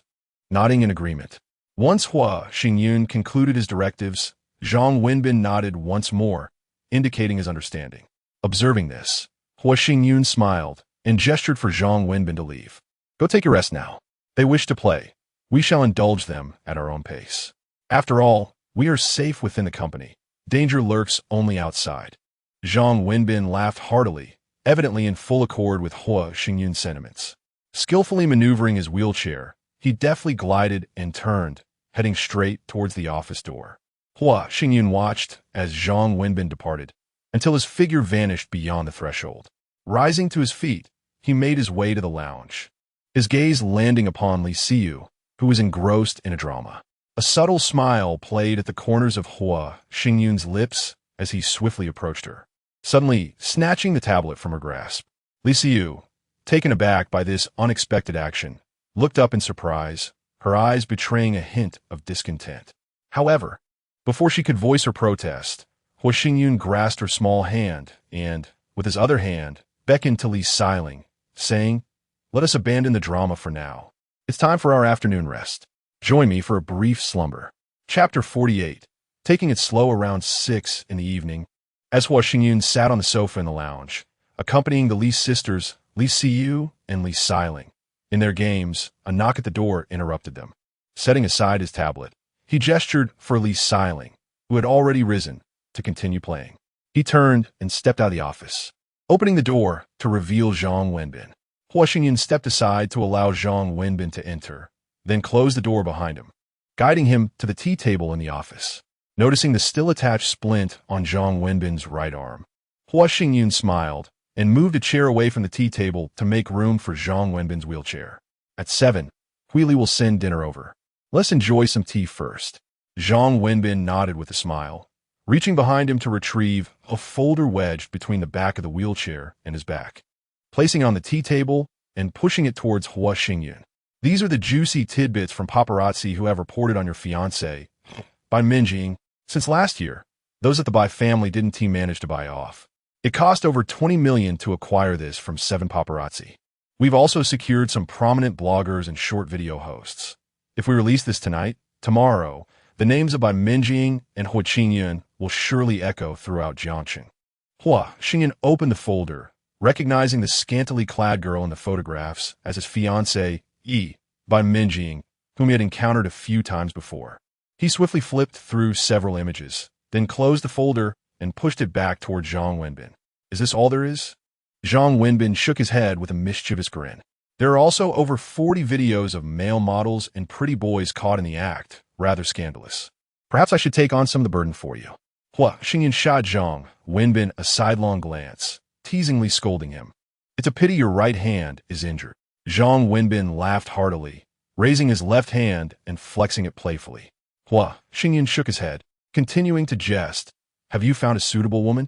With Bai Minjing's scandalous videos leaking, Hua Qingyun will either drown his sorrows in alcohol or seek solace with women. Zhang Wenbin leaned forward, sitting upright against the tea table, and cheerfully replied, a female university student who works part-time at night texted Hua Qingyun this afternoon, using a casual excuse to strike up a conversation. He fell for it and added her on WeChat within 10 minutes. They're still chatting now. Once Bai Minjing's video is released tonight, if Hua Qingyun seeks out this student, it will solidify the scandal of both him and Bai Minjing being unfaithful. The union between the Hua and Bai families will undoubtedly crumble. Hua Xingyan scoffed softly as he poured boiling water into a teapot to brew the tea. First, let Hua Qingyun's reputation be tarnished, then. Zhang Wenbin interjected. In a state of distress, the understanding female student will take him out to unwind. After being provoked by her ex-boyfriend, they might end up racing. Hua Xingyan rolled his eyes at Zhang Wenbin, lowering his gaze as he continued to brew and pour tea, eventually handing a cup to Zhang Wenbin. What's the situation with Sun Wenkai and Sun Wenjia? Is that wretched girl still at home and not going to Wenxue group? Zhang Wenbin lifted the teacup, inhaling the fragrant aroma before tasting the tea. Upon hearing Hua Xingyun's inquiry, he gently nodded and set the cup down. Sun Wenjia has been accompanying Sun Haorong to Wenxue group every morning, returning home in Sun Haorong's car after work, and he hasn't even attended any gatherings with friends. Sun Wenkai's residence is merely a few kilometers away from Wenxue group, making it quite convenient for him to drive to work, yet he finds no opportunity. Hua Xingyan let out a cold sneer, lifted his teacup, and drained it in one swift motion, gritting his teeth as he spoke icily. Let us deal with the minor players first. I intend to toy with those old geezers slowly. Zhang Wenbin, after finishing his tea, observed as Hua Xingyun refilled his cup, then smiled and remarked, last night, when Li Donghao's male nurse was assisting him, he inadvertently aggravated Li Donghao's fractured left hand, which may result in Li Donghao needing to remain in the hospital for a while longer. This morning, Lu Cheng visited the hospital to replace Li Donghao's nurse and added 2 bodyguards to his entourage. After leaving Li Donghao's ward, Lu Cheng went to Director Zhao's office. But Zhao Chonglin, citing the need to perform surgery on a critical patient, did not grant him an audience. Let that illegitimate child stay in the hospital for another 2 months. After all, he is my brother, and I shall certainly extend him a warm welcome upon his arrival in Jiangcheng. Zhang Wenbin chuckled sinisterly while savoring his tea. Hua Xingyun sighed deeply and continued. If Lu Qing attempts to meet Zhao Chonglin again, let that meeting take place. If it's solely for Li Donghao as condition, then so be it. However, if he is probing into whether I was among the victims of the car accident. Ha! Zhang Wenbin met Hua Xingyun's cold gaze and smirked, draining his cup in one go. After half an hour of idle chatter, the pot of tea was devoid of flavor. As Hua Xingyun disposed of the tea leaves and began to tidy the tea set, he noticed Zhu Huili and her assistant Wu Yuman entering, carrying takeout from a nearby restaurant and placing it on the small dining table in the office. Zhu Huili smiled at Zhang Wenbin. I tried calling you, but no one answered. Your dinner has been delivered to your office. Zhang Wenbin clicked his tongue, reached for the remote of his wheelchair, and grinned at Hua Xingyun. I shall return to my office now. If there is anything, I will call Miss Li. Hua Xingyun nodded with a smile. Just call her see you. Zhang Wenbin laughed heartily and maneuvered his wheelchair out of the office. Zhu Huili gestured for her assistant to close the office door, then pointed towards the lounge, signaling Wu Yuman to fetch the Li sisters for dinner. Approaching Hua Xingyun, she smiled and said, the acquisition funds have been transferred to Huang Dijing. Tomorrow morning, someone will go to finalize the transfer of shares under his name. For now, let us keep it under wraps. My uncle is privately reaching out to the company's shareholders, and it's undoubtedly not just to strengthen ties for potential collaboration. Zhu Huili nodded in understanding, lowering her voice to continue. This afternoon, I called General Huang from Bailey Group regarding the share transfer. He mentioned that your uncle Hua Jingrue contacted him this morning, seeking a meeting. General Huang declined, citing a lack of time. Hua Xingyun scrutinized Zhu Huili's face, furrowing his brow in contemplation before asking with a hint of confusion, "Is Hua Jingrui attempting to unite all shareholders to pressure me?" Zhu Huili smiled subtly, her eyes narrowing. The shareholders are eager for the company to go public, and they harbor significant discontent regarding your 3-year plan of not going public. A faint, cold smile curled at the corners of Hua Xingyun's lips as she observed the Li Siyu sisters emerging alongside Wu Yumin.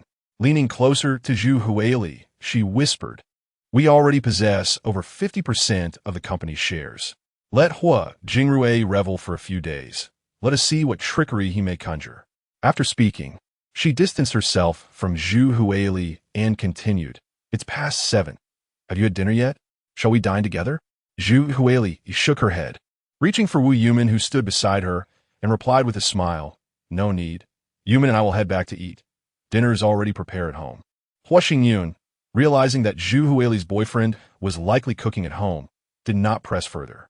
With a cheerful demeanor, she escorted Zhu Huili out of the office before returning to the dining table to enjoy dinner with the Li Siyu sisters.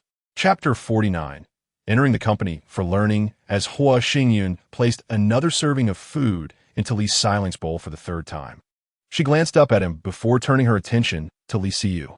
Noticing that Li Siyu was engrossed in her meal, she let out a soft huff, set down her chopsticks, and fixed her gaze on Hua Xingyun. "Hua Xiao, do we have to stay in the office every day? Back at the villa, we could watch movies and play billiards, but now in the office, we can only look at our tablets. I'm nearly suffocating from boredom. I've already taken 3 naps this afternoon."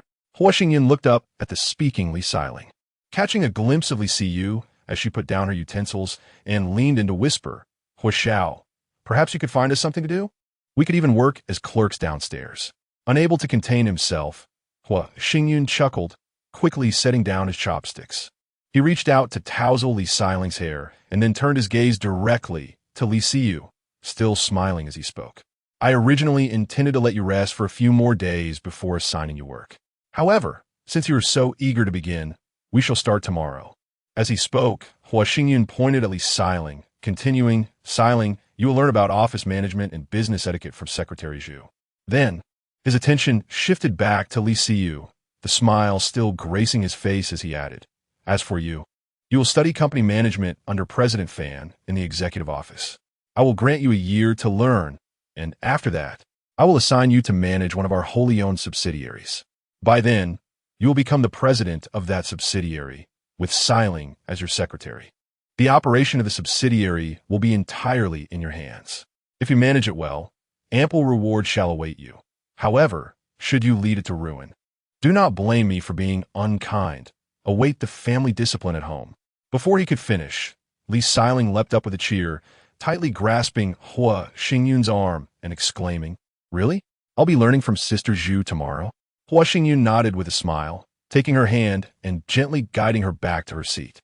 He then noticed Li Siyu's anxious expression as she leaned in to ask softly, "I'm going to learn management from President Fan?" "He is the president of the company." Without hesitation, Hua Xingyun affirmed, "Yes, you will be with President Fan. Just now, Wu Yumin, who has been with Zhu Huili for nearly a year, will be your secretary. If you encounter any uncertainties, you can consult Wu Yumin. If she doesn't have the answers, you may also ask Secretary Zhu or return to me." Li Siyu cautiously and uncertainly inquired, "I will be learning management from the president? Is that possible for me?" Hua Xingyun smiled and nodded. "You both are considered my wives now, and you will inevitably engage with company affairs. Currently, I cannot be present to interact with our partners and the upper management, so I must rely on you." Observing Li Siyu's furrowed brow and lingering hesitation, Li Siling quickly took her arm, shaking it gently as she urged, "Sister, please accept Hua Xiao as proposal. Staying in the office can only lead to watching movies and sleeping. It's utterly stifling." Hua Xingyun was aware that the Li sisters were cooped up in the villa. Although they could indulge in movies and billiards, it would undoubtedly become monotonous for young girls. After spending an entire day in the lounge watching films, if they were left idle like this for several months, they would surely go mad. Reaching out to grasp Li Siyu's hand, Hua Xingyun smiled and said, "In just over 20 days, we will be registering our marriage. Once we do, both you and Siling will be the mistresses of the company. You can either hide in the office awaiting motherhood or engage in a business. Li Siyu immediately looked up, locking eyes with Hua Xingyun, and resolutely declared, "I want to learn company management from President Fan." Li Xiling chimed in urgently, "I will learn from Secretary Zhu." Hua Xingyun nodded in satisfaction, releasing Li Siyu's hand to pick up the serving chopsticks. She served the sisters some ribs, encouraging them to continue their meal. Suddenly, Li Xiling squinted mischievously and leaned closer to Hua Xingyun. "Hee, young Master Hua, my relatives have arrived. Tonight, I shall sleep on the sofa, allowing the big bed for you and my sister, so you one-tea sneak into the living room at night." Li Siyu's face flushed immediately, and she tapped Li Xiling's head with her chopsticks. Hua Xingyun, observing Li Xiling's pained expression as she cradled her head, burst into laughter. The following morning at 9, Hua Xingyun summoned Zhu Huili, Fan Xingmin, Zhang Wenbin, and Yuan Xiuwu. She instructed Zhu Huili to mentor Li Xiling, while Li Siyu would learn about company management from Fan Xingjun. She ordered Zhu Huili to leave Wu Yumin with Li Xiling and directed Fan Xingmin to take Li Siyu and Wu Yumin with him. After watching them depart, Hua Xingyun noticed the peculiar smirks on Yuan Xiuwu and Zhang Wenbin's faces, realizing that last night's gossip about Bai Minjing must have been sensational. She gestured for them to sit on the reception sofa. "What's the situation? Share it with me, so I can also revel in the joy." Zhang Wenbin maneuvered his wheelchair to the front of the sofa, smiling at Hua Xingyun, who was seated opposite him. Waiting until Yuan Xiuwu settled down, he began. "Starting from 8 last night, the bloggers we contacted, who boast millions of followers, published Bai Minjing's scandalous photos and videos. Within 5 minutes, there were over 100,000 shares.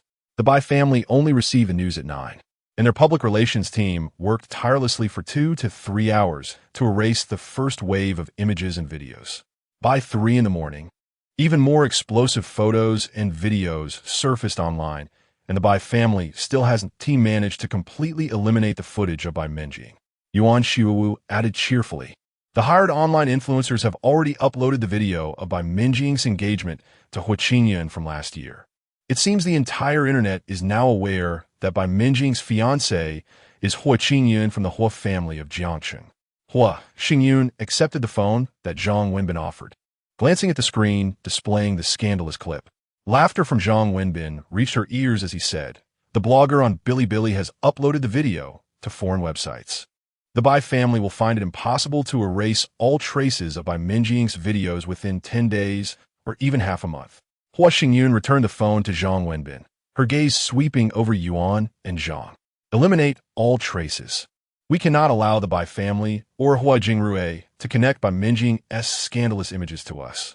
Zhang Wenbin chuckled mischievously and said, "Rest assured, we have bribed those 7 paparazzi using out-of-town mobile numbers. The remittance accounts belong to a loan company used for money laundering, and moreover, those accounts have been abandoned after the transactions. They will undoubtedly evade detection." Hua Xingyun's lips curled into a sinister smile as he fixed his gaze upon Zhang Wenbin and replied with a grin, "Let the news spread. Any partner collaborating with Jiang Rui Group shall no longer be associated with Xingyun Group." Chapter 50. Behind the scenes, after 11 o'clock in the morning. Upon seeing Zhang Wenbin enter after knocking, Hua Xingyun raised his hand to check the time on his watch. Noticing that there were still 50 minutes until the noon meal and rest period, he looked up at Zhang Wenbin and playfully chided, "It seems you have a lot of free time." Zhang Wenbin raised his right arm, which was bound with a splint, and replied with a smile, "During my recovery from work-related injuries." Hua Xingyun stood up and stretched, gesturing towards the guest sofa. "I just finished my tasks as well. Let's go relax for a bit." Zhang Wenbin hurriedly stopped Hua Xingyun and urgently said, "Boss, do you think I came here just to pass the time? 10 minutes ago, Grandpa Hua called you, saying he would send Lu Cheng over this afternoon. If it weren't for Grandpa's concern about your well-being, it could be that Hua Jingrui informed him about the termination of our collaboration with Jiang Rui Group. Alternatively, it might be that Hua Qingyun wishes to call off the engagement with the Bai family, and Grandpa wants you to assist Jiang Rui Group in overcoming their difficulties. After all, aside from us, the Bai family is their largest partner."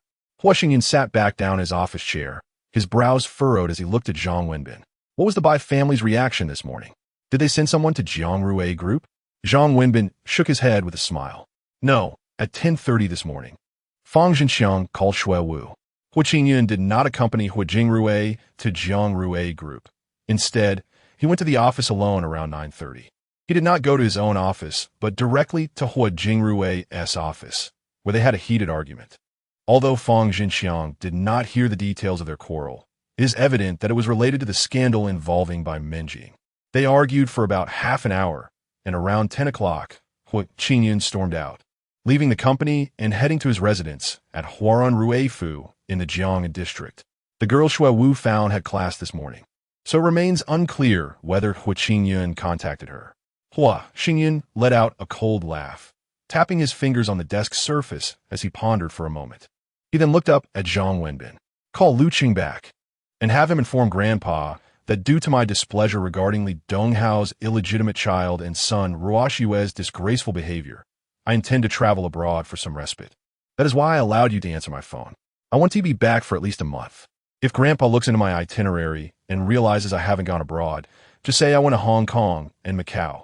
In any case, delay as much as possible. If it becomes unavoidable, simply tell them that I said this when I left, and you're not privy to any further details. Zhang Wenbin chuckled and placed his hand on the wheelchair's remote, squinting with a smile at Hua Qingyun. I'll head back to make the call. I'll come over if there is any news. When you stay in the company, my role as assistant becomes rather tedious, and I don't even need to prepare a schedule. Hua Qingyun laughed heartily as he quickly caught up with Zhang Wenbin's wheelchair, pushing the armrest to expedite his departure. Afternoon, while having lunch with the Li sisters, Hua Qingyun noticed Zhang Wenbin's call ringing on Li Siyu's phone. With a speechless expression, he stood up and walked to the corner of the office to answer the call. Boss, have you had lunch? I'll come to your office in 10 minutes. Hua Qingyun, in a fit of annoyance, curled his lips and, through gritted teeth, jested. If you have something to say, let out quickly. What matters require resolution during the lunch break? Zhang Wenbin chuckled awkwardly for a moment before responding. 20 minutes after I called Lu Cheng, Hua Jingrui rang me, inquiring about your departure time. I informed him you went on a trip last Friday. But Hua Jingrui clearly did not believe me and mentioned he would come to the company in the afternoon. 10 minutes ago, old Master Hua called again, urging me to find a way to contact you and requesting that you return his call. Hua Qingyun sighed, shaking his head with a bitter smile. You handle it as you see fit. If Hua Jingrui comes to the company, he will likely go to my office, so do take him there. Should he, as a shareholder, propose to continue our collaboration, you may inform him that the decision to terminate our partnership with Jiang Rui Group was one I made before my departure. If he wishes to discuss further cooperation, he may do so upon my return. For now, you have no authority to make such decisions. Very well. Uncle Hua will be coming over this afternoon, and I shall attend to him, Zhang Wenbin replied. Hua Qingyun uttered an acknowledgement, as if recalling something important, and lowered his voice. See if there is an opportunity to obtain a hair sample from Hua Jingrui. If we can acquire it, we should immediately compare it with Li Donghao's samples. Upon hearing Zhang Wenbin's affirmative response, Hua Qingyun ended the call and returned to the dining table, cheerfully inquiring about the morning's work of Li Siyu and Li Xiling. At 2 o'clock in the afternoon, after bidding farewell to the sisters Li Siyu, Hua Qingyun sat at his desk, attending to documents. Approximately half an hour later, he noticed Li Siyu's phone ring with a call from Yuan Xiuwu. Hua Qingyun set down the file he was reviewing, picked up his phone, and answered. Yuan Xiuwu's urgent voice resonated through the receiver. Boss, Hua Jingrui has gone to Wenxue Group and has been inside for half an hour without coming out. Hua Qingyun responded with a simple acknowledgement, unconsciously straightening his posture. His brow furrowing, continued to monitor him, increase the number of personnel. Not only Hua Jingrui, but we must also have someone watching Sun Haoron. Upon hearing Yuan Xiuwu's agreement, Hua Qingyun terminated the call and dialed Zhang Wenbin. Come to my office, he instructed. Zhang Wenbin's laughter immediately echoed through the receiver. I'll be there shortly. Xiuwu has already called me. It seems the Sun family is also involved in the accident on Sunday. Hua Qingyun sighed in annoyance. Enough with the chatter. Hurry over. The tea is ready. After Zhang Wenbin confirmed he was on his way, Hua Qingyun set down his phone and approached the tea table, pressing the button on the electric tea set to start boiling water. 5 minutes later, upon seeing Zhang Wenbin enter after knocking, Hua Xingyun poured tea with one hand while gesturing to the other side of the table for Zhang Wenbin to join him. As Zhang Wenbin maneuvered his wheelchair to the tea table, he accepted the cup of tea Hua Xingyun offered, took a sip, and smiled with squinted eyes at Hua Xingyun. Hua Jingrui was supposed to come to the company this afternoon, but he first went to Wenxue Group. Perhaps your earlier excuse about traveling abroad has heightened his suspicions that you were injured in the accident, or even worse. Hua Jingrui may be at Wenxue Group to discuss with Sun Haorong about sending Sun Ruoxue to the company to take over. Hua Xingyun's lips curled into a sly smile. Until it is confirmed that I have indeed met with misfortune, Sun Ruoxue would not dare to step foot in the company. Having finished speaking, he lifted his teacup and sipped delicately until the very last drop was consumed. Setting the cup down, he raised his gaze to meet Zhang Wenbin's eyes. If Hua Jingrui comes to the company and indeed manages to reach an agreement with the other shareholders to convene a shareholders' meeting, compelling me to relinquish my position as chairman, I am willing to consent to his proposal for such a meeting scheduled for tomorrow afternoon. Today, Huilei is already processing the share transfer for Huang Dijing. By tomorrow morning at the latest, the equity change will certainly be completed. During the shareholders' meeting, I shall instruct Shengmin to present my letter of authorization. Chapter 51. The call from Sun Ruoxue. Zhang Wenbin raised his teacup, sipping the brew while furrowing his brow in contemplation. After a moment, he emptied the cup and looked up at Hua Xingyun, his voice laced with uncertainty. It is implausible that all the company's shareholders could be bribed by Hua Jingrui. General Manager Li, General Manager Yang, and General Manager Chun have been close associates of Uncle Hua for over 20 years. They were instrumental in securing your position as chairman when you first assumed control of the company. Hua Xingyun held the teacup, momentarily lost in thought. After several seconds, he sighed deeply. Times have changed. Back then, Uncle Li and Uncle Yang had over a dozen relatives employed within the company. When we dismissed them, they berated me for over an hour in the office. If it weren't for the consistent growth in performance of Xingyun Group, allowing them to reap substantial dividends, they would have likely sold their shares and severed ties with us long ago. As for Uncle Chun, do you recall Chen Xiao, the girl who frequently visited me at university? She is Uncle Chun's daughter. He had once broached the subject of a potential union between us with my father, and I even dined at their home. That is why Uncle Chun persuaded Uncles Yang and Li to support me. However, since my grandfather coerced me into an engagement with Sun Ruoxue through shares, Chen Xiao moved abroad, and Uncle Chun only appears at shareholder meetings. Have you seen him at the company otherwise? Zhang Wenbin let out a soft followed by a resigned sigh, lifting his teacup to sip, attempting to mask his embarrassment. Hua Xingyun finished his tea and picked up the fairness cup, casting a playful glare at Zhang Wenbin as he admonished, "Drink up. Stop pretending to be profound." Zhang Wenbin chuckled heartily, downing the remaining tea. Just as he extended the cup, his phone rang. Realizing it was Hua Xingyun's ringtone, Hua Xingyun set down the fairness cup and fixed his gaze on Zhang Wenbin's pocket where the phone was vibrating. Zhang Wenbin retrieved his phone, glancing at the caller ID, and exclaimed in surprise, "It's a call from a former boss's wife." Hua Xingyun rolled his eyes, casting a sidelong glance at Zhang Wenbin as he answered the call, activating the speakerphone. After a brief greeting, Sun Ruoxue's anxious voice burst through the receiver. "Wenbin, where has my husband gone? Can you reach him?" Noticing Hua Xingyun's exasperated eye roll, Zhang Wenbin stifled a chuckle and spoke into the phone. "Miss Sun, last Friday the boss mentioned he was going abroad for a trip and asked me to take his calls. He hasn't come to work today, so it is likely he truly went abroad. We are unaware if he brought another phone, so we cannot reach him." Sun Ruoxue hesitated for a moment, her voice tinged with skepticism. "Really? He left for a trip without attending to company matters? Is Secretary Zhu not aware of his contact information?" Zhang Wenbin glanced up to find Hua Xingyun reclining with closed eyes, so he lowered his head to the phone, replying, "I don't know. This morning, I inquired with Secretary Zhu, and the boss did not inform her about his travel plans when he left on Friday." Sun Ruoxue fell silent for several seconds before raising her voice in disbelief. "Did my husband really go abroad? He left without addressing the company's affairs? Is that even possible?" Zhang Wenbin chuckled, addressing the microphone. "The company operates smoothly, It is improbable that anything would go awry during the boss's absence of a month or two.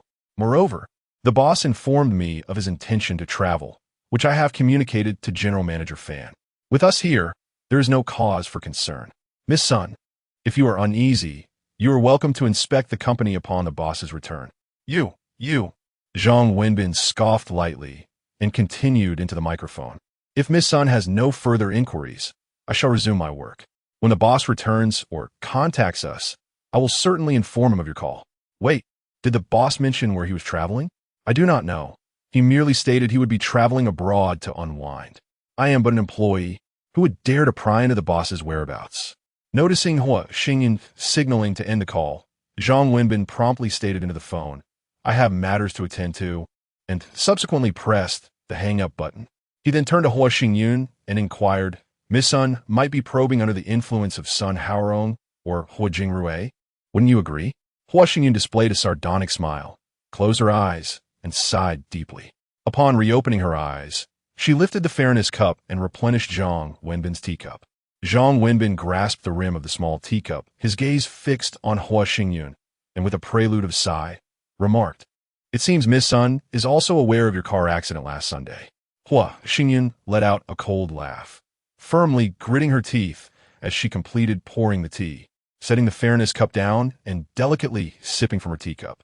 Perhaps the Sun family's proposal for a union with my grandfather was merely a scheme.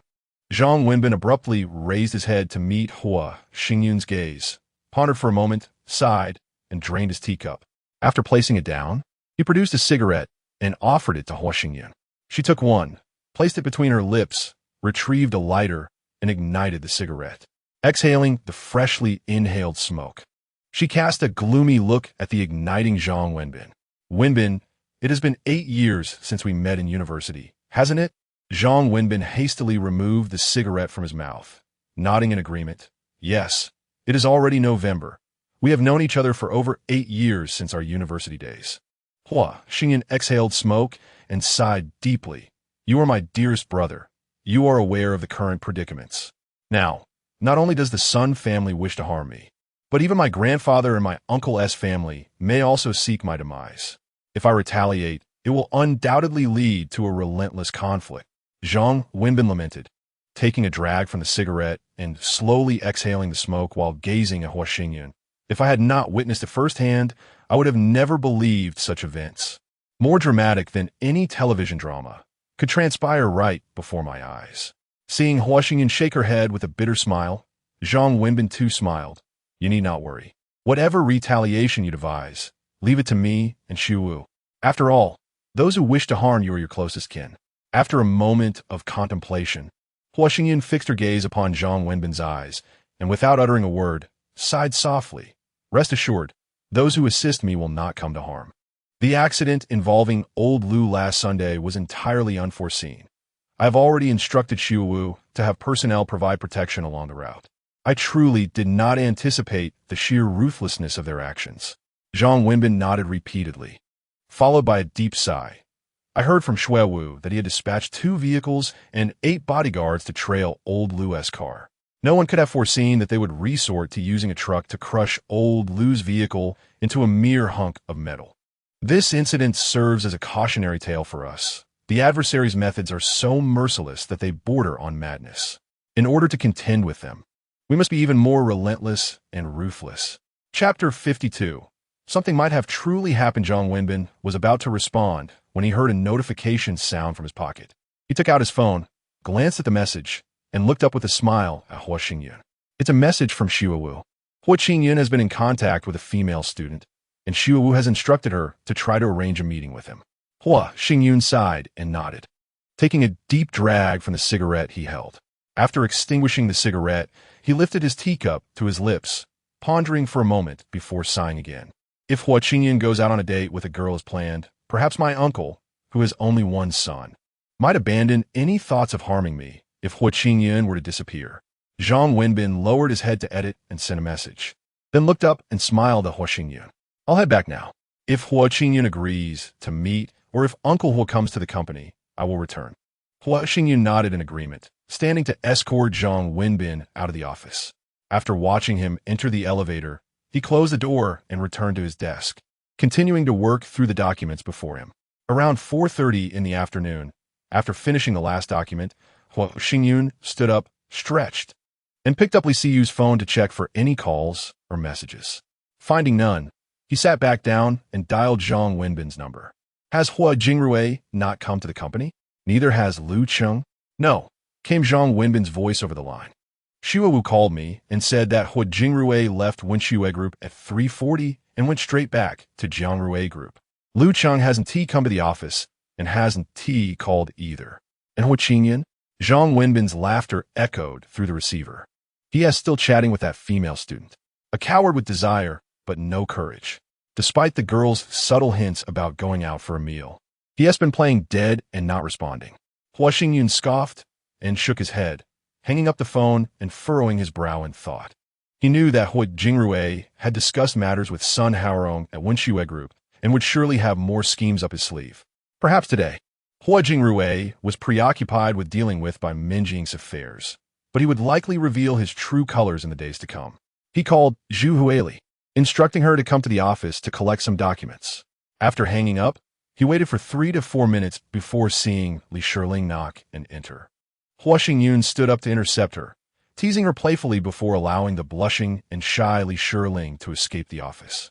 Watching her retreating figure brought a slight lift to Hua Xingyun's mood. He took out a cigarette, lit it, and walked to the window, gazing into the distance while pondering the tactics Hua Jingrui might employ. Considering that Hua Jingrui suspected him and had been in the car, he likely visited the police station to investigate the accident case. The fact that Sun Ruoxue had called indicated that Hua Jingrui had not obtained the desired results from the police. It was possible that Hua Jingrui would soon send someone to the hospital to investigate. He regretted not taking the hospital's security more seriously. It was likely that Hua Jingrui had already infiltrated it with spies.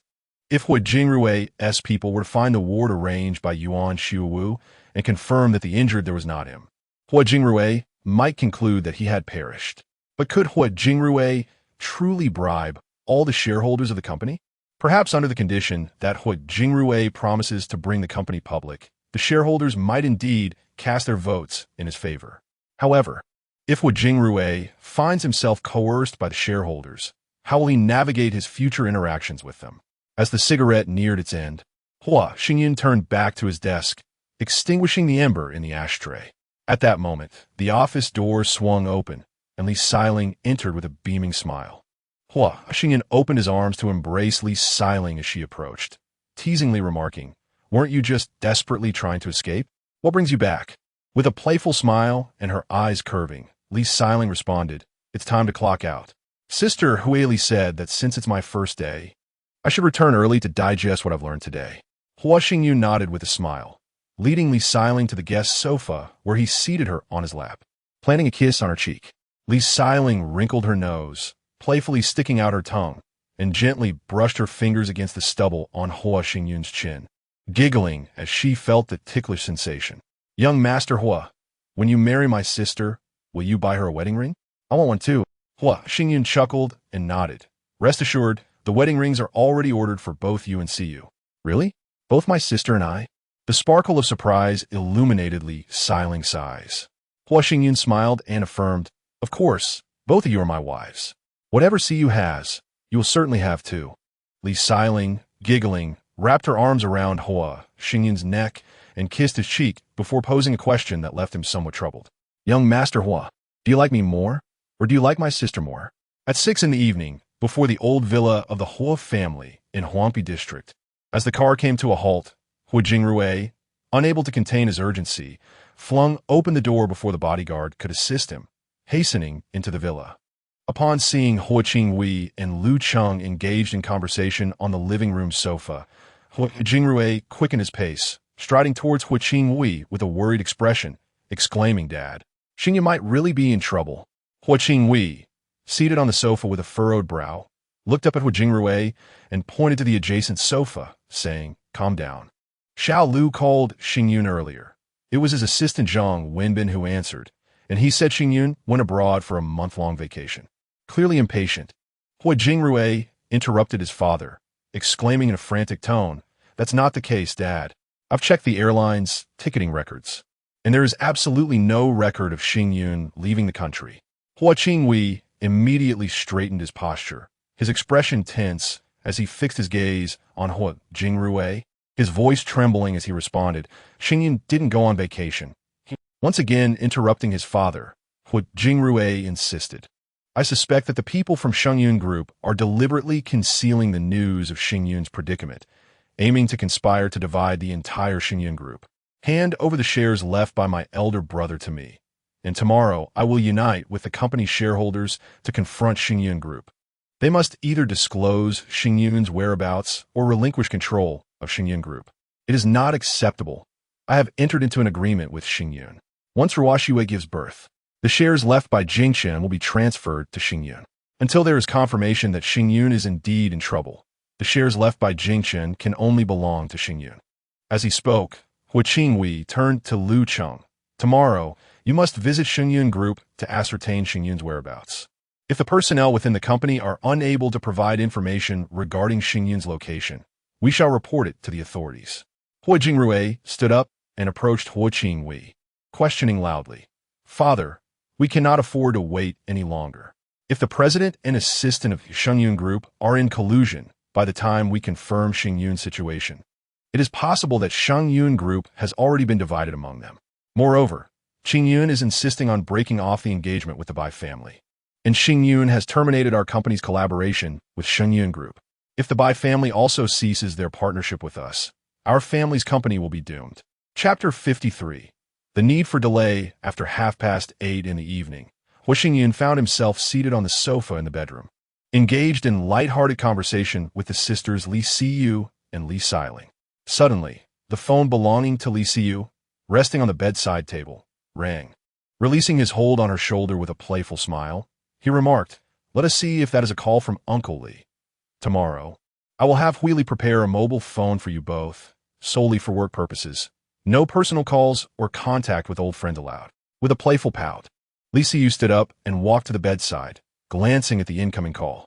Turning back to Hua Xingyun, she extended the phone, saying, It's Assistant Zhang. Hua Xingyun sighed in exasperation, shaking his head.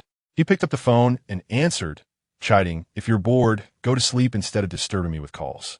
You're at the office entrance? You better have a reason, or I'll make you sit there all night without the chance to return home. As he spoke, Hua Xingyun hung up, rising with a smile directed at Li Siyu. First, take a shower with Xiling, then wait for me in bed. That rascal Zhang Wenbin is just itching for a confrontation. I shall go and stretch his muscles a bit. Li Xiling, with a playful glint in her eyes, linked her arm with Li Siyu's and teased, Since my relative is here, sister, you should indulge in a few extra rounds tonight, so she doesn't sneak off to the living room with you. Li Siyu's face flushed crimson as she exclaimed, rising to pin Li Xiling down on the sofa. Hua Xingyun chuckled as he stepped out of the lounge, opening the office door to let Zhang Wenbin in, guiding his wheelchair towards the reception sofa. Zhang Wenbin sighed while holding his phone. Willie called me too. I've received 3 calls from the shareholders, all inquiring about your whereabouts, and they mentioned they will be coming to the company tomorrow.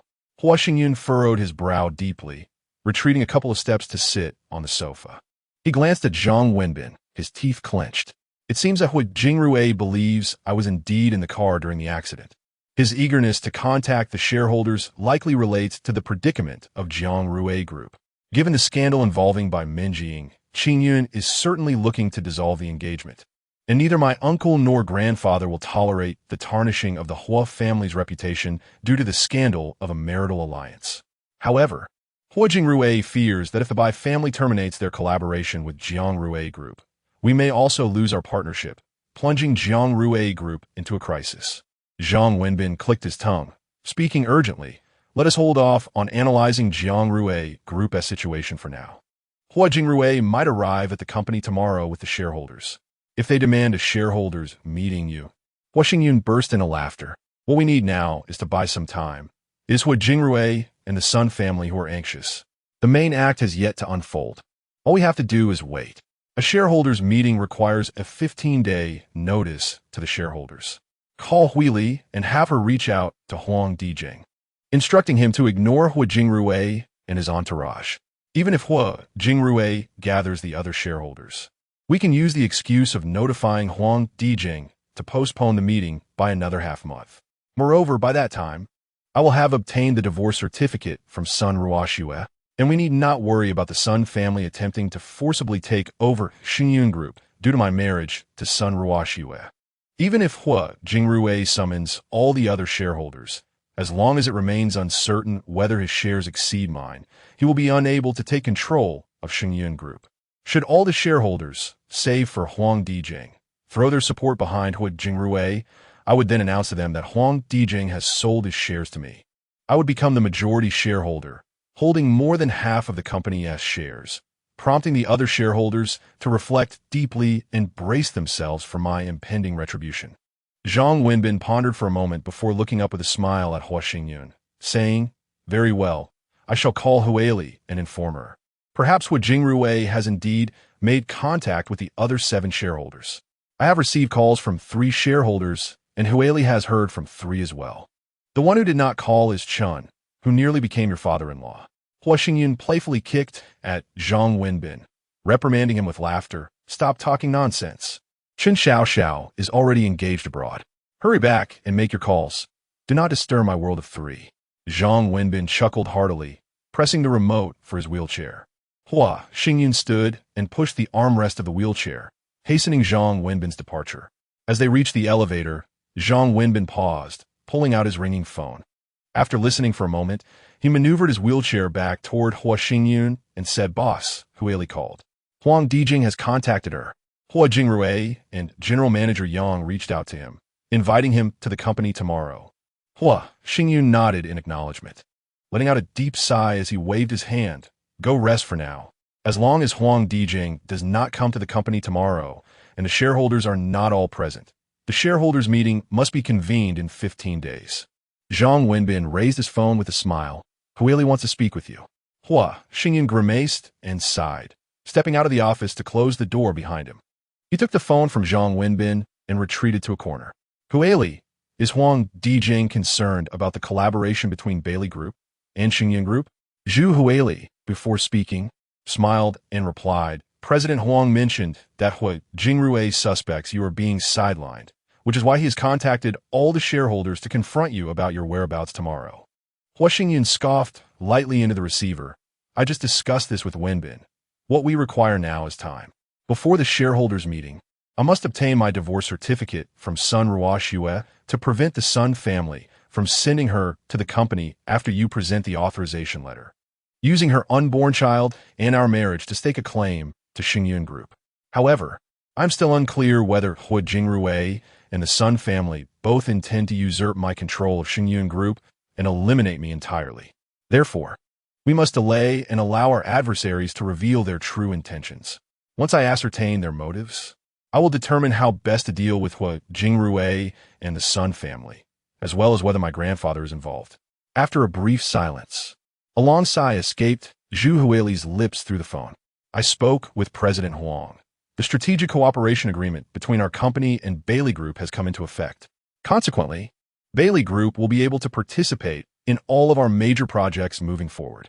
Tomorrow evening, President Huang has arranged a dinner with me and General Manager Fan. It seems he still harbors doubts about becoming a strategic partner of Xingyun Group." Hua Xingyun cheerfully addressed the microphone, saying, "Let us discuss this further at the company tomorrow. For now, please call General Manager Huang. Firstly, do not disclose to any shareholder that you have sold your shares to me. Secondly, disregard any communication from Hua Jingrui and others, including matters concerning our strategic partnership. Do not share this information with them.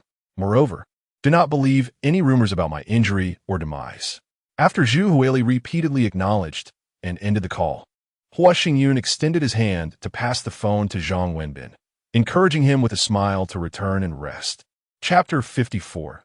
Disposing of the illegitimate child upon returning to the bedroom, I found Li Xiling wrapped in a bathrobe, reclining on the sofa and engrossed in a drama on her tablet, indicating that she had already bathed, while Li Xiyu was still in the bathroom. As our eyes met, I ambled toward the bathing area, and upon witnessing Li Xiling roll her eyes, I chuckled and quickened my pace to enter the bathroom.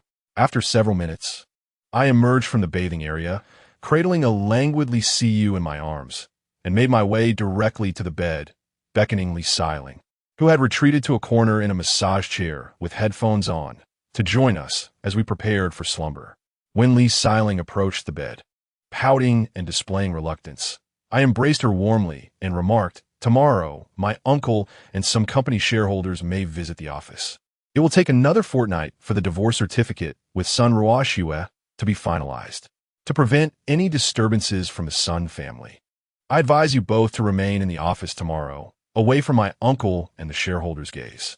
Li Xiyu regarded me with curious eyes and inquired, "Is Sun Ruoxue coming to the company to see you? How can she dare to create a scene after carrying Dong Hao's child?" With a scoff, I sighed and replied, "Perhaps Sun Ruoxue has long been aware that Li Donghao is my father's illegitimate son. The Sun family scheme is for her to bear the child, after which I would meet with misfortune. Then, armed with a paternity test proving that the child is Li Donghao's, they aim to persuade my grandfather to allow Dong Hao to inherit my estate and reveal to the shareholders that he is my father's illegitimate son, thus facilitating his takeover of the company and circumventing any doubts regarding Sun Ruoxue's capabilities that could hinder her ascension. Of course," I added, "they likely did not anticipate that my uncle could secure the support of other shareholders to oppose me." Li Xiling sat up straight, turning to me with cautious inquiry. "You are the major shareholder of the company and have contributed to its profits. Why would the shareholders oppose you? This afternoon, Sister Huili mentioned this, and when I asked her, she suggested I consult you." With a smile yet a hint of resignation, I responded, "The company has enjoyed a decade of continuous profitability, with annual growth in profits. According to securities regulations, Shenyun Group is entirely eligible to apply for public listing. The shareholders are indeed eager for the company to go public, as it would allow for financing in the secondary market, resulting in a substantial increase in the value of their shares. With the appreciation of their shares, and considering you hold the largest stake, your assets would increase significantly. Perhaps once the company is listed, you might become the CEO of a conglomerate valued in the hundreds of billions." I shook my head with a smile. Every situation carries its advantages and disadvantages. It is impossible for all good fortune to be within one's grasp. Should the company apply for listing, the shares I hold would inevitably be diluted. Although I would still be a major shareholder, I would no longer possess absolute authority. Many decisions within the company require votes from shareholders, and currently, numerous proposals are quite radical. If the company goes public, any instigation of dissent among shareholders could potentially lead to the rejection of proposals that promise substantial profits for the company. Thus, I have clearly conveyed to the shareholders that there are no plans for the company to go public within the next 3 years, and even after that, an application for listing remains uncertain. So, for those shareholders who desire the company to be listed, will they unite against you?" Hua Xingyun regarded Li Xiyu with a knowing smile and nodded in response. "In the past, I might have considered applying for an IPO once the company had expanded in 3 years. However, now that my uncle has incited the shareholders to oppose me, I'm even less inclined to pursue an IPO. Perhaps I might consider allowing a subsidiary to apply for listing, but Shenyun Group will undoubtedly not submit an application for public listing." Li Xiyu sat up and glanced at Li Xiling, and as their eyes met, she turned to Hua Xingyun. "But tomorrow, when the shareholders come to the company, you cannot show your face. What if they band together and force you to step down?" Hua Xingyun laughed heartily, wrapping his arm around Li Xiyu's shoulders, pulling her into his embrace as he reclined back onto the bed. "Rest assured, I own over 50 of the shares. Initially, I intended to have Sun Ruoxue bear a child to reclaim the portion of shares my grandfather held in trust for my father. However, it seems my grandfather is also complicit in the schemes against me, so there is no need for me to engage in pretense with them. Not only will I reclaim the shares held by my grandfather, but I will also retrieve the 15 of Shenyun Group shares that he forcibly transferred to my uncle from my father's inheritance." Li Xiyu turned to Hua Xingyun and whispered, "You're not allowing General Sun to have a child?" Hua Xingyun met her gaze directly, a mischievous grin spreading across his face. "If I were to perish in an accident, and Sun Ruoxue bore a child, she could claim all my assets, leaving you and Xiling with nothing. Even if I were to obtain a divorce certificate and then marry you, should misfortune befall me, As long as Sun Ruoxue can prove the child is mine, along with the paternity test that Li Donghao possesses, they would still inherit my estate. Li Siyu frowned slightly, her expression tinged with concern and unease. But General Sun is carrying Donghao as child. Hua Xingyun sighed heavily, as if a great weight pressed upon him. He slowly extended his hand, tenderly stroking the smooth skin of Li Siyu's shoulder, seemingly seeking solace from her presence. After a moment of silence, he gently clicked his tongue and continued, "If Sun Ruoxue were to give birth to the child, even if the child is indeed Li Donghao's, I absolutely cannot allow this fact to be made public. The consequences of such an action would be dire, not only severely damaging our company's reputation, but also tarnishing the family name of the woman involved. In our business circles, while there are no explicit rules regarding such matters, everyone is well aware of the unspoken understanding, and no one would dare to disrupt this delicate balance." Noticing the confusion in Li Siyu's eyes, Hua Xingyun paused briefly before elucidating. The parties in a marriage of convenience may indulge in their own affairs discreetly, engaging in whatever escapades they desire, even fathering illegitimate children outside of the union. However, it is imperative that no one is caught with incriminating evidence, nor should any indiscretions be aired publicly. Once such matters come to light, they would not only bring shame upon both families, but also potentially trigger a cascade of repercussions, resulting in immeasurable losses for the company. Li Xiling interjected, inquiring, "But your wife has been unfaithful. She is the one at fault." Hua Xingyun turned to face Li Xiling, embracing her shoulders and drawing their faces closer together, planting a gentle kiss on her cheek. He smiled and replied, "If both parties are of equal standing, the families can negotiate a resolution. However, if one party is at a disadvantage, you can only watch helplessly as the other forges a new life with someone else. Although I possess greater power than the Sun family, they have conspired with my grandfather and second uncle. Even if I were to publicize the illegitimate affair involving Sun Ruoxue, my grandfather and second uncle might still come forth to defend the Sun family. Therefore, to avoid unnecessary complications, eliminating the illegitimate child within Sun Ruoxue is the most expedient and effective method to sever ties with the Sun family." Chapter 55. The hospital has eyes from Hua Jingrue. Did you not say that President Sun has returned to the Sun family and is no longer visiting the company? Upon hearing Hua Xingyun's words, Li Siyu pondered and then heard Li Xiling speaking. Li Siyu propped herself up and looked at Hua Xingyun, asking, "What if President Sun is hiding at home and doesn't come to the company to find you?" Hua Xingyun chuckled, wrapping his arms around the shoulders of both sisters, pulling them into his embrace, and turned to smile at Li Siyu. "In half a month, I will have the divorce certificate from Sun Ruoxue. Coincidentally, half a month later, my uncle and the shareholders will come to the company for the shareholders' meeting, and you will preside over the meeting as the company S-Lady boss. If all goes as planned, the Sun family will receive the news that day, and Sun Haorong will undoubtedly bring Sun Ruoxue to the company to expose your identity as the mistress. Once Sun Ruoxue arrives, you can present our marriage certificate, and then Yuan Shuawu will instruct the bodyguards to expel Sun Haorong and Sun Ruoxue from the company." Li Siyu remained in stunned silence, waiting for Hua Xingyun to continue, but after several seconds without hearing a word, she instead witnessed Hua Xingyun turn and kiss Li Xiling forcefully. Unable to contain her anger, she slapped Hua Xingyun's arm, her voice filled with indignation. "If we drive the Sun father and daughter out of the company, they will find out we are married and will surely terminate the pregnancy." Hua Xingyun released Li Xiling's lips and turned to face Li Siyu. As he leaned in to kiss her, he chuckled while looking at Li Siyu, who was pushing herself away from him with both hands. With a firm grip, he pulled her into his embrace, easily sealing her lips with his own. Noticing Li Siyu's struggles intensifying, he realized she was yet to grasp the art of breathing during a kiss. Thus he slightly relaxed his hold on her shoulder. He smiled at Li Siyu, who was gasping for air, and teasingly scolded, "You need not concern yourself with other matters. As long as Sun Ruoxue dares to come to the company, I will ensure that child disappears forever." Li Siyu's eyes widened in shock as she watched Hua Xingyun whisper a few words into Li Xiling's ear. A flush instantly appeared on Li Xiling's face. When she looked up, she was abruptly pulled into the blankets by Hua Xingyun. Li Siyu stared in disbelief at the outline of Li Xiling beneath the covers, her eyes widening in terror as she directed a horrified gaze towards Hua Xingyun, who was lifting the blanket's edge. Ling, what are you doing? Hua Xingyun chuckled eerily, leaning close to Li Siyu's ear and whispering, when you come to visit relatives, I taught Xiling this. Do you want to learn? You can either learn from Xiling, or I can teach you myself. Seeing Li Siyu hurriedly try to roll away, Hua Xingyun laughed heartily as he embraced her delicate form.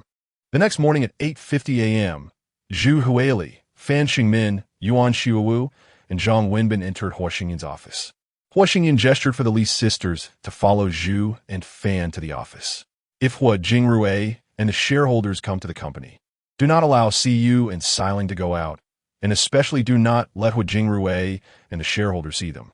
As Zhu Huili and Fan Shengmin responded loudly in agreement, Hua Xingyun smiled as he watched them lead away Li Xiling and Li Siyu.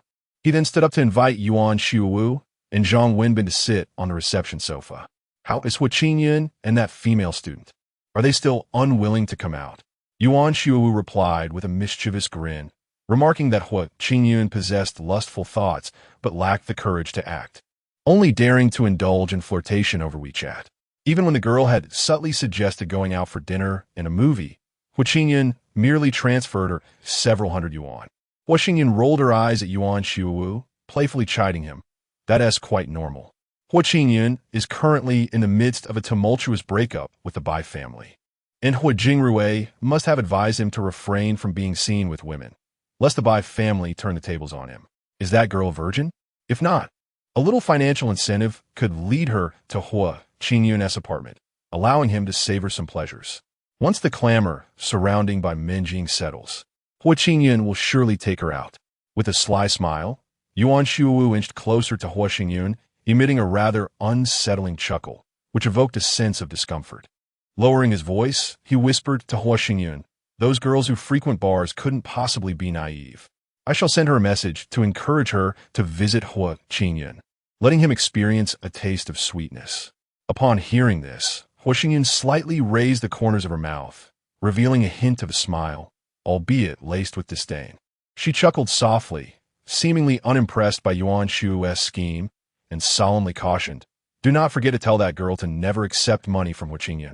Yuan Xiu nodded eagerly, his face adorned with a sycophantic grin, repeatedly assuring, I know. Of course, I'm aware. What comes free is the most expensive. Hee. Seeing this, Hua Xingyun rolled her eyes in exasperation, casting a condescending glance at Yuan Xiuwu. Her gaze gradually shifted to Zhang Wenbin beside her, and with a sly smile, she remarked, all right, you shouldn't linger here any longer. Hurry and take Xiuwu back. Hua Jingrui and the company's shareholders might already be en route to the office. Prepare yourself. Don't spend all your time here. Be cautious not to attract the attention of the company's employees. If your presence reveals my whereabouts, you can forget about this year's bonus. She continued, there is something important. Hua Jingrui visited Shengyun Hospital last night. He indeed placed spies there, seeking out Director Zhao and specifically requesting access to the ward of the staged accident victim arranged by Xiuwu. Director Zhao refused him on the grounds that you instructed no one be allowed entry. Although he left the hospital, he lingered in the parking lot for nearly an hour. During that time, Li Donghao's phone rang. It remains uncertain whether it was Hua Jingrui or the Sun family calling. I had the communications company investigate the number that contacted Li Donghao, which belongs to an unemployed individual named Kong Chao. I called that number last night, but it was already turned off. Hua Xingyun scoffed, rising with a smile. Call Director Zhao and inform Zhao Chanlin that I intend to conduct a thorough purge of the hospital's medical staff. Also, notify the security department to retrieve yesterday's surveillance footage. Any medical personnel who have interacted with Hua Jingrui must be dismissed. In my hospital, there shall be no room for a single rotten apple.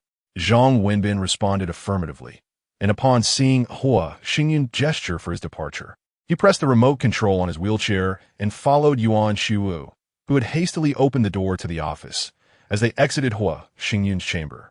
Chapter 56. 15 days later, at approximately 11:30 in the morning, Fan Xingmin, Zhu Huili, and Zhang Wenbin knocked and entered Hua Xingyun's office. Zhu Huili placed a voice recorder on Hua Xingyun's desk and smiled as she spoke. Jing Rui brought 5 shareholders, including Yang Jianan and Li Hui, to the company.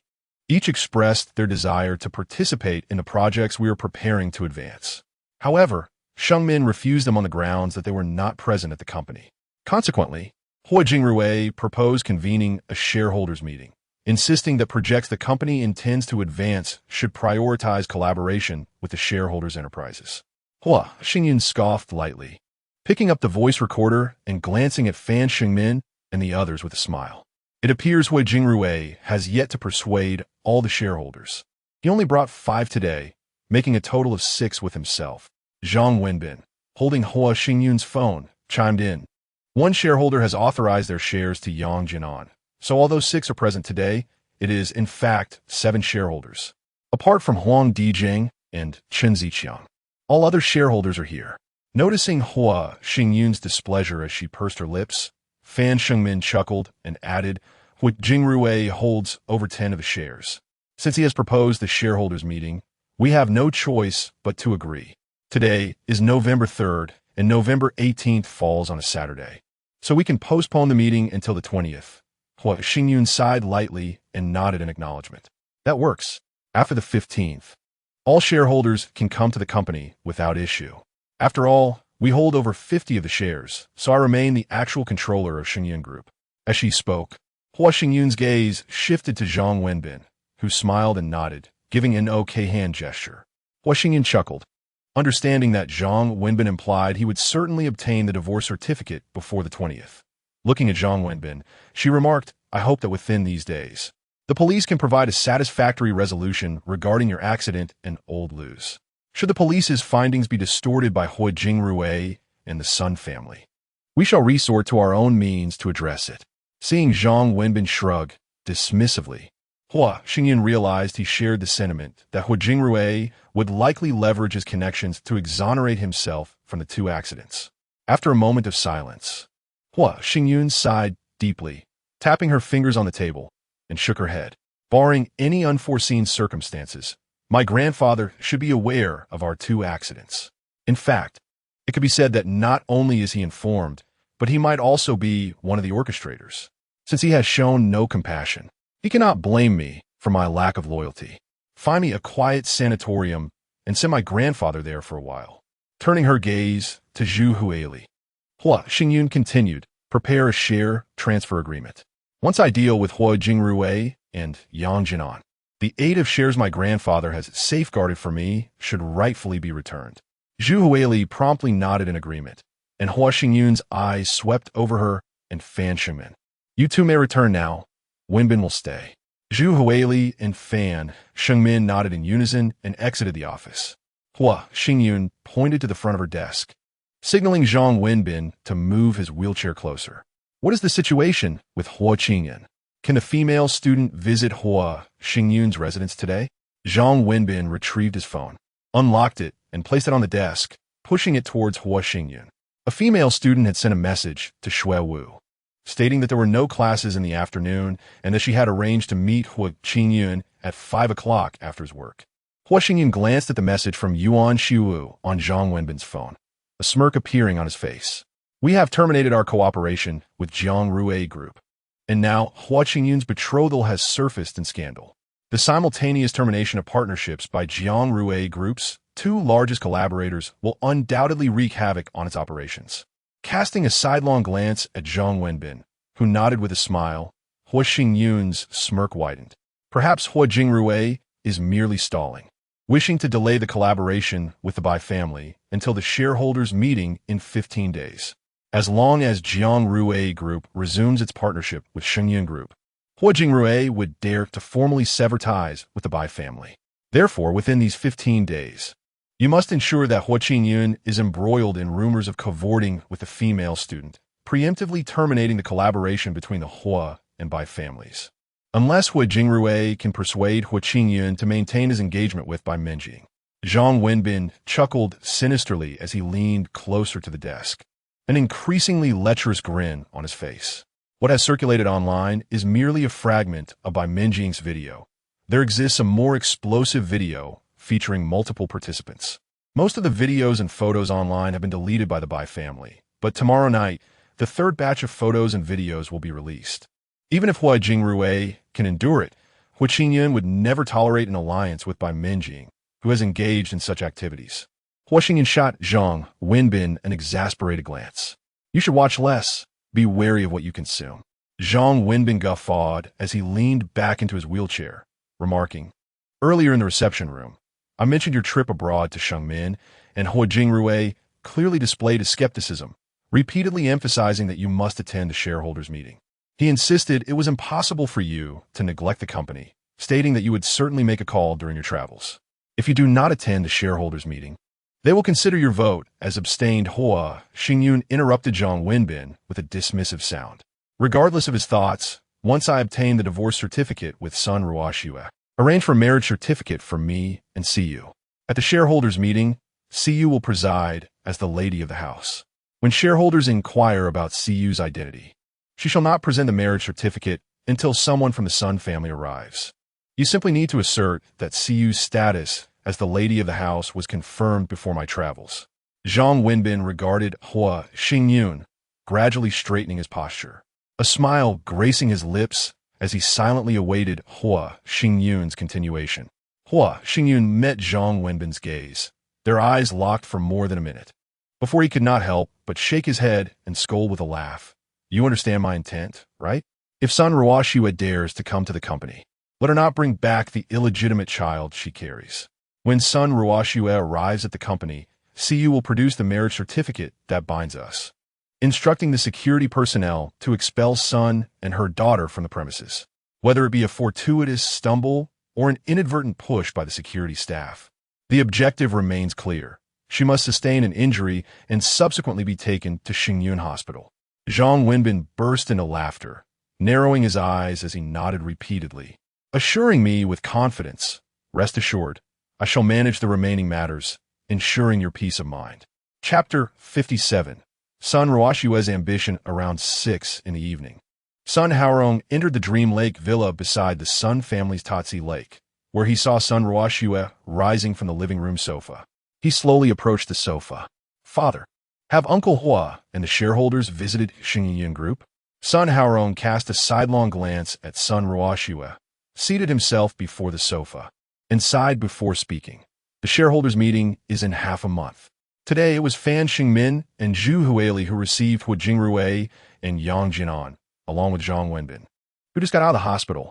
Sun Ruoxue acknowledged with a soft O, taking a seat opposite her father, her brow slightly furrowed. Is Xingyun not at the company? Could it be that he was truly involved in an accident, gravely injured, or even deceased? Sun Haorong lifted his gaze to Sun Ruoxue, and after a moment, sighed again. Clicking his tongue, Xingyun Group has declared that any company collaborating with our Wenxue Group will be placed on their blacklist for eternal non-cooperation. Sun Ruoxue scoffed disdainfully. If Xingyun has truly perished in that accident, then Dong Hao and I would inherit his estate, and the entire Xingyun Group would belong to us. Would you still fear the absence of future collaborations? Sun Haorong's brow furrowed as he scrutinized Sun Ruoxue, biting his lip before asking in a low voice, what if Xingyun is merely injured, or perhaps not even in the car during the accident?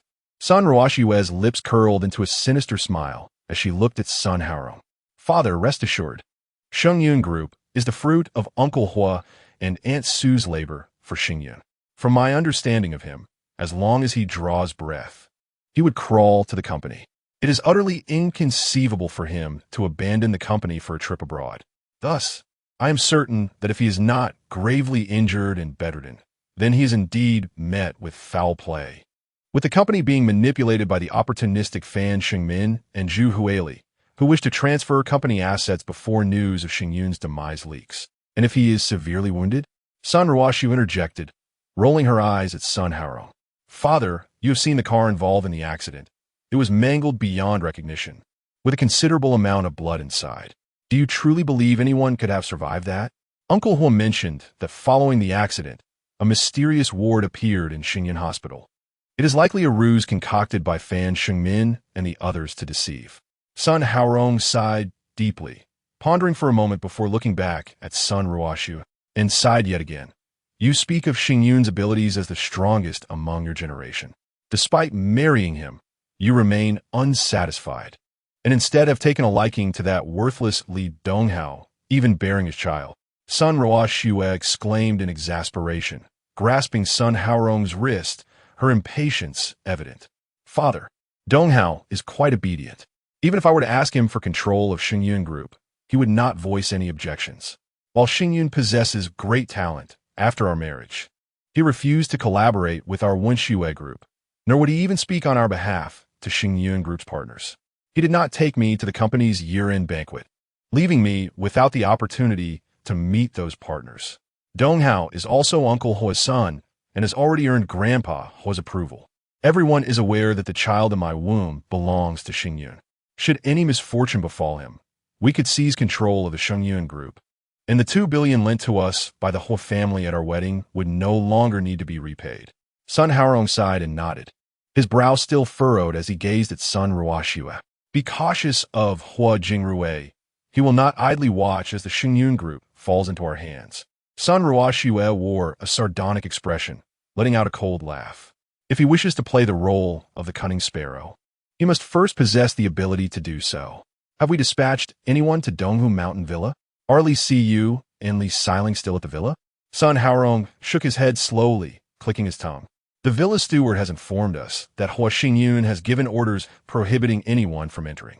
Moreover, all the curtains in the villa are drawn, obscuring any view of the rooms from the outside.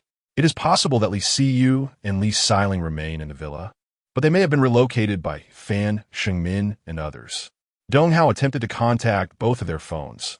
Li Siyu's was powered on, yet no one answered. Li Jichao is embroiled in a divorce with Li Xuehua and refuses to believe our informants who claim that Hua Xingyun has met with foul play. He outright rejected our suggestion to notify the authorities. Li Xuehua did call the police, but the villa steward, having Li Jichao's number, relayed to the police that Li Siyu and her sister were not missing and had been negotiating their divorce with Li Xuehua.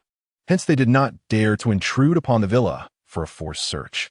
Sun Ruoxue furrowed her brow in contemplation for a moment before looking up at Sun Haorong. What if I were to visit Donghu Mountain Villa tomorrow with our marriage certificate? Although it is Xingyun's premarital property, I am still his wife. Visiting my husband's estate would surely garner police support. Never mind. Let's not complicate matters. In 15 days, the Xingyun Group will hold a shareholders meeting. If Xingyun cannot attend, we will be able to participate in the Qingshan Smart Home project of the Xingyun Group. As for the Li sisters, they are merely inconsequential women. Even Li Xuehua and Li Donghao do not care about them, so you need not exacerbate the situation. After a moment of reflection, Sun Ruoxue sighed softly and nodded. Very well. As long as Xingyun truly encounters an accident, all of his assets will belong to me. At most, we shall wait another month. Fan Xingmin cannot conceal the truth of Xingyun's demise forever. After pondering for a while, Sun Haorong sighed and looked up at Sun Ruoxue. Should we consider retrieving Donghao from Shenyang Hospital? Sun Ruoxue quickly shook her head and smiled. No need. Donghao is safest at Shenyang Hospital. Grandfather Hua has arranged for bodyguards to guard Donghao's room, and no one is permitted to enter except for medical personnel. When Xingyun was here, he dared not harm Donghao. Now that Xingyun is gone, no one would dare bring harm to him. Sun Haorong, feeling troubled, pressed his lips together and frowned at Sun Ruoxue. You are aware of Hua Qingyun's engagement to Bai Menjing, correct? Hua Jingrui is in quite a state over it, even to the point of developing blisters from stress. Sun Ruoxue narrowed her eyes and smiled as she nodded. Menjing's flirtations have long been no secret within our circle. Even Hua Qingyun is aware. I wonder whom Menjing has angered to stir such a significant uproar. Uncle Hua's Jiangrui Group had originally relied on the collaborative project with Xingyun Group and the Bai family Xinhai Group. However, with the recent scandal involving Menjing, it is likely that Uncle Hua has lost the face to maintain the alliance with the Bai family. Perhaps this urgency to eliminate Xingyun stems from his desire to seize the opportunity for collaboration with Xingyun Group. Sun Haorong furrowed his brow in contemplation, slowly shaking his head as he remarked, "Do you not find the timing of the incident involving Bai Menjing rather coincidental? Just as Hua Xingyun proposed to terminate the cooperation with Jiangrui Group, The Bai family, being Jiang Rui's largest partner, encounters turmoil. The incident concerning Bai Minjing occurred after the car accident involving Xingyun. It is evident that Minjing must have offended someone. For those who cannot comprehend Sun's actions, only a few questions can be posed, as the subsequent content cannot divulge too much. Understanding rests solely on the individual's interpretative abilities. The choices before Sun are as follows. After a mishap befalls the male protagonist, 1. Sun inherits 45 of the Xingyun Group shares, or 2. Acquires 68 of the Xingyun Group's shares along with the entirety of the Hua family's assets. What would a rational person choose? Furthermore, Sun's potential marriage to the male protagonist is entirely facilitated by Uncle Hua. Would any reasonable individual believe that, in the event of an accident befalling the male protagonist, Sun would seamlessly inherit his assets? Chapter 58. The result around 4 o'clock on Friday afternoon. As Zhang Wenbin entered with a knock, Hua Xingyun silently lowered his head and continued to peruse the last document of the day. After completing his review a few minutes later, he set the document down and looked up at Zhang Wenbin, playfully scolding him. It's Friday. Don't come here to disturb me over the weekend. Zhang Wenbin chuckled, lifting his phone and placing on the desk, sliding it towards Hua Xingyun. A girl spent Wednesday night with Hua Qingyun, and perhaps she didn't ask for any money, leading him to believe he has found true love. Yesterday, Hua Qingyun messaged her again, wanting her to visit his home. After she declined, he messaged her this afternoon, inviting her over again, and even showed off a Chanel bag he bought for her. Quite a lavish expenditure, around 20 to 30,000. Hua Xingyun picked up Zhang Wenbin's phone, glanced at it for a moment, and then returned it with a smirk. Did you not say she wasn't a virgin? What does her first time mean? Zhang Wenbin laughed heartily, tucking the phone into his pocket. Xue Wu asked. The girl's period hasn't ended yet. When Hua Qingyun saw blood, he mistakenly thought it was her first time. She refused him yesterday, claiming she was afraid of the pain. Goodness, how much did Xue Wu give that girl to make her so eager? Accepting clients while still on her period. Zhang Wenbin laughed, raising 2 fingers. Only 20,000. Which includes the fee for enticing Dong Qingyun. Hua Xingyun rolled his eyes and sighed. Has Fang Jinxiang not found an opportunity to obtain Hua Jingrui's hair yet? Zhang Wenbin shrugged. The last time Hua Jingrui was at the company, both Xingmin and Xue Wu failed to approach him. Recently, Hua Jingrui rarely visits the office, spending at most 2 to 3 hours there each day. Fang Jinxiang, being Hua Qingyun's assistant, doesn't dare to go to Hua Jingrui's office for hair samples. From a list you provided, only 3 individuals remain without samples. The test results indicate a familial relationship between Li Donghao and the Hua family. Perhaps Li Donghao truly is Hua Shu's illegitimate son. Hua Xingyun tightly pressed his lips together and slowly shook his head. My parents have always had a good relationship. I have never seen my father show affection to other women. Until I see the identification report provided by Li Xuehua, I refuse to believe my father would cheat. Zhang Wenbin pursed his lips slightly, and Hua Xingyun immediately understood his implication, likely related to Sun Ruoshua's infidelity under his very nose. Angrily, he rose and swiftly approached Zhang Wenbin, reaching out to tug at his ear. Zhang Wenbin hurriedly covered his ear, laughing and pleading for mercy. Boss, I also don't believe Hua Shu would cheat. It must be a forged report by Li Xuehua. Seeing he couldn't get hold of Zhang Wenbin's ear, Hua Xingyun lightly tapped his head and moved behind the wheelchair, pushing the armrest towards the sofa and turning to sit across from Zhang Wenbin. Let the girl accompany Hua Qingyun again tonight, and don't let her return during the day tomorrow. In the evening, arrange for her to take Hua Qingyun out for dinner, ensuring photographs are taken. If the Bai family sees the scandalous photos of Hua Qingyun, they may negotiate with Hua Jingrui to continue the engagement between Hua Qingyun and Bai Minjing. Knowing Hua Qingyun, he will certainly refuse. First, let the Bai family and Hua Jingrui sever their ties, and once the 2 companies have terminated their collaboration, allow Hua Qingyun to vanish. Zhang Wenbin nodded in agreement, retrieving his phone to edit and send a message, then putting it down while smiling at Hua Xingyun. I've sent a message to Xue Wu and will transfer 20,000 yuan to the girl. She believes that Xue Wu is a friend of Hua Qingyun, and the money is intended to encourage her to approach him. Helping Hua Qingyun move past the pain of his fiancée's infidelity. Hua Xingyun scoffed impatiently, waving his hand dismissively. I am not interested in the process. I seek only the outcome. What has become of Li Donghao, that illegitimate child? Lu Chang has arranged for 2 bodyguards to watch over Li Donghao and has also provided him with 2 caretakers. Our people cannot intervene, and Li Donghao's injuries have been recovering quite well recently. Hua Xingyan cursed under his breath, glaring at Zhang Wenbin and biting out, no matter what methods you employ, ensure he is not too comfortable in the hospital. Has anyone from the Sun family visited that illegitimate child? Zhang Wenbin glanced at Hua Xingyan, then lowered his gaze. Awkwardly chuckling, I suppose not. Hua Xingyan grunted in annoyance, checking the time on his watch, and waved his hand, scolding, it's almost time to leave. Return to your office. Zhang Wenbin hastily pressed the remote control for the wheelchair, maneuvering it to the office door, reaching for the doorknob, and turning back to smile at Hua Xingyan.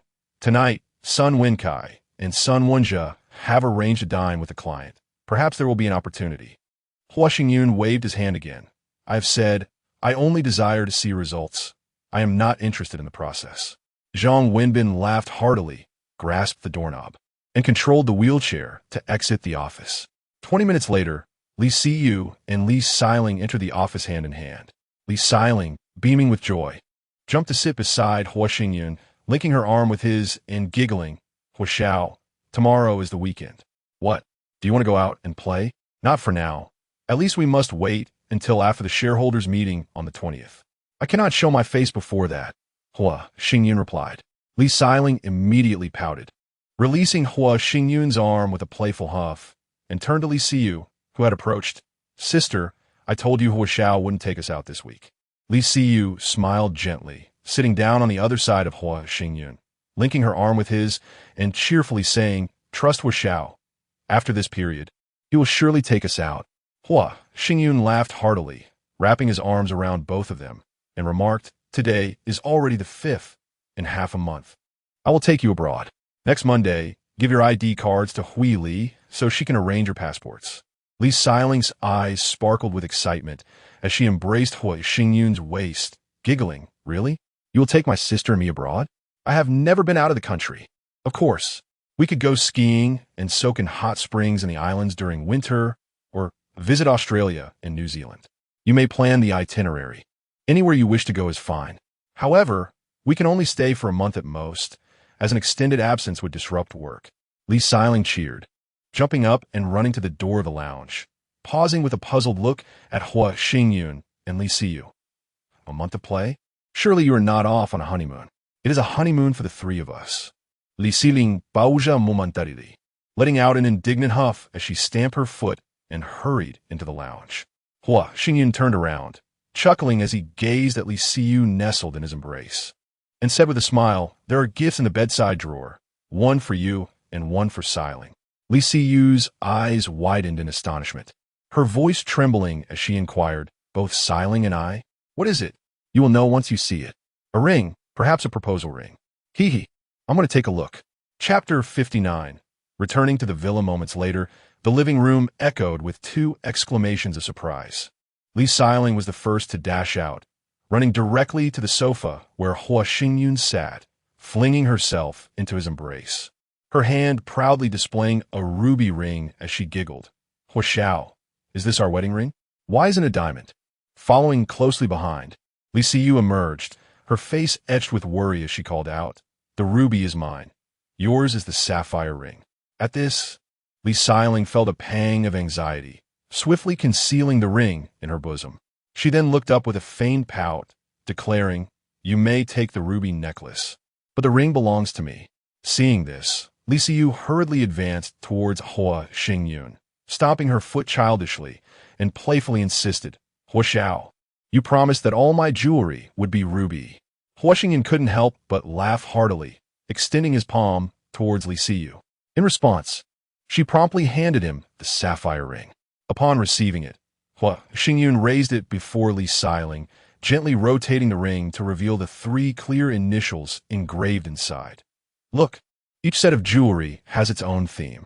Yours is inscribed with LHY, representing Ling, Hua, and you with your name first. As for Siyu's jewelry, it bears the inscription YHL, signifying you, Hua, and Ling.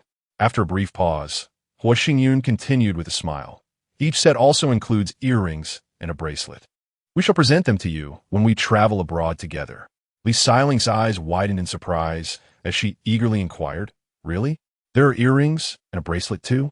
Hua Xingyun nodded with a smile. Both sets of jewelry were custom-made in Myanmar, and they are priced similarly. The distinction between the two gemstones was merely to differentiate you and Siyu. After all, you both look alike, except for a birthmark on one wrist and another on the rear. With a playful huff, Li Xiling squinted mischievously at Li Siyu. Realizing she was being teased about her birthmark, retaliated in a flurry of playful scratches aimed at Xiling's sensitive spots.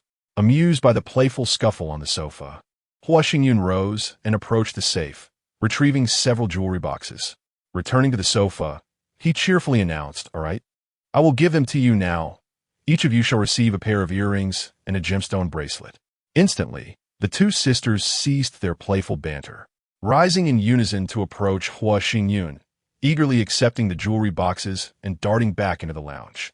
A few minutes later, Li Siyu emerged, adorned with earrings and a bracelet, holding the ring box aloft as she approached Hua Xingyun, biting her lip to suppress a smile, her eyes gleaming with anticipation.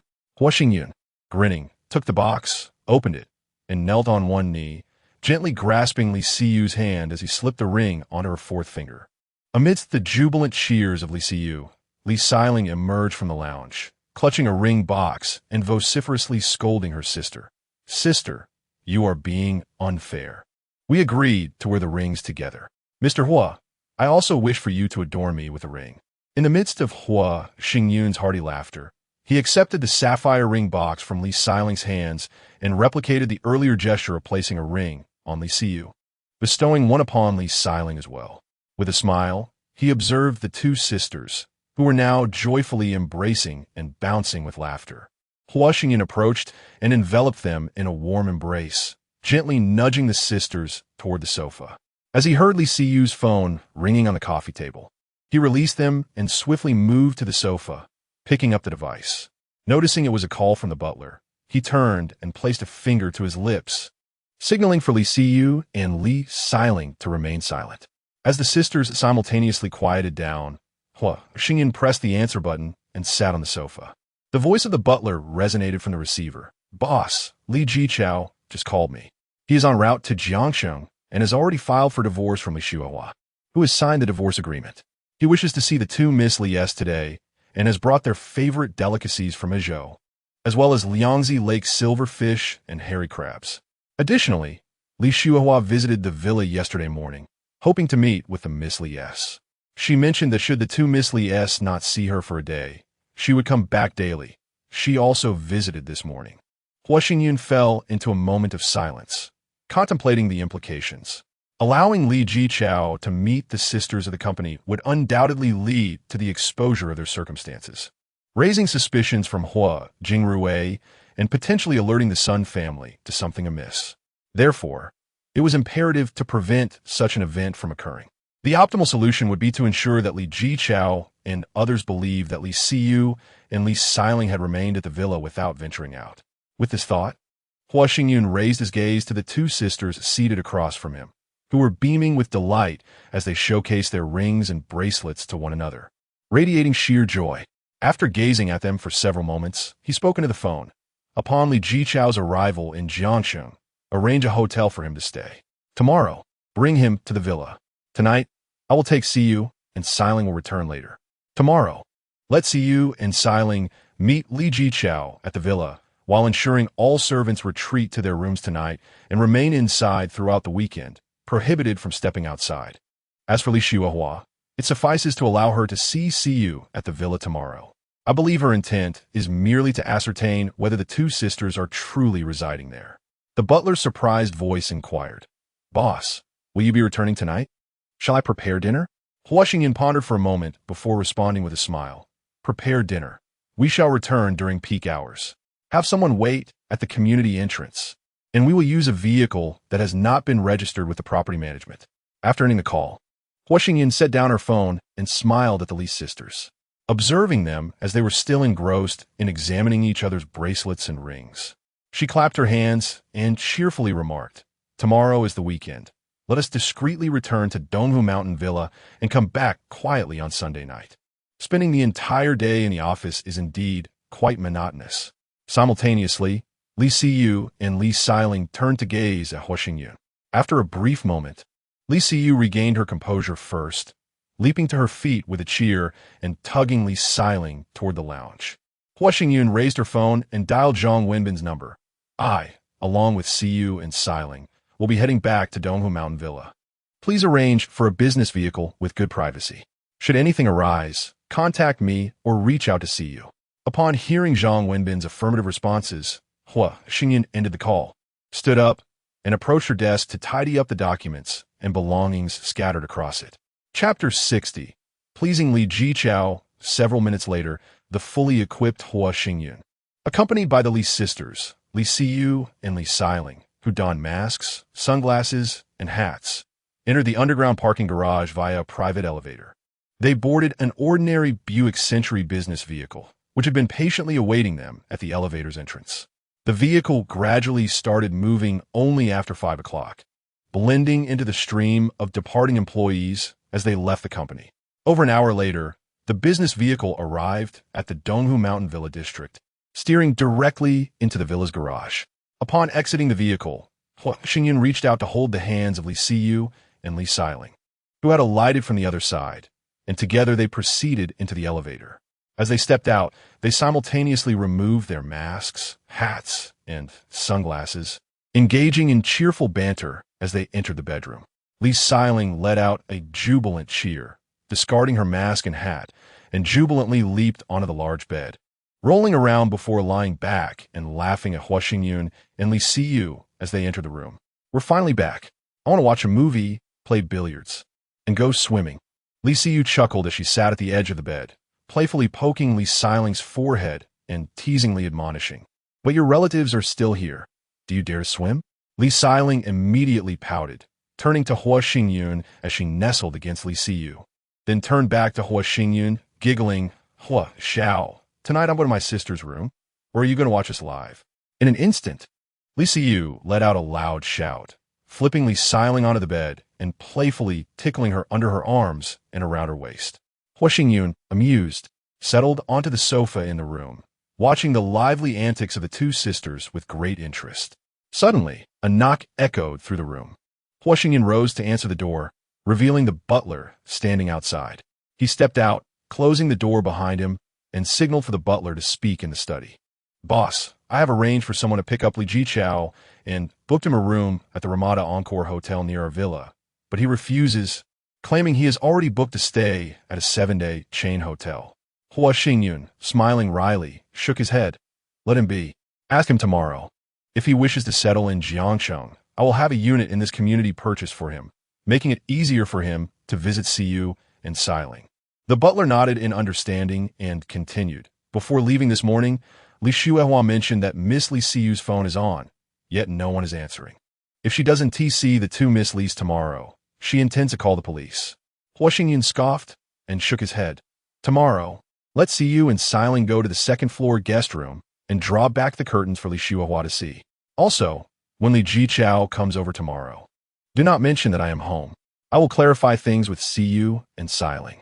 For the weekend, aside from the servants preparing lunch and dinner, they are not permitted to enter the villa at any other time. The butler promptly nodded in agreement, speaking softly. 2 days ago, grandfather Hui sent Lu Cheng to inquire about your whereabouts. I informed him that you haven't returned since leaving the villa last Sunday afternoon, and Secretary Zhu from the company called to say you were traveling abroad. Lu Cheng sought entry into the villa, but I denied him access. The chilling laughter of Hua Xingyun grew increasingly pronounced, enveloping the entire room in an air of frostiness. Her gaze, sharp as a cold star, remained fixated on the decorative fruit bowl upon the coffee table, as still and statuesque as a sculpture. After 2 or 3 minutes, Hua Xingyun spoke. Upon our departure on Sunday, regardless of who arrives, simply inform them that I am not at home, but the two Miss Lis are in the villa. Her voice was frigid and resolute, leaving no room for negotiation. The butler promptly nodded, indicating his understanding.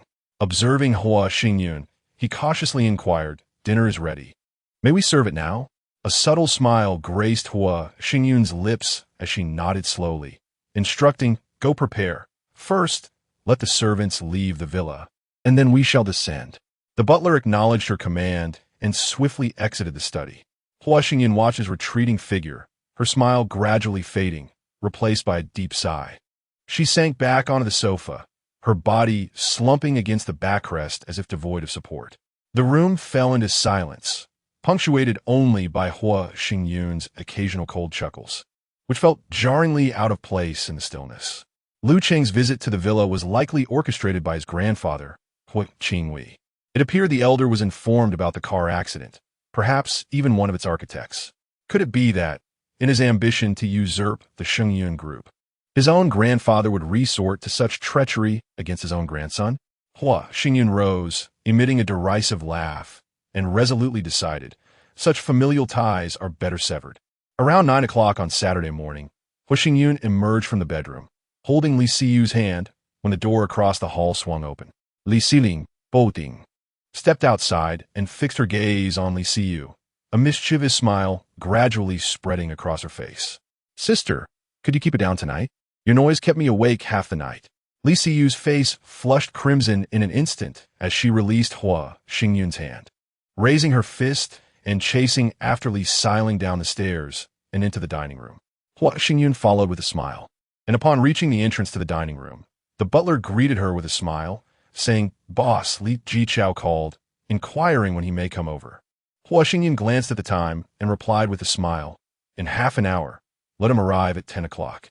My lunch will be sent upstairs," leaving Li Jichao to have his meal. The butler affirmed and led Hua Xingyun into the dining room, personally fetching breakfast to place before her, Li Siyu, and Li Siling. At 10 o'clock, Uncle Li arrived. "You all should meet with Uncle Li. Remember what I told you last night. Do not mention that I am in the villa, nor that I have been at the company." Li Siyu nodded eagerly, saying, "Understood. My father is coming today, and I will speak with him," ensuring that Siling does not say anything out of turn. Hua Xingyun's gaze shifted to the pouting and cheeky Li Siling. With a warm smile, he affectionately ruffled her hair. After Li Siling shook off his playful gesture, his eyes turned to Li Siyu, and he cheerfully remarked, "In half a month, we shall be wed, and Li Uncle will become my father-in-law. Next week, the housekeeper will purchase a residence within this neighborhood for Li Uncle, making it convenient for him to visit you both in Jiangsheng." Li Siyu, momentarily taken aback, stared at Hua Xingyun with her mouth agape. It was only upon hearing Li Siling's astonished inquiry about the house for their father that she regained her composure. Leaning closer to Hua Xingyun, she whispered, "The property prices here are quite steep, aren't they? A single house exceeds $1 million, doesn't it?" Hua Xingyun laughed heartily, playfully pinching Li Siyu's cheek as he replied, "Given that Li Uncle has entrusted me with his beautiful daughter, I would not hesitate to acquire not just one house, but even this villa, should he desire it." Li Siyu scrunched her nose in a playful huff, narrowing her charming eyes as she turned to glance at Li Siling. Chapter 61. An Unseen Presence After Finishing Breakfast. Hua Xingyun escorted the sisters Li Siyu and Li Siling back to the upstairs bedroom, once more admonishing them not to disclose their whereabouts. He smiled as he observed the sisters nodding impatiently in agreement.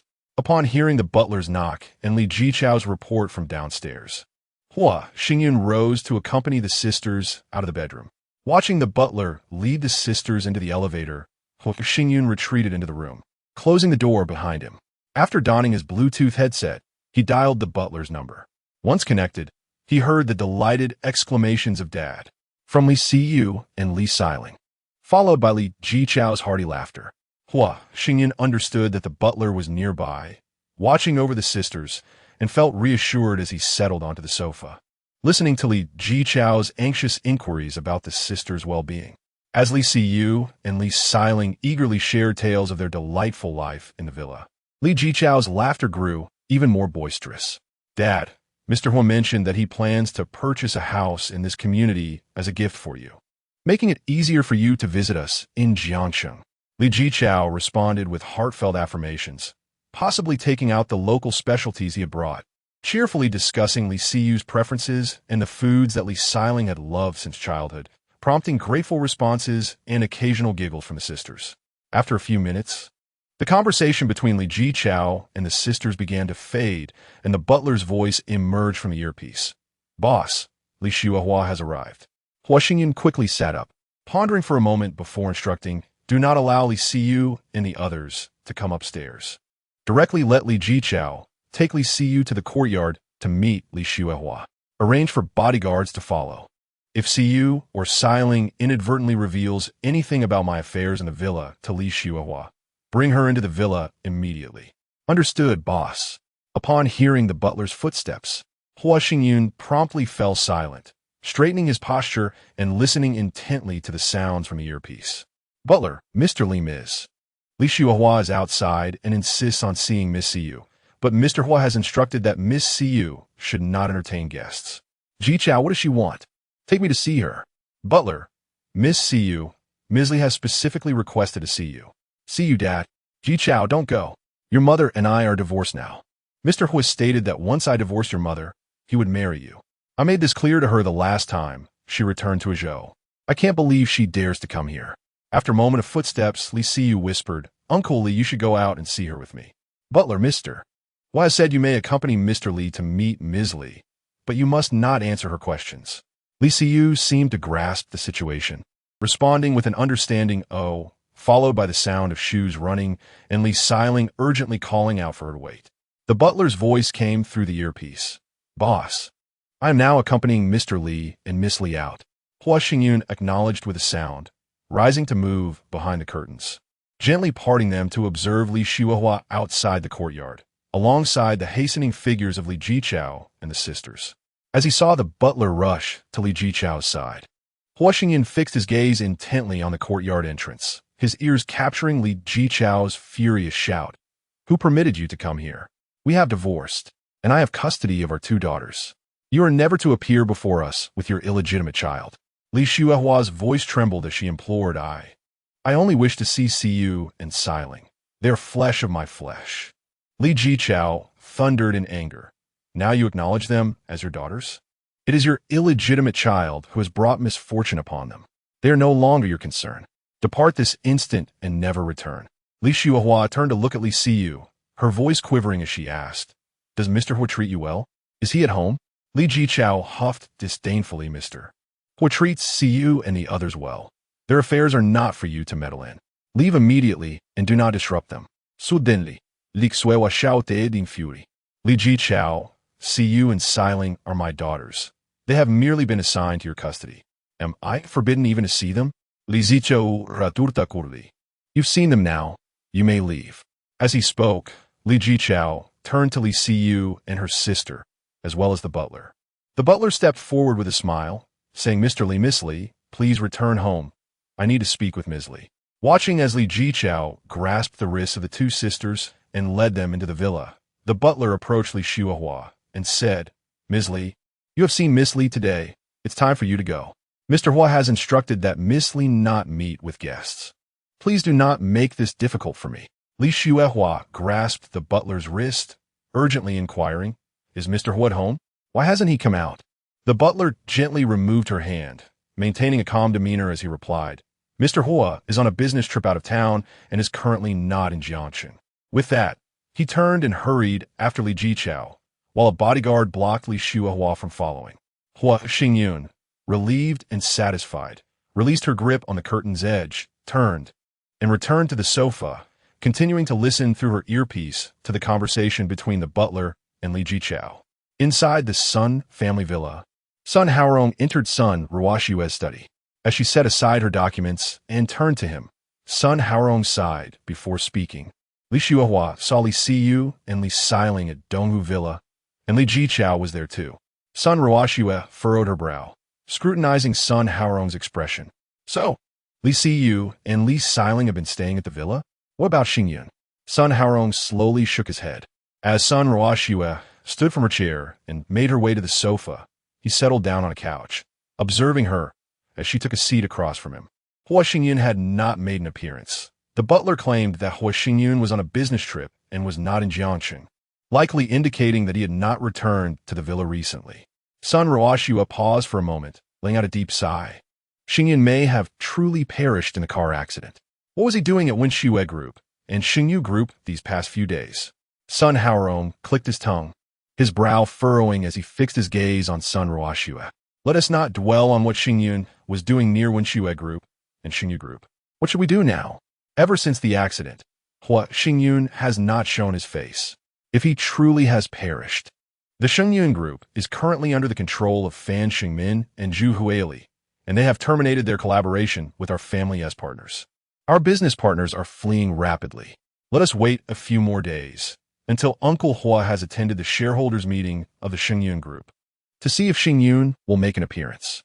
If Xingyun does not attend the meeting, it may indeed suggest that he perished in the tragic accident. Chapter 62. Mother's heirloom. After lunch, Li Siyu and Li Xiling returned to their upstairs bedroom, where they found Hua Xingyun reclining on the sofa, engrossed in his phone. With smiles gracing their faces, the sisters approached and settled down beside him, one on each side. Hua Xiao, my father is resting in the guest room downstairs and will return to Azhou this afternoon. Hua Xingyun turned to Li Siyu, a smile playing on his lips as he held up his phone for her to see. Your bank card is with you, right? I just had Wenbin transfer 2 million to your account. This afternoon, hand the card to the housekeeper and let him take Uncle Li to choose a property. Li Siyu's eyes widened as she stared at the notification of the 2 million yuan deposit on her phone. Gradually, her gaze shifted to Hua Xingyun, and she narrowed her eyes, teasingly asking, Are you really buying my father a house? He could stay here with us, right? There's a guest room downstairs. Hua Xingyun chuckled, wrapping his arms around the shoulders of Li Siyu and Li Xiling. He leaned over and planted a kiss on Li Xiling's cheek before turning back to Li Siyu with a grin. Living at home can be inconvenient. A property only costs a little over 1 million, so consider it my filial piety towards Uncle Li. Go tell him that he can stay a little longer. After you choose the house this afternoon, have the housekeeper take him to pick out a car. You shouldn't be driving that delivery van anymore. If word gets out, my future father-in-law driving a van will be the laughingstock of Jiangcheng. Li Xiling, filled with excitement, jumped up and raised her hand in front of Li Siyu. Give me the bank card. I'll take it to the housekeeper.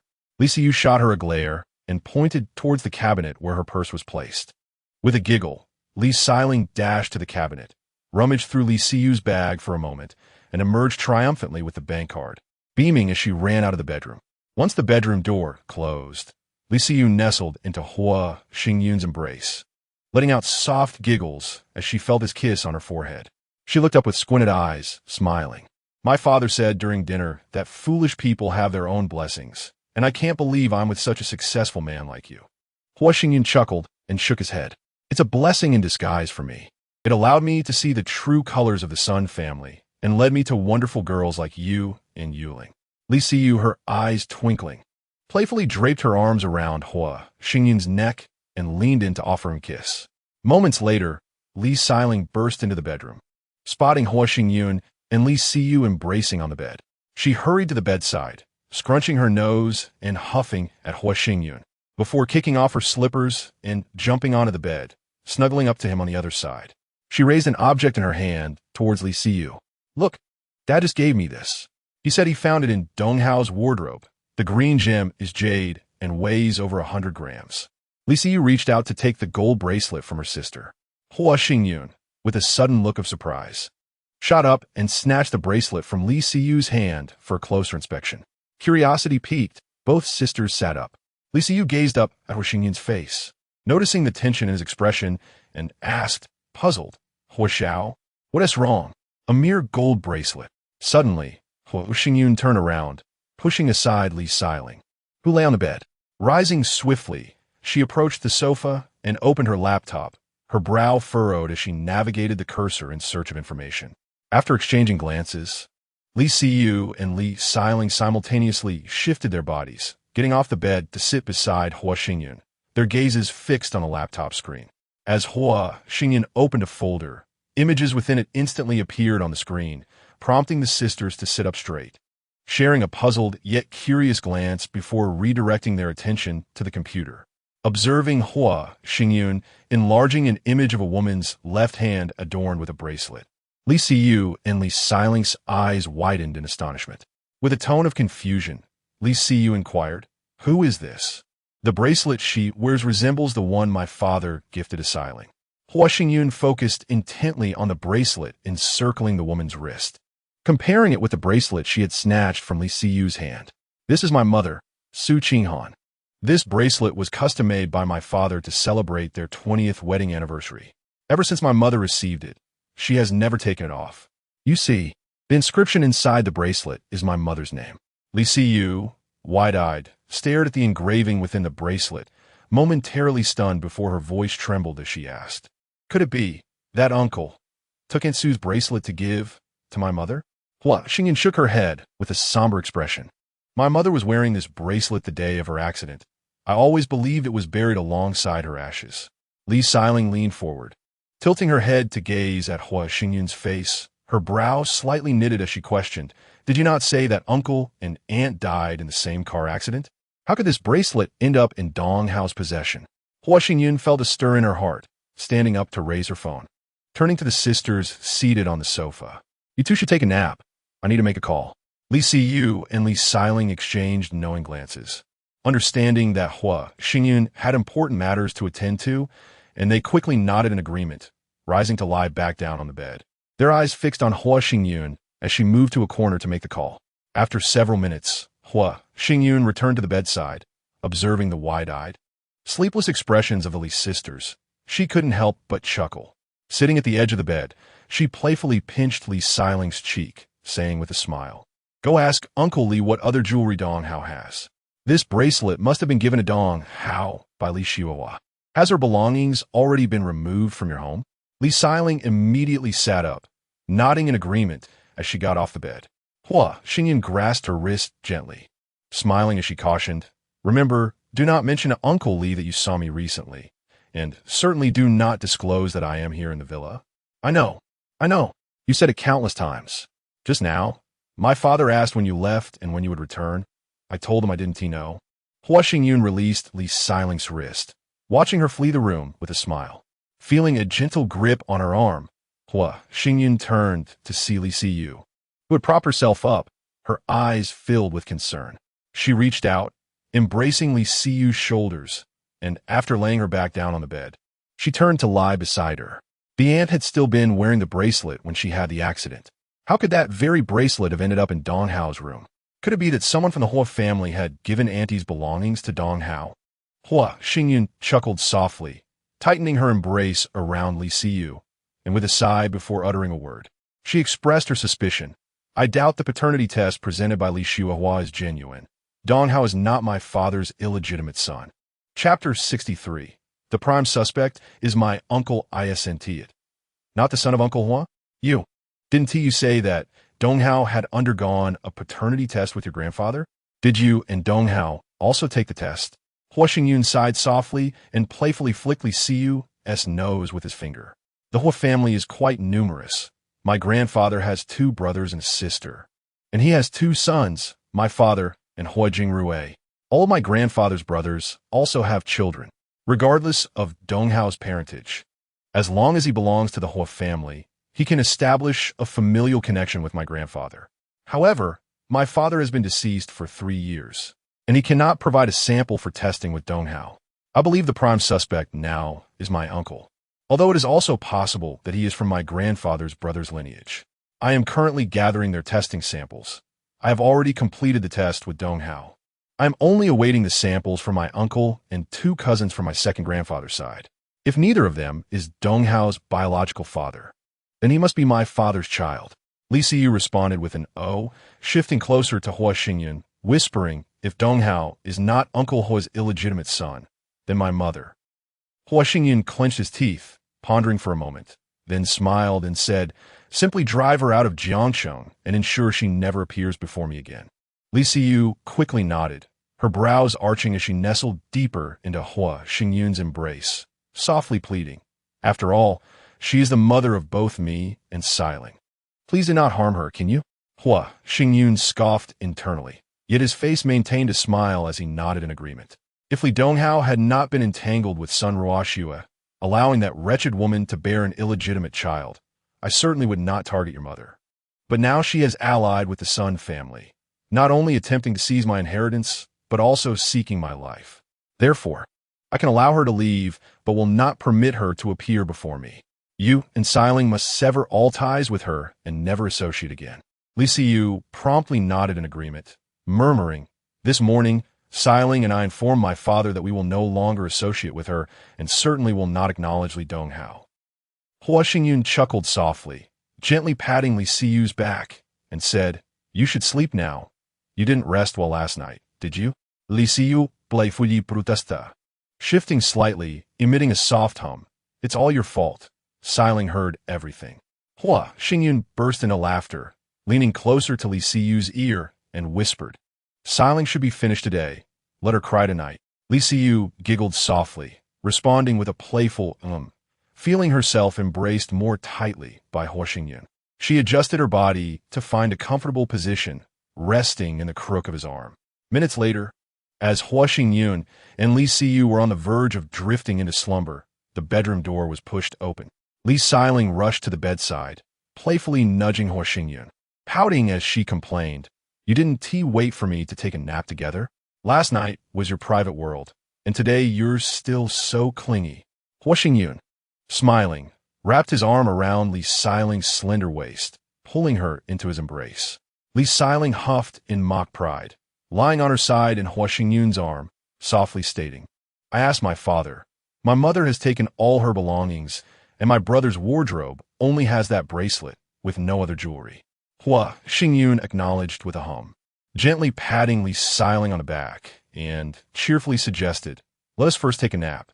Once Uncle Li has rested and leaves the villa, we shall engage in a game of billiards and enjoy a movie, followed by an evening of singing and gaming at the bar." Li Siling nodded in agreement, giggling and snuggling into Hua Xingyun's embrace. Around 2 in the afternoon, upon awakening, Hua Xingyun surveyed Li Siyu and Li Siling, discovering that both were still in slumber. Recognizing that Li Siyu had been exhausted from their escapades the previous night, and sensing that Li Siling might also have had a restless night, he quietly rose from the bed. He retrieved his phone from the bedside cabinet and noted the butler's message confirming that Li Jiqiao had already departed the villa. He then exited the bedroom and entered the study, where he dialed Zhang Wenbin's number. Hua Xiuhua had moved out from the Li family in Azhou. He needed to ascertain whether she had secured accommodation in Jiangxing. Her luggage had not been taken to the hospital, implying it was likely left in her residence in Jiangxing. If she were to return there, he intended to apprehend her and seize an opportunity for a personal interrogation. Moreover, he instructed to contact Feng Jinxiang, offering an additional 1 million if he could procure hair or nails from Hua Jingrue before the 19th. Upon hearing Zhang Wenbin's affirmative response, Hua Xingyun was about to end the call when Zhang's voice interjected, requesting a moment. Hua Xingyun raised his phone, teasingly chiding, "Speak your mind all at once."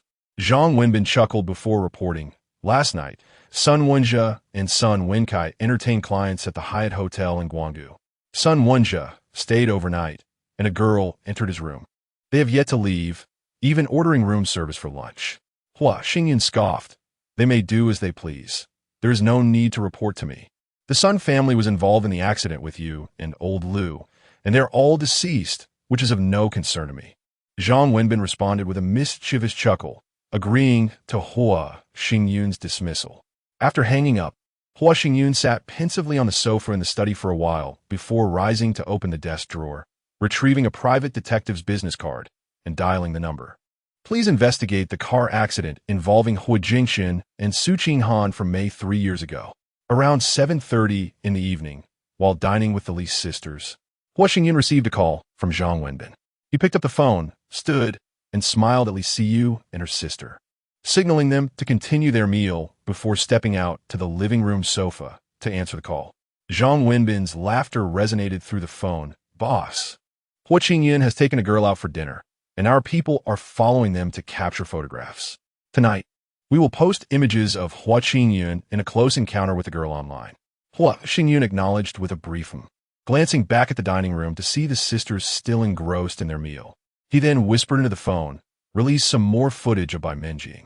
Perhaps tomorrow the Bai family will leverage news of Hua Qingyun's affair with a female student to coerce my uncle into allowing the continuation of the engagement between Bai Menjing and Hua Qingyan." Zhang Wenbin chuckled and continued, "Should Hua Qingyun refuse, the Bai family might, in their fury, terminate their collaboration with the Jiangrui Group. Hua Xingyun chuckled softly, chiding, "Now that you understand, go ahead and act." Perhaps Hua Jingrui is troubled by the termination of the partnership with the Bai family, anxious enough to lose his hair, allowing Fang Jinxiang to effortlessly earn $1 million. With a peculiar laugh, Zhang Wenbin ended the call. Hua Xingyun, smiling brightly, rose to his feet and, with a light-hearted stride, returned to the dining room. He took his seat at the table once more, engaging in cheerful conversation with the Li sisters as they continued to savor the dishes before them. Chapter 64. Seeking shares on a Sunday afternoon at 3 o'clock.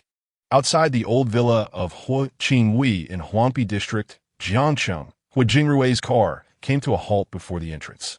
Hua Jingrui swiftly exited the vehicle, aided by the bodyguard who opened the door and hurried into the villa, following Lu Cheng to Hua Qinghui's tea room. Upon seeing Hua Qingwei seated at the tea table, sipping his tea, Hua Jingrui hastened toward him, exclaiming in a frantic tone, "Father, the Bai family intends to terminate their collaboration with Jiangrui Group." Hua Qingwei emitted an angry grunt from his nostrils, setting down his teacup, his gaze fixed intently on Hua Jingrui as he sat at the table. "What is the matter concerning Qingyan?" With a deep sigh and a click of his tongue, Hua Jingrui replied, "Qingyan has recently befriended a sophomore from Zhongnan University of Finance and Law." Hua Qingwei grunted once more, lifted his teacup, took a sip, and slowly inquired, "What does the Bai family mean by this?" Before speaking, Hua Jingrui sighed again, clicked his tongue, raised the teacup that Hua Qingwei had offered, drained its contents, and with a forceful thud placed the cup down, declaring indignantly, "The Bai family wishes for Qingyun and Bai Minjing to marry promptly." Yet last night, it surfaced that Bai Minjing engaged in a group activity, having relations with 4 men at once. If Qingyun truly marries Bai Minjing, our family shall become the laughingstock of Jiangcheng. Hua Qingwei held the teacup to his lips, remaining statue-like in silence for several seconds. Slowly, he raised his hand to drink from the cup, exhaling a soft sigh as he set it down to regard Hua Jingrui. "Has the collaboration with Shangyun Group also been terminated?" Hua Jingrui nodded vigorously, gritting his teeth as he responded, "Shangyun Group is now controlled by Fan Shengmin and Zhu Huili, along with Xingyun's assistant, Zhang Wenbin. Not only have they ceased their collaboration with Jiangrui Group, but they have also declared that any company collaborating with Jiangrui Group will be placed on Xingyun Group's blacklist. If we lose the Bai family's partnership, Jiangrui Group will find itself in a predicament with no projects to undertake within 6 months." Hua Qingwei sighed heavily, lifting the fairness cup to pour more tea for Hua Jingrui, subsequently pouring half into his own cup. After placing the fairness cup down, he contemplated for over a minute while sipping his tea, then glanced at Hua Jingrui, asking, "Has Xingyun not been contacted yet?" Hua Jingrui quickly nodded, stating, "Xingyun's phone is in Zhang Wenbin's possession, and any calls to Xingyun are answered by him. I have reached out to several shareholders at Shangyun Group seeking to meet with Xingyun, but Fan Shengmin and Zhu Huili dismissed us under the pretext that Xingyun is abroad on vacation. If you could authorize the shares left by elder brother to me temporarily, combined with my own shares, we could surely restore our collaboration with Xingyun Group. Once Xingyun returns, I will return the shares to her." Hua Qingwei raised his gaze to glance at Hua Jingrui, shaking his head with a sigh. "I have already promised Xingyun that once Ruoxua gives birth, the shares left by Jingchen will be transferred to her. The equity transfer document has been duly signed. If Xingyun truly embarks on a journey, upon his safe return." Hua Jingrui suddenly stood up, exclaiming in a loud voice, "Father, the Xingyun Group has already fallen under the control of Fan Shengmin and Zhu Huili. If Xingyun is unharmed, how could he neglect the company and venture off alone? His 2 younger sisters, residing in the villa at Donghu Mountain, would surely accompany him on such a trip." Hua Qingwei pondered for a moment, his brow furrowed as he gazed at Hua Jingrui. "What do you propose to do?" "We should contact the company's shareholders and first remove Fan Shengmin and Zhu Huili from their positions. We can manage Shangyun Group in Xingyun's stead, and when he returns, we shall return the company to him." At 9:30 in the evening, Hou Xingyun returned to Xingyun Group with Li Siyu and Li Xiling, taking the private elevator to his office floor. Within 10 minutes of entering the office, while he was chatting merrily with the Lee's sisters on the sofa in the lounge, he noticed Lee Si-yu's phone ringing with a call from Zhang Wenbin. He vaguely heard a knock on the office door from outside the lounge. Understanding immediately that Zhang Wenbin was at the door, Ho Xingyan stood up and instructed Lee Si-yu and Li Xiling to take their baths first. He then turned and exited the lounge, opening the office door to let Zhang Wenbin in, closing the door behind him and guiding Zhang to the meeting sofa. "Speak. What mischief did you indulge in over the weekend?" Zhang Wenbin squinted and smiled at Ho Xingyun, and as soon as Ho Xingyun settled onto the opposite sofa, he began. "You must have seen the scandalous photos of Bai Minjiying and Ho Qingyun. I heard that this morning, Bai Xinyue visited Ho Jingrue's home and stayed for over an hour before leaving. You must have seen the photos of Bai Xinyue leaving the Ho residence, looking quite upset.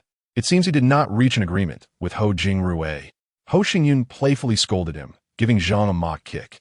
"You come here so late just to flaunt this? It seems you have too much time on your hands." Zhang Wenbin laughed heartily, raising his hand before Ho Xingyun and interrupting him with a smile. Around 2:30 in the afternoon, Ho Jingrue left the Ho villa and went to Grandpa Ho's old house in Huangpi district. After dinner, he left around 8 o'clock, wearing a broad smile, perhaps. Ho Xingyun's smile gradually faded, his gaze turning steely as he clenched his teeth, contemplating for a moment before emitting an angry huff. "It seems my grandfather has bestowed my father's shares upon my uncle. Is he so certain of my demise in the accident?" Zhang Wenbin maintained a smile, his eyes fixed on Ho Xingyun's expression, wary of voicing his thoughts. After grinding his teeth in contemplation for 2 to 3 minutes, Ho Xingyun sighed deeply, slowly shaking his head, and lightly clicking his tongue. "Until we obtain my uncle's sample for testing, do not present my authorization. If tomorrow Ho Jingrue arrives at the company with the shareholders, and if he has convinced Chun Ziqiang to side with them, their combined shares will amount to 49.8, surpassing my previous 45 by 4.8. If the other party proposes to dismiss President Sheng Min from his position, one must resolutely oppose it. Huang Dijing supports my stance, and for Sheng Min to relinquish the presidency, it is imperative that Huang Dijing speaks." Zhang Wenbin nodded slightly, retrieved his phone, and inquired with a smile, "Should I call Huili now to contact Huang Dijing, or wait until tomorrow when Huili returns to the office for you to speak with her personally?" Hua Xingyun cast a sidelong glance at Zhang Wenbin, shaking her head and teasingly scolding. "You decide. Had I known, I wouldn't have opened the door for you. It has dampened my good spirits." Zhang Wenbin chuckled heartily, leaning closer to Hua Xingyun and with a mischievous squint, remarked, "Sun Wenjie is in the hospital. After checking out of the hotel with that girl at noon, the brakes of the car he was driving failed." Chapter 65. Delaying the divorce certificate. Is he dead? Zhang Wenbin chuckled as he gazed at Hua Xingyun, slowly shaking his head. He crashed a few cars. When the ambulance arrived to pull Sun Wenjie and that girl out of the vehicle, both were unconscious and covered in blood. "I didn't allow our people to follow them to the hospital. If he is dead, that is for the best. If not, we can continue to toy with the situation." Hua Xingyun cast a sidelong glance at Zhang Wenbin, exasperation evident as she stood up and pushed his wheelchair, playfully scolding, "If you're so bored, why not return to your studies? You have a new teacher now." Zhang Wenbin burst into laughter, reclining against the back of his wheelchair. Grinning as he remarked, "I wouldn't dare to learn from Teacher Bai. 3 or 4 men can't satisfy her." Hua Xingyun quickened her pace, steering Zhang Wenbin directly to the elevator. After pressing the open button, she unhesitatingly turned and walked towards her office, laughingly chiding, "I'll buy you some venison tomorrow to replenish your energy. You've been studying too hard with your Teacher Bai lately. It's quite exhausting. Your face has turned pale." Behind her, Zhang Wenbin let out a strange chuckle. Hua Xingyun glanced back at him as his remote-controlled wheelchair glided into the elevator, shaking her head in amusement before entering her office. At 8:50 in the morning on Monday, Zhu Huili, Fan Xingmin, Zhang Wenbin, Yuan Xiu, and Wu Yumin entered Hua Xingyun's office. They instructed Wu Yumin to bring Li Si-yu and Li Xiling into the office first, while Hua Xingyun welcomed Zhu Huili and Fan Xingmin to take a seat on the guest sofa. Looking at Zhu Huili, Hua Xingyun smiled and inquired, "Have you called Huang Dijing?" Zhu Huili pressed her lips together, stifling a laugh. After a few seconds, she managed to control her amusement and looked up at Hua Xingyun. After Wenbin called me last night, I reached out to General Huang. There are already rumors circulating that you were in a car accident and have passed away. Hua Xingyun rolled her eyes in response to Zhu Huili's words, noticing her attempt to suppress her expressions. Zhu Huili continued, I clarified with General Huang that the rumors are entirely fabricated. Before the end of the month, you will definitely return. Hua Xingyun acknowledged with a nod. Shifting her gaze to Fan Xingmin, you're aware of the situation regarding Bai Minjing from the Bai family online, correct? The Bai family and our Xingyun group are the two largest partners of Jiang Rui Group. Without our collaboration with the Bai family's Xinhai Group, Jiang Rui Group won't last long. Therefore, Hui Jingrui may once again unite with the company's shareholders to challenge your position. Fan Xingmin interrupted with a cheerful nod. Huili called me last night as well. General Huang has already sold his shares to us. He certainly won side with Hui Jingrui at the company. As long as General Huang publicly supports us, we need authorization to hold on until the shareholders' meeting. Who knows, after the meeting, we might even acquire Jiang Rui Group. Hua Xingyun smiled at Zhu Huili and Fan Xingmin. Now that you know, return to your work. Remember, do not let the shareholders see you and Li Xiling. If Hui Jingrui brings the shareholders to the company, keep them in the office. Zhu Huili and Fan Xingmin stood simultaneously, nodding with smiles in agreement. After Hua Xingyun waved them off, they promptly exited the office. Hua Xingyun turned to smile at Yuan Xiuwu. After exchanging glances with Zhang Wenbin, Yuan Xiuwu straightened his posture and addressed Hua Xingyun. After Sun Wenjie was sent to the hospital, Sun Haorong and Hewen rushed there. By 8 in the morning, Sun Haorong left the hospital for Wenxue Group, while Hewen remained, observing Sun Haorong's expression, which suggested that Sun Wenjie had merely sustained injuries and was not in life-threatening danger. Should we send someone to the hospital? Hua Xingyun raised his hand to halt Yuan Xiuwu's further comments, shaking his head with a smile. Let us take our time. We have plenty of it. The Sun family wishes to conspire against me, and I shall ensure they taste despair. I demand their lives as well as their company. Zhang Wenbin chuckled, leaning on the armrest of his wheelchair to sit up straight, and gazed at Hua Xingyun regarding my car accident case. The insurance company and several at-fault drivers compensated the family of the deceased driver with $135 million. My compensation has yet to be finalized. In merely 2 weeks, the police have closed the case. Clearly, the Sun family and Hui Jingrui have intervened. There has been no news on old Lu's accident case. Is there any update from Zhou Hao? Has Zhou Songjie not yet delivered him? Yuan Xiuwu interjected. Zhou Songjie is also looking for someone. At the time of the incident, Zhou Hao was not in Jiangcheng, and the account used to transfer money to Zhang Guodong does not belong to Zhou Hao. Furthermore, the communication with Zhang Guodong via Zhou Hao's phone was not initiated by him. The police retrieved the call logs and merely sent someone to Shandong to take Zhou Hao's statement, without apprehending him back to Jiangcheng. Hua Xingyun let out a cold laugh. Reclining against the sofa, his tone icy as he commanded, send someone to Shandong to locate Zhou Hao, and also find the driver responsible for old Lu's accident. The driver is detained, while their family remains outside. Yuan Xiuwu promptly nodded in acknowledgement, indicating he understood what to do. He then turned to Zhang Wenbin, who placed his hand on the wheelchair's remote control, smiling at Hua Xingyun. If there is nothing else, let us return to work. It's already past 9. Hua Xingyun smiled and stood, directing his gaze towards Yuan Xiuwu.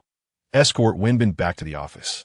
If Hui Jingrui comes to the company, you should accompany him, getting as close as possible to him, and find a way to obtain a strand of his hair. Yuan Xiuwu responded with a smile, standing to push Zhang Wenbin's wheelchair out of Hua Xingyun's office. After 10 in the morning, upon receiving a call from Zhang Wenbin, Hua Xingyun shook his head in disbelief.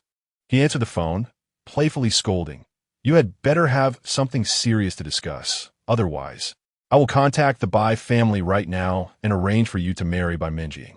Zhang Wenbin let out a peculiar laugh. "Your former father-in-law is calling you." It seems Hui Jingrui has reached out to him, informing him of the possibility of your demise in a car accident. I told General Chen that you are traveling abroad. He inquired which country you are in. He is currently in England and will return in 3 days. If you do not contact him within 3 days, he will authorize the shares to Hua Jingrui. Hua Xingyun pursed his lips, internally lamenting as he clicked his tongue. I can only keep this hidden for now. I will obtain the divorce certificate next week. All matters must wait until I secure that document.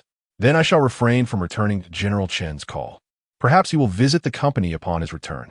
Hua Xingyun nodded in affirmation, indicating her certainty. There was no need to return the call. Regardless of whether Chen Ziqiang appeared at the company, I would undoubtedly refrain from making any public appearances until I obtain the divorce certificate. Have Hua Jingrui and those old fellows like Yang Jianan reached out? Not at the moment. Perhaps Hua Jingrui is preoccupied with contacting the shareholders, intending to apply pressure on us this afternoon. However, it is also possible that without Chen Ziqiang's 12 shares, Hua Jingrui and Yang Jianan's combined shares do not surpass my 45, rendering it impossible for them to coerce Sheng Min into relinquishing his position. Perhaps Chen Ziqiang has secured us an additional 3 days. Chapter 66. Doubt around 11:40 in the morning, Zhu Huili entered Hua Xingyun's office with Li Xiling, holding a stack of documents and handing them to Li Xiling. I need to discuss a few matters with the boss. Please take these documents to my office, and then you can clock out for lunch, she instructed. Li Xiling hurriedly accepted the documents, turned to Hua Xingyun with a squint and a smile, and with a beaming expression, exited the office. Zhu Huili glanced at the direction Hua Xingyun was pointing, smiled, and approached the desk, pausing to say, "No need to sit. You've been in the office all morning." Hua Xingyun looked at Zhu Huili with a smile. "What is the matter? Did Yang Jianan or Li Hui call you?" Zhu Huili shook her head with a smile. "Mr. Huang called me. Hua Jingrui has invited him to dinner tonight, possibly including General Manager Yang and General Manager Li as well. Perhaps Hua Jingrui intends to unite other shareholders to persuade Mr. Huang to side with them. They hold 49.8 of the company's shares, surpassing your holdings, and could propose a change in the company president." Hua Xingyun let out a derisive laugh, sighing, "Does Mr. Huang also suspect I perished in the accident?" Zhu Huili stifled a laugh, remaining silent. Hua Xingyun, feeling vexed, rubbed his nose. "What projects can we offer to Bale Group? Huang Dijing's shares have already been transferred to me, and Bale Group is now a strategic partner of Xingyun Group. It's time we presented them with some collaborative projects. Go discuss this with Sheng Min, and before the end of the day, contact Huang Dijing. Tempt him with the prospect of collaboration, encouraging him to hear what schemes Hua Jingrui and his associates are plotting. Also, let Huang Dijing know that regardless of my presence at the company, Xingyun Group will definitely bring good projects to Bale Group." Zhu Huili nodded in agreement, rising with a smile. "I will arrange to have lunch with Sheng Min and discuss the collaboration with Bale Group." Hua Xingyun smiled and nodded, watching Zhu Huili leave the office. Through the crack of the door, he spotted Yuan Xiuwu emerging from the elevator, quickly passing by Zhu Huili. Hua Xingyun glanced at the remaining 5 or 6 documents on the desk, realizing he would not finish them before lunch. He pushed the documents aside and gestured for Yuan Xiuwu to sit down. Yuan Xiuwu entered the office and closed the door behind him, saying, "Boss, son Ruoxue has left the Sun family's Menghu, Xiangjuan villa, and has gone to Wenxue Group." Hua Xingyun's expression darkened as he stood to meet Yuan Xiuwu, whispering instructions in his ear. Simultaneously, in the reception area of Sun Haorong's office at Guanggu Wenxue Group, Sun Ruoxue sat on a sofa, her brow furrowed as she gazed at Sun Haorong across from her. "Dad, has someone really tampered with Wenji's brakes?" Sun Haorong nodded, pulling out his phone and presenting it to Sun Ruoxue, opening a video. "This is the surveillance footage from the hotel parking lot last night. At 4 in the morning, this van parked next to Wenji's car, and someone exited the vehicle during that time. Half an hour ago, the Hongshan District Bureau called to inform us that this van is a clone vehicle. The actual registered vehicle is a Volkswagen." Sun Ruoxue watched the video on the phone intently, then raised her gaze, her brow tightly knit. After a moment of hesitation, she asked in a tone filled with suspicion, "Who would want to harm Wenjia? Who is the woman involved in the accident with him?" Wenjia's new girlfriend is a student without any notable background. Sun Ruoxue straightened her posture and gazed intently at Sun Haorong for several seconds. As their eyes met, her brow furrowed even deeper, and she suddenly widened her eyes. exclaiming in a hurried tone, "Could it be that Xingyun is not dead, but merely injured and truly resides in that hospital room at Xingyun? Was Wenji's situation orchestrated by Xingyun?" In shock, Sun Haorong straightened his posture, his brow knitting into a deep furrow.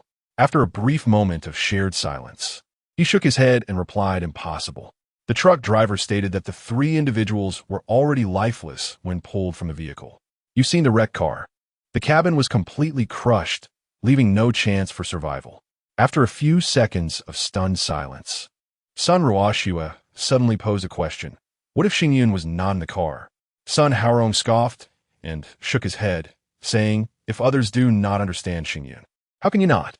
If Xingyun were unharmed, how could she neglect the company and not investigate the accident?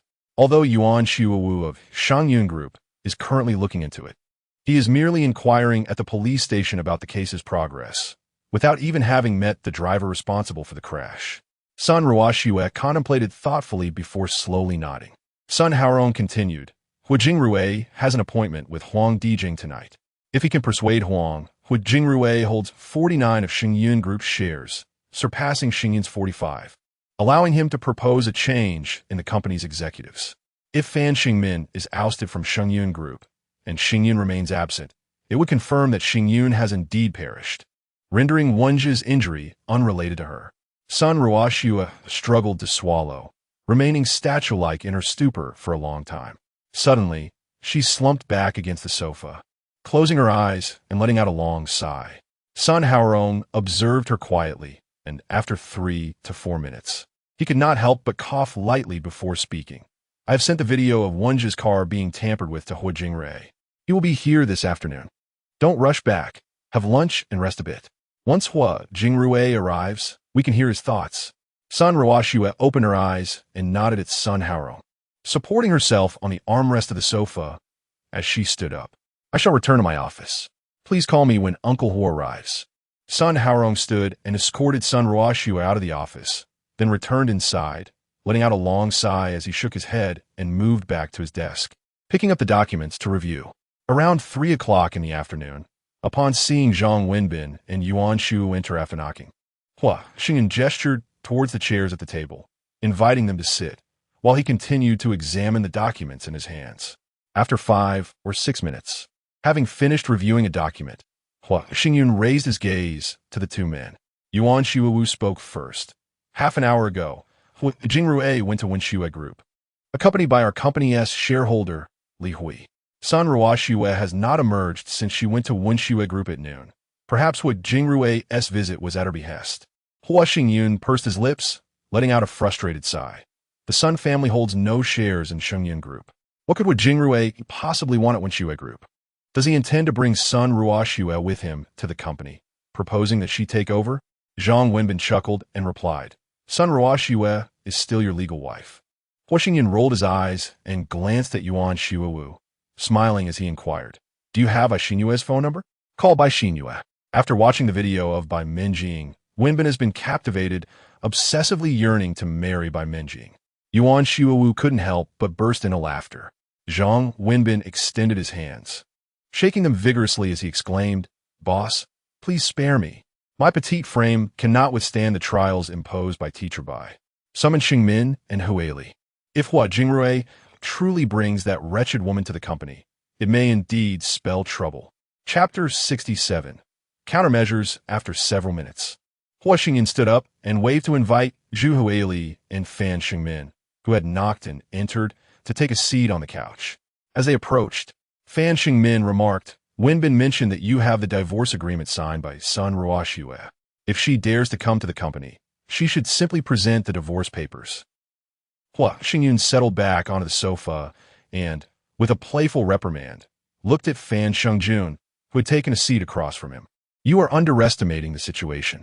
The rumors circulating outside about my supposed demise in a car accident may very well have been leaked by Hu Jingrui and the Sun family. I am awaiting the divorce certificate, and I cannot make an appearance yet. If Hu Jingrui truly brings Sun Ruoxue to the company, the divorce agreement will only serve to show that we have agreed to divorce, but the formalities remain uncompleted. Sun Ruoxue is still my lawful wife." Fan Xingmin turned his gaze towards Zhu Huili, and, as their eyes met, he shifted his focus back to Hua Xingyun. Once the cooling-off period concludes, you will need to go with Sun Ruoxue to finalize the divorce procedures, correct? Hua Xingyun chuckled lightly. As long as our divorce is processed according to the legal protocols, neither I nor that wretched woman need to appear. Once we obtain the divorce certificate, even if the Sun family attempts to sue, they cannot revoke it, considering that Sun Ruoxue is the one at fault. They are fully aware that the matter is settled. Any legal action would be futile, and they would certainly hesitate to escalate the situation. Zhu Huili shot a glare at Fan Shengmin, who seemed eager to continue speaking, and then turned to Hua Xingyun, asking, "Half an hour ago, I spoke with General Manager Huang. Tomorrow, representatives from Bailey Group will visit the project site. We have secured a project contract worth nearly $2.6 billion for them, and the project details have already been faxed to Bailey Group. General Manager Huang should have reviewed them. He just called to inform me that he has agreed to attend the dinner with Hua Jingrui tonight. Wenbin mentioned that you will be able to retrieve your divorce certificate next Monday. General Manager Huang is merely attending the dinner and will not collude with Hua Jingrui. Thus, Hua Jingrui will not be able to bring shareholders to the company until after 3 days. When Chen Ziqiang returns to the country and agrees to authorize his shares to Hua Jingrui, Chen is expected to return on Thursday. So Hua Jingrui bringing shareholders to the company will likely occur no sooner than Friday. Next week, once you obtain your divorce certificate, we can utilize your authorization. In just a day or two, we will certainly be able to hold them off. Even if Hua Jingrui brings Sun Ruoxue on Friday, as long as they cannot prove that you have passed away, they will not be able to remove Shengmin from his position." Hua Xingyun sighed softly, clicking his tongue. "What I fear is that Hua Jingrui might fabricate evidence of my supposed death in the accident. Our cooling-off period with Sun Ruoxue is dwindling. We cannot let our efforts be in vain. I must wait until I have the divorce certificate in hand before I can retaliate against those clowns." As he spoke, Hua Xingyun's gaze shifted to Fan Shengmin, his face breaking into a warm smile. "On Friday, you may have to endure a bit of discomfort. Regardless of what evidence Hua Jingrui presents, you should firmly insist that your term as president has not yet expired and refuse to relinquish your position." Seeing Fan Shengmin smile and nod, Hua Xingyun turned to Yuan Shuwu and continued, "Next week, once we obtain the divorce certificate, when Hua Jingrui and his cohort come to the company, let me see you receive them in the capacity of the boss's wife. If Hua Jingrui brings Sun Ruoxue to the company, arrange for someone to push her down and then send her to Xingyun Hospital. Additionally, next week, ensure that someone is ready for my call to send my grandfather to the nursing home." Zhang Wenbin suddenly interjected, "It's possible that Grandfather Hua has already authorized the shares left by Uncle Hua to Hua Jingrui yesterday." Hua Xingyun's lips curled into a cold smile. "I have signed an agreement with my grandfather, which states that the 8 shares he holds will be transferred to me only after Sun Ruoxue gives birth. If she remains at the Sun family to give birth in peace, I can only watch her bring an illegitimate child into the world. However, if Sun Ruoxue disrupts the company and causes a miscarriage, that will not concern me." Zhu Huili and the others exchanged glances, their expressions shifting. Hua Xingyun coughed lightly and jestingly chided, "All right, I have shared my plan with you. If there are no better strategies, let us all return to the office and continue working." Zhu Huili and Fan Shengmin immediately stood up, while Yuan Shuwu walked to Zhang Wenbin's wheelchair and grasped its armrest. Noticing that the four had no further comments, Hua Xingyun rose and escorted them out of the office. The following morning at 8:50, Zhu Huili, Zhang Wenbin, Yuan Shuwu, and Wu Yumin knocked and entered Hua Xingyun's office. After Wu Yumin left with the 2 sisters, Hua Xingyun beckoned Zhu Huili, Zhang Wenbin, and Yuan Shuwu to sit on the sofa. Zhu Huili took out her phone, opened a recording sent by Huang Dijing, and placed it on the coffee table. Hua Xingyun and Zhang Wenbin listened intently to the conversation captured during Huang Dijing's attendance at Hua Jingrui's banquet.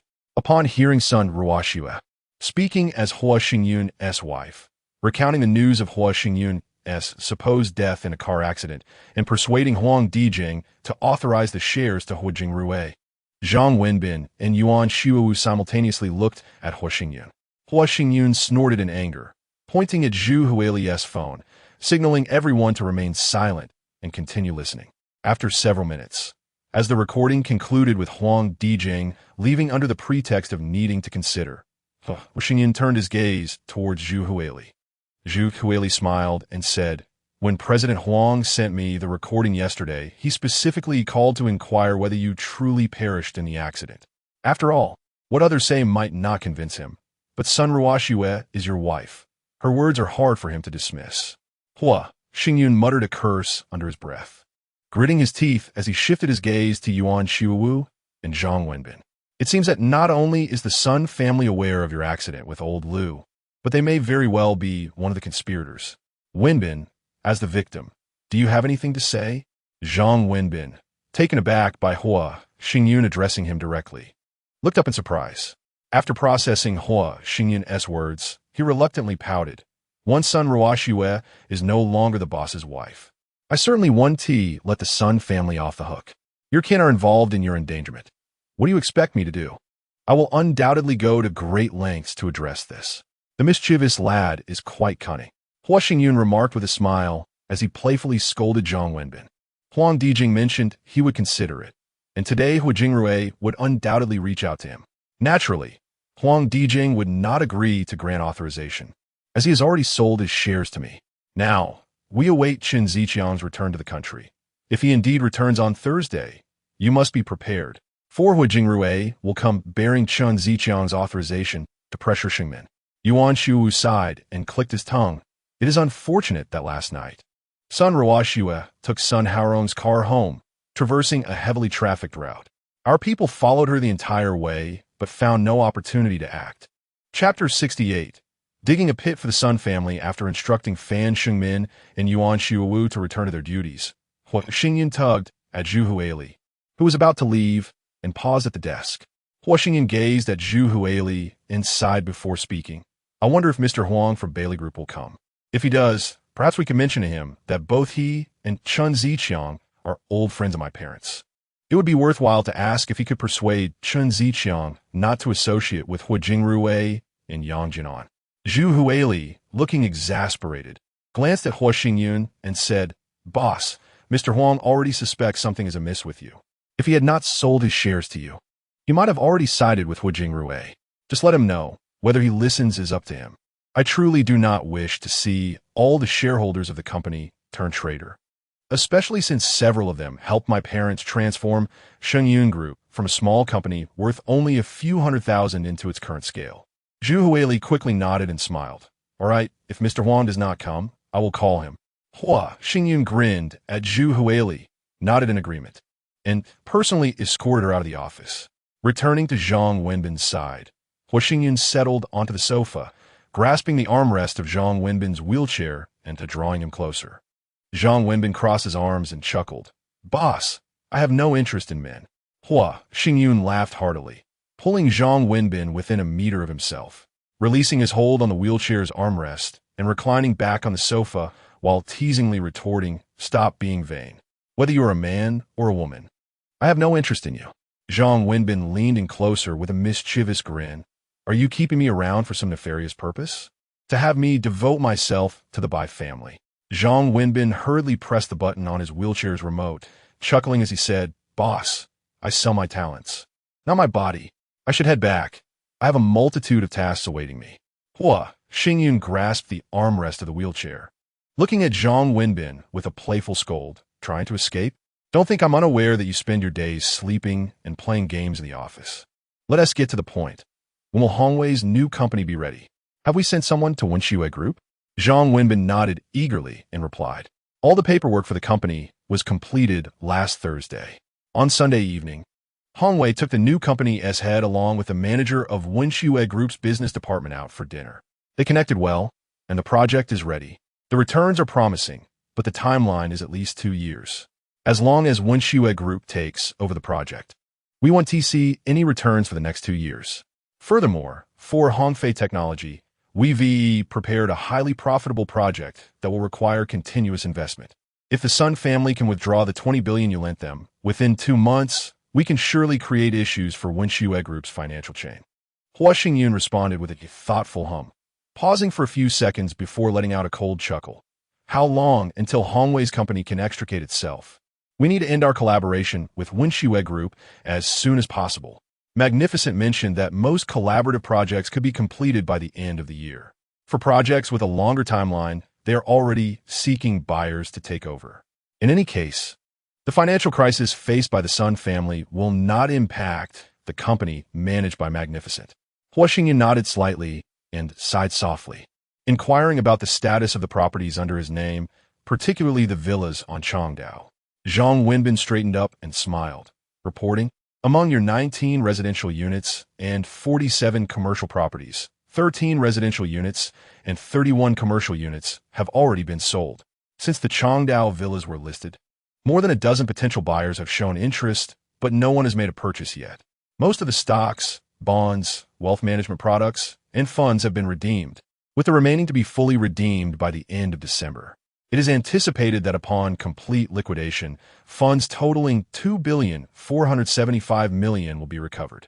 We must expedite the sale of the Chongdao villas.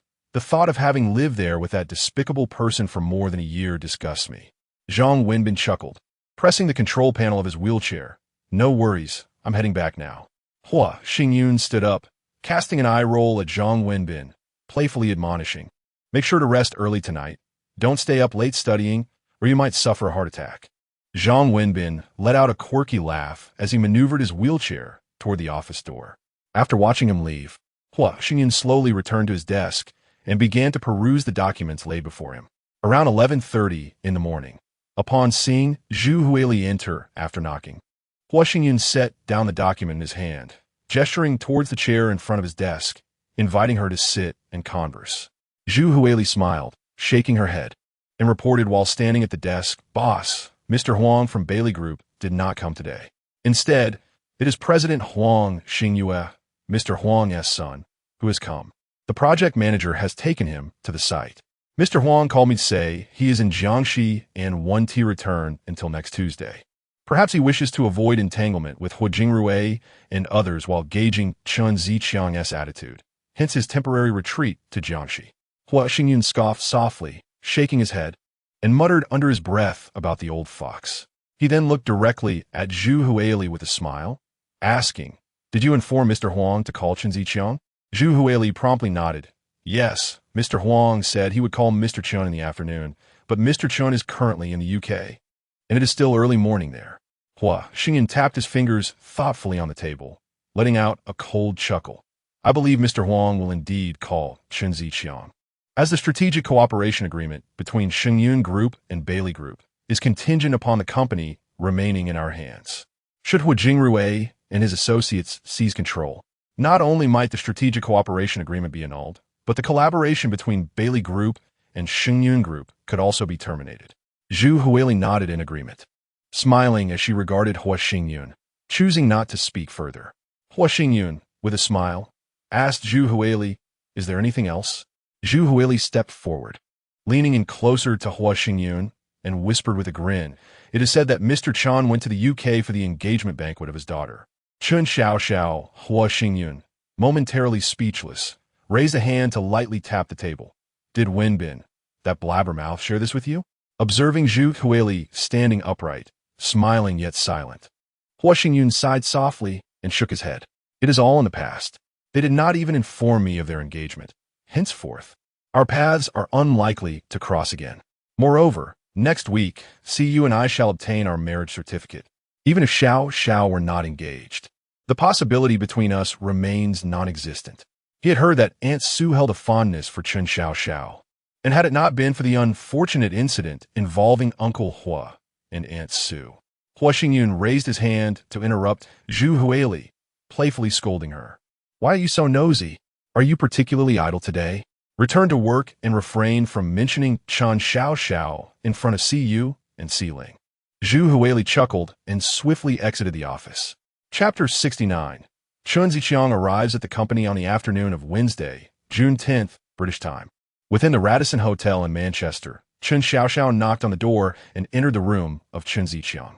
She extended her hand to grasp that of her mother, Ren Jieru, who was coming to open the door, and cheerfully inquired, "Mom, why are you returning home so soon? Stay with me for a few more days." Rin Jiru pouted as she made her way into the bedroom of the suite, responding, "Your father has matters to attend to at the company. We must catch the flight back tonight. We will visit you in Jiaowei during the new year." Chen Xiaoxiao smiled and nodded, leading Ren Jiru to the living room where they sat on the sofa. Gazing into her mother's eyes, she remarked, "I will graduate next year. During this year's new year, Jiaowei will take me back to Hong Kong, and we plan to hold our wedding in the latter half of next year." Ren Jiru nodded repeatedly, one hand clasping Chen Xiaoxiao's while the other gently patted the back of her hand. "You don't wish to return home yet? Have you not forgotten that scoundrel, Huo Xingyun?" Chen Xiaoxiao was momentarily taken aback and quickly shook her head, saying, "Jiaowei treats me wonderfully. If you hadn't mentioned Huo Xingyun, I would have completely forgotten about him." After a moment of contemplation, Ren Jiru let out a soft sigh. "There are rumors from home that Huo Xingyun may have died in a car accident." Seeing Chen Xiaoxiao abruptly rise, Ren Jiru looked up in astonishment at her daughter's shocked expression, tightening her grip on Chen Xiaoxiao's hand as she stood. "Lower your voice. Your father is still sleeping. What is the matter? You are not still thinking about that scoundrel, are you?" "What? When did this happen?" Ren Jiru placed her hand on Chen Xiaoxiao's shoulder, pressing her back down onto the sofa, and sighed before speaking. "A few days ago, your father received a call from Huang Dijing of Bailey Group. It was Huo Xingyun's wife, Sun Ruoxue, who stated that he had perished in a car accident. However, Huo Xingyun's subordinates have seized control of Xingyun Group, and his uncle, Huo Jingrue, is collaborating with company shareholders to reclaim control of the company." "You. Mom, please book me a flight back home." Rin Jiru embraced her daughter, whose eyes glistened with worry, and gently clicked her tongue in frustration. Her voice tinged with anger and reproach. "He is already dead. After Huo Xingyun's parents died in a car accident, had it not been for your father's assistance, he would never have been able to establish himself in Xingyun Group so swiftly. Your father is still angry. He feigns closeness to you, uses your father's resources, and then casts us aside. While you were away traveling, he silently became engaged to Sun Ruoxue, without even notifying us about the engagement banquet. Such an ungrateful person. Why do you still care for him?" Chen Xiaoxiao called out anxiously, "Mom, I just want to go and pay my last respect to Xingyun. After all, we grew up together." Rin Jiru quickly covered Chen Xiaoxiao's mouth, her expression tense as she turned to glance at the bedroom. Confirming that there was no movement inside, she faced Chen Xiaoxiao again and whispered, "Don't let your father hear you. He forbids me from telling you about Xingyun's tragic accident. For the past 2 years, he has been harboring resentment and has essentially cut off all ties with Xingyun. Moreover, you're already engaged to Jiaowei, so it's best not to concern yourself with Xingyun's affairs. I just want to go back and see him one last time." Suddenly, a noise emanated from the bedroom. Rin Jiru quickly shook her head and leaned closer to Chen Xiaoxiao, whispering, "I will call you when you return. Please, don't say anything that might make your father blame me." With a furrowed brow, Chen Xiaoxiao turned her gaze towards the bedroom, realizing that Chen Ziqiang had awakened. As she saw Ren Jiru stand up, she followed her into the bedroom. On Thursday afternoon at 3 o'clock, Huo Xingyun noticed a call from Zhu Huili. With curiosity, she set aside the documents in her hands, picked up her phone, and answered with a smile, "Are you really that lazy? It's just 1 floor apart. Can't you just come up in the elevator?" Zhu Huili giggled and replied, "Chen Ziqiang has come to the office. Xingmin and I are heading to the meeting room to see him. He has come alone, probably to investigate whether your accident is genuine." Huo Xingyun scoffed and sighed lightly. "Just tell him I'm on vacation. Whether he believes it or not is up to him. In any case, until I obtain the divorce certificate, don't disclose any information about me." "All right, I'll have Xiling return to your office, and see you will come back too. Perhaps if Chen Ziqiang doesn't see you, he might actually summon Huo Jingrue and Yang Jianan to the office." "Okay, record the conversation and send it to me after Chen Ziqiang leaves."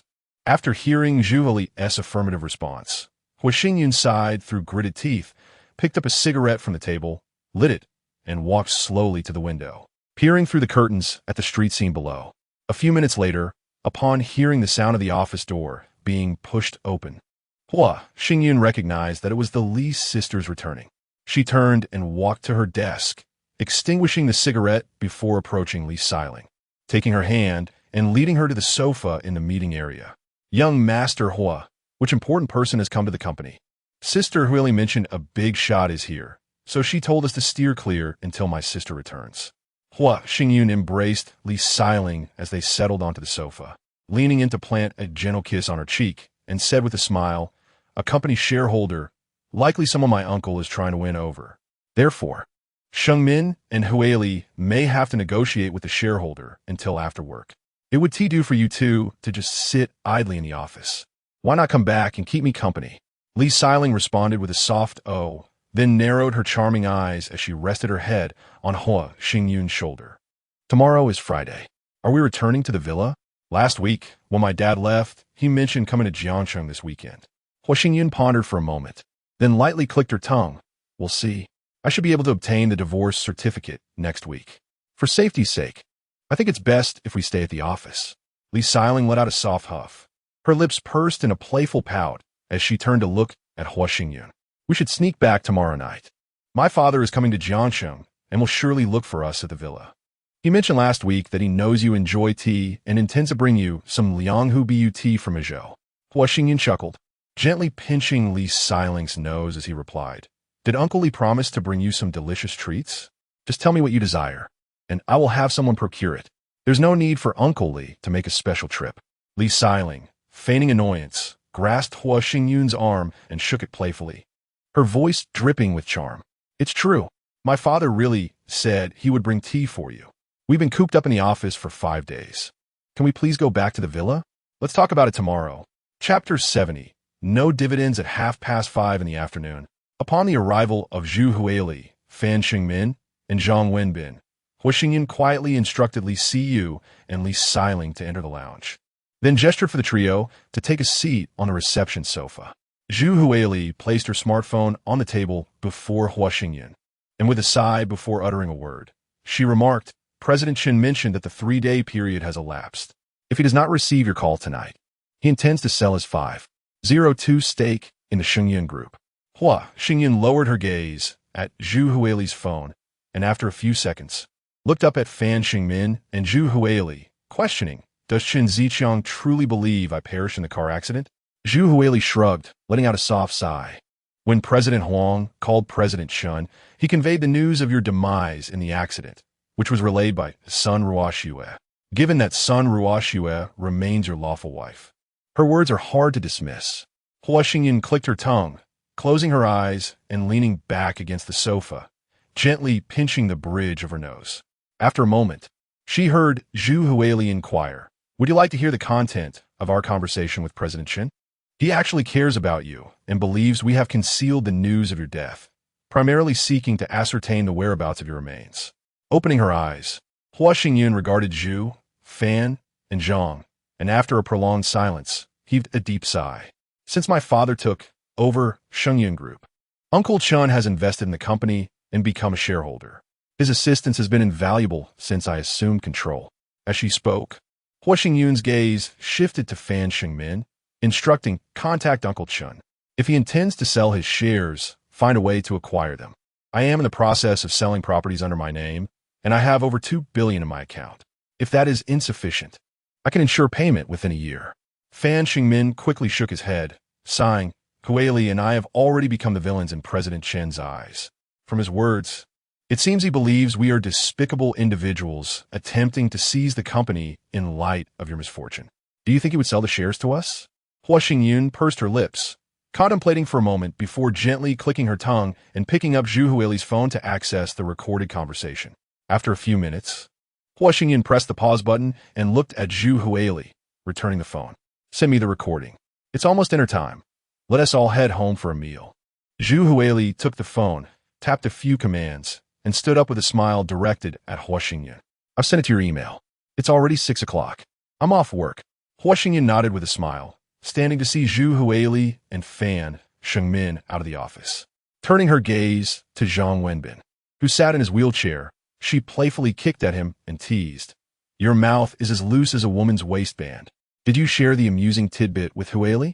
Feigning evasion, Zhang Wenbin chuckled and replied, I merely mentioned in passing that you and President Chen's daughter have been childhood sweethearts.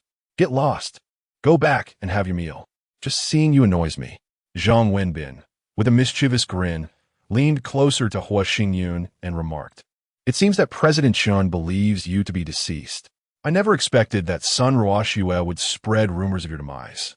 Hua Xingyun clenched her teeth and let out a furious grunt. That wretched woman is likely hoping for my untimely end. Perhaps the Sun family's plan is to wait until she bears that illegitimate child, then proceed to orchestrate my demise. Fortunately, I discovered her evidence of undergoing in vitro fertilization. Otherwise, I might never know how I met my end.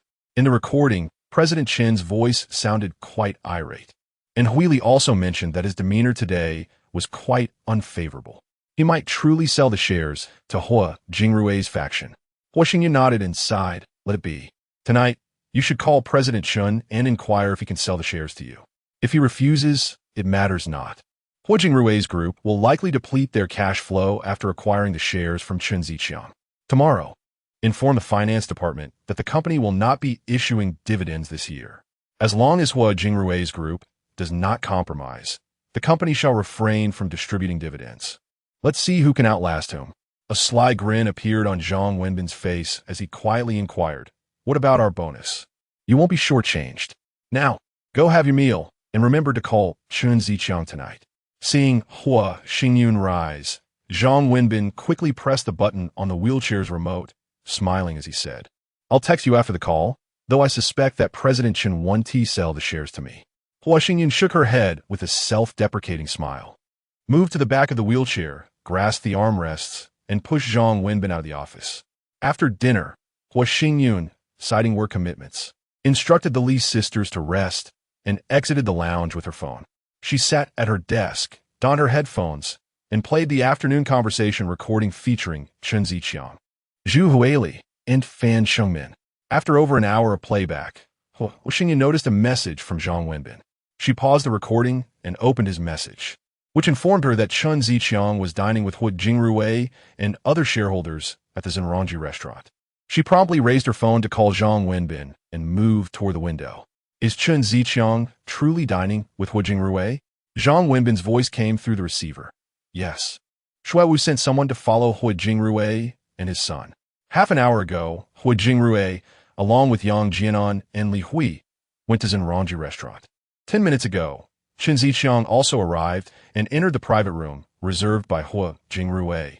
Hua Xingyun pondered for a moment, her irritation manifesting as she clicked her tongue and spoke with a more severe tone. "Did you not call Chen Ziqiang to propose purchasing his shares?" Zhang Wenbin replied urgently. "I did. Both Xingmin and I called, but Chen Ziqiang rejected us. He stated that he would not sell the shares unless he received a call from you." Hua Xingyun sighed deeply, contemplating for a moment before asking, "Did that wretched Sun Ruoxue go as well?" "No. Sun Ruoxue has not left the Sun family's Menghu, Xiangjuan villa since her visit to Wenxue Group the day before yesterday.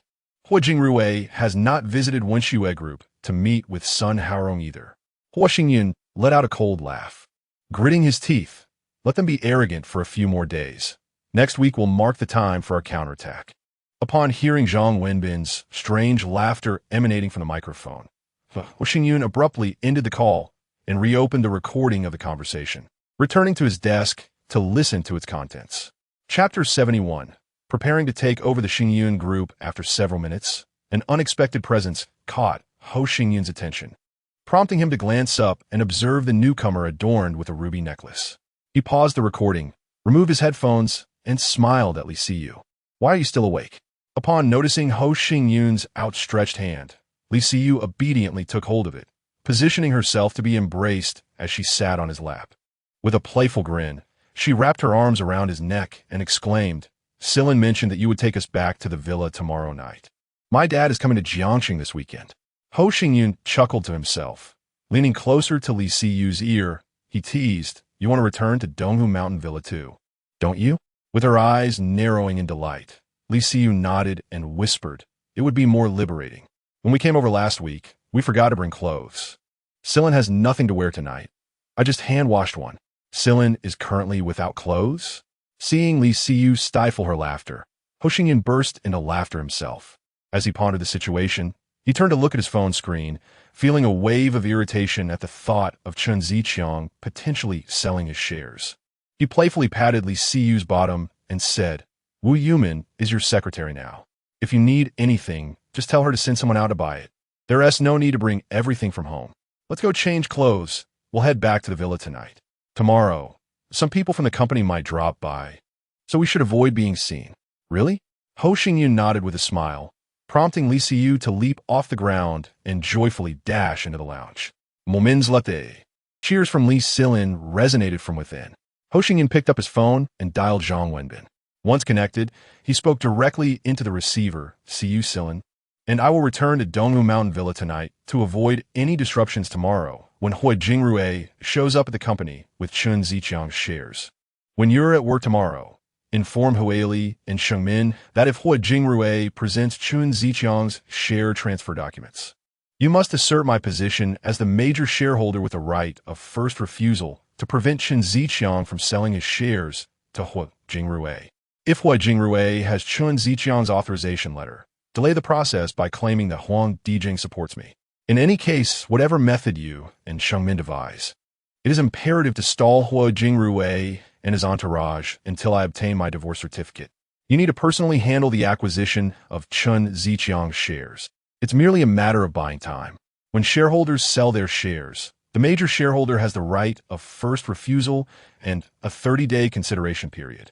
If I can delay for just a few days, Hui Jingrui and his associates will have no choice but to comply. Tomorrow, give Director Liu a call to inquire whether my divorce certificate will be ready by next Monday. Zhang Wenbin affirmed with a good, then inquired, Shall I call Xiu and have him arrange a vehicle to take you back to Donghu Mountain Villa? Also, I will contact the butler to ensure all the servants return to their quarters. Upon hearing Zhang Wenbin's confirmation, Ho Xingyun ended the call and turned to see the two sisters, each carrying a travel bag, emerging from the lounge. With a warm smile, Ho Xingyun stood and approached them. Around 10 o'clock in the evening, within the opulent confines of the Sun family's dream lake, Xiangjuan Villa, a beaming Sun Haorong knocked on the door of Sun Ruoxue. Following her, he settled on the sofa in the living room. Ruoxue, I just received a call from Old Hua. Chun Ziqiang has agreed to sell his shares. Sun Ruoxue furrowed her brows, directing a concerned gaze at Sun Haorong. For Chun Ziqiang to sell his shares to the shareholders, the consent of the major shareholders is required. Fan Xingmin has every reason, according to the equity transfer regulations, to demand that Chun Ziqiang first provide a written notice, which includes a 30-day contemplation period before the shares can be transferred. Sun Haorong chuckled.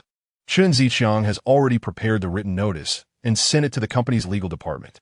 He is asking 50 billion for 5 of the shares, a price that even if Hua Xingyun were alive, would be impossible to meet. Hui Jingrui and Chun Ziqiang have signed 2 agreements. One is for the transfer of shares, and the other is an authorization agreement. Chun Ziqiang will first authorize his shares to Hui Jingrui, and after a month, the shares will be transferred from Chun Ziqiang. Sun Ruoxue's brows knitted tightly as she questioned with a tone of skepticism. How much is Chun Ziqiang asking? Does Uncle Hua have the funds to acquire Chun Ziqiang's shares? Sun Haorong replied with a smile, 28 billion. Jingrui and the others have negotiated it down to 26 billion.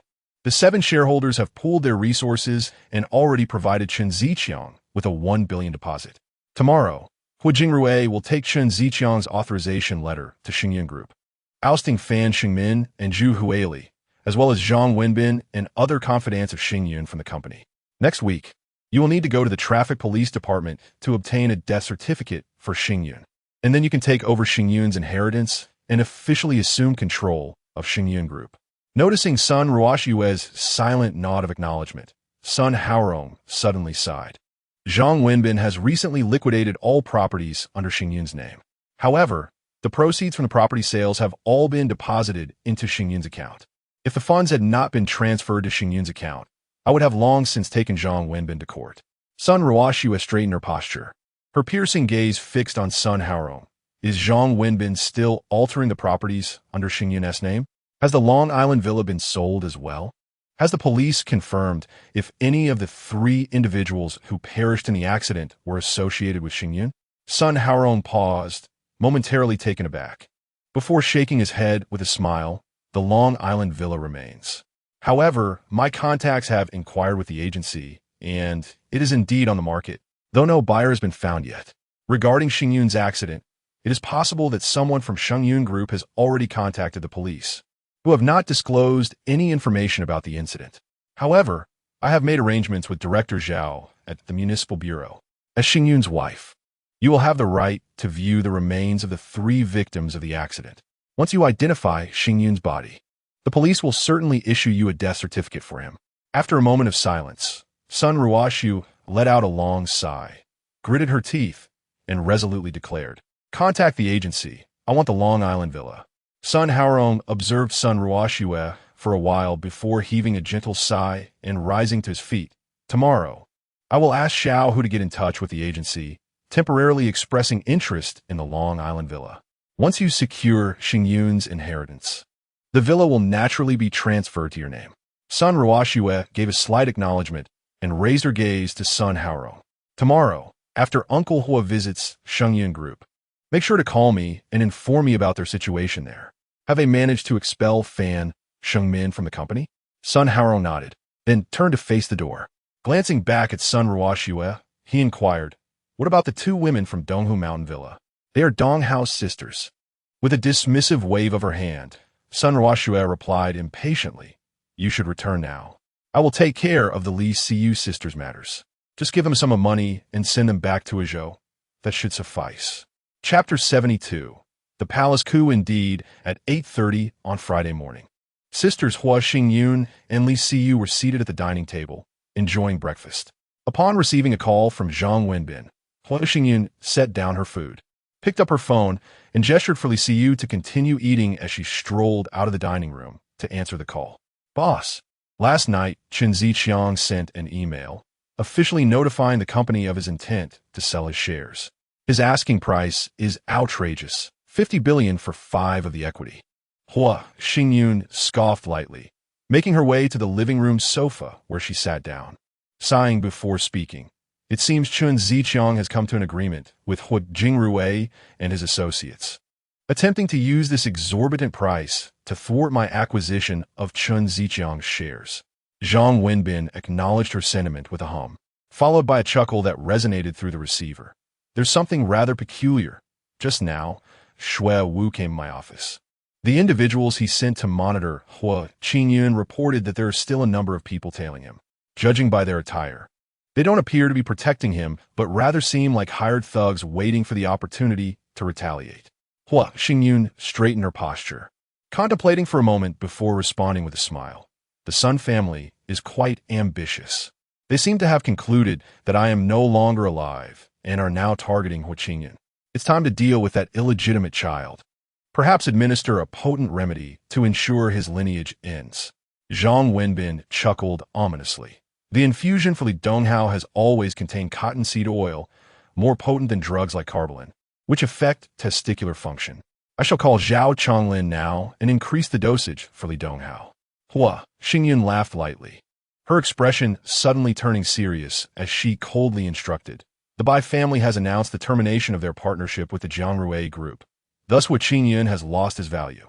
Capture photographs of those trailing Hua Qingyun. Next week, after I obtain the divorce certificate, if they do not act first, we shall initiate our move and shift the blame onto them, forwarding the photographs to the police. If all goes as planned, those individuals are likely hired by the Sun family." Zhang Wenbin promptly affirmed her orders. After hanging up, Hua Xingyun glanced at the Li sisters still at the dining table, beckoned the housekeeper, and inquired about the progress of purchasing a house for Li Jiqiao. Learning that Li Jiqiao would be coming to Jiangshang for the matter over the weekend, Hua Xingyun leaned closer to the housekeeper, whispering, "If Li Jiqiao comes tomorrow, ask him about the man he saw in Li Donghao's hospital room last month at Xian Hospital. Show him a photograph of my uncle and inquire whether the man in Li Donghao's room resembled my uncle." Seeing the housekeeper nod in agreement, Hua Xingyun waved him off. After a moment of contemplation on the sofa, she noticed the Li sisters emerging from the dining room. Hua Xingyun promptly stood to greet them, taking Li Siyu's hand and smiling at Li Xiling. "Uncle Li is coming to Jiangshang tomorrow, but for now, shall we go to the movies, play billiards, or perhaps swim? Though swimwear is strictly prohibited." Li Xiling pouted and let out a delicate hum, expressing her desire to return to sleep. "You two are utterly annoying ganging up on me. It's your own fault for being stubborn and not seeking help from young Master Hua. Li Xiling raised her pout even higher, playfully shaking Li Siyu's arm as she whined. It's all your fault. I even asked you to switch with me, and yet you still joined forces with young Master Hua to bully me. Hua, Xingyun chuckled as he draped an arm over the shoulders of the two sisters, gently nudging them towards the elevator. Then let's return to rest. We can go watch a movie after lunch. As they entered the elevator and made their way back to the bedroom, Hua Xingyun playfully pushed the sisters to the edge of the bed. He then stepped back, positioning himself in front of the sofa in the room, and smiled at the two sisters seated on the bed. You both take a moment to rest. I'll head to the study to handle the documents I brought back yesterday. I'll call for you when lunch is ready. Li Xiling yawned widely, lying down and turning her back to Hua Xingyun, while Li Siyu smiled and nodded in agreement before also lying down, gazing at Hua Xingyun as he exited the room. Around 10 o'clock in the morning, upon receiving a call from Zhu Huili, Hua Xingyun sighed inwardly. He answered the call, preemptively asking, "Have Hua Jingrui and Yang Jianan arrived at the company?" Zhu Huili responded affirmatively. They're already in the lobby. Perhaps Hua Jingrui has come with Chun Ziqiang's authorization letter. Put on the Bluetooth. I want to hear just how shameless Hua Jingrui can be. Zhu Huili quickly replied, "Give me a minute. I'll call you back shortly." Hua Xingyun grunted in annoyance, hanging up and fixating his gaze on the phone screen, eagerly awaiting Zhu Huili's return call. In the reception room of Shenyun Group, Fan Xingmin, Zhu Huili, and Zhang Wenbin observed Hua Jingrui and his entourage of 7 enter the room with an air of arrogance. Fan Xingmin and Zhu Huili rose from the sofa, instructing their secretary to arrange seating for Hua Jingrui and his group. Hua Jingrui grunted in irritation as he approached Fan Xingmin, raising the document bag in his hand. Here are the authorization letters from the company's 7 shareholders. Our shares amount to 49. 8 of the company, surpassing Hua Xingyun's stake. We now demand the replacement of the president. As he spoke, Hua Jingrui turned to Zhu Huili and Zhang Wenbin. Secretary Zhu, Assistant Zhang, please contact Hua Xingyun immediately. Otherwise, we will, as the majority shareholders, move to dismiss Hua Xingyun from his position as chairman and Fan Xingmin from his role as president. Fan Xingmin, with a playful grin, settled back onto the sofa, casting a teasing glance at Hua Jingrui. Mr. Hua, the shareholders' meeting is just a few days away. If you wish to dismiss me, it will need to be discussed at the meeting. Moreover, I still have over a year left in my term. The change in majority shareholders does not affect my position. Zhu Huili also reclined back on the sofa, smiling at Hua Jingrui and his group. Last night, we received a notification from Mr. Chun Ziqiang regarding the sale of his shares. Perhaps Mr. Hua will consider purchasing the shares Mr. Chun intends to sell. Zhang Wenbin added, we are currently trying to contact Mr. Hua. If he agrees to buy Mr. Chen's shares, then his authorization will become ineffective. I've already sent an email to Mr. Hua, so he might see it before the shareholders' meeting. Zhu Huili, with a cheerful demeanor, continued, today marks the 12th. With merely a week until the shareholders' meeting, let us await the occasion to see if Chairman Hua will attend. Hua Jingrui scoffed, raising the document pouch in his hand once more. What does it matter if Hua Xingyun returns? Our shares have already surpassed his holdings. Even if he were to stand here now, we could demand the dismissal of President Fan. Suddenly, Zhu Huili rose, fixing her gaze on Hua Jingrui for a few silent seconds, before shifting her attention to Yang Jianan behind him, and then to Li Hui. In a cold tone, she inquired, Gentlemen Yang and Li, are you truly certain you wish to authorize your shares to Hua Jingrui? Before Chairman Hua departed, he provided me with evidence of embezzlement and misappropriation by certain individuals within the company from previous years. Noticing the drastic change in Yang Jianan and Li Hui's expressions, who instinctively recoiled a few steps, Zhu Huili's gaze gradually turned back to Hua Jingrui. Mr. Hua, within Chairman Hua's safe lies a document signed by Mr. Hua Qingwei regarding the transfer of 8 of Shenyun Group's equity, which indicates that Chairman Hua currently possesses 53 of the company's shares. Might I inquire why you hold 49, 8 of the company's equity? Chapter 73. Do you wish to rebel? Hua Jingrui's expression shifted slightly, and after a moment's hesitation, he urgently defended himself. That share transfer document has yet to take effect. My father has the authority to delegate the shares to me. Do not presume we are unaware. Hua Xingyun tragically perished in a car accident 2 weeks ago. We merely wish to assist in managing the company in his absence. As Xingyun Group is my elder brother's labor of love, and we shall not allow any unscrupulous individuals to exploit this opportunity. Zhu Huilei stepped forward with a cold smile, her gaze piercing into Hua Jingrui as she icily inquired, on what grounds does President Hua assert that Director Hua has perished in the accident? To casually slander a company director's demise invites legal repercussions. Should your malicious rumors regarding the director's death cause the company tangible harm, such as a decline in reputation, reduced business, or financial losses, the company reserves the right to demand that the slanderers cease their infringement, restore its reputation, eliminate the adverse effects, issue an apology, and compensate for the losses. Are you still convinced, President Hua, that Chairman Hua Xingyun has indeed passed away in that accident? Zhu Huilei's voice was frigid and devoid of warmth, resonating harshly within the tranquil room. Her gaze was as sharp as ice, fixed intently on Hua Jingrui, whose pallor resembled that of parchment. He stumbled back 2 steps and collapsed onto the sofa, as if she were attempting to peer into his very soul. Moments later, Zhu Huilei's gaze slowly shifted away from Hua Jingrui, sweeping towards Yang Jinan and Li Hui, who sat at the opposite end of the sofa.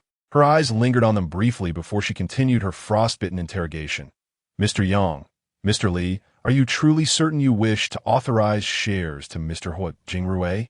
Under Zhu Huilei's scrutiny, Li Hui instinctively shrank away to the left side of the sofa, seemingly attempting to evade her piercing gaze. Conversely, Yang Jianan abruptly rose to his feet, his lips moving as if to articulate something, but ultimately no sound emerged. He gradually sank back into the sofa, his head bowed, low like a deflated balloon, unable to meet Zhu Huilei's stare. Noticing this, Zhu Huilei emitted a cold snort, her tone saturated with disdain. She surveyed the assembly in the meeting room, her voice growing increasingly stern. Director Hua has merely traveled for a few days, and you're already so eager to stage a coup? Director Hua has repeatedly expressed that, despite your lack of substantial contributions to the company, you have profited immensely from its collaborative projects. Yet, out of respect for your decades-long loyalty to Director Hua's father, he has turned a blind eye to your parasitic behavior. Furthermore, Director Hua has generously distributed substantial dividends. Is this how you choose to repay his kindness? As the room fell into a contemplative silence, Li Hui and Yang Jinan rose in succession, leaning in to whisper a few words in Hua Jingrui's ear before both turned to face Zhu Huilei. With a forced smile, Yang Jinan slightly bowed, saying, Secretary Zhu, Old Li and I shall withdraw. There are matters to attend to within the company. We'll take our leave now. Li Hui echoed, Indeed, my company also has pressing matters. We will return for the shareholders' meeting in a few days. Zhu Huilei's expression remained grim as she fixed her gaze on Yang Li and the others exiting the meeting room. She then turned her attention back to Hua Jingrui and his associates. Mr. Hua, she began when Mr. Hua Qingwei proposed to take over the management of the shares in place of Chairman Hua. He made a commitment in your presence that the shares in your hands would unconditionally support Chairman Hua. Are you aware of this visit to the company today? Fan Shengmin suddenly smirked, a hint of mockery gracing his features as he interjected. Mr. Hua, the authorization letter you hold from Mr. Hua Qingwei, I trust you did not forge it yourself? I distinctly remember that 3 years ago, when Mr. Hua Qingwei visited the company, he pledged that he and the shares in your possession would eternally back Chairman Hua's proposals and would not interfere in the company's operations. How is it that he would suddenly grant you authorization over the shares? Upon hearing Fan Xingmin's remarks, Hua Jingrui sprang to his feet, as startled as a cat whose tail had been stepped on. His eyes bulged with fury as he glared at Zhu Huili and Fan Shengmin, retorting loudly. The authorization letter is undoubtedly genuine. My father entrusted the shares to me solely because he learned of the unfortunate incident involving Xingyun and could not bear to see the company fall into the hands of those with ulterior motives, which prompted this decision. However, before Hua Jingrui could finish his statement, Zhu Huili interrupted him coldly. Her expression darkened significantly, and her voice took on a chilling tone laced with accusation. Mr. Hua, Are you absolutely certain that Chairman Hua has indeed passed away? I must remind you, our conversation today is being recorded. If you cannot provide conclusive evidence to substantiate the news of Chairman Hua's demise, we may proceed to sue you for spreading rumors and causing unrest. Hua Jingrui opened his mouth to respond, but found himself at a loss for words. He hesitated, glancing at the others behind him, who remained silent and downcast. With a resigned sigh, he turned back to Zhu Huili and Fan Shengmin, declaring vehemently, "Very well. We shall see each other at the shareholders' meeting. I hope Xingyun can attend punctually." Zhu Huili scoffed, turning to her assistant with an order, "Escort these shareholders out." In the villa at Donghu Mountain, Hua Xingyun ended the call with Zhu Huili and rubbed the corners of his eyes and nose with a sigh. Lighting a cigarette, he sat in his office chair and finished it before dialing Zhang Wenbin's number. "Has Hua Jingrui left?" he inquired. "Yes, he left, making some harsh remarks about how Shengyun Group belongs to the Hua family and will never fall into the hands of petty individuals," Zhang Wenbin replied. Hua Xingyun scoffed, biting his teeth as he stood and walked toward the sofa in the room. "Have you contacted Director Liu? Will the divorce certificate be ready by next Monday?" "I have reached out. All procedures are complete, compliant, and legal. You will receive the divorce certificate for you and son Roashua before noon next Monday." Hua Xingyun settled onto the sofa with an irritated huff. Today marks a definitive break with the company as shareholders. There is no need for further pretense. Inform Yang Jinan and that group of old fellows next Tuesday that our company will cease all collaborative projects with theirs once the current agreements are fulfilled. Furthermore, due to the company's developmental needs, there will be no dividends distributed within the next 5 years. Shareholders may freely sell their holdings, but I shall not acquire any shares from any of them. Chapter 74. Someone is watching on Sunday noon. Hua Xingyun entered the dining room accompanied by Li Siyu and Li Xiling. Noticing that the butlers seemed to have something to convey, he instructed the two sisters to proceed to the dining table while he turned to the approaching butler. "Hua Xiao, Li Jiqiao will arrive in Jiangcheng in an hour. Tomorrow, the house and car he purchased can be transferred and registered. He has requested to stay at the 7 Days Hotel outside the community," the butler reported. Hua Xingyun smiled and nodded. "Let him be. Remember to show him Uncle's photograph, as well as the picture of Uncle's assistant, Zhang Guodong, that I sent you yesterday. After lunch, I will head upstairs. If Li Jiqiao comes to our home, tell him, just as last week, that I am not in Jiangcheng." The butler acknowledged and leaned closer to Hua Xingyun, whispering, "This morning, 5 or 6 suspicious strangers appeared near our home. Most of them have been loitering over 100 meters away from our villa, but they have circled around our vicinity for 2 to 3 hours, essentially surveilling the 6 neighboring houses." A smirk formed at the corner of Hua Xingyun's mouth as he speculated that perhaps Hua Jingrui or the Sun family had grown suspicious of Zhu Huili and Fan Xingmin's firm stance from yesterday, as well as their insistence on convening a shareholders' meeting. Thus, they had dispatched individuals to monitor the villa, eager to ascertain whether he had returned. Perhaps Hua Jingrui had even sent someone to the hospital to check on the impenetrable ward arranged by Yuan Xiaowu. After a moment's contemplation, Hua Xingyun leaned closer to the butler's ear and quietly instructed, "We shall not leave tonight. Let us see if those individuals remain tomorrow, and once we confirm their departure, notify me. Until we vacate the villa, none of the staff are to leave the premises." The butler nodded in agreement and exited the dining room. Hua Xingyun retrieved his phone and followed him out, settling on the living room sofa to call Yuan Xiaowu. "Contact the hospital. There may be an attempt to infiltrate the ward you arranged. Increase personnel and tighten security." Upon hearing Yuan Xiaowu's loud affirmation, Hua Xingyun hung up with satisfaction and returned to the dining room, taking a seat across from Li Siyu and Li Xiling. "Li Xiling, bold up, Livy, Wusho. Hasn't my dad come to Jiangcheng? He said he would come this weekend, and today is Sunday." Hua Xingyun squinted with amusement at Li Xiling, teasing, "Come now, confess. Is it because Uncle Li promised to bring you delicious food that you have been eagerly awaiting?" Seeing a blush rise on Li Xiling's cheeks, Li Siyu poked her forehead and then turned to smile at Hua Xingyun. "My dad makes smoked duck and duck neck, a family recipe of the Li family, far superior to anything bought outside. Xiling particularly loves it. It's just that my dad used to run the store and rarely cooked. Last week, he promised to bring it to us this week." Hua Xingyun feigned realization, grinning at the two across from him. Uncle Li will arrive in an hour. Just like last week. I will go upstairs and avoid meeting him for now. Do not disclose to Uncle that I am here in the villa. As before, tell him that I have not returned to Jiangsheng since leaving a fortnight ago. Tomorrow is Monday, and I shall obtain the divorce certificate. We must exercise caution and avoid unnecessary complications. Li Siyu's eyes suddenly sparkled with excitement, her gaze narrowing as she gleamed with anticipation. So we can obtain the divorce certificate tomorrow? Hua Xingyu nodded with a smile. We will receive the divorce certificate by noon tomorrow, and in the afternoon, officials from the Civil Affairs Bureau will come to our home to process our marriage registration. Thus, we will not return to the office tonight. Instead, we will head back after acquiring the marriage certificate, and on Tuesday, Shengmin will announce your new role as the company's matriarch. You and Xiling need not hide in the office any longer. When clients arrive, Shengmin will introduce you as the lady of the company. However, until Sun Ruoxue comes to the office, we must refrain from revealing our marriage certificate. The Civil Affairs Bureau is coming to our home to handle the marriage certificate. Hua Xingyan chuckled at Li Siyu's curious expression and nodded. The Civil Affairs Bureau provides home service. Our marriage certificate will be entirely legitimate.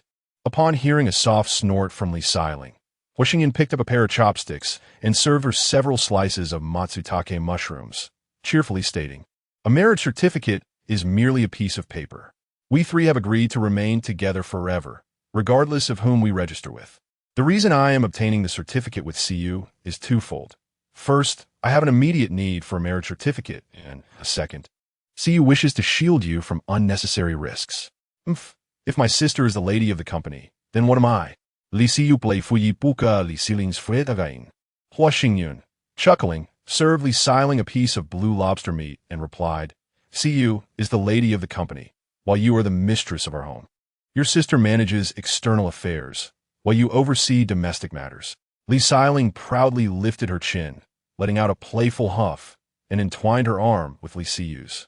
Laughing, "In the company, you are the boss, but at home, I am the one in charge." Li Siyu nodded with a smile and lightly tapped Li Xiling's head. "You may be the boss at home, but tonight, you will keep Hua Xiao company alone. Do not expect me to cater to you." Li Xiling shook Li Siyu's arm in feigned protest, and both Hua Xingyun and Li Siyu burst into laughter. After lunch, Hua Xingyun rose, gazing fondly at the two sisters, and said softly, "Uncle Li should be arriving soon. You two wait in the living room while I head upstairs for a moment to rest. After Uncle Li leaves, you may come up to find me." Exchanging glances, Li Siyu and Li Xiling nodded in acknowledgement. Hua Xingyun's lips curved into a gentle smile as he cautioned, "Today is the final day. Tomorrow, I shall obtain the divorce certificate. Remember, do not reveal to Uncle Li that I am in Jiangsheng, nor that I am in this villa." Li Xiling's face immediately lit up with a radiant smile, and she stepped forward, linking her arm with Hua Xingyun's, teasingly declaring, "Rest assured, I won't speak out of turn. Once I retrieve the duck neck my father brings, I will come upstairs to dine with you. My father's duck neck is exceptionally delicious, far superior to the zhouheye from Jiangsheng." Hua Xingyun chuckled at Li Xiling's adorable demeanor, playfully flicking her forehead with a bent finger, and affectionately remarked, "Little glutton, all you think about is food." Turning to Li Siyu, he added, "Siyu, when you see Uncle Li, try to ensure he doesn't linger too long. After all, he has numerous matters to attend to tomorrow, including the transfer of property ownership and the registration of his newly purchased automobile. Therefore, it is prudent for him to return to the hotel early and recuperate." Li Siyu nodded and smiled in response. "All right, I understand. You should head upstairs now. Si Ling and I will be mindful and certainly won't speak out of turn." Hua Xingyun smiled and nodded, wrapping his arm around Li Xiling's waist. He placed a gentle kiss on her cheek, then turned to bestow a soft kiss on Li Siyu's cheek as well. Amidst the playful protests of the two sisters, he chuckled and made his way toward the upstairs bedroom. Chapter 75. Preparedness. Upon entering the bedroom, Hua Xingyun made a beeline for the window, slightly curling his body as he cautiously extended a finger to lift the edge of the curtain. Through the narrow gap, he peered outside the villa, indeed spotting two individuals standing on either side of the road, leisurely smoking and engaged in casual conversation, mere dozens of meters from the villa's entrance. Hua Xingyun's gaze meticulously swept over these four figures, observing their every movement. Over the next 3 to 4 minutes, he noted that they frequently glanced in the direction of his villa, each doing so at least 5 or 6 times. Gradually, he lowered the curtain and retreated into the room, settling onto the sofa with a furrowed brow, lost in thought. After a few moments of contemplation, he sighed softly and retrieved his phone from his pocket, dialing Yuan Xiuwu's number. The voice of Yuan Xiuwu soon resonated through the line, and Hua Xingyun spoke directly. Immediately dispatch someone to the Qitian Hotel outside Donghu Villa community. Get in touch with the villa's steward, Li Kaifeng, and inquire about which room Li Jichao is occupying. Ensure that someone is stationed near his room tonight to guarantee his safety. Furthermore, under no circumstances should anyone approach the hospital room tonight. Yuan Xiuwu, evidently prepared for Hua Xingyun's directives, promptly replied, "Understood." Shortly after your last call, I reached out to the hospital's security manager, and everything is in place. I have arranged for a dozen bodyguards next to that hospital room to ensure not even a fly can enter. After ending the call with Yuan Xiuwu, Hua Xingyun reclined on the sofa, closing his eyes as he awaited Li Jichao's arrival. Approximately 20 minutes later, when he saw the steward's call come through, he hastily donned his Bluetooth headset. Once connected, he pressed the answer button. The joyous cheers of the Li sisters and the laughter of Li Jichao immediately filled his ears. Hua Xingyun lay back on the sofa, attentively listening to the conversation emanating from the headset. Upon hearing Li Jichao inquire whether he had returned to the villa, Hua Xingyun abruptly opened his eyes, covering his ears with his hands to ensure he could hear the discussion more clearly. Li Siyu's voice resounded in the headset. Young Master Hua hasn't returned, but he did call Uncle Li, arranging for the purchase of a house and a car for you. It was young Master Hua who instructed Uncle Li to buy these for you. The funds in my bank card were also deposited there at young Master Hua's request. Otherwise, how could I possibly have such an amount? A long sigh and a clicking of the tongue emerged from Li Jichao. Yesterday, your mother called me, saying young Master Hua had been in a car accident and has passed away. Li Siyu interjected urgently. Dad, don't listen to her nonsense. Young Master Hua just went out of town and will be back in a few days.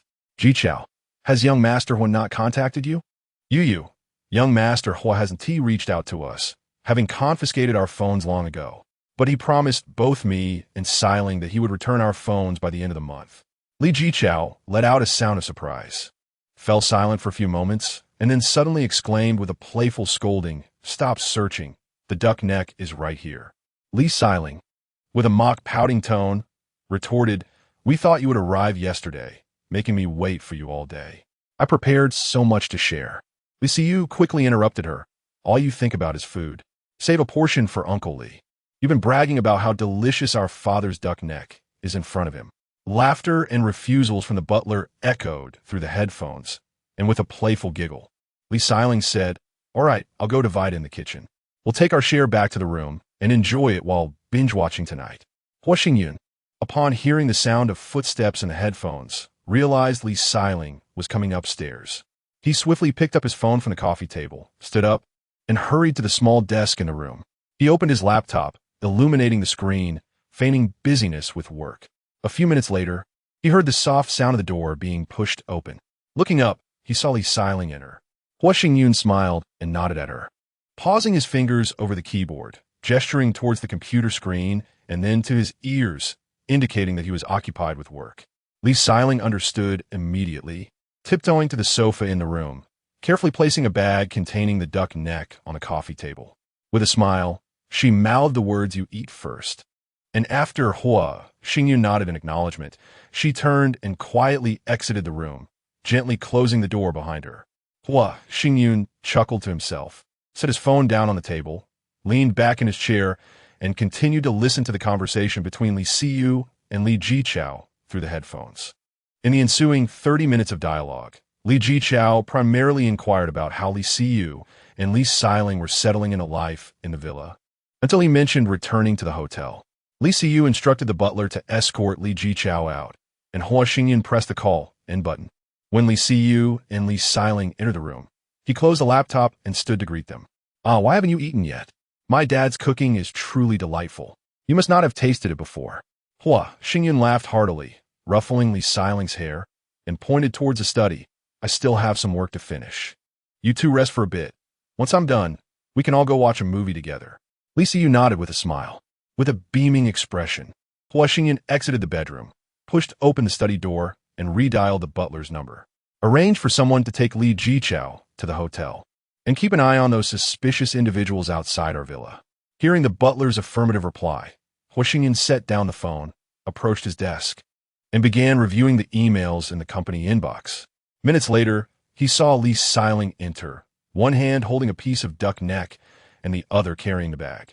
With a cheerful demeanor, she approached the desk, placed the bag down, and held out a piece of duck neck towards Hua Xingyun's mouth. "Try the duck neck my dad made." Observing the sauce from the duck neck clinging to Li Siling's lips, Hua Xingyun chuckled as he playfully bit into the duck neck she held, remarking, "Having just enjoyed lunch, my stomach is quite full. I shall return to rest for a while. I should be finished in no more than half an hour." Noticing Hua Xingyun savoring the duck neck, Li Siling leaned in with a satisfied smile and planted a kiss on his cheek with her sauce-coated lips, before giggling charmingly and darting out of the study. Hua Xingyun shook his head in resignation, extracted the duck neck from his mouth, and wiped the grease from his cheek with a tissue. He then turned back to address the emails in his inbox, occasionally glancing at the mobile screen on the desk, awaiting the butler's call to confirm Li Jiqiao's safe arrival at the hotel. Chapter 76. Ensure nothing happens tonight upon seeing the butler enter with a knock. Hua Xingyun rose from his desk, gesturing towards the sofa in the room, inviting the butler to sit and converse. The butler promptly made his way to the sofa, taking a seat across from Hua Xingyun. "Young Master Hua, I have safely delivered Li Jiqiao to the hotel." After confirming that he had checked in and entered his room, the escort returned.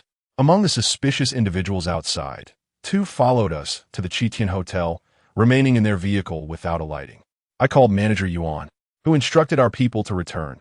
He will send someone to protect Li Jiqiao. Hua Xingyun acknowledged with a sound, pondering for a moment before inquiring. "Did Li Jiqiao say anything after leaving?" The butler quickly shook his head in response, "No."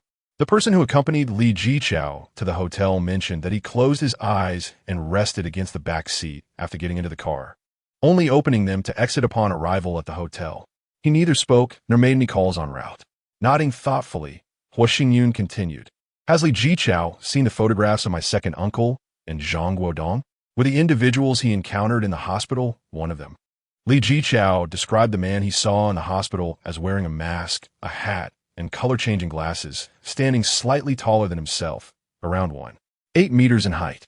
From the exposed forehead and hairstyle, Li Jiqiao believed that both my second uncle and Zhang Guodong bore some resemblance to the person. However, my second uncle does not wear glasses, while Zhang Guodong does. This implies that he must have seen one of them in a hospital room. Zhang Guodong, being Hua Jingrui's assistant and a trusted confidant for over 20 years, would naturally be sent to the hospital in place of Hua Jingrui, especially since my aunt is quite formidable. Hua Jingrui would certainly seek to avoid suspicion by having Zhang Guodong visit his illegitimate child. Seeing the butler nod in agreement, Hua Xingyun stood and smiled. "Tomorrow morning, send someone to the hotel to escort Li Jiqiao for the property transfer. Should Li Jiqiao call you tonight, simply manage the situation." The butler stood and responded with a smile, and Hua Xingyun waved him off, leisurely exiting the study to summon the Li sisters to the media room. At 9 o'clock in the evening, while enjoying drinks and singing with the Li sisters in the villa's small bar, Hua Xingyun noticed the butler hastily knocking at the door. Rising to greet him, Hua Xingyun discerned the urgency in the butler's demeanor, raising a hand to signal him to remain silent as he led him outside the bar. "Young master," Manager Yuan called earlier. Around 6 o'clock this afternoon, Li Xiuhua met with Li Jiqiao at a restaurant near the hotel, where they had a disagreement. Our people did not dare to approach, but overheard Li Xiuhua telling Li Jiqiao to take the 2 Miss Lis back to Azhou. After their quarrel, Li Jiqiao exited the restaurant first, and on the way back to the hotel, he was ambushed by the 2 under the pretense of borrowing a lighter, administering a sedative. Our personnel intervened as passers-by, but the 2 managed to flee the scene. Li Jiqiao has since been taken to the hospital. Once he is stable, he will be returned to the hotel. Hua Xingyun gritted his teeth, letting out a low growl of anger. As long as nothing happens to Li Jiqiao tonight, it will suffice. After completing the property transfer tomorrow, he must be sent back to Ezhou immediately. With a wave of his hand to dismiss the butler, Hua Xingyun retreated to a corner and retrieved his phone to dial Yuan Xiuewu's number. Where is that troublesome woman, Li Xiuehua? Find an opportunity to capture her. I wish to interrogate her personally. Upon hearing Yuan Xiuewu's affirmations, Hua Xingyun continued, ensure Li Jiqiao's safety tonight. There may be individuals seeking to use him to lure Siyu and her companions out. Understood, boss. Li Jiqiao has regained consciousness. It was merely a standard anesthetic. In no more than an hour, we shall return him to the hotel, Yuan Xiuewu replied. Hua Xingyun ended the call and turned back to the bar.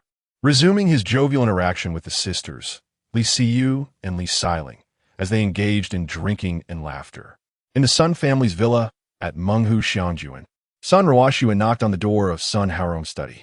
As Sun Haorong rose to greet her, Sun Ruoxue made her way to the sofa and, gazing at Sun Haorong, sighed before speaking. The attempt to capture Li Jiqiao failed.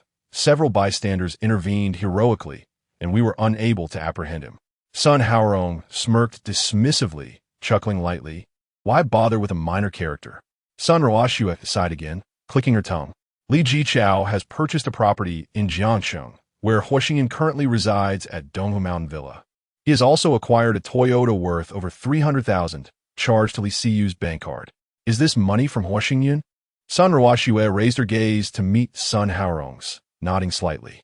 Li Siyu's salary at Hongfei Technology is merely 7,000. Neither Li Xiuehua nor Dong Hao has transferred any funds to the sisters, so it must have come from Xingyun. However, Xingyun has been in trouble for half a month. When did he provide Li Siyu with this money? After a moment of silence, Sun Haorong hesitantly queried. Could it be that he had given them advance support for their upkeep? Did Li Xiuehua not mention that Hua Xingyun had given Li Jiqiao 100,000, along with the house and car? Is it possible that there was an arrangement regarding the sister support? Sun Ruoxue, deep in thought, remained silent, her brow furrowed until, a few minutes later, she slowly shook her head.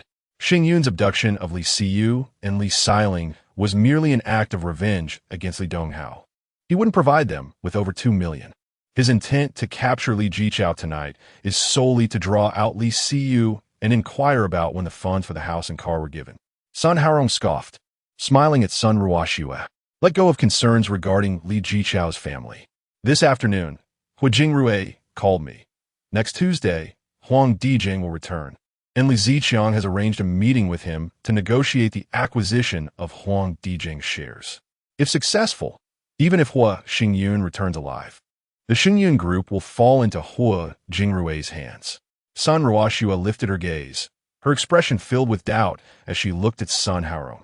Does Uncle Hua have the funds to acquire Huang's shares? Huang holds 5.2 of Xingyun Group, which requires at least 25 billion. Can Uncle Hua afford that? Sun Haorong chuckled. Hua Jingrui stated that if he can persuade Huang Dijing, he will mortgage Jiangrui Group. This afternoon's call was to discuss with me the possibility of mortgaging Wenxue Group as well. Once we secure Xingyun Group, who would fear the inability to repay a loan. Sun Ruoxue was momentarily taken aback, then reclined on the sofa with her eyes closed, murmuring to herself, how could it have come to this? It's all Wen's fault for rummaging through old photographs. Yet, it was you who carelessly placed the payment receipt in the album. Such a significant item. How could you possibly leave it in the study? Sun Ruoxue opened her eyes and cast a glance at Sun Haorong, pouting and sighing. I have never been involved with Li Donghao. We merely underwent in vitro fertilization. If the nebula were to discover this, I would still be able to provide an explanation. Chapter 77. Special instructions around 7:30 on Monday morning. Xingyun awoke to find the Li sisters, Li Siyu and Li Xiling, whispering beside her. Sitting up, she embraced Li Xiling, who wore a sapphire necklace, and smiled at the sisters, inquiring, why are you both awake so early?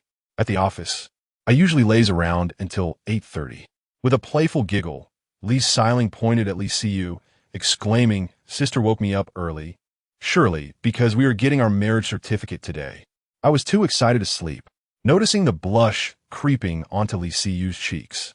Hua Xingyan chuckled and planted a kiss on each sister's cheek before turning to head towards the washroom, saying, "Let's have breakfast first. I'll ask the housekeeper to send Uncle Li to handle the property transfer.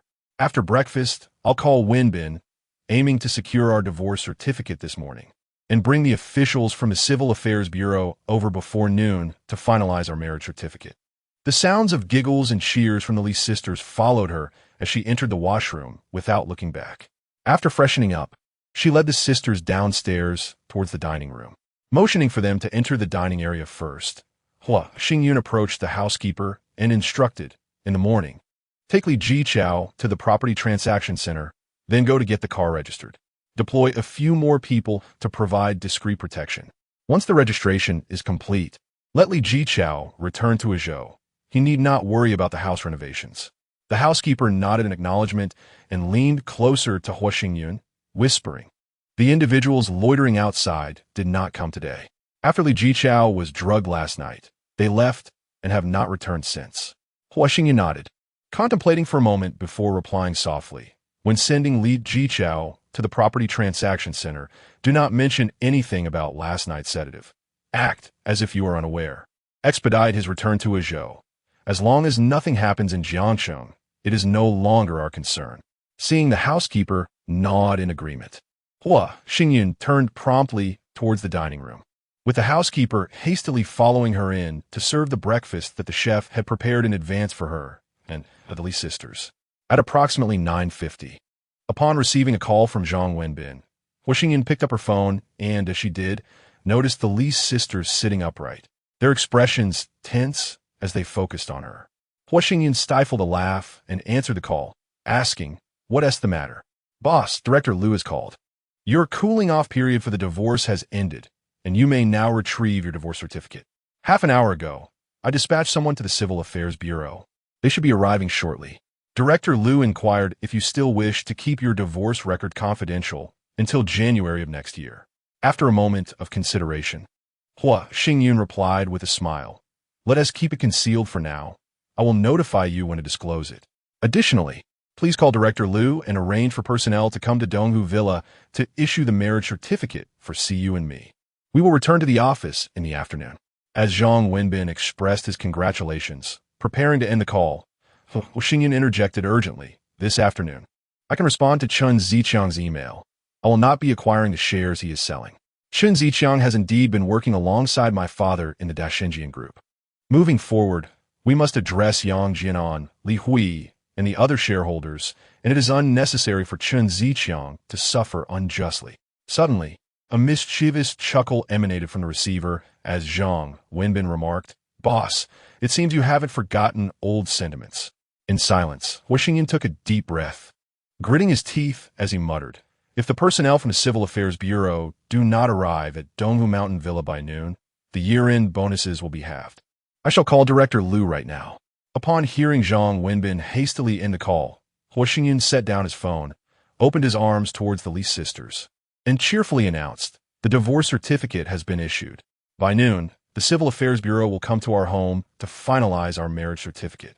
After exchanging glances, Li Siyu and Li Xiling erupted into joyous cheers, jumping to sit beside Hua Xingyun, who embraced both sisters warmly. Turning to the right, where Li Siyu sat, he smiled and said, "Today, you are officially my wife, and tomorrow, Shengmin will announce your status as the lady of the house. However, there is one matter that you and Xiling must not take lightly." Noticing the sisters looking up simultaneously, Hua Xingyun's expression turned serious as he cautioned, "Do not contact Li Donghao or Li Shuhua under any circumstances. Regardless of what transpires, do not meet privately with Li Shuhua, Li Donghao, or Sun Ruoxue. If any of them reach out to you, no matter what they say, you must inform me immediately. If I am unavailable, contact Fan Xingmin, Zhang Wenbin, or Zhu Huili. You may also reach out to Yuan Xiuwu. The main point is to avoid any private meetings with Li Donghao's group." Li Siyu and Li Xiling nodded in understanding. And Hua Xingyun continued, "After we complete the marriage procedures at noon, you may use your phones again. You can choose to keep your original phone numbers or receive new ones. I will return Siling's phone to her at noon, but I will need to use Siyu's phone for a while longer. Li Siling chimed in with a grin.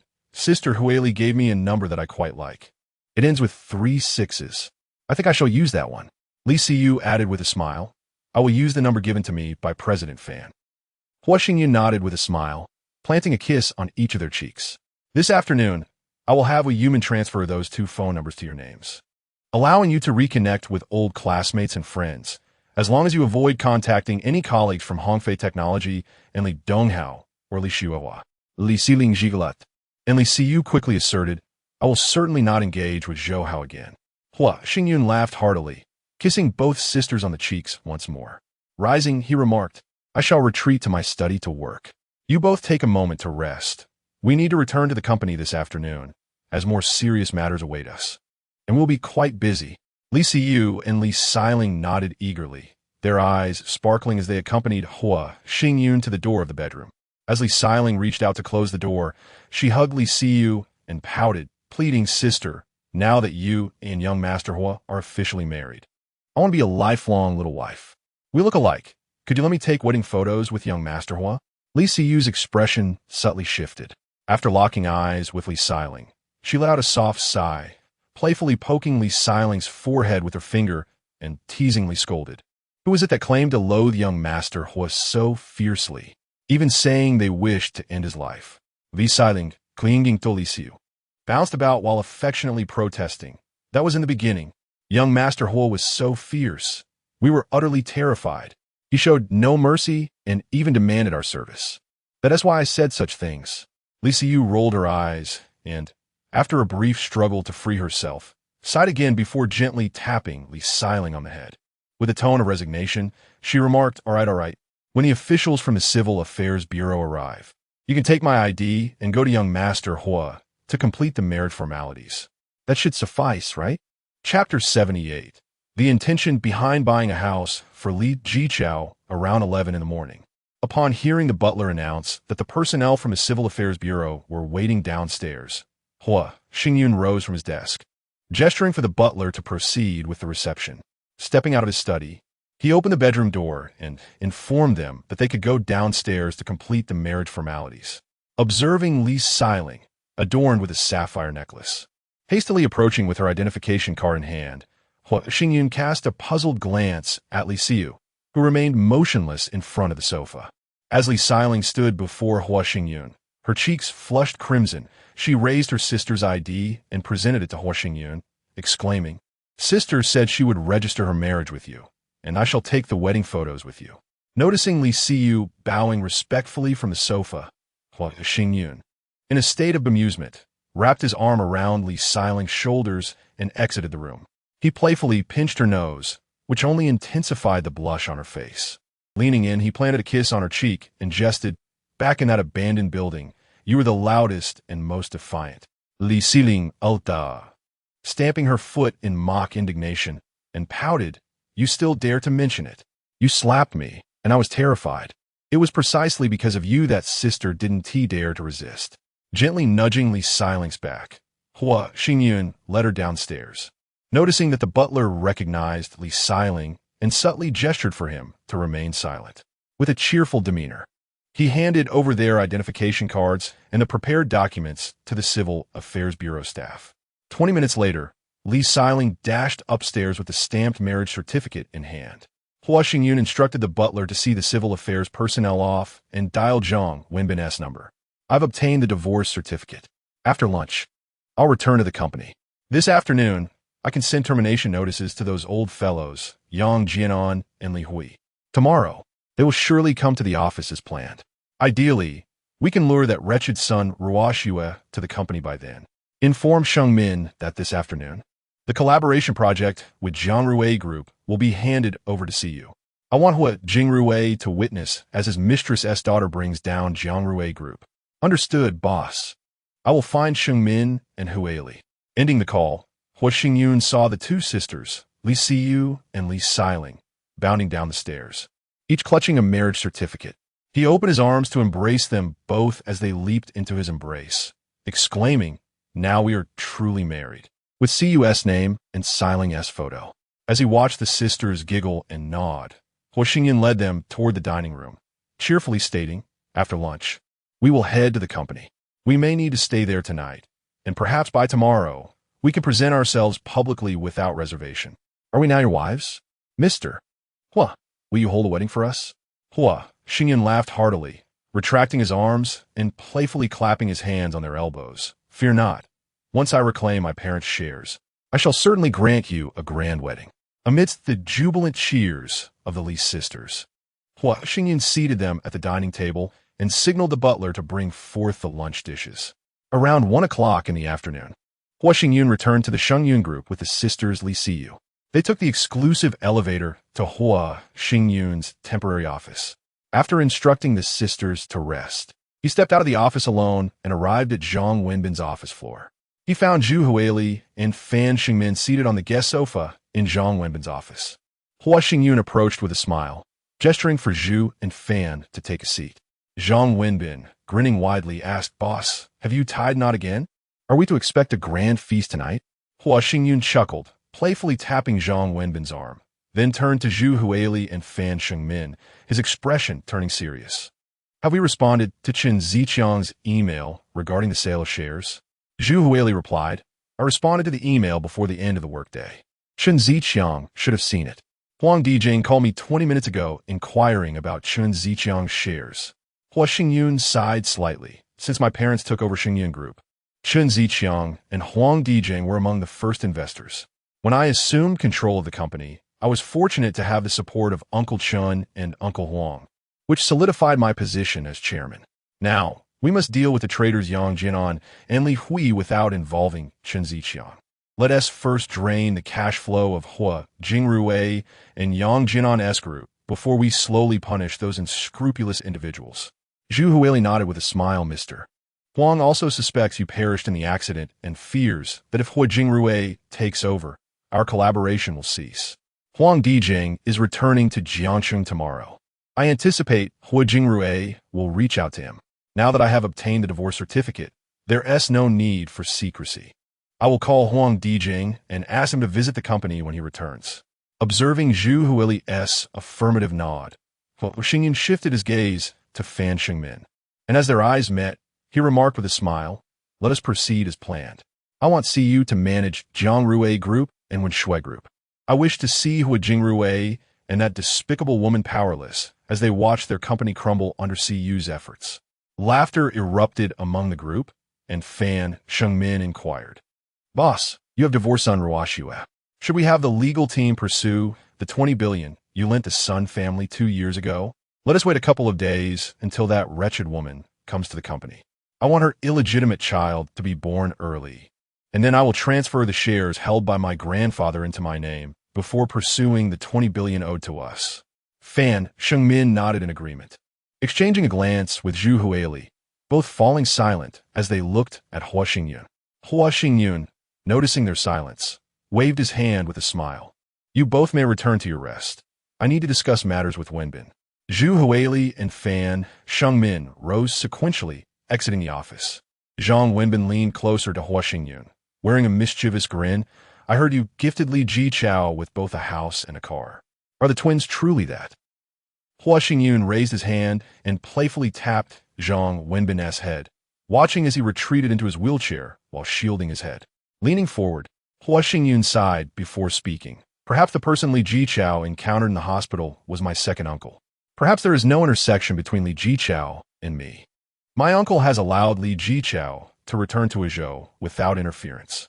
However, now that my uncle is aware of my purchase of a house and a car for Li Jiqiao in Jiangcheng, if I make an appearance in a few days, my uncle may devise ways to eliminate Li Jiqiao. Zhang Wenbin's expression shifted slightly, his eyes widening as he stared intently at Hua Xingyun. After a few seconds, he bent down closer to Hua Xingyun and whispered, Shall we send someone to protect Li Jiqiao? Chapter 79. Observing from the sidelines as Zhang Wenbin gazed in astonishment at his companion, Hua Xingyun let out a soft sigh and continued, You are well aware of how the sisters Li Siyu and Li Xiling came to be together. After all, Li Xuehua is their mother, and Li Donghao has been referred to as their brother for over 2 decades. It is imperative that the sisters harbor a deep disdain for both Li Xuehua and Li Donghao, and ideally extend that loathing to Hu Jingrui and the Sun family, to ensure their complete allegiance to us. After a moment of stunned silence, Zhang Wenbin fixed his gaze upon Hua Xingyun, his tone wavering as he inquired, "What if?" Li Zito. Hua Xingyun exhaled heavily, reclining back into the sofa. "Let us strive to preserve Li Jichao's life. Our task is to ensure he is taken to the hospital after the assault. Perhaps we are being overly cautious. It is possible that Li Jichao may not even encounter my uncle in the hospital." Zhang Wenbin shrugged, retreating into his wheelchair, and remarked, "Yesterday, Shuewu informed me that the night before, someone was tailing Hu Qingyun and seemed poised to take action, even approaching her under the pretense of asking for directions." Hua Xingyun chuckled derisively, shaking his head in self-mockery. "I never anticipated the Sun family's ambitions to be so grand. They dare to covet the entirety of the Hua family." As she spoke, Hua Xingyun rose and added, "I must take my leave now. Let us not concern ourselves with Hua Qingyun's fate. We merely need to capture photographs and videos to demonstrate that her predicament is unrelated to us." Zhang Wenbin nodded in agreement, maneuvering his wheelchair to escort Hua Xingyun out of the office. Gently pushing open the office door, she glanced at her watch, noting the time was merely 10 past 1, with 50 minutes remaining before the afternoon shift commenced. Hua Xingyun strolled to the living room, reclining on the couch, intending to take a brief rest. Upon hearing the sound of the lounge door opening, Hua Xingyun turned to see Li Siyu tiptoeing out. She quickly sat up, extending her arms in a welcoming gesture, her face alight with a smile as Li Siyu approached. Embracing Li Siyu as she settled onto Hua Xingyun's lap, Hua Xingyun chuckled softly and asked, "Did you not take a nap?" Li Siyu giggled, snuggling into Hua Xingyun's embrace, and replied in a hushed tone, "I couldn't sleep. I was too happy. Just months ago, I would never have believed I would be married at the age of 22. Hua Xingyun chuckled lightly, planting a kiss on Li Siyu's cheek, and sighed softly. "You are now my wife, yet my adversaries may very well be Li Donghao and those from the Sun family. You and Xiling find yourselves caught in the middle, which could pose difficulties. If the accident involving Wenbin and Old Lu were indeed orchestrated by the Sun family and Li Donghao, you and Xiling might be in peril. We cannot remain confined to the company and home. Venturing outside might expose us to danger." Li Siyu nodded earnestly, saying, "I understand. Xiling and I have already agreed to completely sever ties with Li Donghao. We are fortunate to have encountered you. Had we fallen into the hands of ill-intentioned individuals, who knows what fate might have befallen us? Moreover, both Si Ling and I have already pledged our allegiance to you, and we shall undoubtedly stand by your side. My father has also urged us to heed your instructions." Hua Xingyun nodded in satisfaction and leaned closer, gently whispering in Li Siyu's ear. Startled, Li Siyu quickly raised her hand to cover her ear, casting a sidelong glance at Hua Xingyun and playfully retorting, "I still have work this afternoon.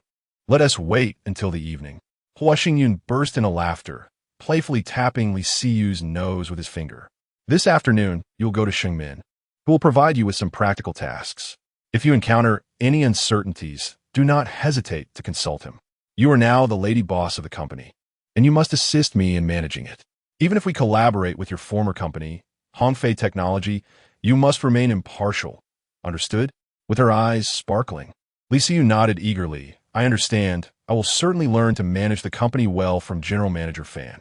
Hua Xingyun gazed into Li Siyu's eyes, gradually leaning in to kiss her crimson lips. Suddenly, the sound of Li Xiling's laughter reached them from behind. Li Siyu looked up to find Li Xiling standing by the sofa, having arrived unnoticed. She quickly pushed Hua Xingyun away and jumped to the ground, shaking her fist playfully as she chased after Li Xiling into the lounge. Hua Xingyun smiled as he watched the sisters disappear through the lounge door, hearing their playful banter echoing from within. He reclined back on the sofa, contemplating the potential next moves of their adversaries.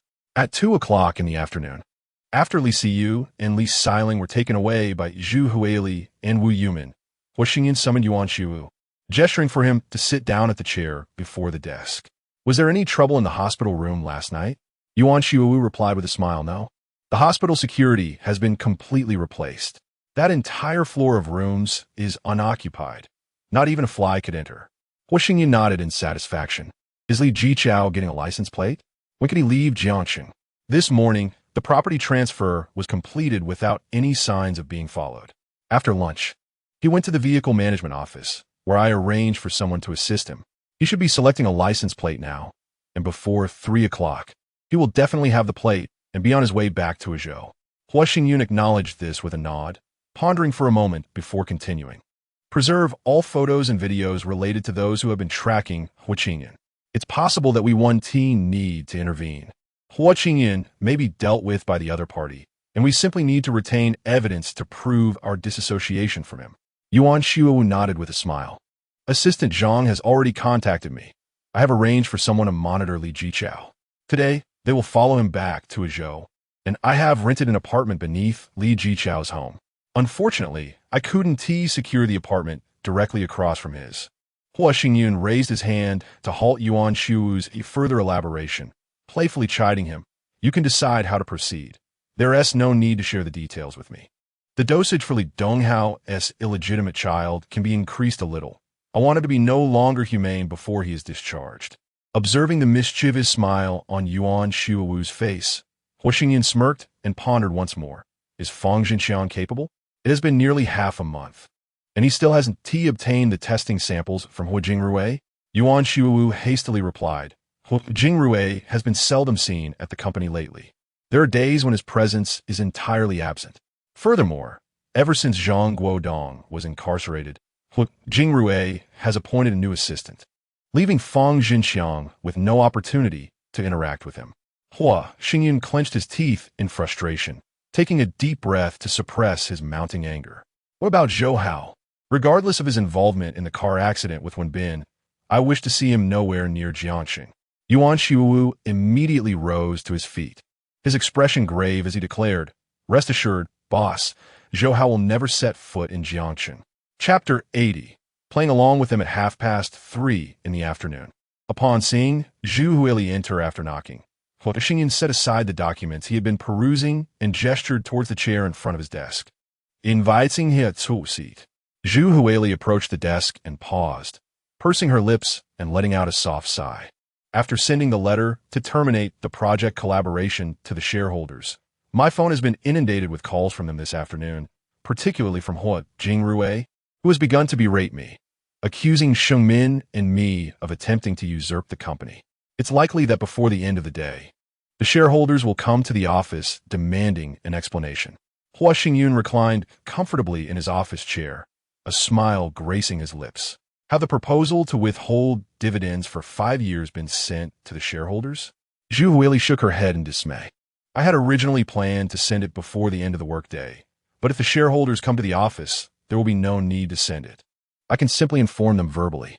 However, if the major shareholders wish to suspend dividends, it must be approved by a resolution at the shareholders' meeting, requiring the consent of shareholders representing over 2/3 of the voting rights. If Hua Jingrui disagrees, the proposal to withhold dividends may very well be rejected. Hua Xingyun nodded in agreement, his smile unwavering. After my father's passing, Hua Jingrui and Hua Qingwei publicly declared before the shareholders that their shares would unconditionally support my proposals.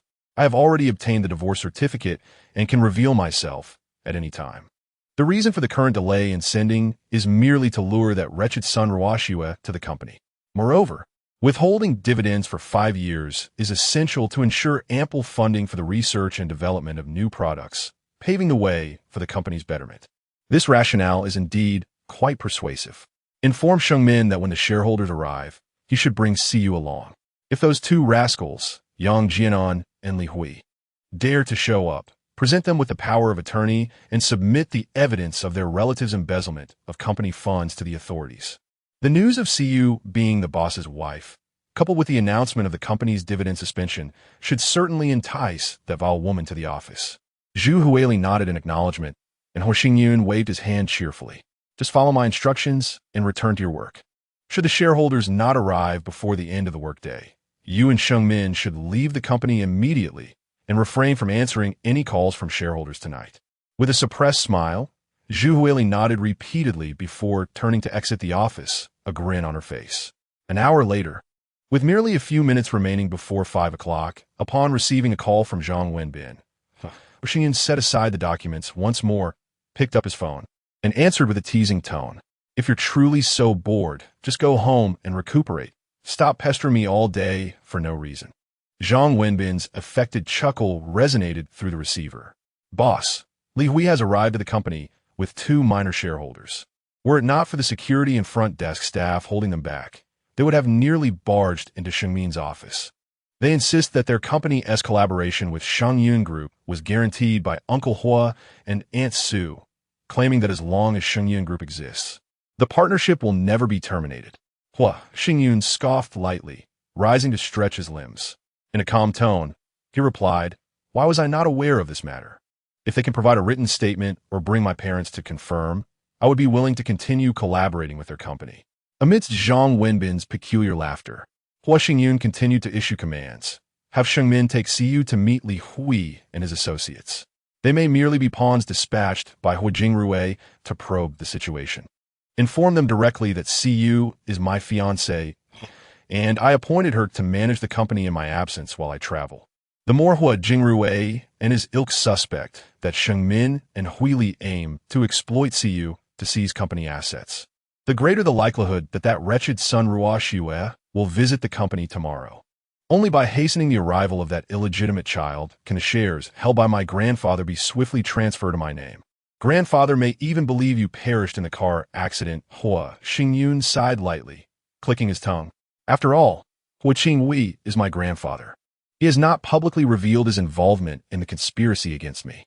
If he wishes to play a role, I shall indulge his performance to the end. Acquiring the shares through legitimate channels is imperative, yet should he dare to renege and play tricks, we shall have no choice but to send him to the retirement home we have arranged for him. Zhang Wenbin promptly replied with a smile, "Right. I will find Shengmin and then meet Li Hui in the reception room. Prepare a stillborn infant. That wretched woman is nearly 8 months pregnant.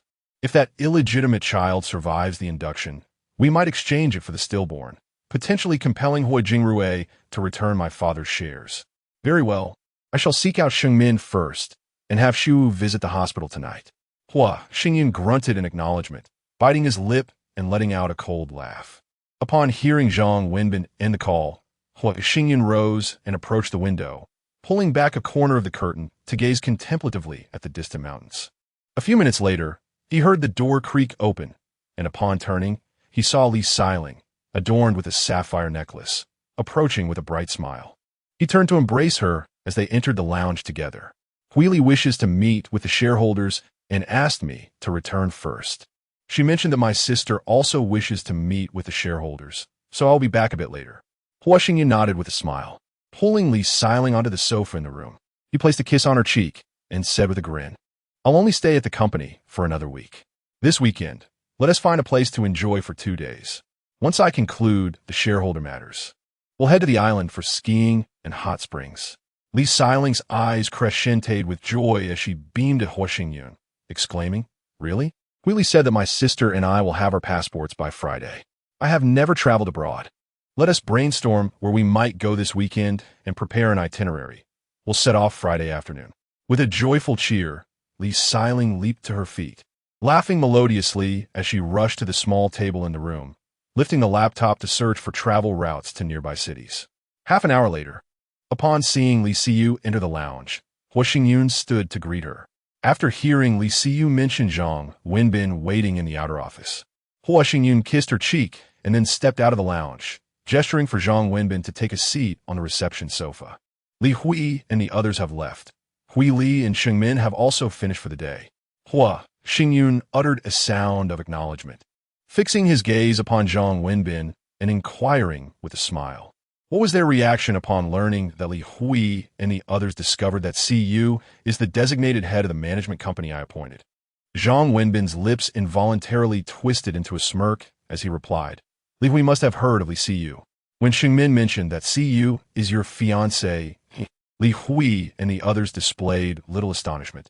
Instead, they asserted that your wife is son Rua Xue, claiming that Li Siyu is merely a canary kept at home, unworthy of managing the company on your behalf.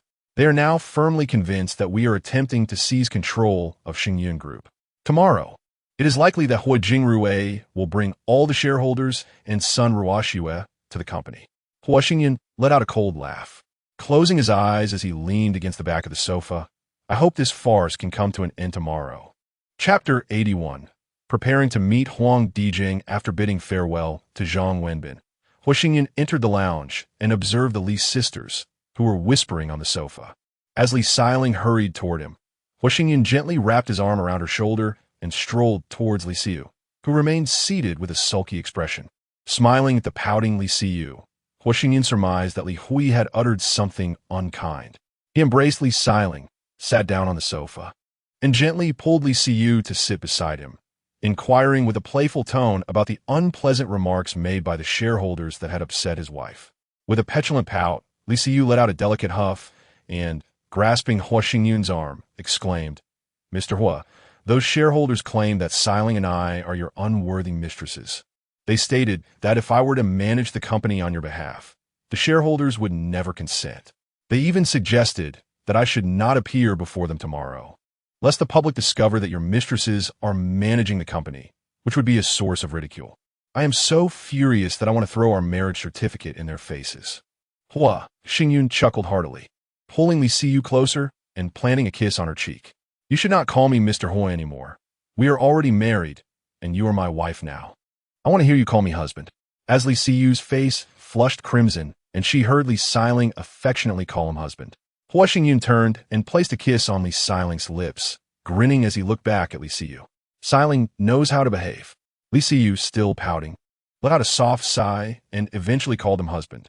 Hua Xingyun, with a playful grin, kissed her lips once more. "Perhaps tomorrow, Hua Jingrue will bring that wretched son Ruoxue to the company.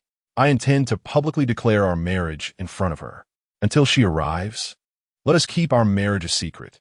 The situation is somewhat intricate and involves 8 of the company's shares, valued at approximately 4 billion. Thus, for the time being, you must bear this inconvenience."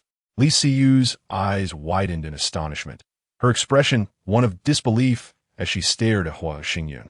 After a moment of stunned silence, she swallowed hard and nodded vigorously, exclaiming, "All right, we will certainly keep our marriage a secret. However, the shareholders who attended today mentioned they would return tomorrow, urging me not to appear before them again." Hua Xingyun scoffed dismissively. Together, they hold only around 10 of the company's shares, rendering them insignificant in the grand scheme. Their words hold no weight.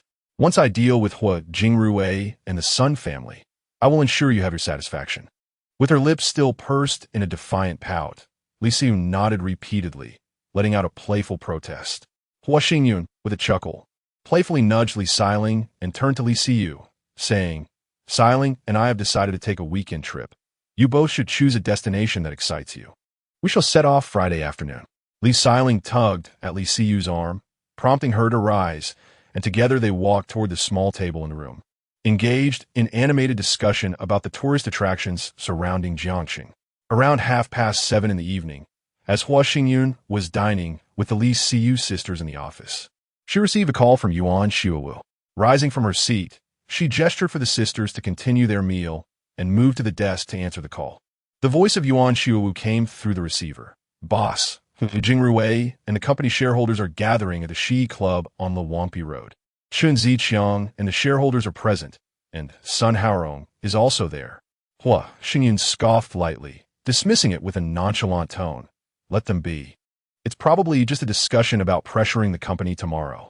Yuan Xiuwu continued. "Also, the horse team from the Hongshan District Bureau, responsible for Old Lu's car accident case, called me. The Sun family contacted him half an hour ago, asking if son Ruoxue could identify the bodies of the 3 who perished in the accident." Hua Xingyun clenched her teeth, muttering angrily, "Tell the horse team not to disclose the list of the deceased until the case is concluded. Also call Director Wu. Anyone issuing my death certificate will bear all consequences." After Yuan Xiuwu acknowledged, he continued, "Li Jiqiao has safely returned to Azhou, and so far, no suspicious individuals have appeared. We must closely monitor Hua Xingyun's movements." After Yuan Xiuwu's acknowledgement, Hua Xingyun hung up the phone and returned to the dining table, sharing laughter with the Li Xiu sisters as they finished their dinner. Around 9 o'clock that night, While watching a film with the Lee Siyu sisters using a projector, Hua Xingyan felt her phone vibrate in her pocket. Taking it out, she saw a call from Zhu Huili. Rising from her seat, she exited the lounge to answer Zhu Huili's call. "Boss, President Huang just called me." His tone was quite unpleasant. He immediately questioned whether you really had an accident and if the company would be inherited by son Ruoxue. He clearly doubts our previous statement about you traveling. Hua Xingyan chuckled lightly and replied, "Did you not inform him that he should come to the company tomorrow when he returns to Jiangqing? President Huang is already on his way back to Jiangqing." He mentioned that President Chen called him, stating that Chen has decided to sell his shares to Hu Jingrue and his associates. Hua Xingyun pondered briefly, then softly clicked her tongue, seemingly weighing her options. After several seconds, she resolutely instructed Zhu Huili on the phone, "Call President Huang again and tell him that no matter how late it is tonight, he must come directly to the company upon returning to Jiangqing. Do not mention that I am at the company. Just say you are waiting for him there. Do you need me back at the company? No, you need not return. I will have Wen Bin wait for him." Zhu Huili let out a series of playful giggles before hanging up the call. Hua Xingyun allowed a subtle smile to grace her lips. She swiftly located Zhang Wenbin's number in her contacts and dialed it. The call was answered promptly, and Zhang Wenbin's voice resonated through the receiver. "Hello?" Hua Xingyun, smiling, said, "Wenbin, Huang Dijing will be coming to the company tonight. Once he arrives, please take him to your office." Zhang Wenbin, clearly surprised, hesitated momentarily before asking, "Do you want to meet Huang Dijing? What time will he arrive? I had already retired for the night." Hua Xingyun chuckled softly, interrupting Zhang Wenbin's words, and remarked, "Call Huili. Huang Dijing is still en route to Jiangcheng, yet he will undoubtedly arrive this evening." With that, Hua Xingyun did not allow Zhang Wenbin the opportunity to respond, promptly ending the call. The smile at the corner of her mouth grew more pronounced as she rose and gracefully made her way to the lounge, quietly taking a seat beside Lee Siyu to continue enjoying the film. Chapter 82. Draining the opponent's cash flow around 10:30 in the evening. Hua Xingyan finally received a message from Zhang Wenbin. Curiously, he picked up his phone to read its contents and quickly grasped why Zhang Wenbin chose to inform him via text rather than a call. Huang Dijing and Chen Ziqiang had arrived at the company. After a few moments of silent contemplation, he resolutely stood up, leaned close to Li Siyu's ear, and quietly instructed her and Li Xiling to rest. He then turned and exited the lounge, heading straight to the elevator that would take him to Zhang Wenbin's office floor. As he approached the door of Zhang Wenbin's office, he overheard Huang Dijing's loud voice questioning, "Where on earth is Xingyan? Is it true that something has happened?" Hua Xingyan pushed the door open and entered the office, smiling at the stunned expressions of Huang Dijing and Chen Ziqiang. Chen Ziqiang, wide-eyed, stared at Hua Xingyun as he walked in. You're not dead?" Huang Dijing joyfully stepped forward, grasping Hua Xingyun's hand and, upon feeling its warmth, laughed heartily while playfully punching Hua Xingyun's shoulder, exclaiming, "You rascal! What on earth have you been up to? Have you been hiding in the company since your return?" Hua Xingyun bowed slightly to Chen Ziqiang and Huang Dijing, gesturing toward the guest's sofa with a smile. "Uncle Chen, Uncle Huang, please take a seat. I am currently beset by troubles on all sides." And this course of action was taken out of sheer necessity. With a huff of annoyance, Chen Ziqiang turned and walked toward the guest sofa. Hua Xingyan noticed the fleeting smile on Chen Ziqiang's face and sighed inwardly as he guided Huang Dijing toward the sofa. He then turned to Zhang Wenbin, who was seated in a wheelchair, and said, "You should return to rest. I'll have a word with Uncle Huang and Uncle Chen." Without further ado, Zhang Wenbin maneuvered his wheelchair back to the lounge. As soon as Hua Xingyun sat down on the sofa, he heard Chen Ziqiang's icy voice. "The share withdrawal email I sent was approved by you? Have you grown wings and decided to kick us old-timers out of the company?" Hua Xingyun turned to Chen Ziqiang, whose expression had darkened, and with a forced smile, he shook his head vigorously, urgently explaining, "That was certainly not my intention. I'm simply overwhelmed by numerous troubles to the point of struggling to keep afloat." With a huff, Chen Ziqiang pulled out his phone, glaring at Hua Xingyan. "You didn't bother to inform me of your difficulties, but you kept things from old Huang as well. You are aware that he Jingrue and the other shareholders intend to usurp Xingyan Group, right? I have already signed a share transfer agreement with he Jingrue." with a penalty of 300 million. You are responsible for repaying this amount. If it weren't for your parents, I wouldn't even bother with you. Hua Xingyun quickly placed his hand over Chen Ziqiang's phone, exchanged glances with Huang Dijing, and then turned back to Chen Ziqiang with a smile. Uncle Chen, in fact, 20 days ago, I acquired Uncle Huang's shares. I now hold over 50 of his shares. Your decision to sell your holdings in Shangyun Group was made with my consent. Chen Ziqiang's expression grew even darker, his teeth clenched and eyes wide with fury as he shouted, "Are you truly intending to expel us two old-timers from the company?" Hua Xingyun shook his head repeatedly, his face plastered with a smile as he hastily replied, "Uncle Chen, please do not be angry. Allow me to explain." Chen Ziqiang let out a snort of anger, placing his phone on the tea table before him, glaring at Hua Xingyun in silence. "You are all aware of the car accident that occurred with my vehicle a fortnight ago, but prior to that, there was another incident involving Wenbin. After a thorough investigation during this time, it appears that the orchestrators behind these accidents are likely the Sun family and my uncle. Thus, I have been compelled to take refuge within the company." Furrowing his brow in confusion, Chen Ziqiang spoke up. "The Sun family? Did you not have a marriage alliance with them?" Meeting Chen Ziqiang's gaze, Hua Xingyun revealed a bittersweet smile. "Uncle Chen, Uncle Huang, you have watched me grow up, and I have always regarded you as my dear uncles. Therefore, today I wish to share everything I know with you, hoping for your cooperation." Huang Digan nodded and responded, "Speak freely. Will you require my assistance? I shall certainly do my utmost to help." Chen Ziqiang let out another grunt, muttering a curse under his breath. Hua Xingyun understood that Chen Ziqiang's ire was directed at his impending marriage to Sun Ruoxue, and he sighed deeply, pursing his lips in silence. To understand the situation, we must go back a month. On the 14th of last month, I discovered a receipt for in vitro fertilization that belonged to Sun Ruoxue at home. Upon further investigation, it was confirmed that the father was her assistant, Li Donghao. That evening, Li Donghao's mother brought a paternity test indicating his relationship with my father. Huang Digan interrupted Hua Xingyun with a loud exclamation, "Impossible! We know Jin Shan's character all too well. He would never stray and father an illegitimate child." Chen Ziqiang spoke in a low, furious tone. "Have you lost your mind? Jin Shan has been deceased for 3 years. Hua Xingyun looked at both Chen and Huang, nodding in agreement. "I too find it hard to believe, but the paternity test was conducted 4 years ago when my father was still alive. Hence, I have been discreetly collecting DNA samples from our family and my uncle's family to test against Li Donghao. Currently, only my uncle and my cousin Hua Jingxian remain untested, but the largest suspect is undoubtedly my uncle." Seeing Chen and Huang exchange glances before turning their attention back to him, Hua Xingyun continued, "At present, my grandfather is using the 8 shares he preserved for my father to coerce me into having Sun Ruoxue bear Li Donghao as child." Chen Ziqiang asked with a puzzled tone, "Uncle Hua is pressuring Sun Ruoxue to have an illegitimate child?" Hua Xingyun wore a bitter smile, sighing as he inquired, "You too find this peculiar? After my car accident, I instructed my subordinates to seal all information about the incident. Logically, my uncle and the others should not have known about the accident. However, my grandfather's subordinate, Lu Cheng, visited my villa and even came to the company. It is evident that my grandfather was already aware of my car accident, which must have been leaked by my uncle and the Sun family." Chen Ziqiang and Huang Digan exchanged astonished glances, their eyes wide with disbelief as they gazed at Hua Xingyun.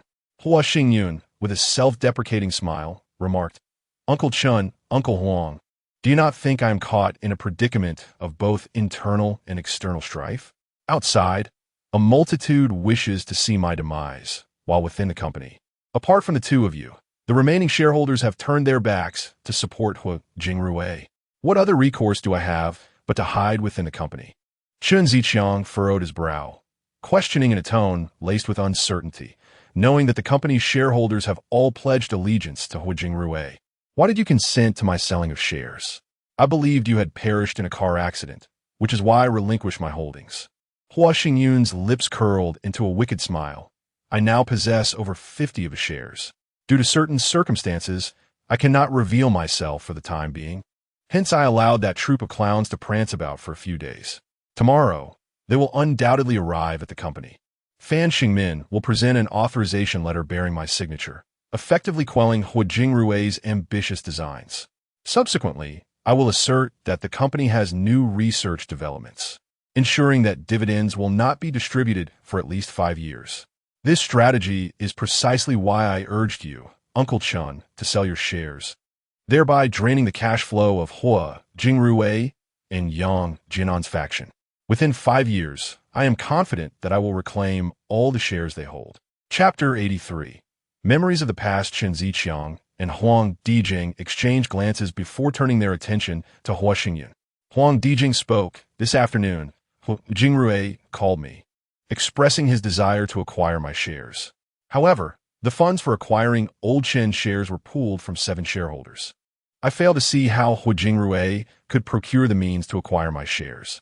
After contemplating for a moment, Hua Xingyun suddenly chuckled, casting a sardonic look at Chen Ziqiang and Huang Dijing. It appears Hua Jingrui is wholly committed to seizing control of Xingyun Group. It seems that if you agree to sell your shares, he might even mortgage Jiangrui Group. Huang Dijing pondered for a moment before turning to Chen Ziqiang. Upon seeing Chen Ziqiang nod in agreement with a smile, Huang Dijing shook his head and remarked with a laugh, Hua Jingrui may not excel in business, but he certainly has a knack for scheming. When he calls me tomorrow, I shall inform him that I have sold my shares to you. Let him abandon this futile pursuit. Hua Xingyun interjected with a smile. Uncle Huang, for the time being, do not disclose to Hua Jingrui that you have sold your shares to me. We have painstakingly set the stage. Let these clowns perform for a while. Once I have recorded their antics and broadcasted online, the entire nation will witness their disgraceful countenance. Chen Ziqiang and Huang Dijing both chuckled, with Huang Dijing saying, Very well, I shall tell Hua Jingrui that I remain neutral and will not interfere in his dealings with you. Hua Xingyun gave Huang Dijing a thumbs up, while Chen Ziqiang ceased his laughter. After scrutinizing Hua Xingyun for several seconds, he suddenly asked, Has Sun Ruoxue strayed and become pregnant with Li Donghao's child? Are you and Sun Ruoxue divorced, or are you both leading separate lives? I must caution you, you have already caused Xiao Xiao pain once, and she is now engaged. Do not disturb her, we are still partners. If I find out you dare to harass her, do not expect me to show any mercy.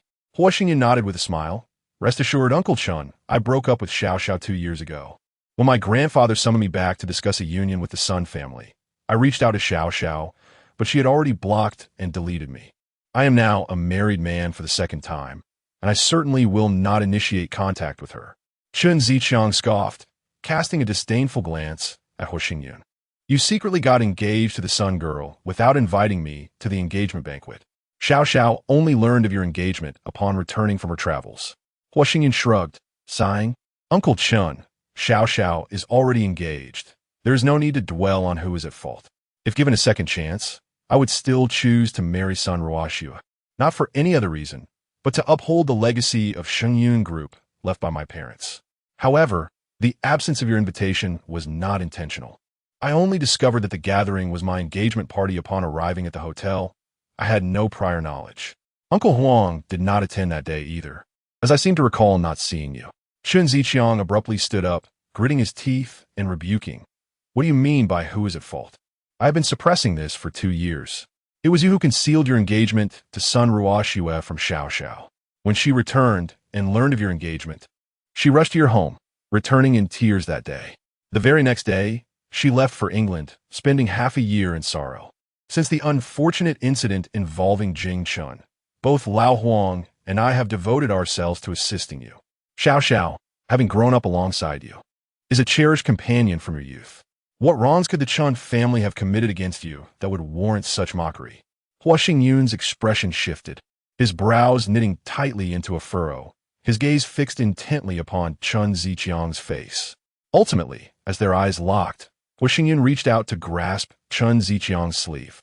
Uncle Chen, let us sit and discuss this calmly. Do not let your health suffer. Did Xiao Xiao truly tell you she was unaware of my engagement to Sun Ruoxue? Chen Ziqiang dismissed Hua Xingyun's hand with a wave, his eyes still glaring fiercely. Of course, when Xiao Xiao returned and learned of your engagement, she dashed out of the house in search of you, only to return 2 or 3 hours later, rushing into her room and weeping until midnight. The following day, without a word, she purchased a ticket to England. I have endured this for 2 years. Had you not been Jing Chen's son, I would have dealt with you long ago. With a lengthy sigh, Hua Xingyan stood, pressing Chen Ziqiang back onto the sofa before seating himself opposite him. Uncle Chen, since Xiao Xiao is already engaged, we must continue our collaboration. Let us resolve this matter today. What do you propose? What is there to discuss? Hua Xingyan straightened in his seat, casting an awkward smile at Huang Dijing. Uncle Huang, you are well aware of the situation between me and Uncle Chen's daughter. You also know my parents' circumstances. My father, in pursuit of marrying my mother, relinquished his position as the heir to the Hua family, resulting in my grandfather providing my father's family with merely a small company worth a few $100,000. After my parents' tragic accident, my grandfather insisted that my father's shares be entrusted to him before my parents could be honored in the ancestral hall. Chen Ziqiang interrupted with a huff. Do not digress. Xiao Xiao surely only learned of your engagement upon her return from her travels. Uncle, please do not rush, Hua Xingyun continued calmly. We have ample time today. You have not spoken to me in 2 years, avoiding me each time we cross paths. I have not even had the opportunity to consult you regarding business matters. Chen Ziqiang gritted his teeth, fuming. You toyed with Xiao Xiao and still expect my attention. Taking a deep breath, Hua Xingyun met Chen Ziqiang's gaze earnestly. At that time, I possessed merely 33 of my mother's inheritance. My grandfather promised that if I allied with the Sun family, he would return 12 of the shares to me. I thought if I could secure this 12, I would have 45 in total, and, combined with the shares you hold, I could stand against my grandfather. Thus, I visited the Sun family and negotiated with Sun Haorom, agreeing to provide them with 2 billion in financial support to navigate their difficulties, in exchange for the opportunity to dissolve my engagement with Sun Ruoxue. Upon returning from the Sun family, I called Xiao Xiao, hoping to explain that my engagement to Sun Ruoxue was a matter of necessity. Chen Ziqiang sat up straight. His brow furrowed as he inquired, You called Xiao Xiao? Hua Xingyan nodded and continued. The first call was answered by a young man who claimed to be a friend of Xiao Xiao's. They were traveling in Hainan, and Xiao Xiao had stepped away to the restroom. I asked him to relay my message to her, stating that I would call back in 10 minutes. However, when I attempted to call again, the line was perpetually busy. That night, I made over 30 phone calls, none of which were successful. Subsequently, I sent a message to Xiao Xiao via WeChat, disclosing my intention to engage in a faux union with the Sun family. However, I received no response throughout the night. The following day, upon sending another message, I discovered that I had been blocked by Xiao Xiao, not only on WeChat but also across other social media platforms. Even on QQ, which I seldom used, I found myself blocked and deleted. When I attempted to call again, the line remained perpetually busy. It was only later that I realized my number had been blocked by Xiao Xiao since the very first day. Chapter 84, Reminiscences, Part 2. I surmised that Xiao Xiao would certainly oppose my union with the Sun family. However, it is only by marrying Sun Ruoxue that I can reclaim my father's shares. Thus, I became engaged to Sun Ruoxue. Initially, my grandfather intended for us to marry directly, but in hopes of winning back Xiao Xiao's affection, I proposed to my grandfather that we first become engaged, and once the Sun family's financial crisis was resolved, we would wed. Until September of last year, Xiao Xiao not only went abroad and changed her phone number, but she also ceased all communication with me. You too have been indifferent towards me. Coupled with the resolution of the Sun family's financial issues, after several prompts from my grandfather, I finally went through with the wedding to Sun Ruoxue. Chen Ziqiang rose from his seat, slamming his hands on the coffee table, glaring fiercely at Hua Xingyun. This is preposterous. Xiao Xiao sought you out. Hua Xingyun quickly shook his head, retorting loudly, No. Ever since Xiao blocked my number, I have not seen her. You can call her now, and we shall confront this matter directly. Chen Ziqiang pointed an accusatory finger at Hua Xingyun, his voice sharp with indignation. Impossible. When Xiao Xiao returned from her trip, Ant Run and I informed her of your engagement. She was distraught, crying as she drove to your residence at Donghu Mountain Villa in search of you. Hua Xingyun, observing Chen Ziqiang's sudden outburst, furrowed his brows and slowly rose. I have stated, since being blocked by Xiao Xiao, I have neither seen her nor received any calls from her after the engagement. Chen Ziqiang stared at Hua Xingyun. Confusion etched on his face, his brows knitting in disbelief. Have you truly contacted Xiao Xiao? Have you sent her messages? Hua Xingyun promptly turned towards the door. Follow me. 2 years ago, upon discovering that my contact was blocked, I smashed my phone, which I later replaced, but the old one remains in the office safe, containing photographs of my parents that I could not bear to discard. The call logs and WeChat chat history are still there, Uncle Chun. You may verify whether I speak the truth. Exchanging glances with Huang Digan, Chen Ziqiang turned and followed Hua Xingyun into the elevator, arriving at the chairman's office. Hua Xingyun greeted them with a smile, inviting Chen Ziqiang and Huang Digan to sit on the guest sofa while he approached the safe. He opened it and retrieved a black phone with several cracks on its screen, then found a power bank on the desk to charge it before returning to sit opposite Chen Ziqiang. Hua Xingyun pointed at the charging phone. I haven't checked it in months. It was dead. Once it powers on, I will log into WeChat and show you the messages I sent to Xiao Xiao. With his brow furrowed in contemplation, Chen Ziqiang suddenly inquired, Xiao Xiao returned the day after your engagement banquet. Did you truly not see her that day? Hua Xingyun shook his head. My engagement banquet was on Friday, August 18th. 2 days later, on Sunday. I recalled going to my grandfather's house before noon to request the remaining 8 of shares he held. It was not until dinner that my grandfather promised to grant me the shares upon the birth of my son. By the time I returned to Dongwu Mountain Villa, it was already 9:30 p.m. With a cold smirk, Chen Ziqiang raised his phone, his gaze piercing as he fixed it upon Hua Xingyun. I shall call Xiao Xiao right now, and I hope your words hold truth. Hua Xingyun, wearing a smile, pointed at his phone still charging. I've had my number for a decade, unchanged since high school. If Xiao Xiao wished to reach me upon her return, why did she not dial my number? Chen Ziqiang's expression shifted, his eyes narrowing in anger as he retorted through clenched teeth, Are you implying that Xiao Xiao deceived me? Her phone. In the midst of speaking, he suddenly lifted his phone and walked toward the corner of the office, dialing as he went. Moments later, he inquired into the device, Jieru. When Xiao Xiao returned from her travels 2 years ago, did she not mention that her phone was broken? Hua Xingyun, at a loss for words, allowed a cold chuckle. Upon sensing Huang Dijing's gaze, he turned to meet it, offering an awkward smile before glancing down at his charging phone, which had reached a mere 10 battery. He pressed the power button to turn on. After a few minutes, as Chen Ziqiang returned to the sofa, Hua Xingyun lifted his old phone and presented it to him. The screen bears several cracks, yet it remains functional. I am logged into WeChat, and you may see the messages I sent to Xiao Xiao, along with the call records. Please take a look, Uncle Chun. With a stormy expression, Chen Ziqiang accepted the phone. Hua Xingyun reclined against the sofa, speaking to Chen Ziqiang as if to himself. At that time, I intended to clarify to Xiao Xiao that my engagement to Sun Ruoxue was merely a temporary arrangement. Once my grandfather transferred 12 of Xingyun Group's shares to me, alleviating the Sun family's financial crisis, I planned to annul the engagement.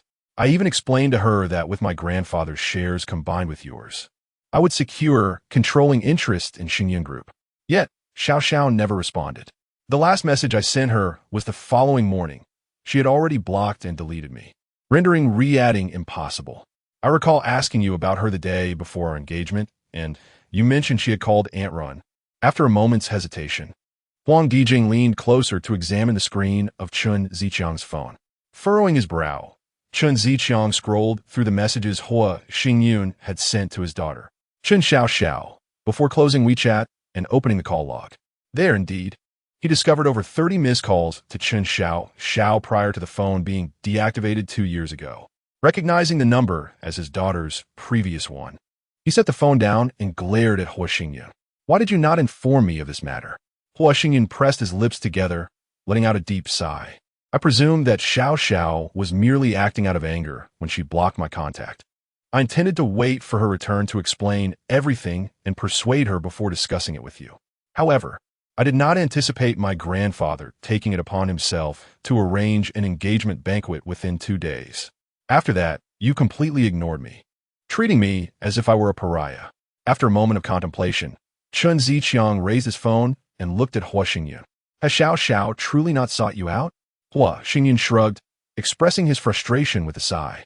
No, even if Xiao Xiao went to Donghu Mountain Villa and did not find me, she could have called. On the day I visited my grandfather, my phone never left my side. It would have been impossible to miss her call. As the conversation unfolded, Hua Xingyun raised her phone. My phone number and WeChat remain unchanged. If Xiao Xiao wishes to contact me, she is welcome to do so at any time. However, it has been over 2 years since my engagement, and not once has Xiao Xiao made a call. Chen Ziqiang let out an irritated grunt and lifted his phone to dial. But Huang Digan suddenly placed his hand on Chen Ziqiang's screen. Noticing Chen Ziqiang's gaze directed towards him, Huang Digan silently gestured with his lips, advising him to refrain from calling and spare himself the embarrassment. Chen Ziqiang understood that the information and unanswered calls displayed on Hua Xingyun's phone were sufficient to reveal the deceit of his own daughter. Even if he were to call Chen Xiao Xiao now, he would likely be met with nothing but falsehoods. If Hua Xingyun were to expose the truth before him, it would be he and Chen Xiao Xiao who would bear the humiliation. Chapter 85. The scheme of division. Chen Ziqiang shifted his gaze toward Hua Xingyun and spoke in a hushed tone. Please send me the chat logs and screenshots of the call records. Hua Xingyun grinned lightly, raised his old phone, and took multiple screenshots before sending them to Chen Ziqiang via WeChat. After dispatching the messages, Hua Xingyun turned to Chen Ziqiang and remarked, "The matter has passed. Xiao Xiao is already engaged, and I certainly will not disturb her. I hope our two companies can collaborate in the long term. At present, the only individuals I trust are you and Uncle Huang." After reviewing the received chat screenshots, Chen Ziqiang rose and nodded. "I will ascertain the truth. If it turns out Xiao Xiao is indeed at fault, I will compensate you. Lao Huang, let us depart." Huang Dijing stood up, flashed a grin at Hua Xingyun, and followed Chen Ziqiang out of the office. Hua Xingyun quickly caught up with the two men and pressed the elevator button ahead of them. Upon exiting the elevator, he ushered Chen Ziqiang into his car. Huang Dijing observed Chen Ziqiang's furrowed brow and sighed before speaking. "I believe Xingyun's actions are not without merit. The Xingyun Group is the culmination of Jingchen and Qinghan's lifelong efforts. It is understandable that Xingyun wishes to reclaim control over Xingyun Group. I think if your daughter had revealed the truth to you at the time, you would have concurred with Xingyun's proposal." Chen Ziqiang glared at Huang Dijing with a stormy expression, gritting his teeth as he asked, "So you also think my daughter is lying?" Jiru accompanied Xiao Xiao to England and witnessed her weeping daily, not having seen her smile for over 6 months. Moreover, upon returning from her travels, Xiao Xiao expressed a desire to seek out Xingyun, only to retreat to her room and weep for hours. Huang Dijing clicked his tongue loudly, deep in thought as he regarded Chen Ziqiang. Perhaps your daughter went to Donghu Mountain Villa and could not find Xingyun, but was led to believe by certain individuals that Xingyun had moved on emotionally. Chen Ziqiang's countenance shifted slightly, his gaze fixed intently on Huang Dijing's eyes. Huang Dijing gently patted Chen Ziqiang's shoulder, continuing, "After Jingchen and Qinghan's tragic demise, had it not been for you and the relatives we had positioned within the company for our mutual benefit, such as Yang Jianan and Li Hui, who collectively held over 50 of the shares, Xingyun would not have been able to maintain his position as chairman. Perhaps the affair between your daughter and Xingyun is merely a pretext for certain individuals to sow discord and disrupt our alliance." Once Xingyun solidified his chairmanship, he immediately expelled Yang Jianan and Li Hui's relatives, resulting in their withdrawal from our coalition. You then severed ties with Xingyun, and had I not continuously supported him, he would have faced insurmountable challenges within the company. It is possible that the recent troubles my company has encountered are the result of a conspiracy orchestrated by those individuals. Chen Ziqiang pondered in silence for a moment, nodding in contemplation. Huang Dijing remained quiet, patiently awaiting Chen Ziqiang's resolution. After 2 to 3 minutes, Chen Ziqiang let out a deep sigh and turned to meet Huang Dijing's gaze directly. "Let us proceed as Xingyun suggests. Tomorrow, Hu Jingrui will call you. Inform him that you will not intervene in Xingyun Group's affairs. I shall call Hu Jingrui tomorrow morning, pressuring them to expedite the transfer of the acquisition funds, thereby depleting their liquid assets. As for Xiao Xiao's situation, I shall undoubtedly investigate thoroughly. Let us reconvene tomorrow afternoon. I possess a rather intriguing project at hand. I shall summon your son to my company tomorrow. Huang Dijing nodded with a smile in agreement, while Chen Ziqiang exited the vehicle and approached his car. A few dozen minutes later, Chen Ziqiang entered his villa, only to find Ren Jiru hastening towards him from the sofa in the living room. He approached her slowly. Ziqiang, does Hua Jingrue truly wish to seize control of Xingyun Group? With an expression devoid of emotion, Chen Ziqiang took Ren Jiru by the hand and led her to the sofa, fixing his gaze upon her eyes. Have you called Xiao Xiao? When she sought out Xingyun 2 years ago, did she ever meet him? Ren Jiru sighed softly and shook her head. When I called Xiao Xiao, she was weeping, asking if Hua Xingyun was truly dead. I couldn't bear to question her further. Chen Ziqiang let out an angry huff, producing his phone and thrusting it towards Ren Jiru. Take a look. This is the message Xingyun sent to Xiao Xiao 2 years ago. The last entry is a record of a call Xingyun made to Xiao Xiao, which she did not answer. Had Xiao Xiao acted as Xingyun instructed back then, he would have long since been our son-in-law.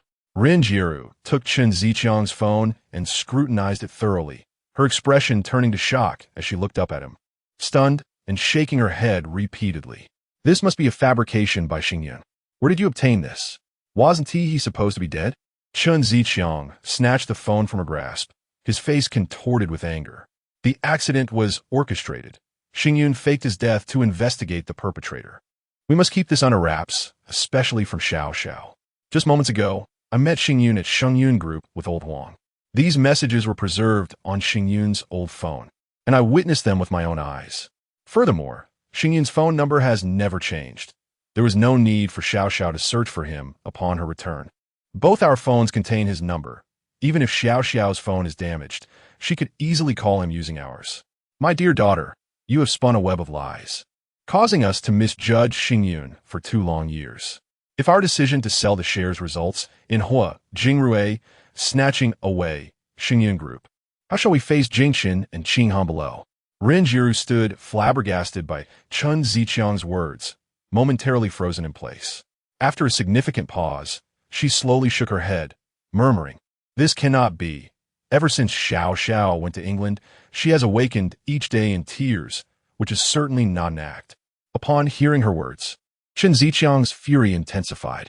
He let out a cold snort, abruptly rising from the sofa and trudging towards the staircase, each step heavy with indignation. Xingyun dared to ask me to call Xiao Xiao in my presence. Had it not been for old Huang smoothing things over, I would have been utterly humiliated. I previously proclaimed to friends and family that Xingyun was an ungrateful person. Now, I feel utterly ashamed to face him. As Chen Ziqiang ascended the stairs, muttering to himself, it was evident his anger had not yet fully dissipated. Ren Jiru, after a prolonged moment of contemplation, gritted her teeth and picked up her phone from the coffee table to make a call. You wretched girl, 2 years ago, when Xingyun called and messaged you, why did you not inform us? On that day when you went out, whom were you truly meeting? Chapter 86. The fiancé of Mr. Hua on Wednesday morning. After bidding farewell to Li Siyu and Li Xiling, Hua Xingyun cast a sidelong glance at Zhang Wenbin, who had not yet departed, and proceeded to her desk to take a seat. Zhang Wenbin, maneuvering his wheelchair with a playful grin, halted in front of her desk and quipped, "Have you reconciled with your former father-in-law? Is there some misunderstanding between you and Chen Xiao Xiao?" Hua Xingyun raised the folder in her hand and pretended to strike Zhang Wenbin, chiding him with a laugh. "It seems you have too much time on your hands lately. Why not report to the cleaning department? Attach a mop to your wheelchair and scrub the entire building today." Zhang Wenbin chuckled, leaning on the desk and leaning closer to Hua Xingyun with a smile. "Surely, President Chen wouldn't disclose your feigned death, would he?" With a smile, Hua Xingyun shook her head. The misunderstanding with the Chen family should be resolved by now. Uncle Chen and Aunt E have a good relationship with my parents. They have watched me grow up, and I doubt they would betray me. Even if they did, it wouldn't matter. We possess enough shares to control the company. Worst case, we let that wretched son Ruoshu a bare child. Uncle Chen wouldn't engage in self-destructive actions. Zhang Wenbin pondered for a moment, then nodded in agreement, reclining back against the wheelchair, and playfully asked, "If you and Chen Xiao Xiao truly had a misunderstanding, and she comes back to find you, what then?" Hua Xingyun shot him a glare, playfully reprimanding, If you don't shut up, I'll call by Xinyue. I hear he is in a hurry to find his son-in-law. Zhang Wenbin laughed heartily, pressing the control on his wheelchair, straightening up and wiping the smile off his face. Shui Wu called me this morning. Someone did indeed attempt to approach the hospital room last night. He had an emergency medical record and was genuinely there to accompany a friend, so the security could only escort him away. Hua Xingyun sneered, waving her hand. It's fine. You may head back for now. Perhaps this morning, Hua Jingrui and his crew will arrive at the company. Remember your tasks. First, find a way to obtain Hua Jingrui's hair. Second, if that wretched son Ruoxue shows up. Zhang Wenbin's peculiar laughter interrupted Hua Xingyun. Boss, rest assured. If son Ruoxue is indeed carrying Hua Jingrui's grandchild, he will surely rush to assist her. I have arranged for someone. As soon as Hua Jingrui approaches her, our people will undoubtedly seize the opportunity to collect his hair. Hua Xingyun regarded Zhang Wenbin with approval, and he cheerfully navigated his wheelchair out of the office. At 10:30 in the morning, in the parking lot of Xingyun Group, Hua Jingrui observed Yang Jianan and Li Hui slipping into a car. With a sigh, he spoke. Have you both received calls from Chen Ziqiang? Yang Jianan nodded. Yes, we have. Within 3 days, we need to transfer 26 billion into Chen Ziqiang's account. Li Hui quietly inquired, Mr. Hua, are we truly confident in expelling Fan Shengmin and Zhu Huili from the company? Both Yang and I still have vulnerabilities in Zhu Huili's grasp. Yang Jianan quickly added, Indeed, my brother and cousin misappropriated some funds in the company a few years back. Hua Xingyun had mentioned not pursuing the matter, yet unexpectedly, he left the evidence with Zhu Huili. Hua Jingrui gritted his teeth and smirked, assuring, Rest assured before your arrival. I had already contacted Huang Dijing. He clearly stated that he would not interfere in the matters between us and Fan Shengmin, as long as the collaboration between Bailey Group and Shengyun Group continues. Yang Jianan and Li Hui exchanged glances for a moment, and then Yang Jianan, with clenched teeth, replied, Very well. As long as we can expel Zhu Huili and Fan Shengmin from the company, you must ensure that we receive our leverage to destroy. Hua Jingrui chuckled ominously, nodding, Fear not, we are on the same side. Today, we will oust Zhu Huili and Fan Shengmin from the company, and you may immediately destroy the evidence left by Xingyun. Yang Jianan and Li Hui shared a knowing look, then turned to Hua Jingrui, nodding in agreement. Hua Jingrui laughed heartily, glanced at his watch, picked up his phone to check, and then opened the car door, smiling at Yang and Li. Let us go. Old Lu and the others have arrived. Once we secure Shengyun Group, our companies will regain collaboration with them. Yang Jianan, Beaming, Nudgid Li Hui, who hurriedly opened the car door and climbed out. Yang Jianan swiftly followed, cheerfully approaching the 4 other shareholders who were walking toward them. In Hua Xingyun's office, upon receiving a call from Zhu Huili, Hua Xingyun answered, hearing her voice, Boss, Hua Jingrui has arrived with the shareholders, and Yang Jianan and Li Hui are also present. I have arranged for them to go to the 8th floor conference room. You can monitor our conversation with Hua Jingrui through the conference room surveillance. Put on your Bluetooth headset, and do not hang up. Hearing Zhu Huili's confirmation, Hua Xingyun donned the headset, grasped the mouse, opened the surveillance video on his computer, located the conference room feed, leaned back in his office chair, and fixated on the screen with a mocking smile. Zhu Huili, Fan Shengmin, and Zhang Wenbin entered the conference room with Li Siyu. Fan Shengmin seated Li Siyu at the head of the conference table, with Zhu Huili and himself flanking her. Upon seeing Hua Jingrui and his entourage of 8 enter the room, Zhu Huili grasped Li Siyu's arm, signaling her to remain seated, before looking up to smile at Hua Jingrui and the others, who were also glaring at Li Siyu. Hua Jingrui pointed at Li Siyu, shifting his gaze to Fan Shengmin, his expression darkening as he questioned, Who is she, and by what right does she occupy that seat? Fan Shengmin replied with a grin, Allow me to introduce Ms. Li Siyu, the proxy chairperson designated by Mr. Hua, and also his fiancée, He Nonsense. Hua Jingrui's eyes widened further, pointing at Li Siyu and glaring at Fan Shengmin. Xingyun's wife is son Ruoxue. Where did this fiancé come from? Li Siyu turned to Zhu Huili, and upon seeing her nod with a smile, she abruptly stood up, raising her hand with the ruby ring, proclaiming loudly, You know full well what that wretched son Ruoshua has done, Mr. Hua. This is the ring Mr. Hua gave me when he proposed. Both General Fan and Secretary Zhu witnessed it. Mr. Hua stated that once he divorces his son Ruoshua, he will marry me. I am his fiancé. Is there a problem? Chapter 87. The show opens only to end abruptly. Hua Jingrui stared furiously at Li Siyu, his eyes wide with disbelief as he shouted, Son Ruoshua is still Hua Xingyun's wife. How dare you, a mere mistress, speak of her in such a manner? Fan Xingmin suddenly burst into laughter, his tone dripping with derision as he retorted, as stated by Director Hua, henceforth, whenever the name Son Ruoshua is mentioned, it must be prefixed with that wretched woman. Otherwise, we shall face financial penalties. We are mere employees, reliant on our wages for sustenance. We cannot disregard the words of our boss. Zhu Huili chimed in with a cheerful grin. You just mentioned her once. That's 1,000 deducted from our funds. Feigning dismay, Fan Xingmin exclaimed, Oh dear, and turned to Hua Jingrui with a pitiful expression. Director Hua, why bring up that vile woman's name? You've caused me a deduction of 1,000. You should compensate me for that. Upon hearing the laughter of Zhu Huili, Fan Xingmin, and Li Siyu, Jingrui slammed his palm on the conference table, forcefully dropping the document pouch onto its surface.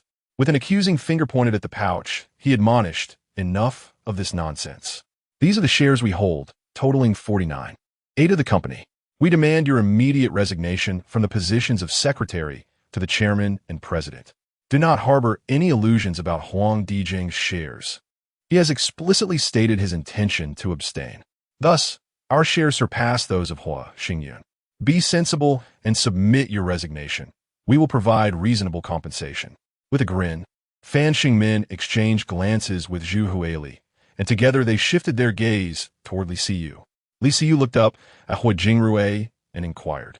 Xingyun mentioned that the shares held by you and Mr. Huiqing we must unconditionally support Xingyun. Why then do you now conspire with other shareholders to oppose the appointments of General Manager Fan and Secretary Zhu, whom Xingyun has designated? Hua Jingrui leaned over the table, his eyes piercing as he locked onto Li Siyu's gaze, a wicked smile curling at the corners of his mouth. Hua Xingyun has perished in a car accident. My actions are solely to prevent the Hua family's assets from falling into the hands of unscrupulous individuals. Enough of your prattle. Given that you are Xu Hua's daughter, it would be wise for you to return to Azhou and refrain from appearing before me. Fan Xingmin seized the document pouch from Hua Jingrui's grasp and tossed it back in front of him. A mocking smile plastered across his face. Your combined shares do not even exceed 50. How can you be so certain that your holdings surpass those of Director Hua? Is it not possible that Mr. Huang refrains from intervening in company matters because he has already authorized or even sold his shares to Director Hua? Hua Jingrui's expression darkened, his body instinctively straightening as he turned slowly to survey the 7 shareholders standing or seated behind him. After a minute's pause, he abruptly faced Fan Xingmin, exclaiming in a panic, Impossible! Mr. Huang just called me last night, assuring that as long as the collaboration between Xingyun Group and Bailei Group continues, he will not interfere in company affairs.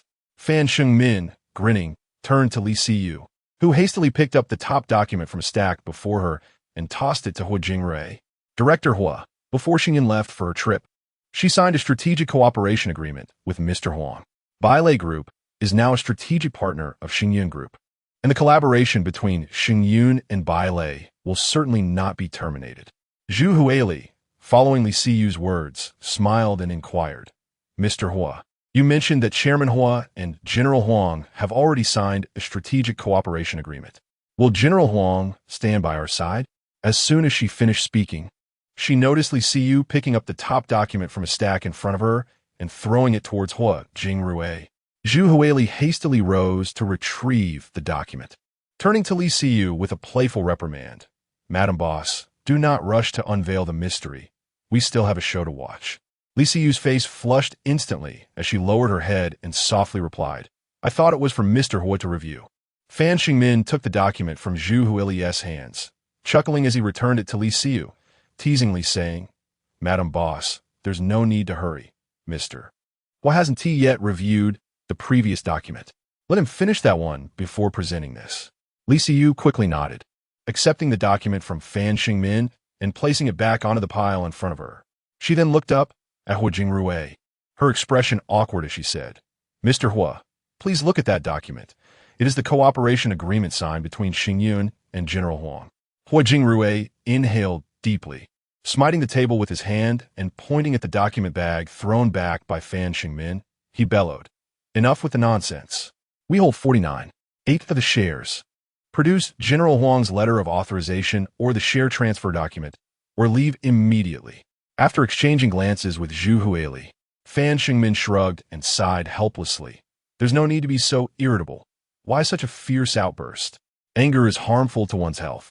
As he spoke, Fan Xingmin turned to Li Siyu and instructed, "Show Mr. Hua Chairman Hua's letter of authorization. Such a splendid drama should not end so abruptly. It's truly disappointing." Zhu Huili burst into laughter, prompting Li Siyu to quickly grab the document she had just thrown and toss it toward Hua Jingrui. "Mr. Hua, this is the letter of authorization previously signed by Xingyun. Currently, Xingyun holds 52 of the company's shares, making it the actual controller." Observing the drastic change in Hua Jingrui's expression, Yang Jianan and Li Hui, standing behind him, rose in succession. Hua Jingrui pressed his hand against the document Li Siyu had thrown, glaring fiercely at Fan, Zhu, and Li, and shouted, "Impossible!" Huang Dijing clearly stated that his shares would not be sold nor authorized to anyone. Zhu Huili laughed heartily and replied, "Of course. General Huang's shares have already been sold to Chairman Hua. What authorization could he possibly give to others? Mr. Hua, you should take a look. As Chairman Hua's uncle, you ought to recognize his handwriting." Hua Jingrui immediately grabbed the document thrown by Li Siyu and opened it, while Yang Jinan and Li Hui hurriedly positioned themselves behind him, straining their eyes to read the content. After exchanging glances with Zhu Huili, Fan Xingmin mockingly stated, "General Yang, General Li, the evidence of your relatives misappropriating public funds has already been sent to the police station. Expect a court summons soon." Yang Jianan pushed aside the shareholders beside him and hurriedly ran to Fan Xingmin, exclaiming, General Fan, please do not call the police. I will leave immediately. It was Hua Jingrui who compelled me to come here. I am prepared to authorize my shares to young Master Hua. I will sign the authorization right now." Li Hui followed and rushed to Zhu Huili, urgently declaring, "Secretary Zhu, I too have been deceived by Hua Jingrui. I am willing to sign the authorization and transfer my shares to young Master Hua at this moment." Fan Xingmin's cold voice resonated. "You have already been given your chance. The company's legal counsel is currently at the police station. Instead of wasting time here, it would be prudent for you to seek assistance. Perhaps hiring a competent lawyer might provide your families with an opportunity to mitigate the penalties." Chapter 88. All set, Yang Jianan suddenly stood up and rushed towards Hua Jingrui, seizing his collar and shaking him while berating Hua Jingrui. "Did you not claim that victory was assured? Is this what you mean by infallibility?" Upon hearing Yang Jianan's tirade, Li Hui, who had been pleading with Zhu Huili, turned and sprinted to Hua Jingrui, gripping his arm tightly and vociferously accusing, "Hua Jingrui, what promise did you make to us? If anything happens to my nephew and he ends up in prison, I will not let you off easily." Hua Jingrui forcefully shook off both Yang Jianan and Li Hui, turning away and allowing Li Hui to tear at his suit. He slammed his hand on the table, exclaiming, "Hua Xingyun is dead. All his shares are now in the hands of Sun Ruoxue. I will summon her immediately." Zhu Huili covered her ears, and after a moment, she stood up, her tone urgent and anxious as she implored, "There's no need to trouble Miss Sunday. We have authorization signed by Chairman Hua. You should leave quickly and not disrupt the company's normal operations." Seeing Yang Jianan lunging at him again, Hua Jingrui swiftly retreated a few steps to evade him, sternly admonishing, "Stay back. I will call Sun Ruoxue. She is Xingyun's wife, and upon his death, his shares should rightfully be inherited by her." Just then, a 50-year-old shareholder rushed to Hua Jingrui's side, tightly restraining the still volatile Yang Jianan. Meanwhile, Hua Jingrui, with an impassive expression, retrieved his phone from his pocket, his gaze cold as he observed the subtly changing expression on Zhu Huili's face, slowly uttering, "Are you frightened now? It's too late. By the time Ruoxue arrives, Even if you call the police, it will be of no use. Both you and Fan Xingmin must leave the company today. At this, a sycophantic smile instantly appeared on Zhu Huili's face as she hurried towards Hua Jingrui, her demeanor ingratiating as she softly said, "Chairman Hua, please do not be angry. We can discuss this amicably. I assure you that our company's profits this year will exceed last year's by at least 20%. Before she could finish, Zhu Huili quickly turned around, her eyes urgently seeking Fan Xingmin, her tone pressing as she urged, "Xingmin, you must persuade Chairman Hua. We cannot let Miss Sun come here." Understanding her intent, Fan Xingmin approached Hua Jingrui, attempting to snatch the phone from his hand while repeatedly exclaiming, "Chairman Hua, please calm down. Let us speak slowly. You see, Chairman Hua is on the verge of divorcing Miss Sun, and she holds no position in the company. It would be best if she did not come here." Hua Jingrui broke into a radiant smile, declaring loudly, "Stop him. I am calling Sun Ruoxue right now to take over Xingyun's company." Fan Xingmin pushed against the middle-aged shareholder, blocking his path, only to be casually shoved back, landing in his chair with a distressed expression as he exchanged rapid blinks with Li Xiyu, signaling her to speak. Li Xiyu hurriedly stood up, exclaiming loudly, "Mr. Hua, why did you call that wretched woman? Xingyun is about to divorce her." Hua Jingrui showed no inclination to engage with Li Xiyu, turning away to the corner of the room to answer the phone. Zhu Huili approached Li Xiyu, gently pressing her back into the chair, and whispered reassurances in her ear. Li Xiyu nodded repeatedly, her smile growing ever more radiant. In Hua Xingyun's office, he terminated his call with Zhu Huili while intently watching the surveillance footage. He then dialed Yuan Shuo's number. "Contact those monitoring the Sun family. Sun Ruoxue may be coming to the company. Ensure they keep a close watch. And the moment she leaves her house, call me immediately." After hanging up with Yuan Shuo, Hua Xingyun called Zhang Wenbin. "Have you gathered everything I asked for? Send it all to the kitchen.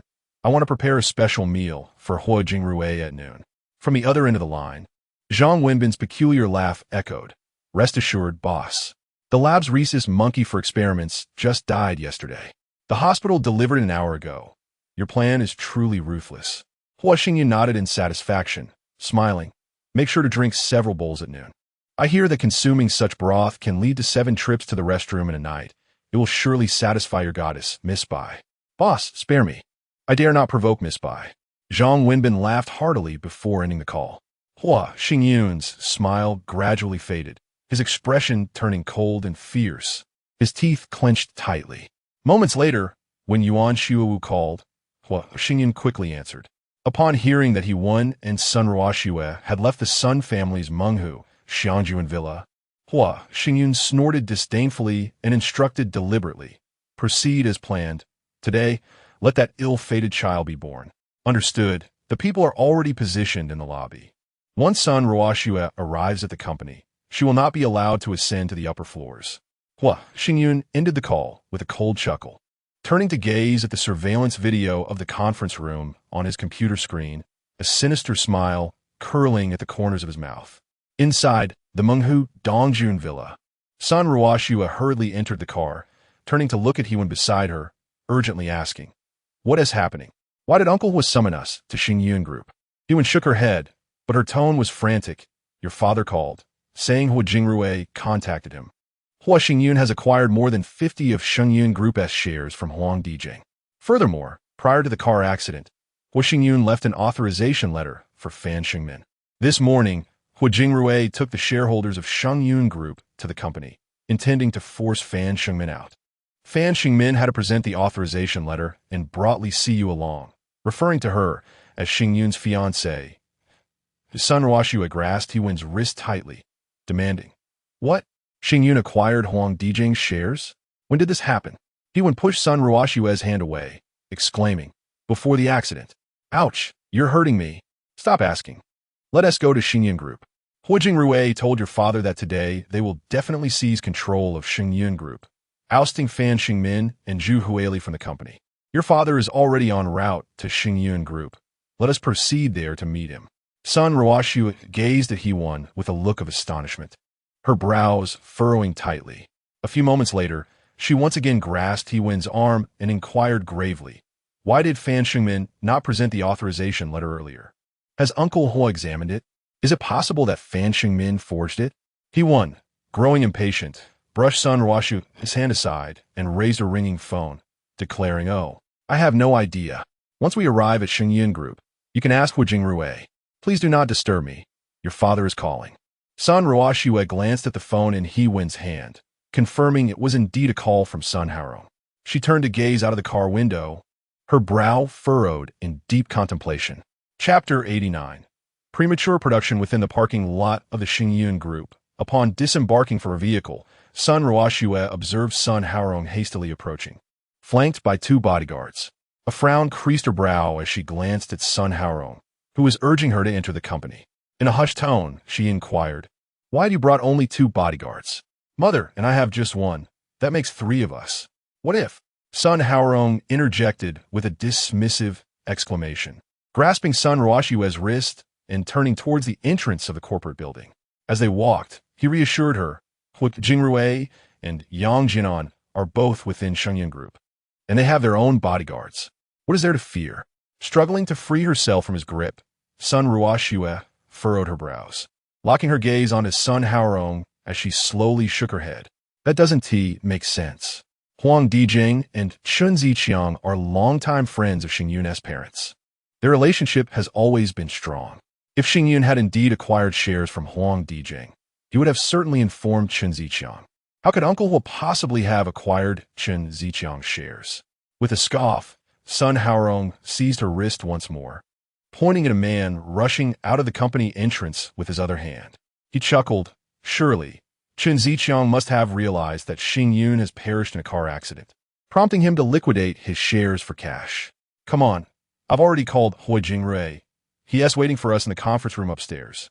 Look, here comes Hu Jingrui's envoy." Sun Ruoshue looked at the approaching man, her face a canvas of confusion.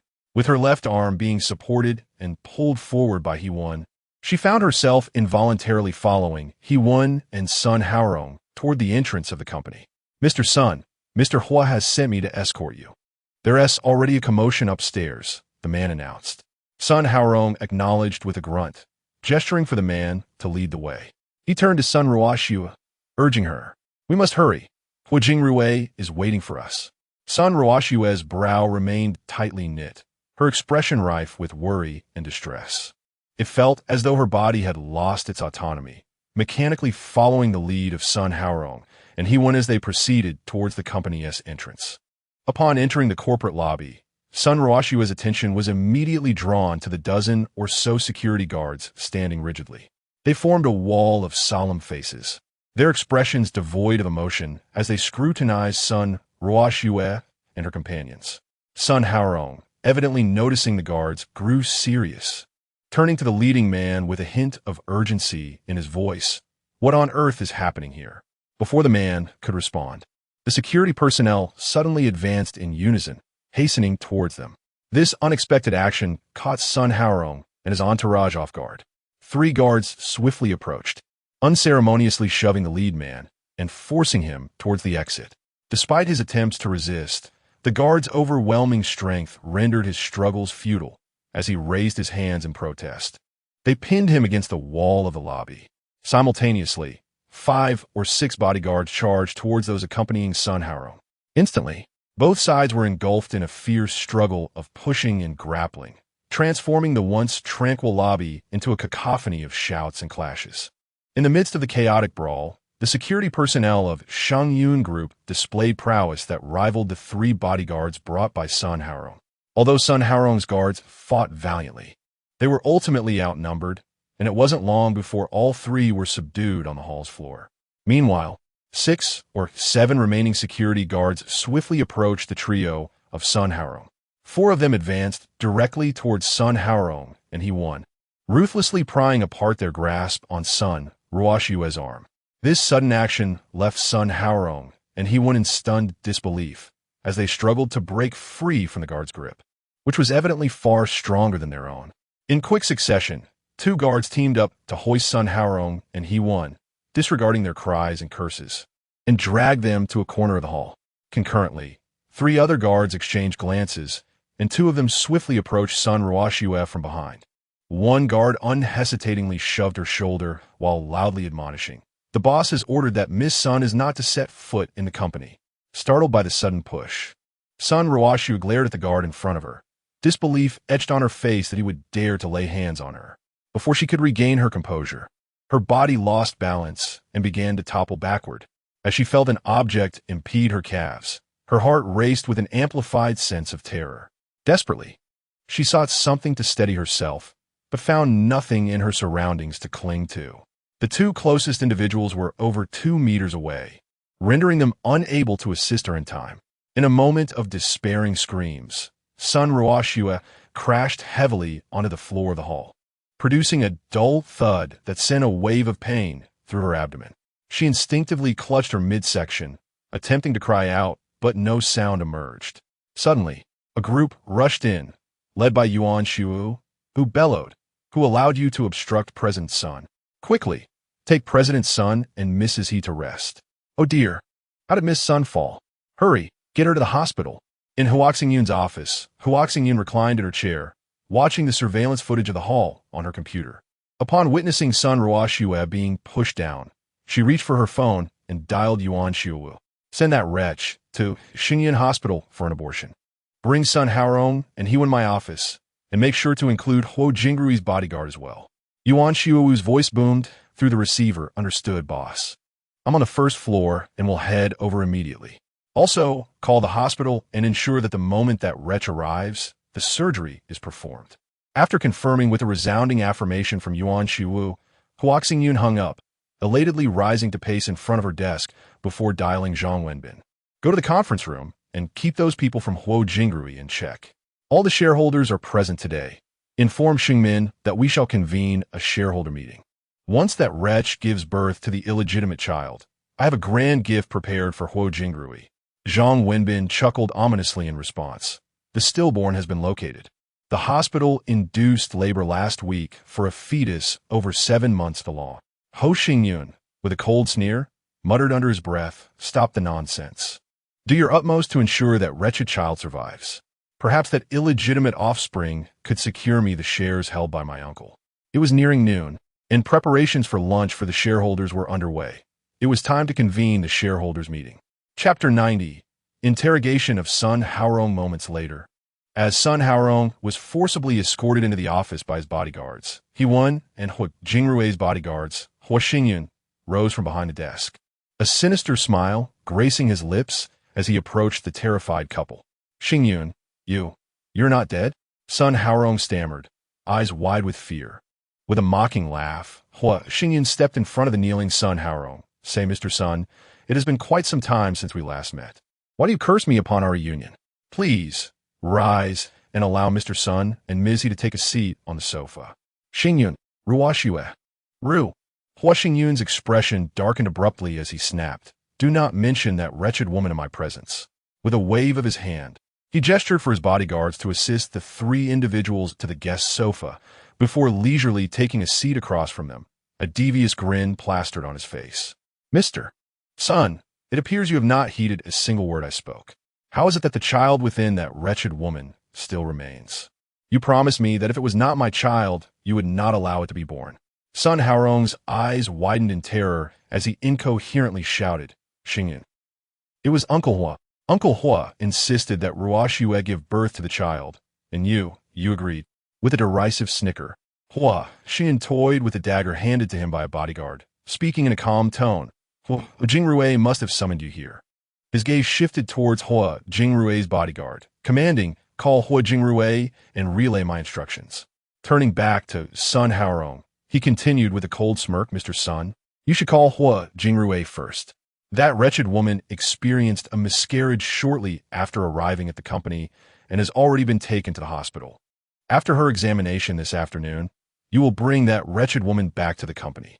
While speaking, Huo Xingyun plunged the dagger forcefully into an apple resting on the coffee table, locking eyes with Sun Haorong as he chillingly added, "Misstep in even a single word, and I cannot guarantee whether that wretched woman will emerge from the operating table."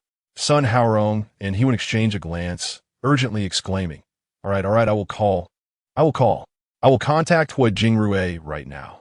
Hua Xingyun, still smirking, directed his gaze towards Hua Jingrui's bodyguard. You know what to say, correct? The bodyguard quickly nodded, of course, of course. Miss Sun slipped upon exiting the car and experienced a miscarriage. Mr. Sun and I will escort Miss Sun to the hospital. Hua Xingyun let out a cold laugh, signaling the bodyguard behind Sun Haorong to return his phone to him. As Sun Haorong trembled, dialing the number, Hua Xingyun drew the dagger, fixating his gaze upon Sun Haorong's face, entirely disregarding the trembling he went beside him. Hello, Jingrui. Ruashu had just arrived at the company and, unfortunately, twisted her ankle. She is complaining of abdominal pain. I will take her to the hospital first, and after the examination, we will proceed to Xingyun Group. Indeed, I inadvertently twisted my ankle. I will first escort Ruashue to the hospital and certainly head to the company in the afternoon. Your bodyguard is with me. I shall have him speak with you. A mocking smile crept across Hua Xingyun's lips as he fixated on Hua Jingrui's bodyguard, maintaining his gaze until the bodyguard terminated the call and returned the phone to Sun Haorong, gesturing for his own bodyguard to escort Hua Jingrui's bodyguard away. Mr. Sun, why has the betrothal gift from last year not yet been returned to me? Additionally, what about the 20 billion I lent your family? Is it not possible to resolve this amicably? Must you compel me to speak? Sun Haorong's eyes widened in disbelief, his mouth opening and closing several times before he finally managed to utter, Xingyun, you and Ruashu are not yet divorced. Once you're divorced, I will certainly repay the 20 billion I borrowed from you. Hua Xingyun let out a cold laugh, retrieving a divorce certificate from his coat pocket and tossing it to Sun Haorong. You may return it to me now. I have completed the divorce procedures, adhering to the stipulations of marriage law after a 30-day cooling-off period. The betrothal gift amounts to 18,888,000, along with jewelry and clothing valued at 46 million, and an additional 13 million for the wedding preparations. Let's round it off to 200 million. The gifts I presented to that lowly woman are of no consequence now, for I have shared a year with your daughter. Consider compensation. Adding the 20 billion I lent you, I expect to see 22 billion transferred today. Otherwise, not only shall you find it impossible to depart, but your daughter and that illegitimate child shall not leave the hospital unscathed. As Sun Haorong accepted the divorce certificate and confirmed his daughter's likeness, he involuntarily loosened his grip, allowing Hewen to snatch the certificate away. Rising abruptly, he reached out for Hua Xingyun's hand, only to retract upon witnessing the glint of a dagger in Hua Xingyun's grip. He crouched before Hua Xingyun, pleading, Xingyun, I truly cannot gather such a sum in this short time. Please grant me a few more days, a week. I assure you the funds will be in your account by then.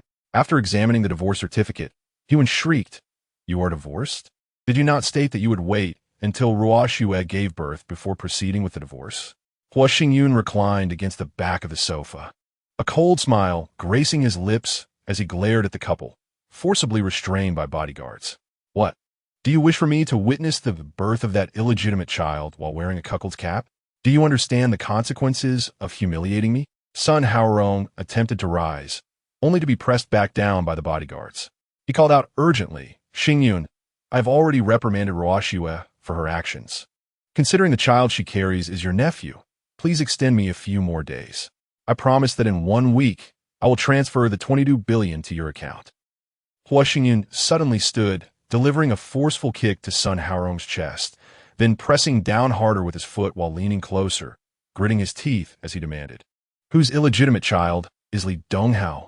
Do you dare to place blame on my father? Do you wish for death? Sun Haorong's eyes widened in terror, his mouth agape as he stared at Hua Xingyun. Honestly, whose illegitimate child is Li Donghao? Speak of falsehood, and I shall ensure the Sun family vanishes from Jiangcheng. Sun Haorong pressed both hands against the foot of Hua Xingyun that rested upon his chest, straining to push it away. However, his arms were seized by the bodyguard, and after several futile struggles that left him gasping for breath, he urgently exclaimed, Xingyun, please let go. I mean Li Dong. Donghao is the illegitimate son of Hua Jingrui. A heavy weight lifted from Hua Xingyun's heart as she withdrew her foot and retreated to the sofa. A derisive smile gracing her lips as she coldly regarded the Sun Haorong couple. "Speak," she commanded. "How did that wretched woman conspire with Li Donghao? Reveal their plans in full to me. Should I discover that you are lying, next year on this very day will mark the anniversary of your family's demise." Sun Haorong hastily shook his head and shouted, "I do not know. Ruo Xue only mentioned that Hui Jingrue and Li Donghao colluded to fabricate a false paternity test to deceive Uncle Hua, intending to use Li Donghao to replace you and take over your parent Xingyun group."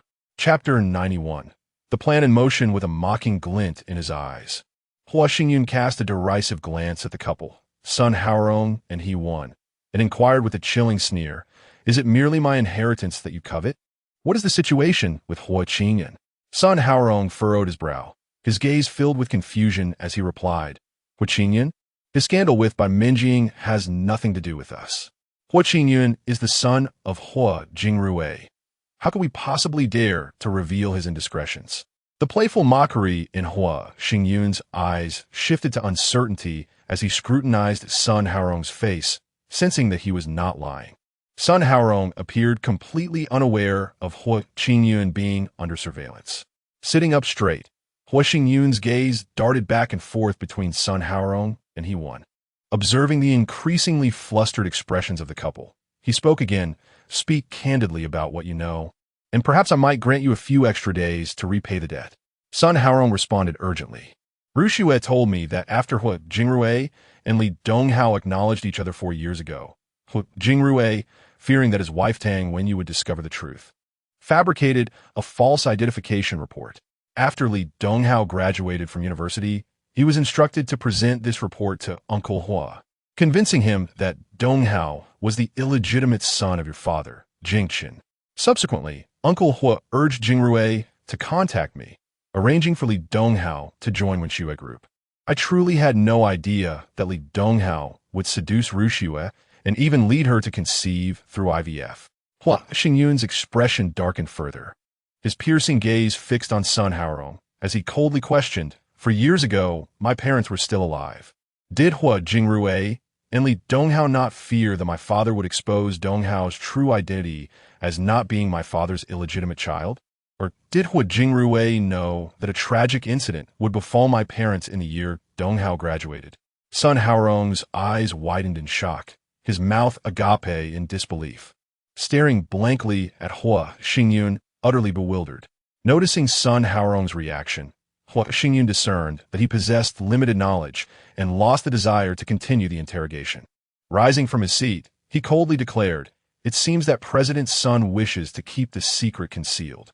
Therefore, you shall repay the debt. You have 5 hours to gather the funds. By 5 this afternoon, I expect to see the 22 billion transferred into the account.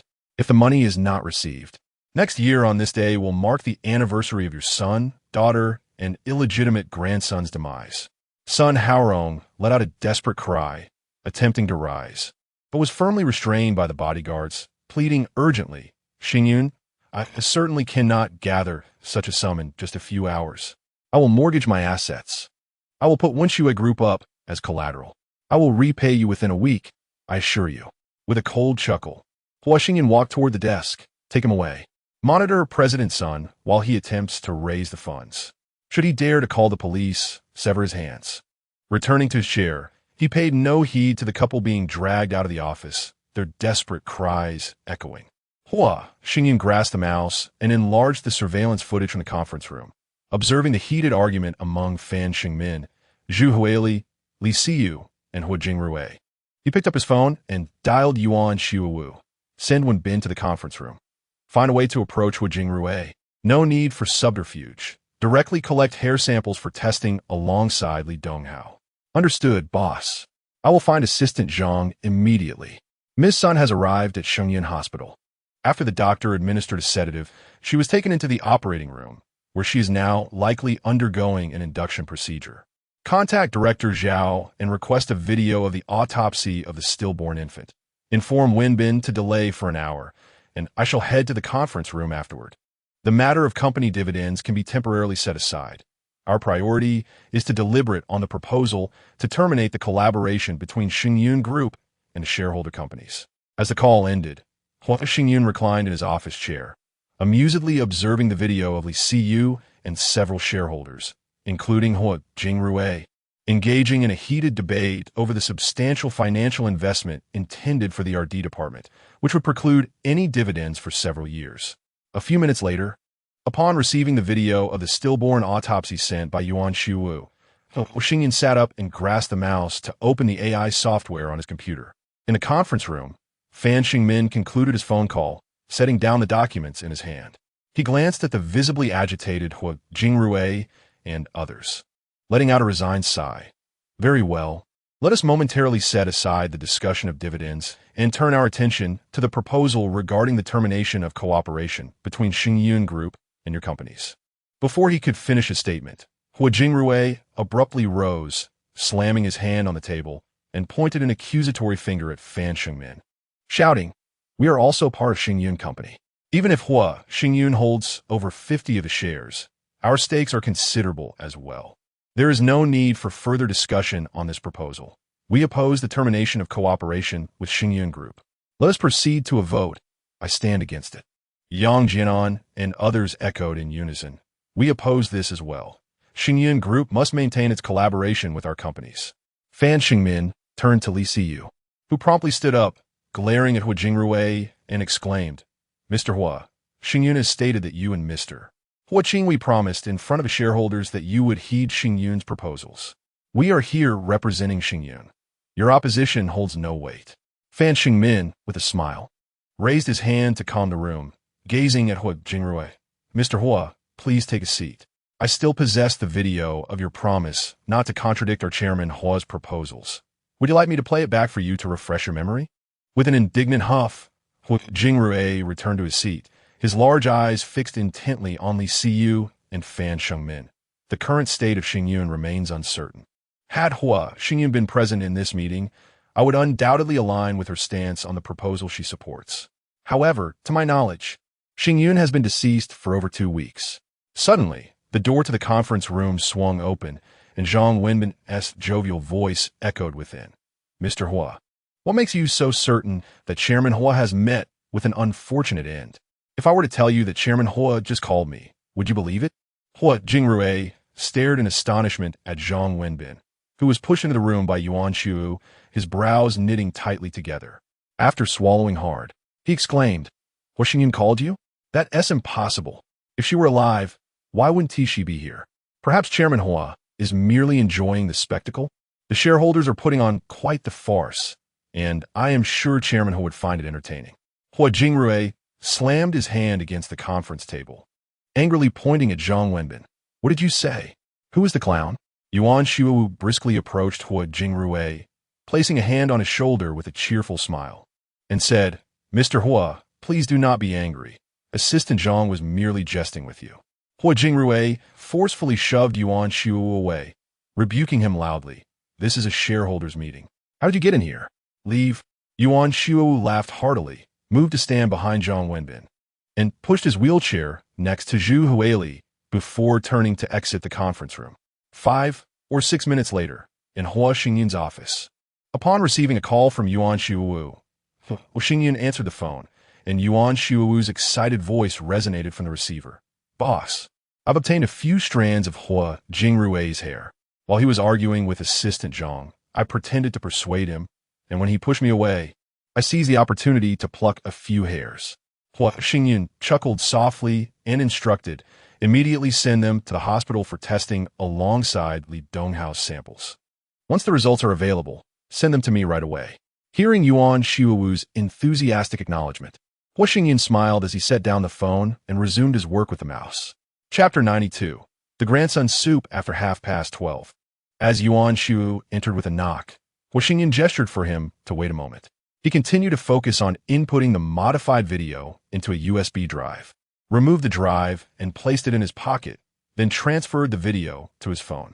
Once he looked up, having completed his task, Yuan Xiuwu set down the portable thermos he was holding on a desk.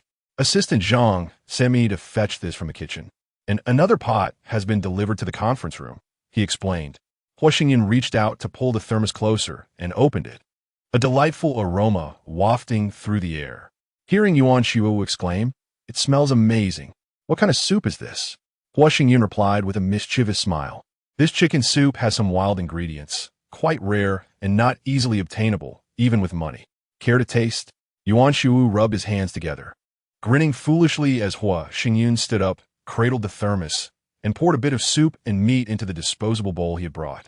You have 5 minutes. Finish this, and then come with me to meet Sun Haorong. Yuan Shu nodded eagerly, lifted the thermos lid, and took a sip of the soup, his eyes immediately lighting up. He grabbed the disposable chopsticks and swiftly devoured the meat and broth from the small bowl. Hua Xingyun donned his coat and adjusted his bow tie, returning to the desk while observing Yuan Shu savoring the flavors. Bring the soup with you when we meet Sun Haorong. It's lunchtime, after all. Let us offer him a taste. Yuan Shuwu closed the thermos and, carrying it, led Hua Xingyun to an empty office, pushing the door open. Inside, he found Sun Haorong, his face etched with worry, and He Wan, both rising from the sofa. Hua Xingyun strolled towards the guest sofa, saying, It's lunchtime, and I almost forgot to bring you food. Have some soup first. The meal will be brought over shortly. How is the fundraising coming along? Son, you won't let me down, will you? Xingyun, time is indeed too tight. Please grant me a few more days. And I assure you the 2 billion will be transferred to your account within a week, every penny intact. Hua Xingyun sighed deeply, then gestured for Yuan Shuwu to serve soup to Sun Haorong and He Wan. Let us eat something first and then deliberate. Whatever we can gather today must not be less than 1 billion, and the remainder can be extended for a week. Overjoyed, Sun Haorong expressed his gratitude repeatedly. Hua Xingyun pointed to the bowl of soup, smiling. Start with the soup to fill your stomach. I've already instructed the kitchen to prepare your meal, which will arrive in no more than half an hour. Having felt the pangs of hunger, Sun and he were drawn in by the enticing aroma of the soup, their stomachs audibly grumbling. Hua Xingyun chuckled at the embarrassed look on Sun Haorong's face, lifting a bowl of soup and taking the first sip. Seeing Hua Xingyun enjoying the soup and meat, Sun and he were reassured, quickly lifting their bowls to consume the rich broth. In just over a minute, they finished their bowls, brimming with meat soup. Hua Xingyun signaled Yuan Shuwu to continue serving soup. He watched as Sun and he consumed 3 full bowls. And only when the thermos was nearly empty did Hua Xingyun set down his half-finished bowl of soup, exhaling a long, drawn-out sigh. Uncle Sun, Aunt He, I bear grievous tidings. Having just finished the meat broth with evident satisfaction, He Wan was gently stroking her stomach when Hua Xingyun's words struck her like a thunderbolt. She leapt to her feet, seizing his wrist with trembling hands. Her voice shrill with panic. What grievous tidings? Is it Ruoxue? What's happened to Ruoxue? Hua Xingyun heaved another long sigh, forcefully prying her fingers away as a bodyguard stepped forward to restrain her back onto the sofa. Only then did he click his tongue and lament. You already know Ruoxue took a fall at the company earlier. The child couldn't be saved. She underwent an induced labor procedure. Sun Haorong and He Wan both surged upright, only to be pressed back down by the guards behind them. Hua Xingyun sighed mournfully, Uncle Sun, Aunt He, my deepest condolences. As he spoke, he raised his phone and tapped on a video. Sun Haorong and He Wan watched, eyes bulging, as a nurse lifted a newborn from beside the weeping Ruoxue on the hospital bed and carried it out of the operating room. A close-up of the infant's face flickered across the screen before the nurse bore it into another surgical suite. There, the doctor received the child, laid it upon the table, unwrapped its swaddling, and, with a scalpel, parted its tender abdomen. He Wan clawed at her hair, screaming in horror before her eyes rolled back, and she collapsed onto the sofa in a dead faint. Hua Xingyun fixed his gaze upon Sun Haorong, whose own eyes were nearly splitting with fury, and paused the video with an innocent shrug. Uncle Sun, you saw for yourself, the child was stillborn. I merely sought the cause of death, hence the autopsy. Glancing up, he addressed the guard behind, He Wan with chilling nonchalance. Aunt He has fainted. Revive her. The most riveting act is yet to come. Meeting Sun Haorong's blistering glare with a smile, he turned his attention to the now conscious He Wan. Aunt He, were you drowsy? After what follows, I assure you, sleep will be the last thing on your mind. With that, he resumed the video. The dissection continued, the doctor extracting organs, then methodically dismembering the tiny form. Yuan Shuwu, hitherto catatonic, suddenly staggered to a corner and retched violently. Sun Haorong and He-Wen's eyes widened further, jaws slackening in abject horror as their shock mutated into sheer terror. When the doctor deposited the segmented flesh into a large pot, seasoning it with scallions, ginger, garlic, soy sauce, and rice wine before covering it to simmer, Sun Haorong's petrified gaze swung to He-Wen. Their eyes locked in mutual dread before both swiveled toward Hua Xingyun. He beamed at them, nodding genially. Uncle Sun, Aunt He, did you enjoy the grandchild soup earlier? No need to thank me. Reserve your gratitude for your wretched daughter. She provided such fine ingredients. Sun Haorong let out an enraged roar, attempting to leap up, but was forcefully restrained by the bodyguard pressing him back onto the sofa. With fury, he bellowed, Hua Xingyun, you beast, I shall end your life. Regaining her senses, He-Wen struggled to free herself from the grip of the bodyguard, her voice piercing as she shouted, that child belongs to Ruoxue. It is Ruoxue's child. You have made us consume Ruoxue's child. I will kill you. Hua Xingyun stood, stepping away from the sofa, his gaze laced with mockery as he regarded the two, Sun and He, thrashing beneath the bodyguard's hold. With a sardonic smile, he remarked, your daughter's broth has already been sent to the hospital. Your father-in-law, Hua Jingrue, must have also savored the broth made from his own grandson. My grandfather is quite eager for this great-grandson, and I have dispatched a barrel for him to sample. I truly appreciate your daughter. I have tasted the broth, and it is indeed delightful. I hope to partake in the ingredients prepared by your daughter's own hands next time. Chapter 93. First, drink the soup. Upon exiting the office where Sun Haorong and his wife were confined, Yuan Shu noticed Hua Xingyun stationed before the bodyguard, quietly instructing him to allow Sun Haorong to take a call from Hua Jingrue in half an hour. After relaying his orders to the bodyguard outside, Hua Jingde approached Yuan Shu, who wore a pained expression, and whispered, boss, about that soup. Hua Xingyun shot Yuan Shu a sidelong glance, observing the pallor of his cheeks devoid of color. With a hearty slap on Yuan Shu's shoulder, he jested, indeed. That wretched woman just flew in from the hospital an hour after giving birth to her illegitimate child. Do you think the pot for stewing meat is a pressure cooker? With wide eyes, Yuan Shu broke into an awkward smile, gently patting his chest. You nearly gave me a heart attack. I truly believed it was a newborn. Taking a deep breath, Hua Xingyun decided to dismiss Yuan Shu, swiftly returning to his office. He settled into his chair and activated the conference room surveillance, observing the shareholders sipping the meat soup while engaged in hushed conversations. He then dialed Zhu Huili's number. Upon seeing Zhu Huili rise to answer the call in the corner of the conference room, Hua Xingyun spoke directly. In 20 minutes, I will join the meeting. Please serve the shareholders another bowl of soup to ensure they are well fed. Additionally, prepare 2 more bowls of meat soup, as Xu Wu and I have yet to dine.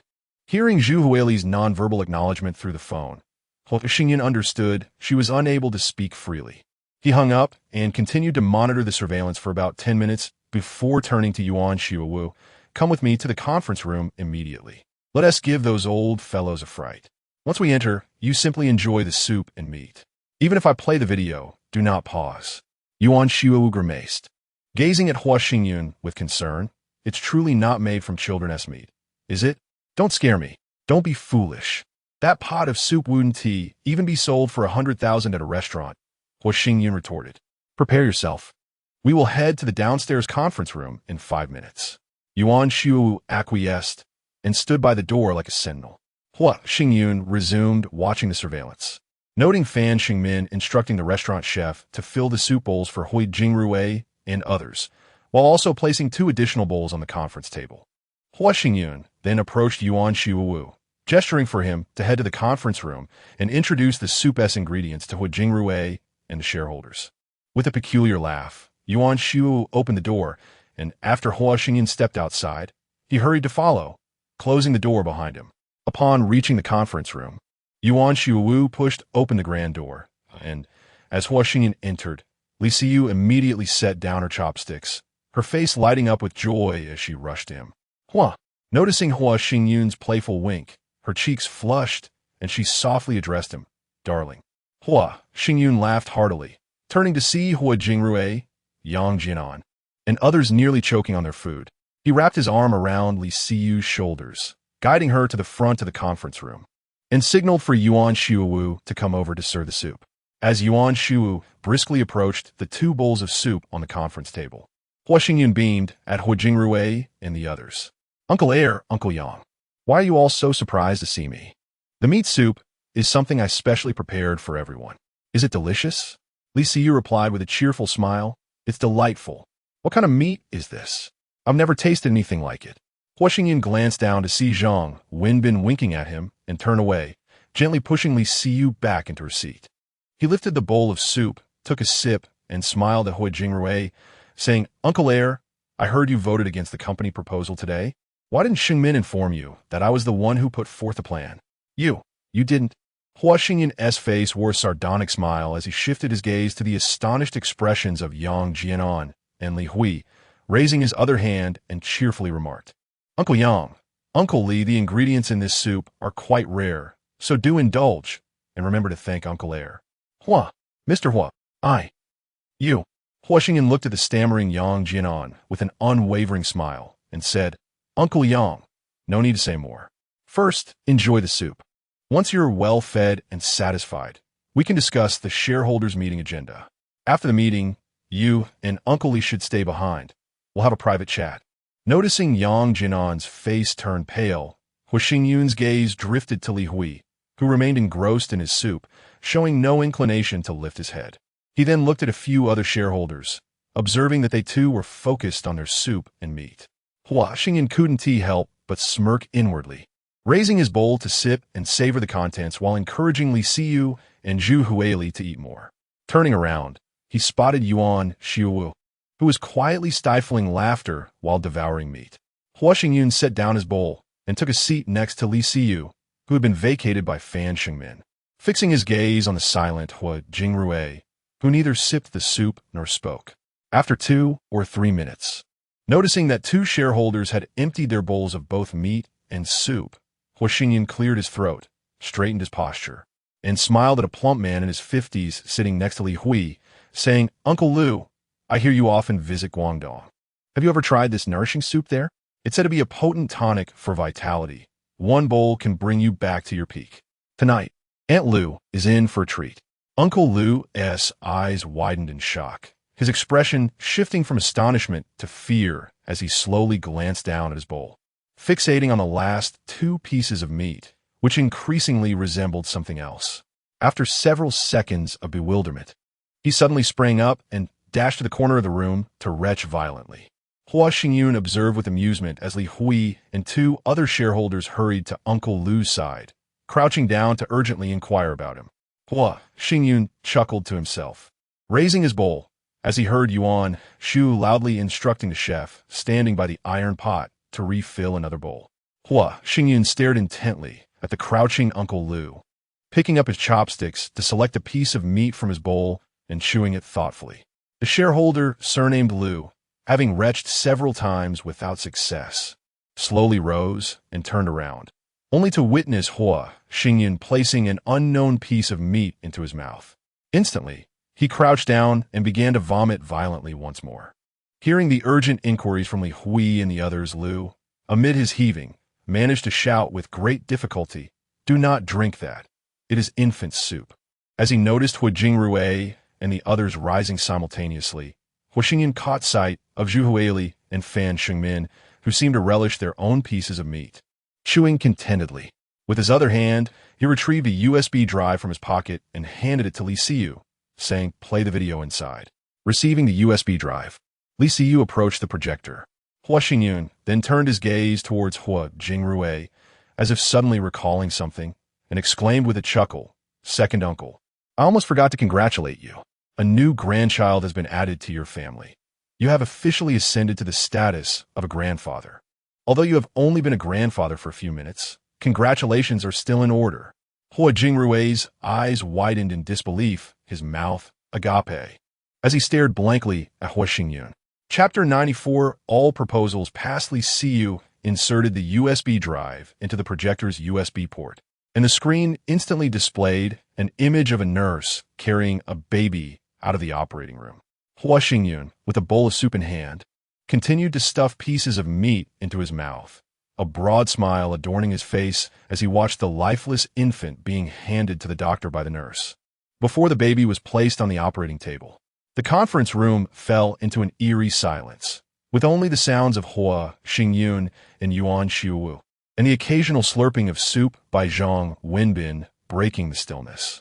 As the video transitioned to the graphic scene of the doctor dismembering the baby's body, Li Hui and two other shareholders beside Liu suddenly crouched down, violently retching.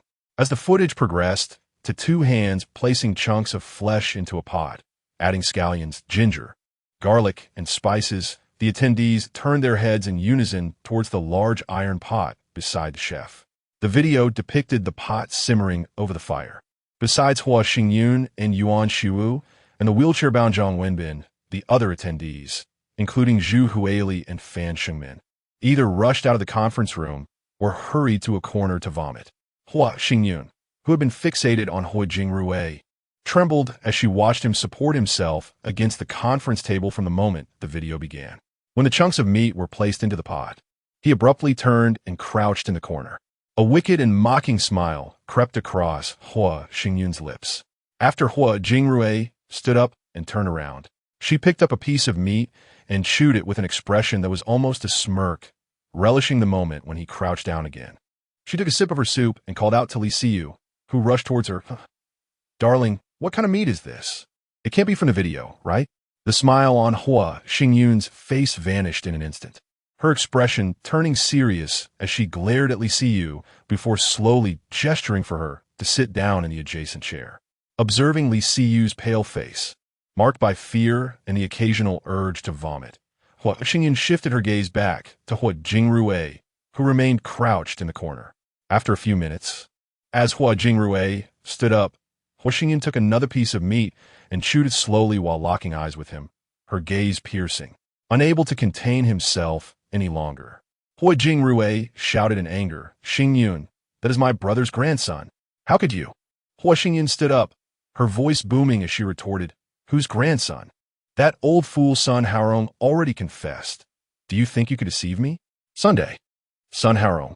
Hua Jingrui's eyes widened in disbelief as he stared at the frozen Hua Xingyun at the conference table. With a cold laugh, she continued, "Is the soup made from a biological grandson delicious? Today I must thank Uncle Hua for providing us with such a precious ingredient. Sun Haorong is also in the company. Should we call him?" He just had the meat soup and praised it for being delightful.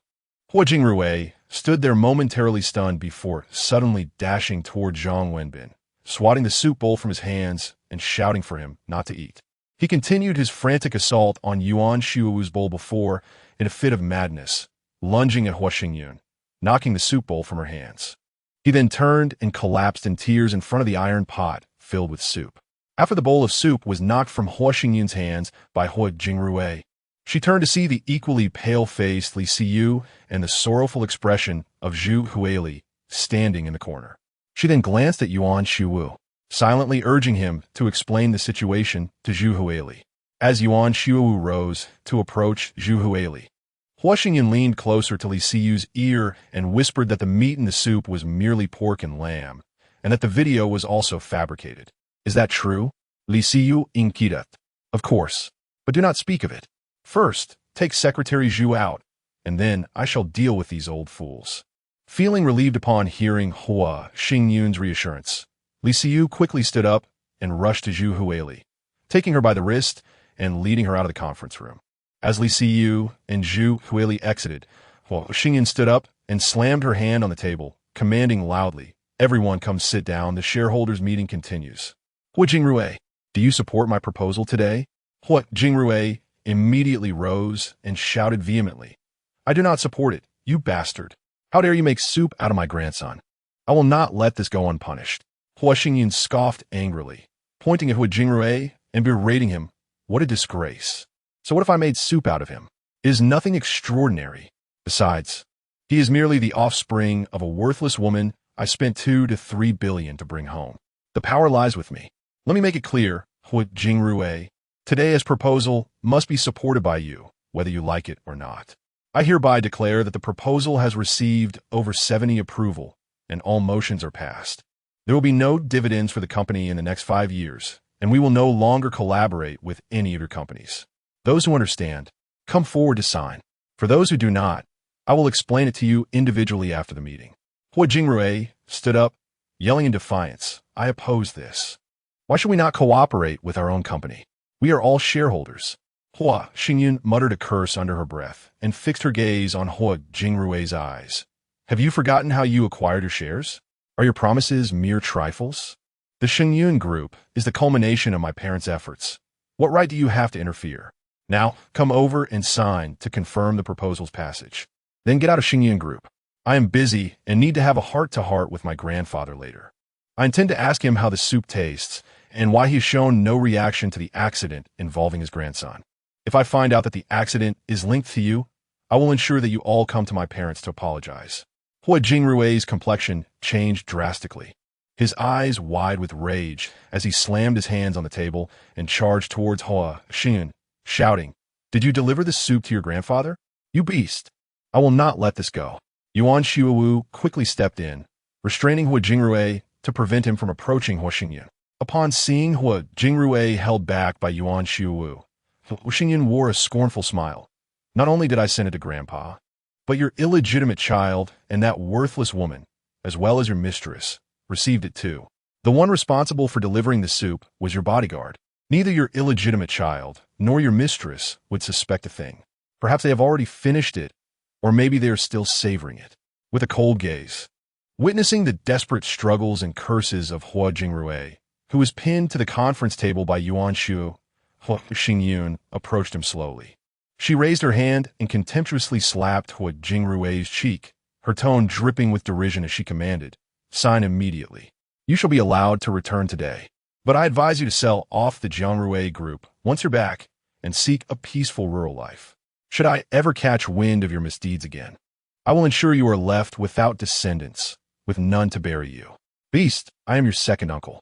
Hua Xingyun then raised her hand and struck Hua Jingrui's cheek once more before gripping his neck tightly, her teeth clenched as she seethed. You had better pray that I do not uncover any connections between you and the 2 car accidents, as well as the accident involving my parents. Chapter 95. Not father and son, not my concern. Hua Xingyun released his grip on Hua Jingrui's neck, taking a step back to regard the furious Hua Jingrui with disdain. He then turned and approached his seat beside Fan Shengmin, pausing to survey the table where Yang Jianan and others exchanged glances before lowering their heads. In a tone that was both icy and indifferent, he remarked, Whether you choose to sign or not is irrelevant. I possess 52 of the shares, while Hua Jingrui and Mr. Hua Qingwei hold 23. With the affirmative votes totaling 73, the proposal is thus approved today. Shengmin, identify which shareholder refuses to sign and inform the Xingyun Group's partners to terminate collaboration with that company. Those who wish to continue will be placed on our permanent blacklist. Young Master Hua, let us discuss this calmly. Young Master, I was misled by Hua Jingrui. Young Master. Noticing Fan Xingmin rising with a smile, Hua Xingyun placed a hand on Fan Xingmin's shoulder and leaned close to whisper in his ear, Detain Hua Jingrui. Do not allow him to make a call. I am heading to Huangpi District with Shuiwu to transfer the shares for my grandfather. Fan Xingmin nodded promptly. Hua Xingyun then turned to address Zhang Wenbin, who was seated in a wheelchair, giving quiet instructions. Summon Shuiwu to my office. Arrange for a vehicle and deploy several bodyguards. I need to step out. Upon hearing Zhang Wenbin's acknowledgement, Hua Xingyun stood upright and exited the conference room, entering the elevator to call Zhu Huili, inform CU, and Siling to move my belongings from the current office back to the original one this afternoon. CU and Siling are with me. Would you like to speak with them? Hua Xingyun chuckled lightly in response. There are no valuable items. Just send a few people to assist CU. He continued, also call the legal department and arrange for 2 lawyers to wait at my grandfather's house. After I finish my business this afternoon, I will have them return CU and the others to Donghu Mountain Villa. After hearing Zhu Huili's agreement, Hua Xingyun stepped out of the elevator and returned to the temporary office. Observing that Yuan Shu's figure had vanished from the computer monitor, he understood that Yuan Shuiwu had departed. After shutting down the surveillance, he began organizing the documents on his desk. Minutes later, upon seeing Yuan Shu's somewhat pale complexion, Hua Xingyan stood and playfully scolded. What's wrong? Did you eat something bad? Or did Wenbin tell you the soup contained monkey meat? Yuan Shuwu shook his head gently and hurried to the desk, thrusting his phone toward Hua Xingyun. Hua Jingrui and Li Donghao are not father and son. Hua Xingyun sprang to his feet, magnifying the identification report on the phone screen. After scrutinizing it, he looked up and glared at Yuan Shuwu, slamming the table in frustration. Are you certain you pulled Hua Jingrui's hair? He himself has acknowledged it. How can you claim they are not father and son? Yuan Shuwu exclaimed urgently.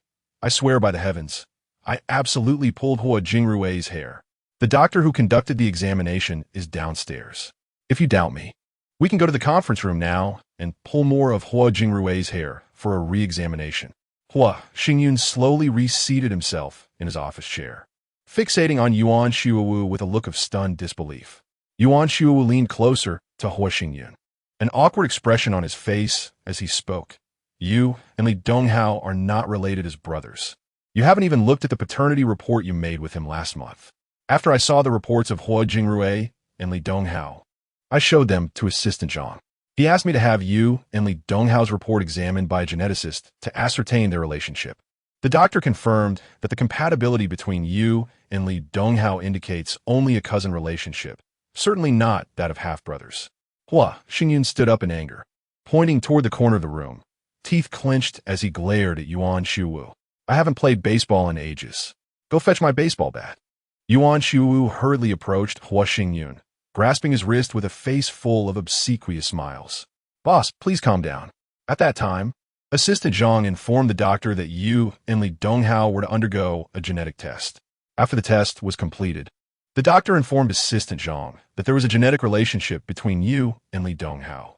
Knowing that you were primarily concerned about your relation to Miss Li, and seeing you did not inquire further, Assistant Zhang did not give it much thought. Hua Xingyun let out a cold huff, furiously plopping back into his office chair. His brows tightly knitted as he fixed an intense gaze on Yuan Shuwu, as if attempting to see through him.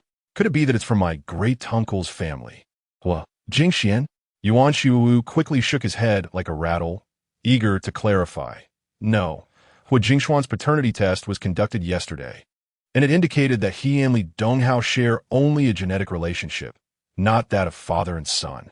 Upon hearing this, Hua Xingyun's eyes widened in disbelief, his expression one of shock as he furrowed his brow slightly, murmuring to himself, could it be my grandfather or my two uncles? Did Li Shuahua simultaneously have affairs with Hua Jingrui and my grandfather or uncles? Yuan Shuwu hastily waved his hand, continuing to shake his head. It's not like that either. At the end of last month, when we conducted routine health checks for grandfather Hua and the two uncles, we collected samples from all three. They were also tested against Li Donghao, and the results showed only a genetic relationship, not that of father and son. Hua Xingyun's brows furrowed even deeper, his hand instinctively reaching for the cigarette box on the table. He swiftly pulled out 2 cigarettes, tossing one to Yuan Shuwu before lighting the other for himself and taking a deep drag. In contemplation, Hua Xingyun slowly began to speak. My grandfather or uncles might have an undisclosed illegitimate child. Li Donghao could be their illegitimate offspring. But Hua Jingrui acknowledges Li Donghao as his illegitimate son, and he must have undergone a paternity test with him. Yuan Shuwu interjected in agreement. It could be someone close to Hua Jingrui, someone he deeply trusts. Only a person he trusts would have the opportunity to switch the test samples between him and Hua Jingrui. After a moment of reflection, Hua Xingyun pulled out his phone, opened the album, and carefully examined a photograph. After several seconds, he turned to his computer, clicked to open the save photos, and held his phone up to compare it with a picture of his grandfather. Moments later, Hua Xingyun slammed his hand on the table, seething with rage as he exclaimed, You old fox, you've hidden yourself well. Grasping Yuan Shuwu's collar, he leaned in to whisper something in his ear. Upon seeing Yuan, Shuwu nodded in understanding. He pushed him away and commanded, just arrange for someone to go over and retrieve the test samples. Once we have the results, we will confront my grandfather. For now, you and I must head to the hospital. That illegitimate child and the shameless woman are still unaware that their offspring has become the main course. Such exhilarating news must be delivered by me personally. The car was already prepared, waiting in the underground parking lot. Hua Xingyan gestured for Yuan Xiaowu to set off, leading him out of the office and into the elevator. Chapter 96. Consumed by you. After several minutes, Hua Xingyun and his entourage of 3 vehicles arrived at Xingyan Hospital. Exiting the vehicle with the assistance of the bodyguard, Hua Xingyun, accompanied by Yuan Xiaowu and others, made their way to the inpatient department's elevator and arrived at Li Donghao's hospital room. With a sinister grin, he gazed at the bodyguard assigned by Lu Cheng, then raised his hand. Yuan Xiaowu stepped forward to confront the bodyguards, and within a mere 2 minutes, subdued the 2 guards outside. Entering the hospital room, pushed open by the bodyguard, Hua Xingyun cast a mocking glance at Li Donghao, who was hurriedly attempting to sit up, and at Li Shuahua, who stood protectively in front of him. His gaze fell upon the thermos on the bedside table. With a peculiar chuckle, he approached Li Shuahua, then turned his attention to the thermos, discovering it was completely empty. Stepping back 2 paces, he pointed at the thermos and inquired with a grin, "Was the soup to your liking?" Li Shuahua's voice trembled slightly as she attempted to mask her fear with a loud shout. "You're not dead? What do you want? Donghao is your brother. You promised Uncle Hua that you wouldn't harm us." "Dong!" Hua Xingyan emitted a chillingly sinister laugh. "There is no need to be agitated. I merely came to check on my dear brother today. I was concerned that you might not drink the soup I sent, so I had Hua Jingrui's bodyguard deliver it. Are you too satisfied with the flavor of the broth?" Upon hearing Hua Xingyun's eerie laughter, Li Shuahua instinctively retreated a couple of steps, settling beside Li Donghao's bed, her eyes wide with horror as she gazed at Hua Xingyun, her voice quaking even more. "Did you poison the soup?" Hua Xingyun shook his head with a smile. "I would never stoop to such underhanded tactics. After all, you are the biological mother of Siyu and Xiling. I simply brought you some soup to nourish your health. How could you think so poorly of me? It truly saddens me." As he spoke, Hua Xingyun approached the bedside table, confirming that the meat soup had been entirely consumed, leaving only a small amount at the bottom of the thermos. He then turned to Li Shuahua and Li Donghao, who were watching him with terror and vigilance. "I have some good news for you. That wretched woman has given birth, a boy weighing several pounds." Li Shuahua immediately sprang to her feet, exclaiming as she reached out to grab Hua Xingyun's arm. When she was mere inches away, she suddenly withdrew her hand, her tone urgent as she inquired loudly, "How is that possible? Ruosh Yue is not due for another 2 months." Hua Xingyun feigned a long sigh, leisurely walking over to the sofa in the special care ward and crossing his legs, his eyes gleaming with mockery as he regarded Li Shuahua and her son. It's truly her own fault for being so careless. She should have stayed home to nurture the pregnancy. Instead, she foolishly wandered about and ended up at my company, where she happened to slip and fall. By the time she arrived at the hospital, there were already signs of a miscarriage. She underwent an induction procedure just 3 hours ago, and it was a boy weighing over 5 pounds. Li Donghao urgently called out, "Hua Xiao, where's the child?" Hua Xingyun amplified his laughter, one hand holding a phone to play a video while the other pointed at the thermal insulation bucket, exclaiming, "Not just you, Hua Jingrui, Sun Haorong, Hewan, but also Hua Jingrui's friends." Li Shuahua and Li Donghao's eyes widened like saucers, their faces etched with terror as they fixated on the screen of Hua Xingyun's phone.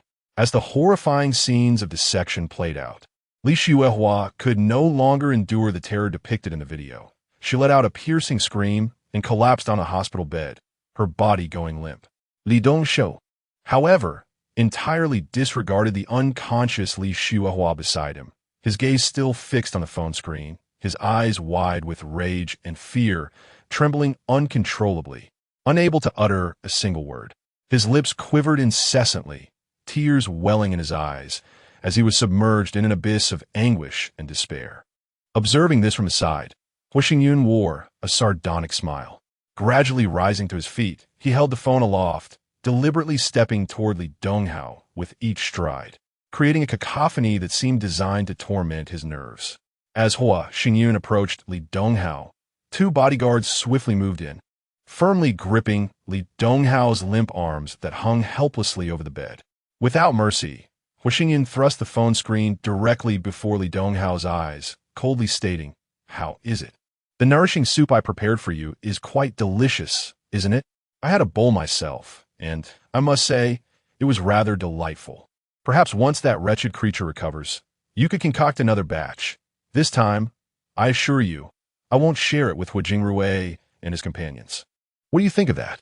Suddenly, Li Donghao struggled fiercely, shouting in fury, Hu Xingyun, you are a devil, a beast. I will kill you. Hua Xingyun responded by striking Li Donghao's cheek repeatedly, gripping his neck while raising the phone before his eyes, a chilling laughter escaping his lips. Daring to wear a green hat for me. This is the fate you deserve. Soon, I shall take great pleasure in tormenting you and your mother. Haven't you noticed the silence? Do not doubt it. You are on the brink of becoming a eunuch.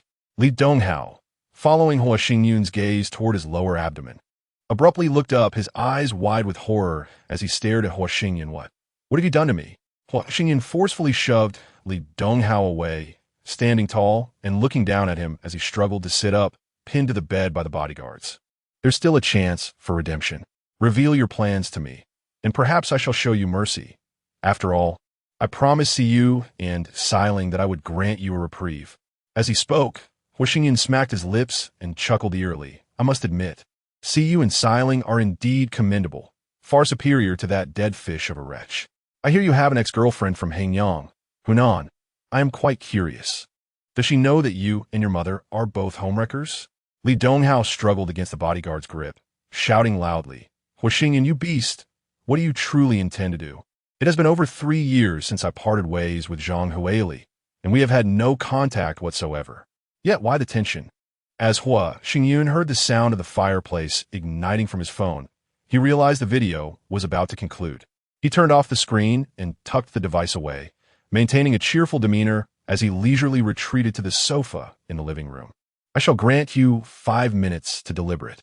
Once you have reached a conclusion, please share your genuine intentions with me. Rest assured, I would never perpetrate harm upon patients within my hospital. The countdown begins now. I hope to receive a satisfactory response from you in 5 minutes. Chapter 97. Nourishing the body with soup. 3 to 4 minutes later, Hua Xingyun glanced at his watch and then raised his gaze to Li Donghao. Speaking in a cold tone, there is still 1 minute left. Li Donghao abruptly lifted his head, glaring at Hua Xingyun. Gritting his teeth and taking a deep breath, he proclaimed loudly, President Sun said to raise our child until adulthood, and then he will inherit your fortune. Hua Xingyun met Li Donghao's eyes, waiting for over a minute. When he discerned that Li Donghao had no intention of continuing, he let out a cold laugh. Rising slowly to approach Li Donghao, if you do not wish to speak, you need not, but do not attempt to deceive me. I came here merely to observe if consuming your own flesh and blood would hasten your recovery. Now that I have seen, you should rest well and strive for an early discharge. Hua Xingyun, may you suffer a terrible fate. Hua Xingyun snorted dismissively, raising a hand to wave lightly. Utterly irrational, brave yet foolish. Examine his limbs. I suspect the doctor's bone-setting skills are inadequate. Assist in reattaching them. With that, he turned towards the ward door, and behind him, the air was filled with Li Donghao's blood-curdling screams and the frantic shouts of Li Xuehua urging him to stop. Hua Xingyun quickened his pace as he exited the ward, glancing at the bodyguard sent by Lu Chang's still pinned to the ground. He scoffed lightly and continued towards the elevator. Boss, should we send someone to? Hua Xingyun looked at Yuan Shuwu and slowly shook his head. Let him wallow in guilt for a few days after discovering that he has consumed his own child. Besides, he is still in our hospital. We have ample time to torment him. Once he can no longer endure and is discharged, we shall arrange for a father-son reunion. Seeing Yuan Shuwu nod with a mischievous grin, he added, the child is not dead. He is in an incubator, and the doctor has assured me of a high survival rate. Ensure he lives. He will serve a significant purpose. Upon hearing Yuan Shuwu's eager affirmations, Hua Xingyun let out a cold snort and continued to inquire, has that wretched woman's soup been consumed? Yuan Shuwu replied hurriedly. She drank a bit and has already fallen asleep. Hua Xingyun let out a derisive laugh, his expression blank as he observed the descending numbers of the elevator. Entering the ward that Yuan Shuwu opened, Hua Xingyun stepped inside and found son Ruoxue still deep in slumber. He walked slowly to the bedside table, unscrewed the lid of the thermos, and noted that the meat soup had barely diminished, estimating that she had consumed at most a bowl. He filled a small bowl to the brim from the thermos, set it down, and gestured for Yuan Shuwu to awaken Sun Ruoxue. When Yuan Shu nudged her awake, Sun Ruoxue opened her eyes, startled by his face, and promptly sat up in alarm. Turning to see Hua Xingyun standing at the foot of the bed, she screamed in shock, pulling the blanket over her head and crying out, "A ghost! There's a ghost!" Hua Xingyun chuckled derisively, signaling Yuan Shuwu to pull back the blanket. He gazed at Sun Ruoxue, trembling as she lay on her side, and in a mocking tone, he remarked, "You spread rumors of my demise, fearing I would come and take you with me?" With a teasing glint in his eyes, he watched as Sun Ruoxue ceased her screams, peeking out with one eye. Hua Xingyun smirked as their gazes locked. "I have come to congratulate you on the arrival of your little one. I have prepared a gift." Sun Ruoxue raised her head, her face a portrait of terror as she gazed at Hua Xingyun, her voice trembling as she inquired, You weren't in an accident?" Hua Xingyun flashed a wicked grin, lifting a bowl of soup from the bedside table and presenting it to Sun Ruoxue, saying, having just given birth, "You must drink more soup to replenish your strength." "Husband." Hua Xingyun immediately raised his hand to block her face, insisting, "Do not speak. First drink the soup. Your health is paramount." "Darling, please let me explain. I truly did not have any relations with Li Donghao." Hua Xingyun directly brought the bowl to her lips, with his left hand offering her chopsticks, his tone remarkably calm. "Drink up, it is still warm. Hurry, drink the soup. No talking." Sun Ruoxue accepted the chopsticks, her eyes glistening, and as the bowl brushed against her lips, she instinctively leaned forward to sip. Then, upon seeing Hua Xingyun present the bowl again, she reached out for it, her gaze filled with sorrow as she looked up at him. Hua Xingyun stepped back 2 or 3 paces, positioning himself before the hospital bed. "Drink a few more bowls, and once you are finished, I have matters to discuss with you."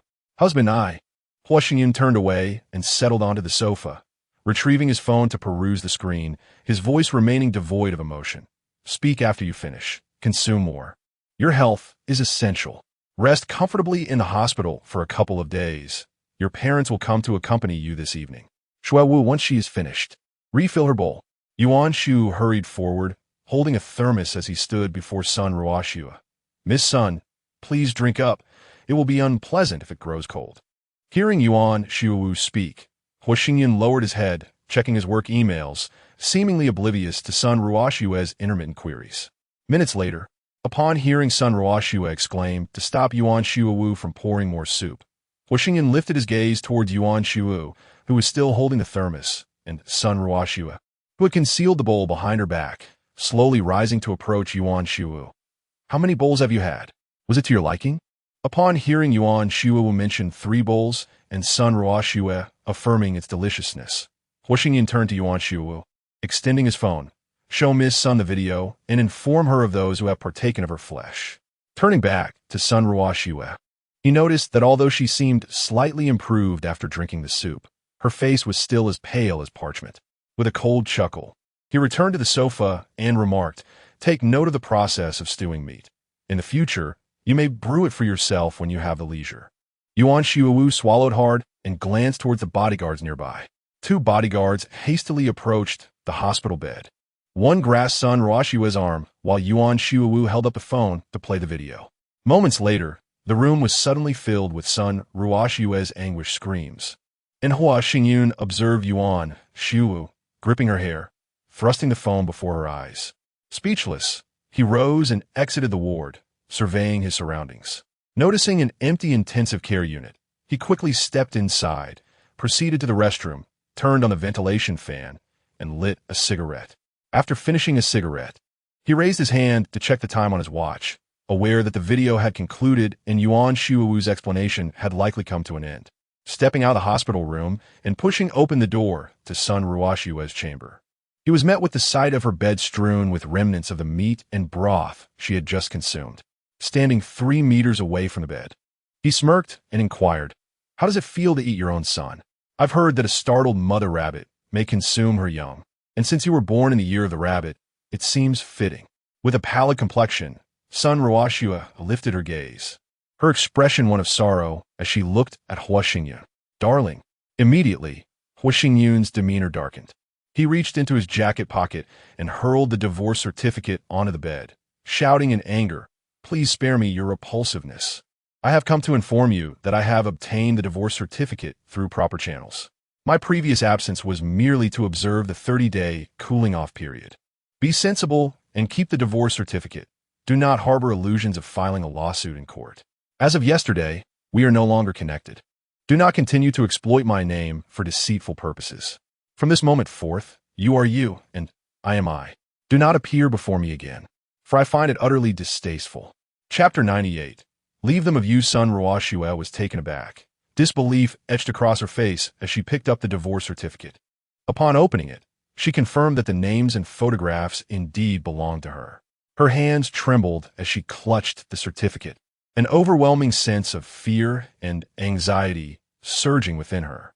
In a sudden impulse, she turned to plead with Hua Xingyun, but was forcefully restrained by the bodyguards, unable to escape their grip despite her desperate struggles and cries. Filled with urgency and despair, Sun Ruoxue turned to Hua Xingyun, her voice rising in a frantic plea. "Husband, please let me explain. I truly do not wish for a divorce. Everything I have done is for you, to help you reclaim your shares in Xingyun Group. Hua Jingrue promised me that if I bore Li Donghao's child, he would return the shares he holds to you. Hua Xingyun, however, was unmoved by her words. Instead, he laughed in anger, his gaze laced with mockery and a sardonic smile gracing his lips. Coldly, he retorted, "What? Have I fallen so low as to need a woman to sell her body to reclaim what is rightfully mine?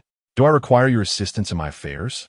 I warned you before our marriage not to meddle in the matters of the Hua family. Yet here you are, carrying the illegitimate child of our family, and you expect me to help raise it? Do you also wish for me to bestow my inheritance upon your illegitimate offspring? Stop making excuses for your own shamelessness. Vile is vile, and no amount of words will alter your inherent disgrace." His words struck Sun Ruoxue like a dagger to the heart, leaving her pallid and tearful. Yet she stubbornly defended herself. "It's not like that. Husband, you misunderstand me. I did this for our future. I see you." Hua Xingyun, unwilling to hear any further explanations from her, barked out in fury, "Don't disgust me further. Your two aging parents are already scrambling to gather money to repay their debts. Once the funds arrive, I,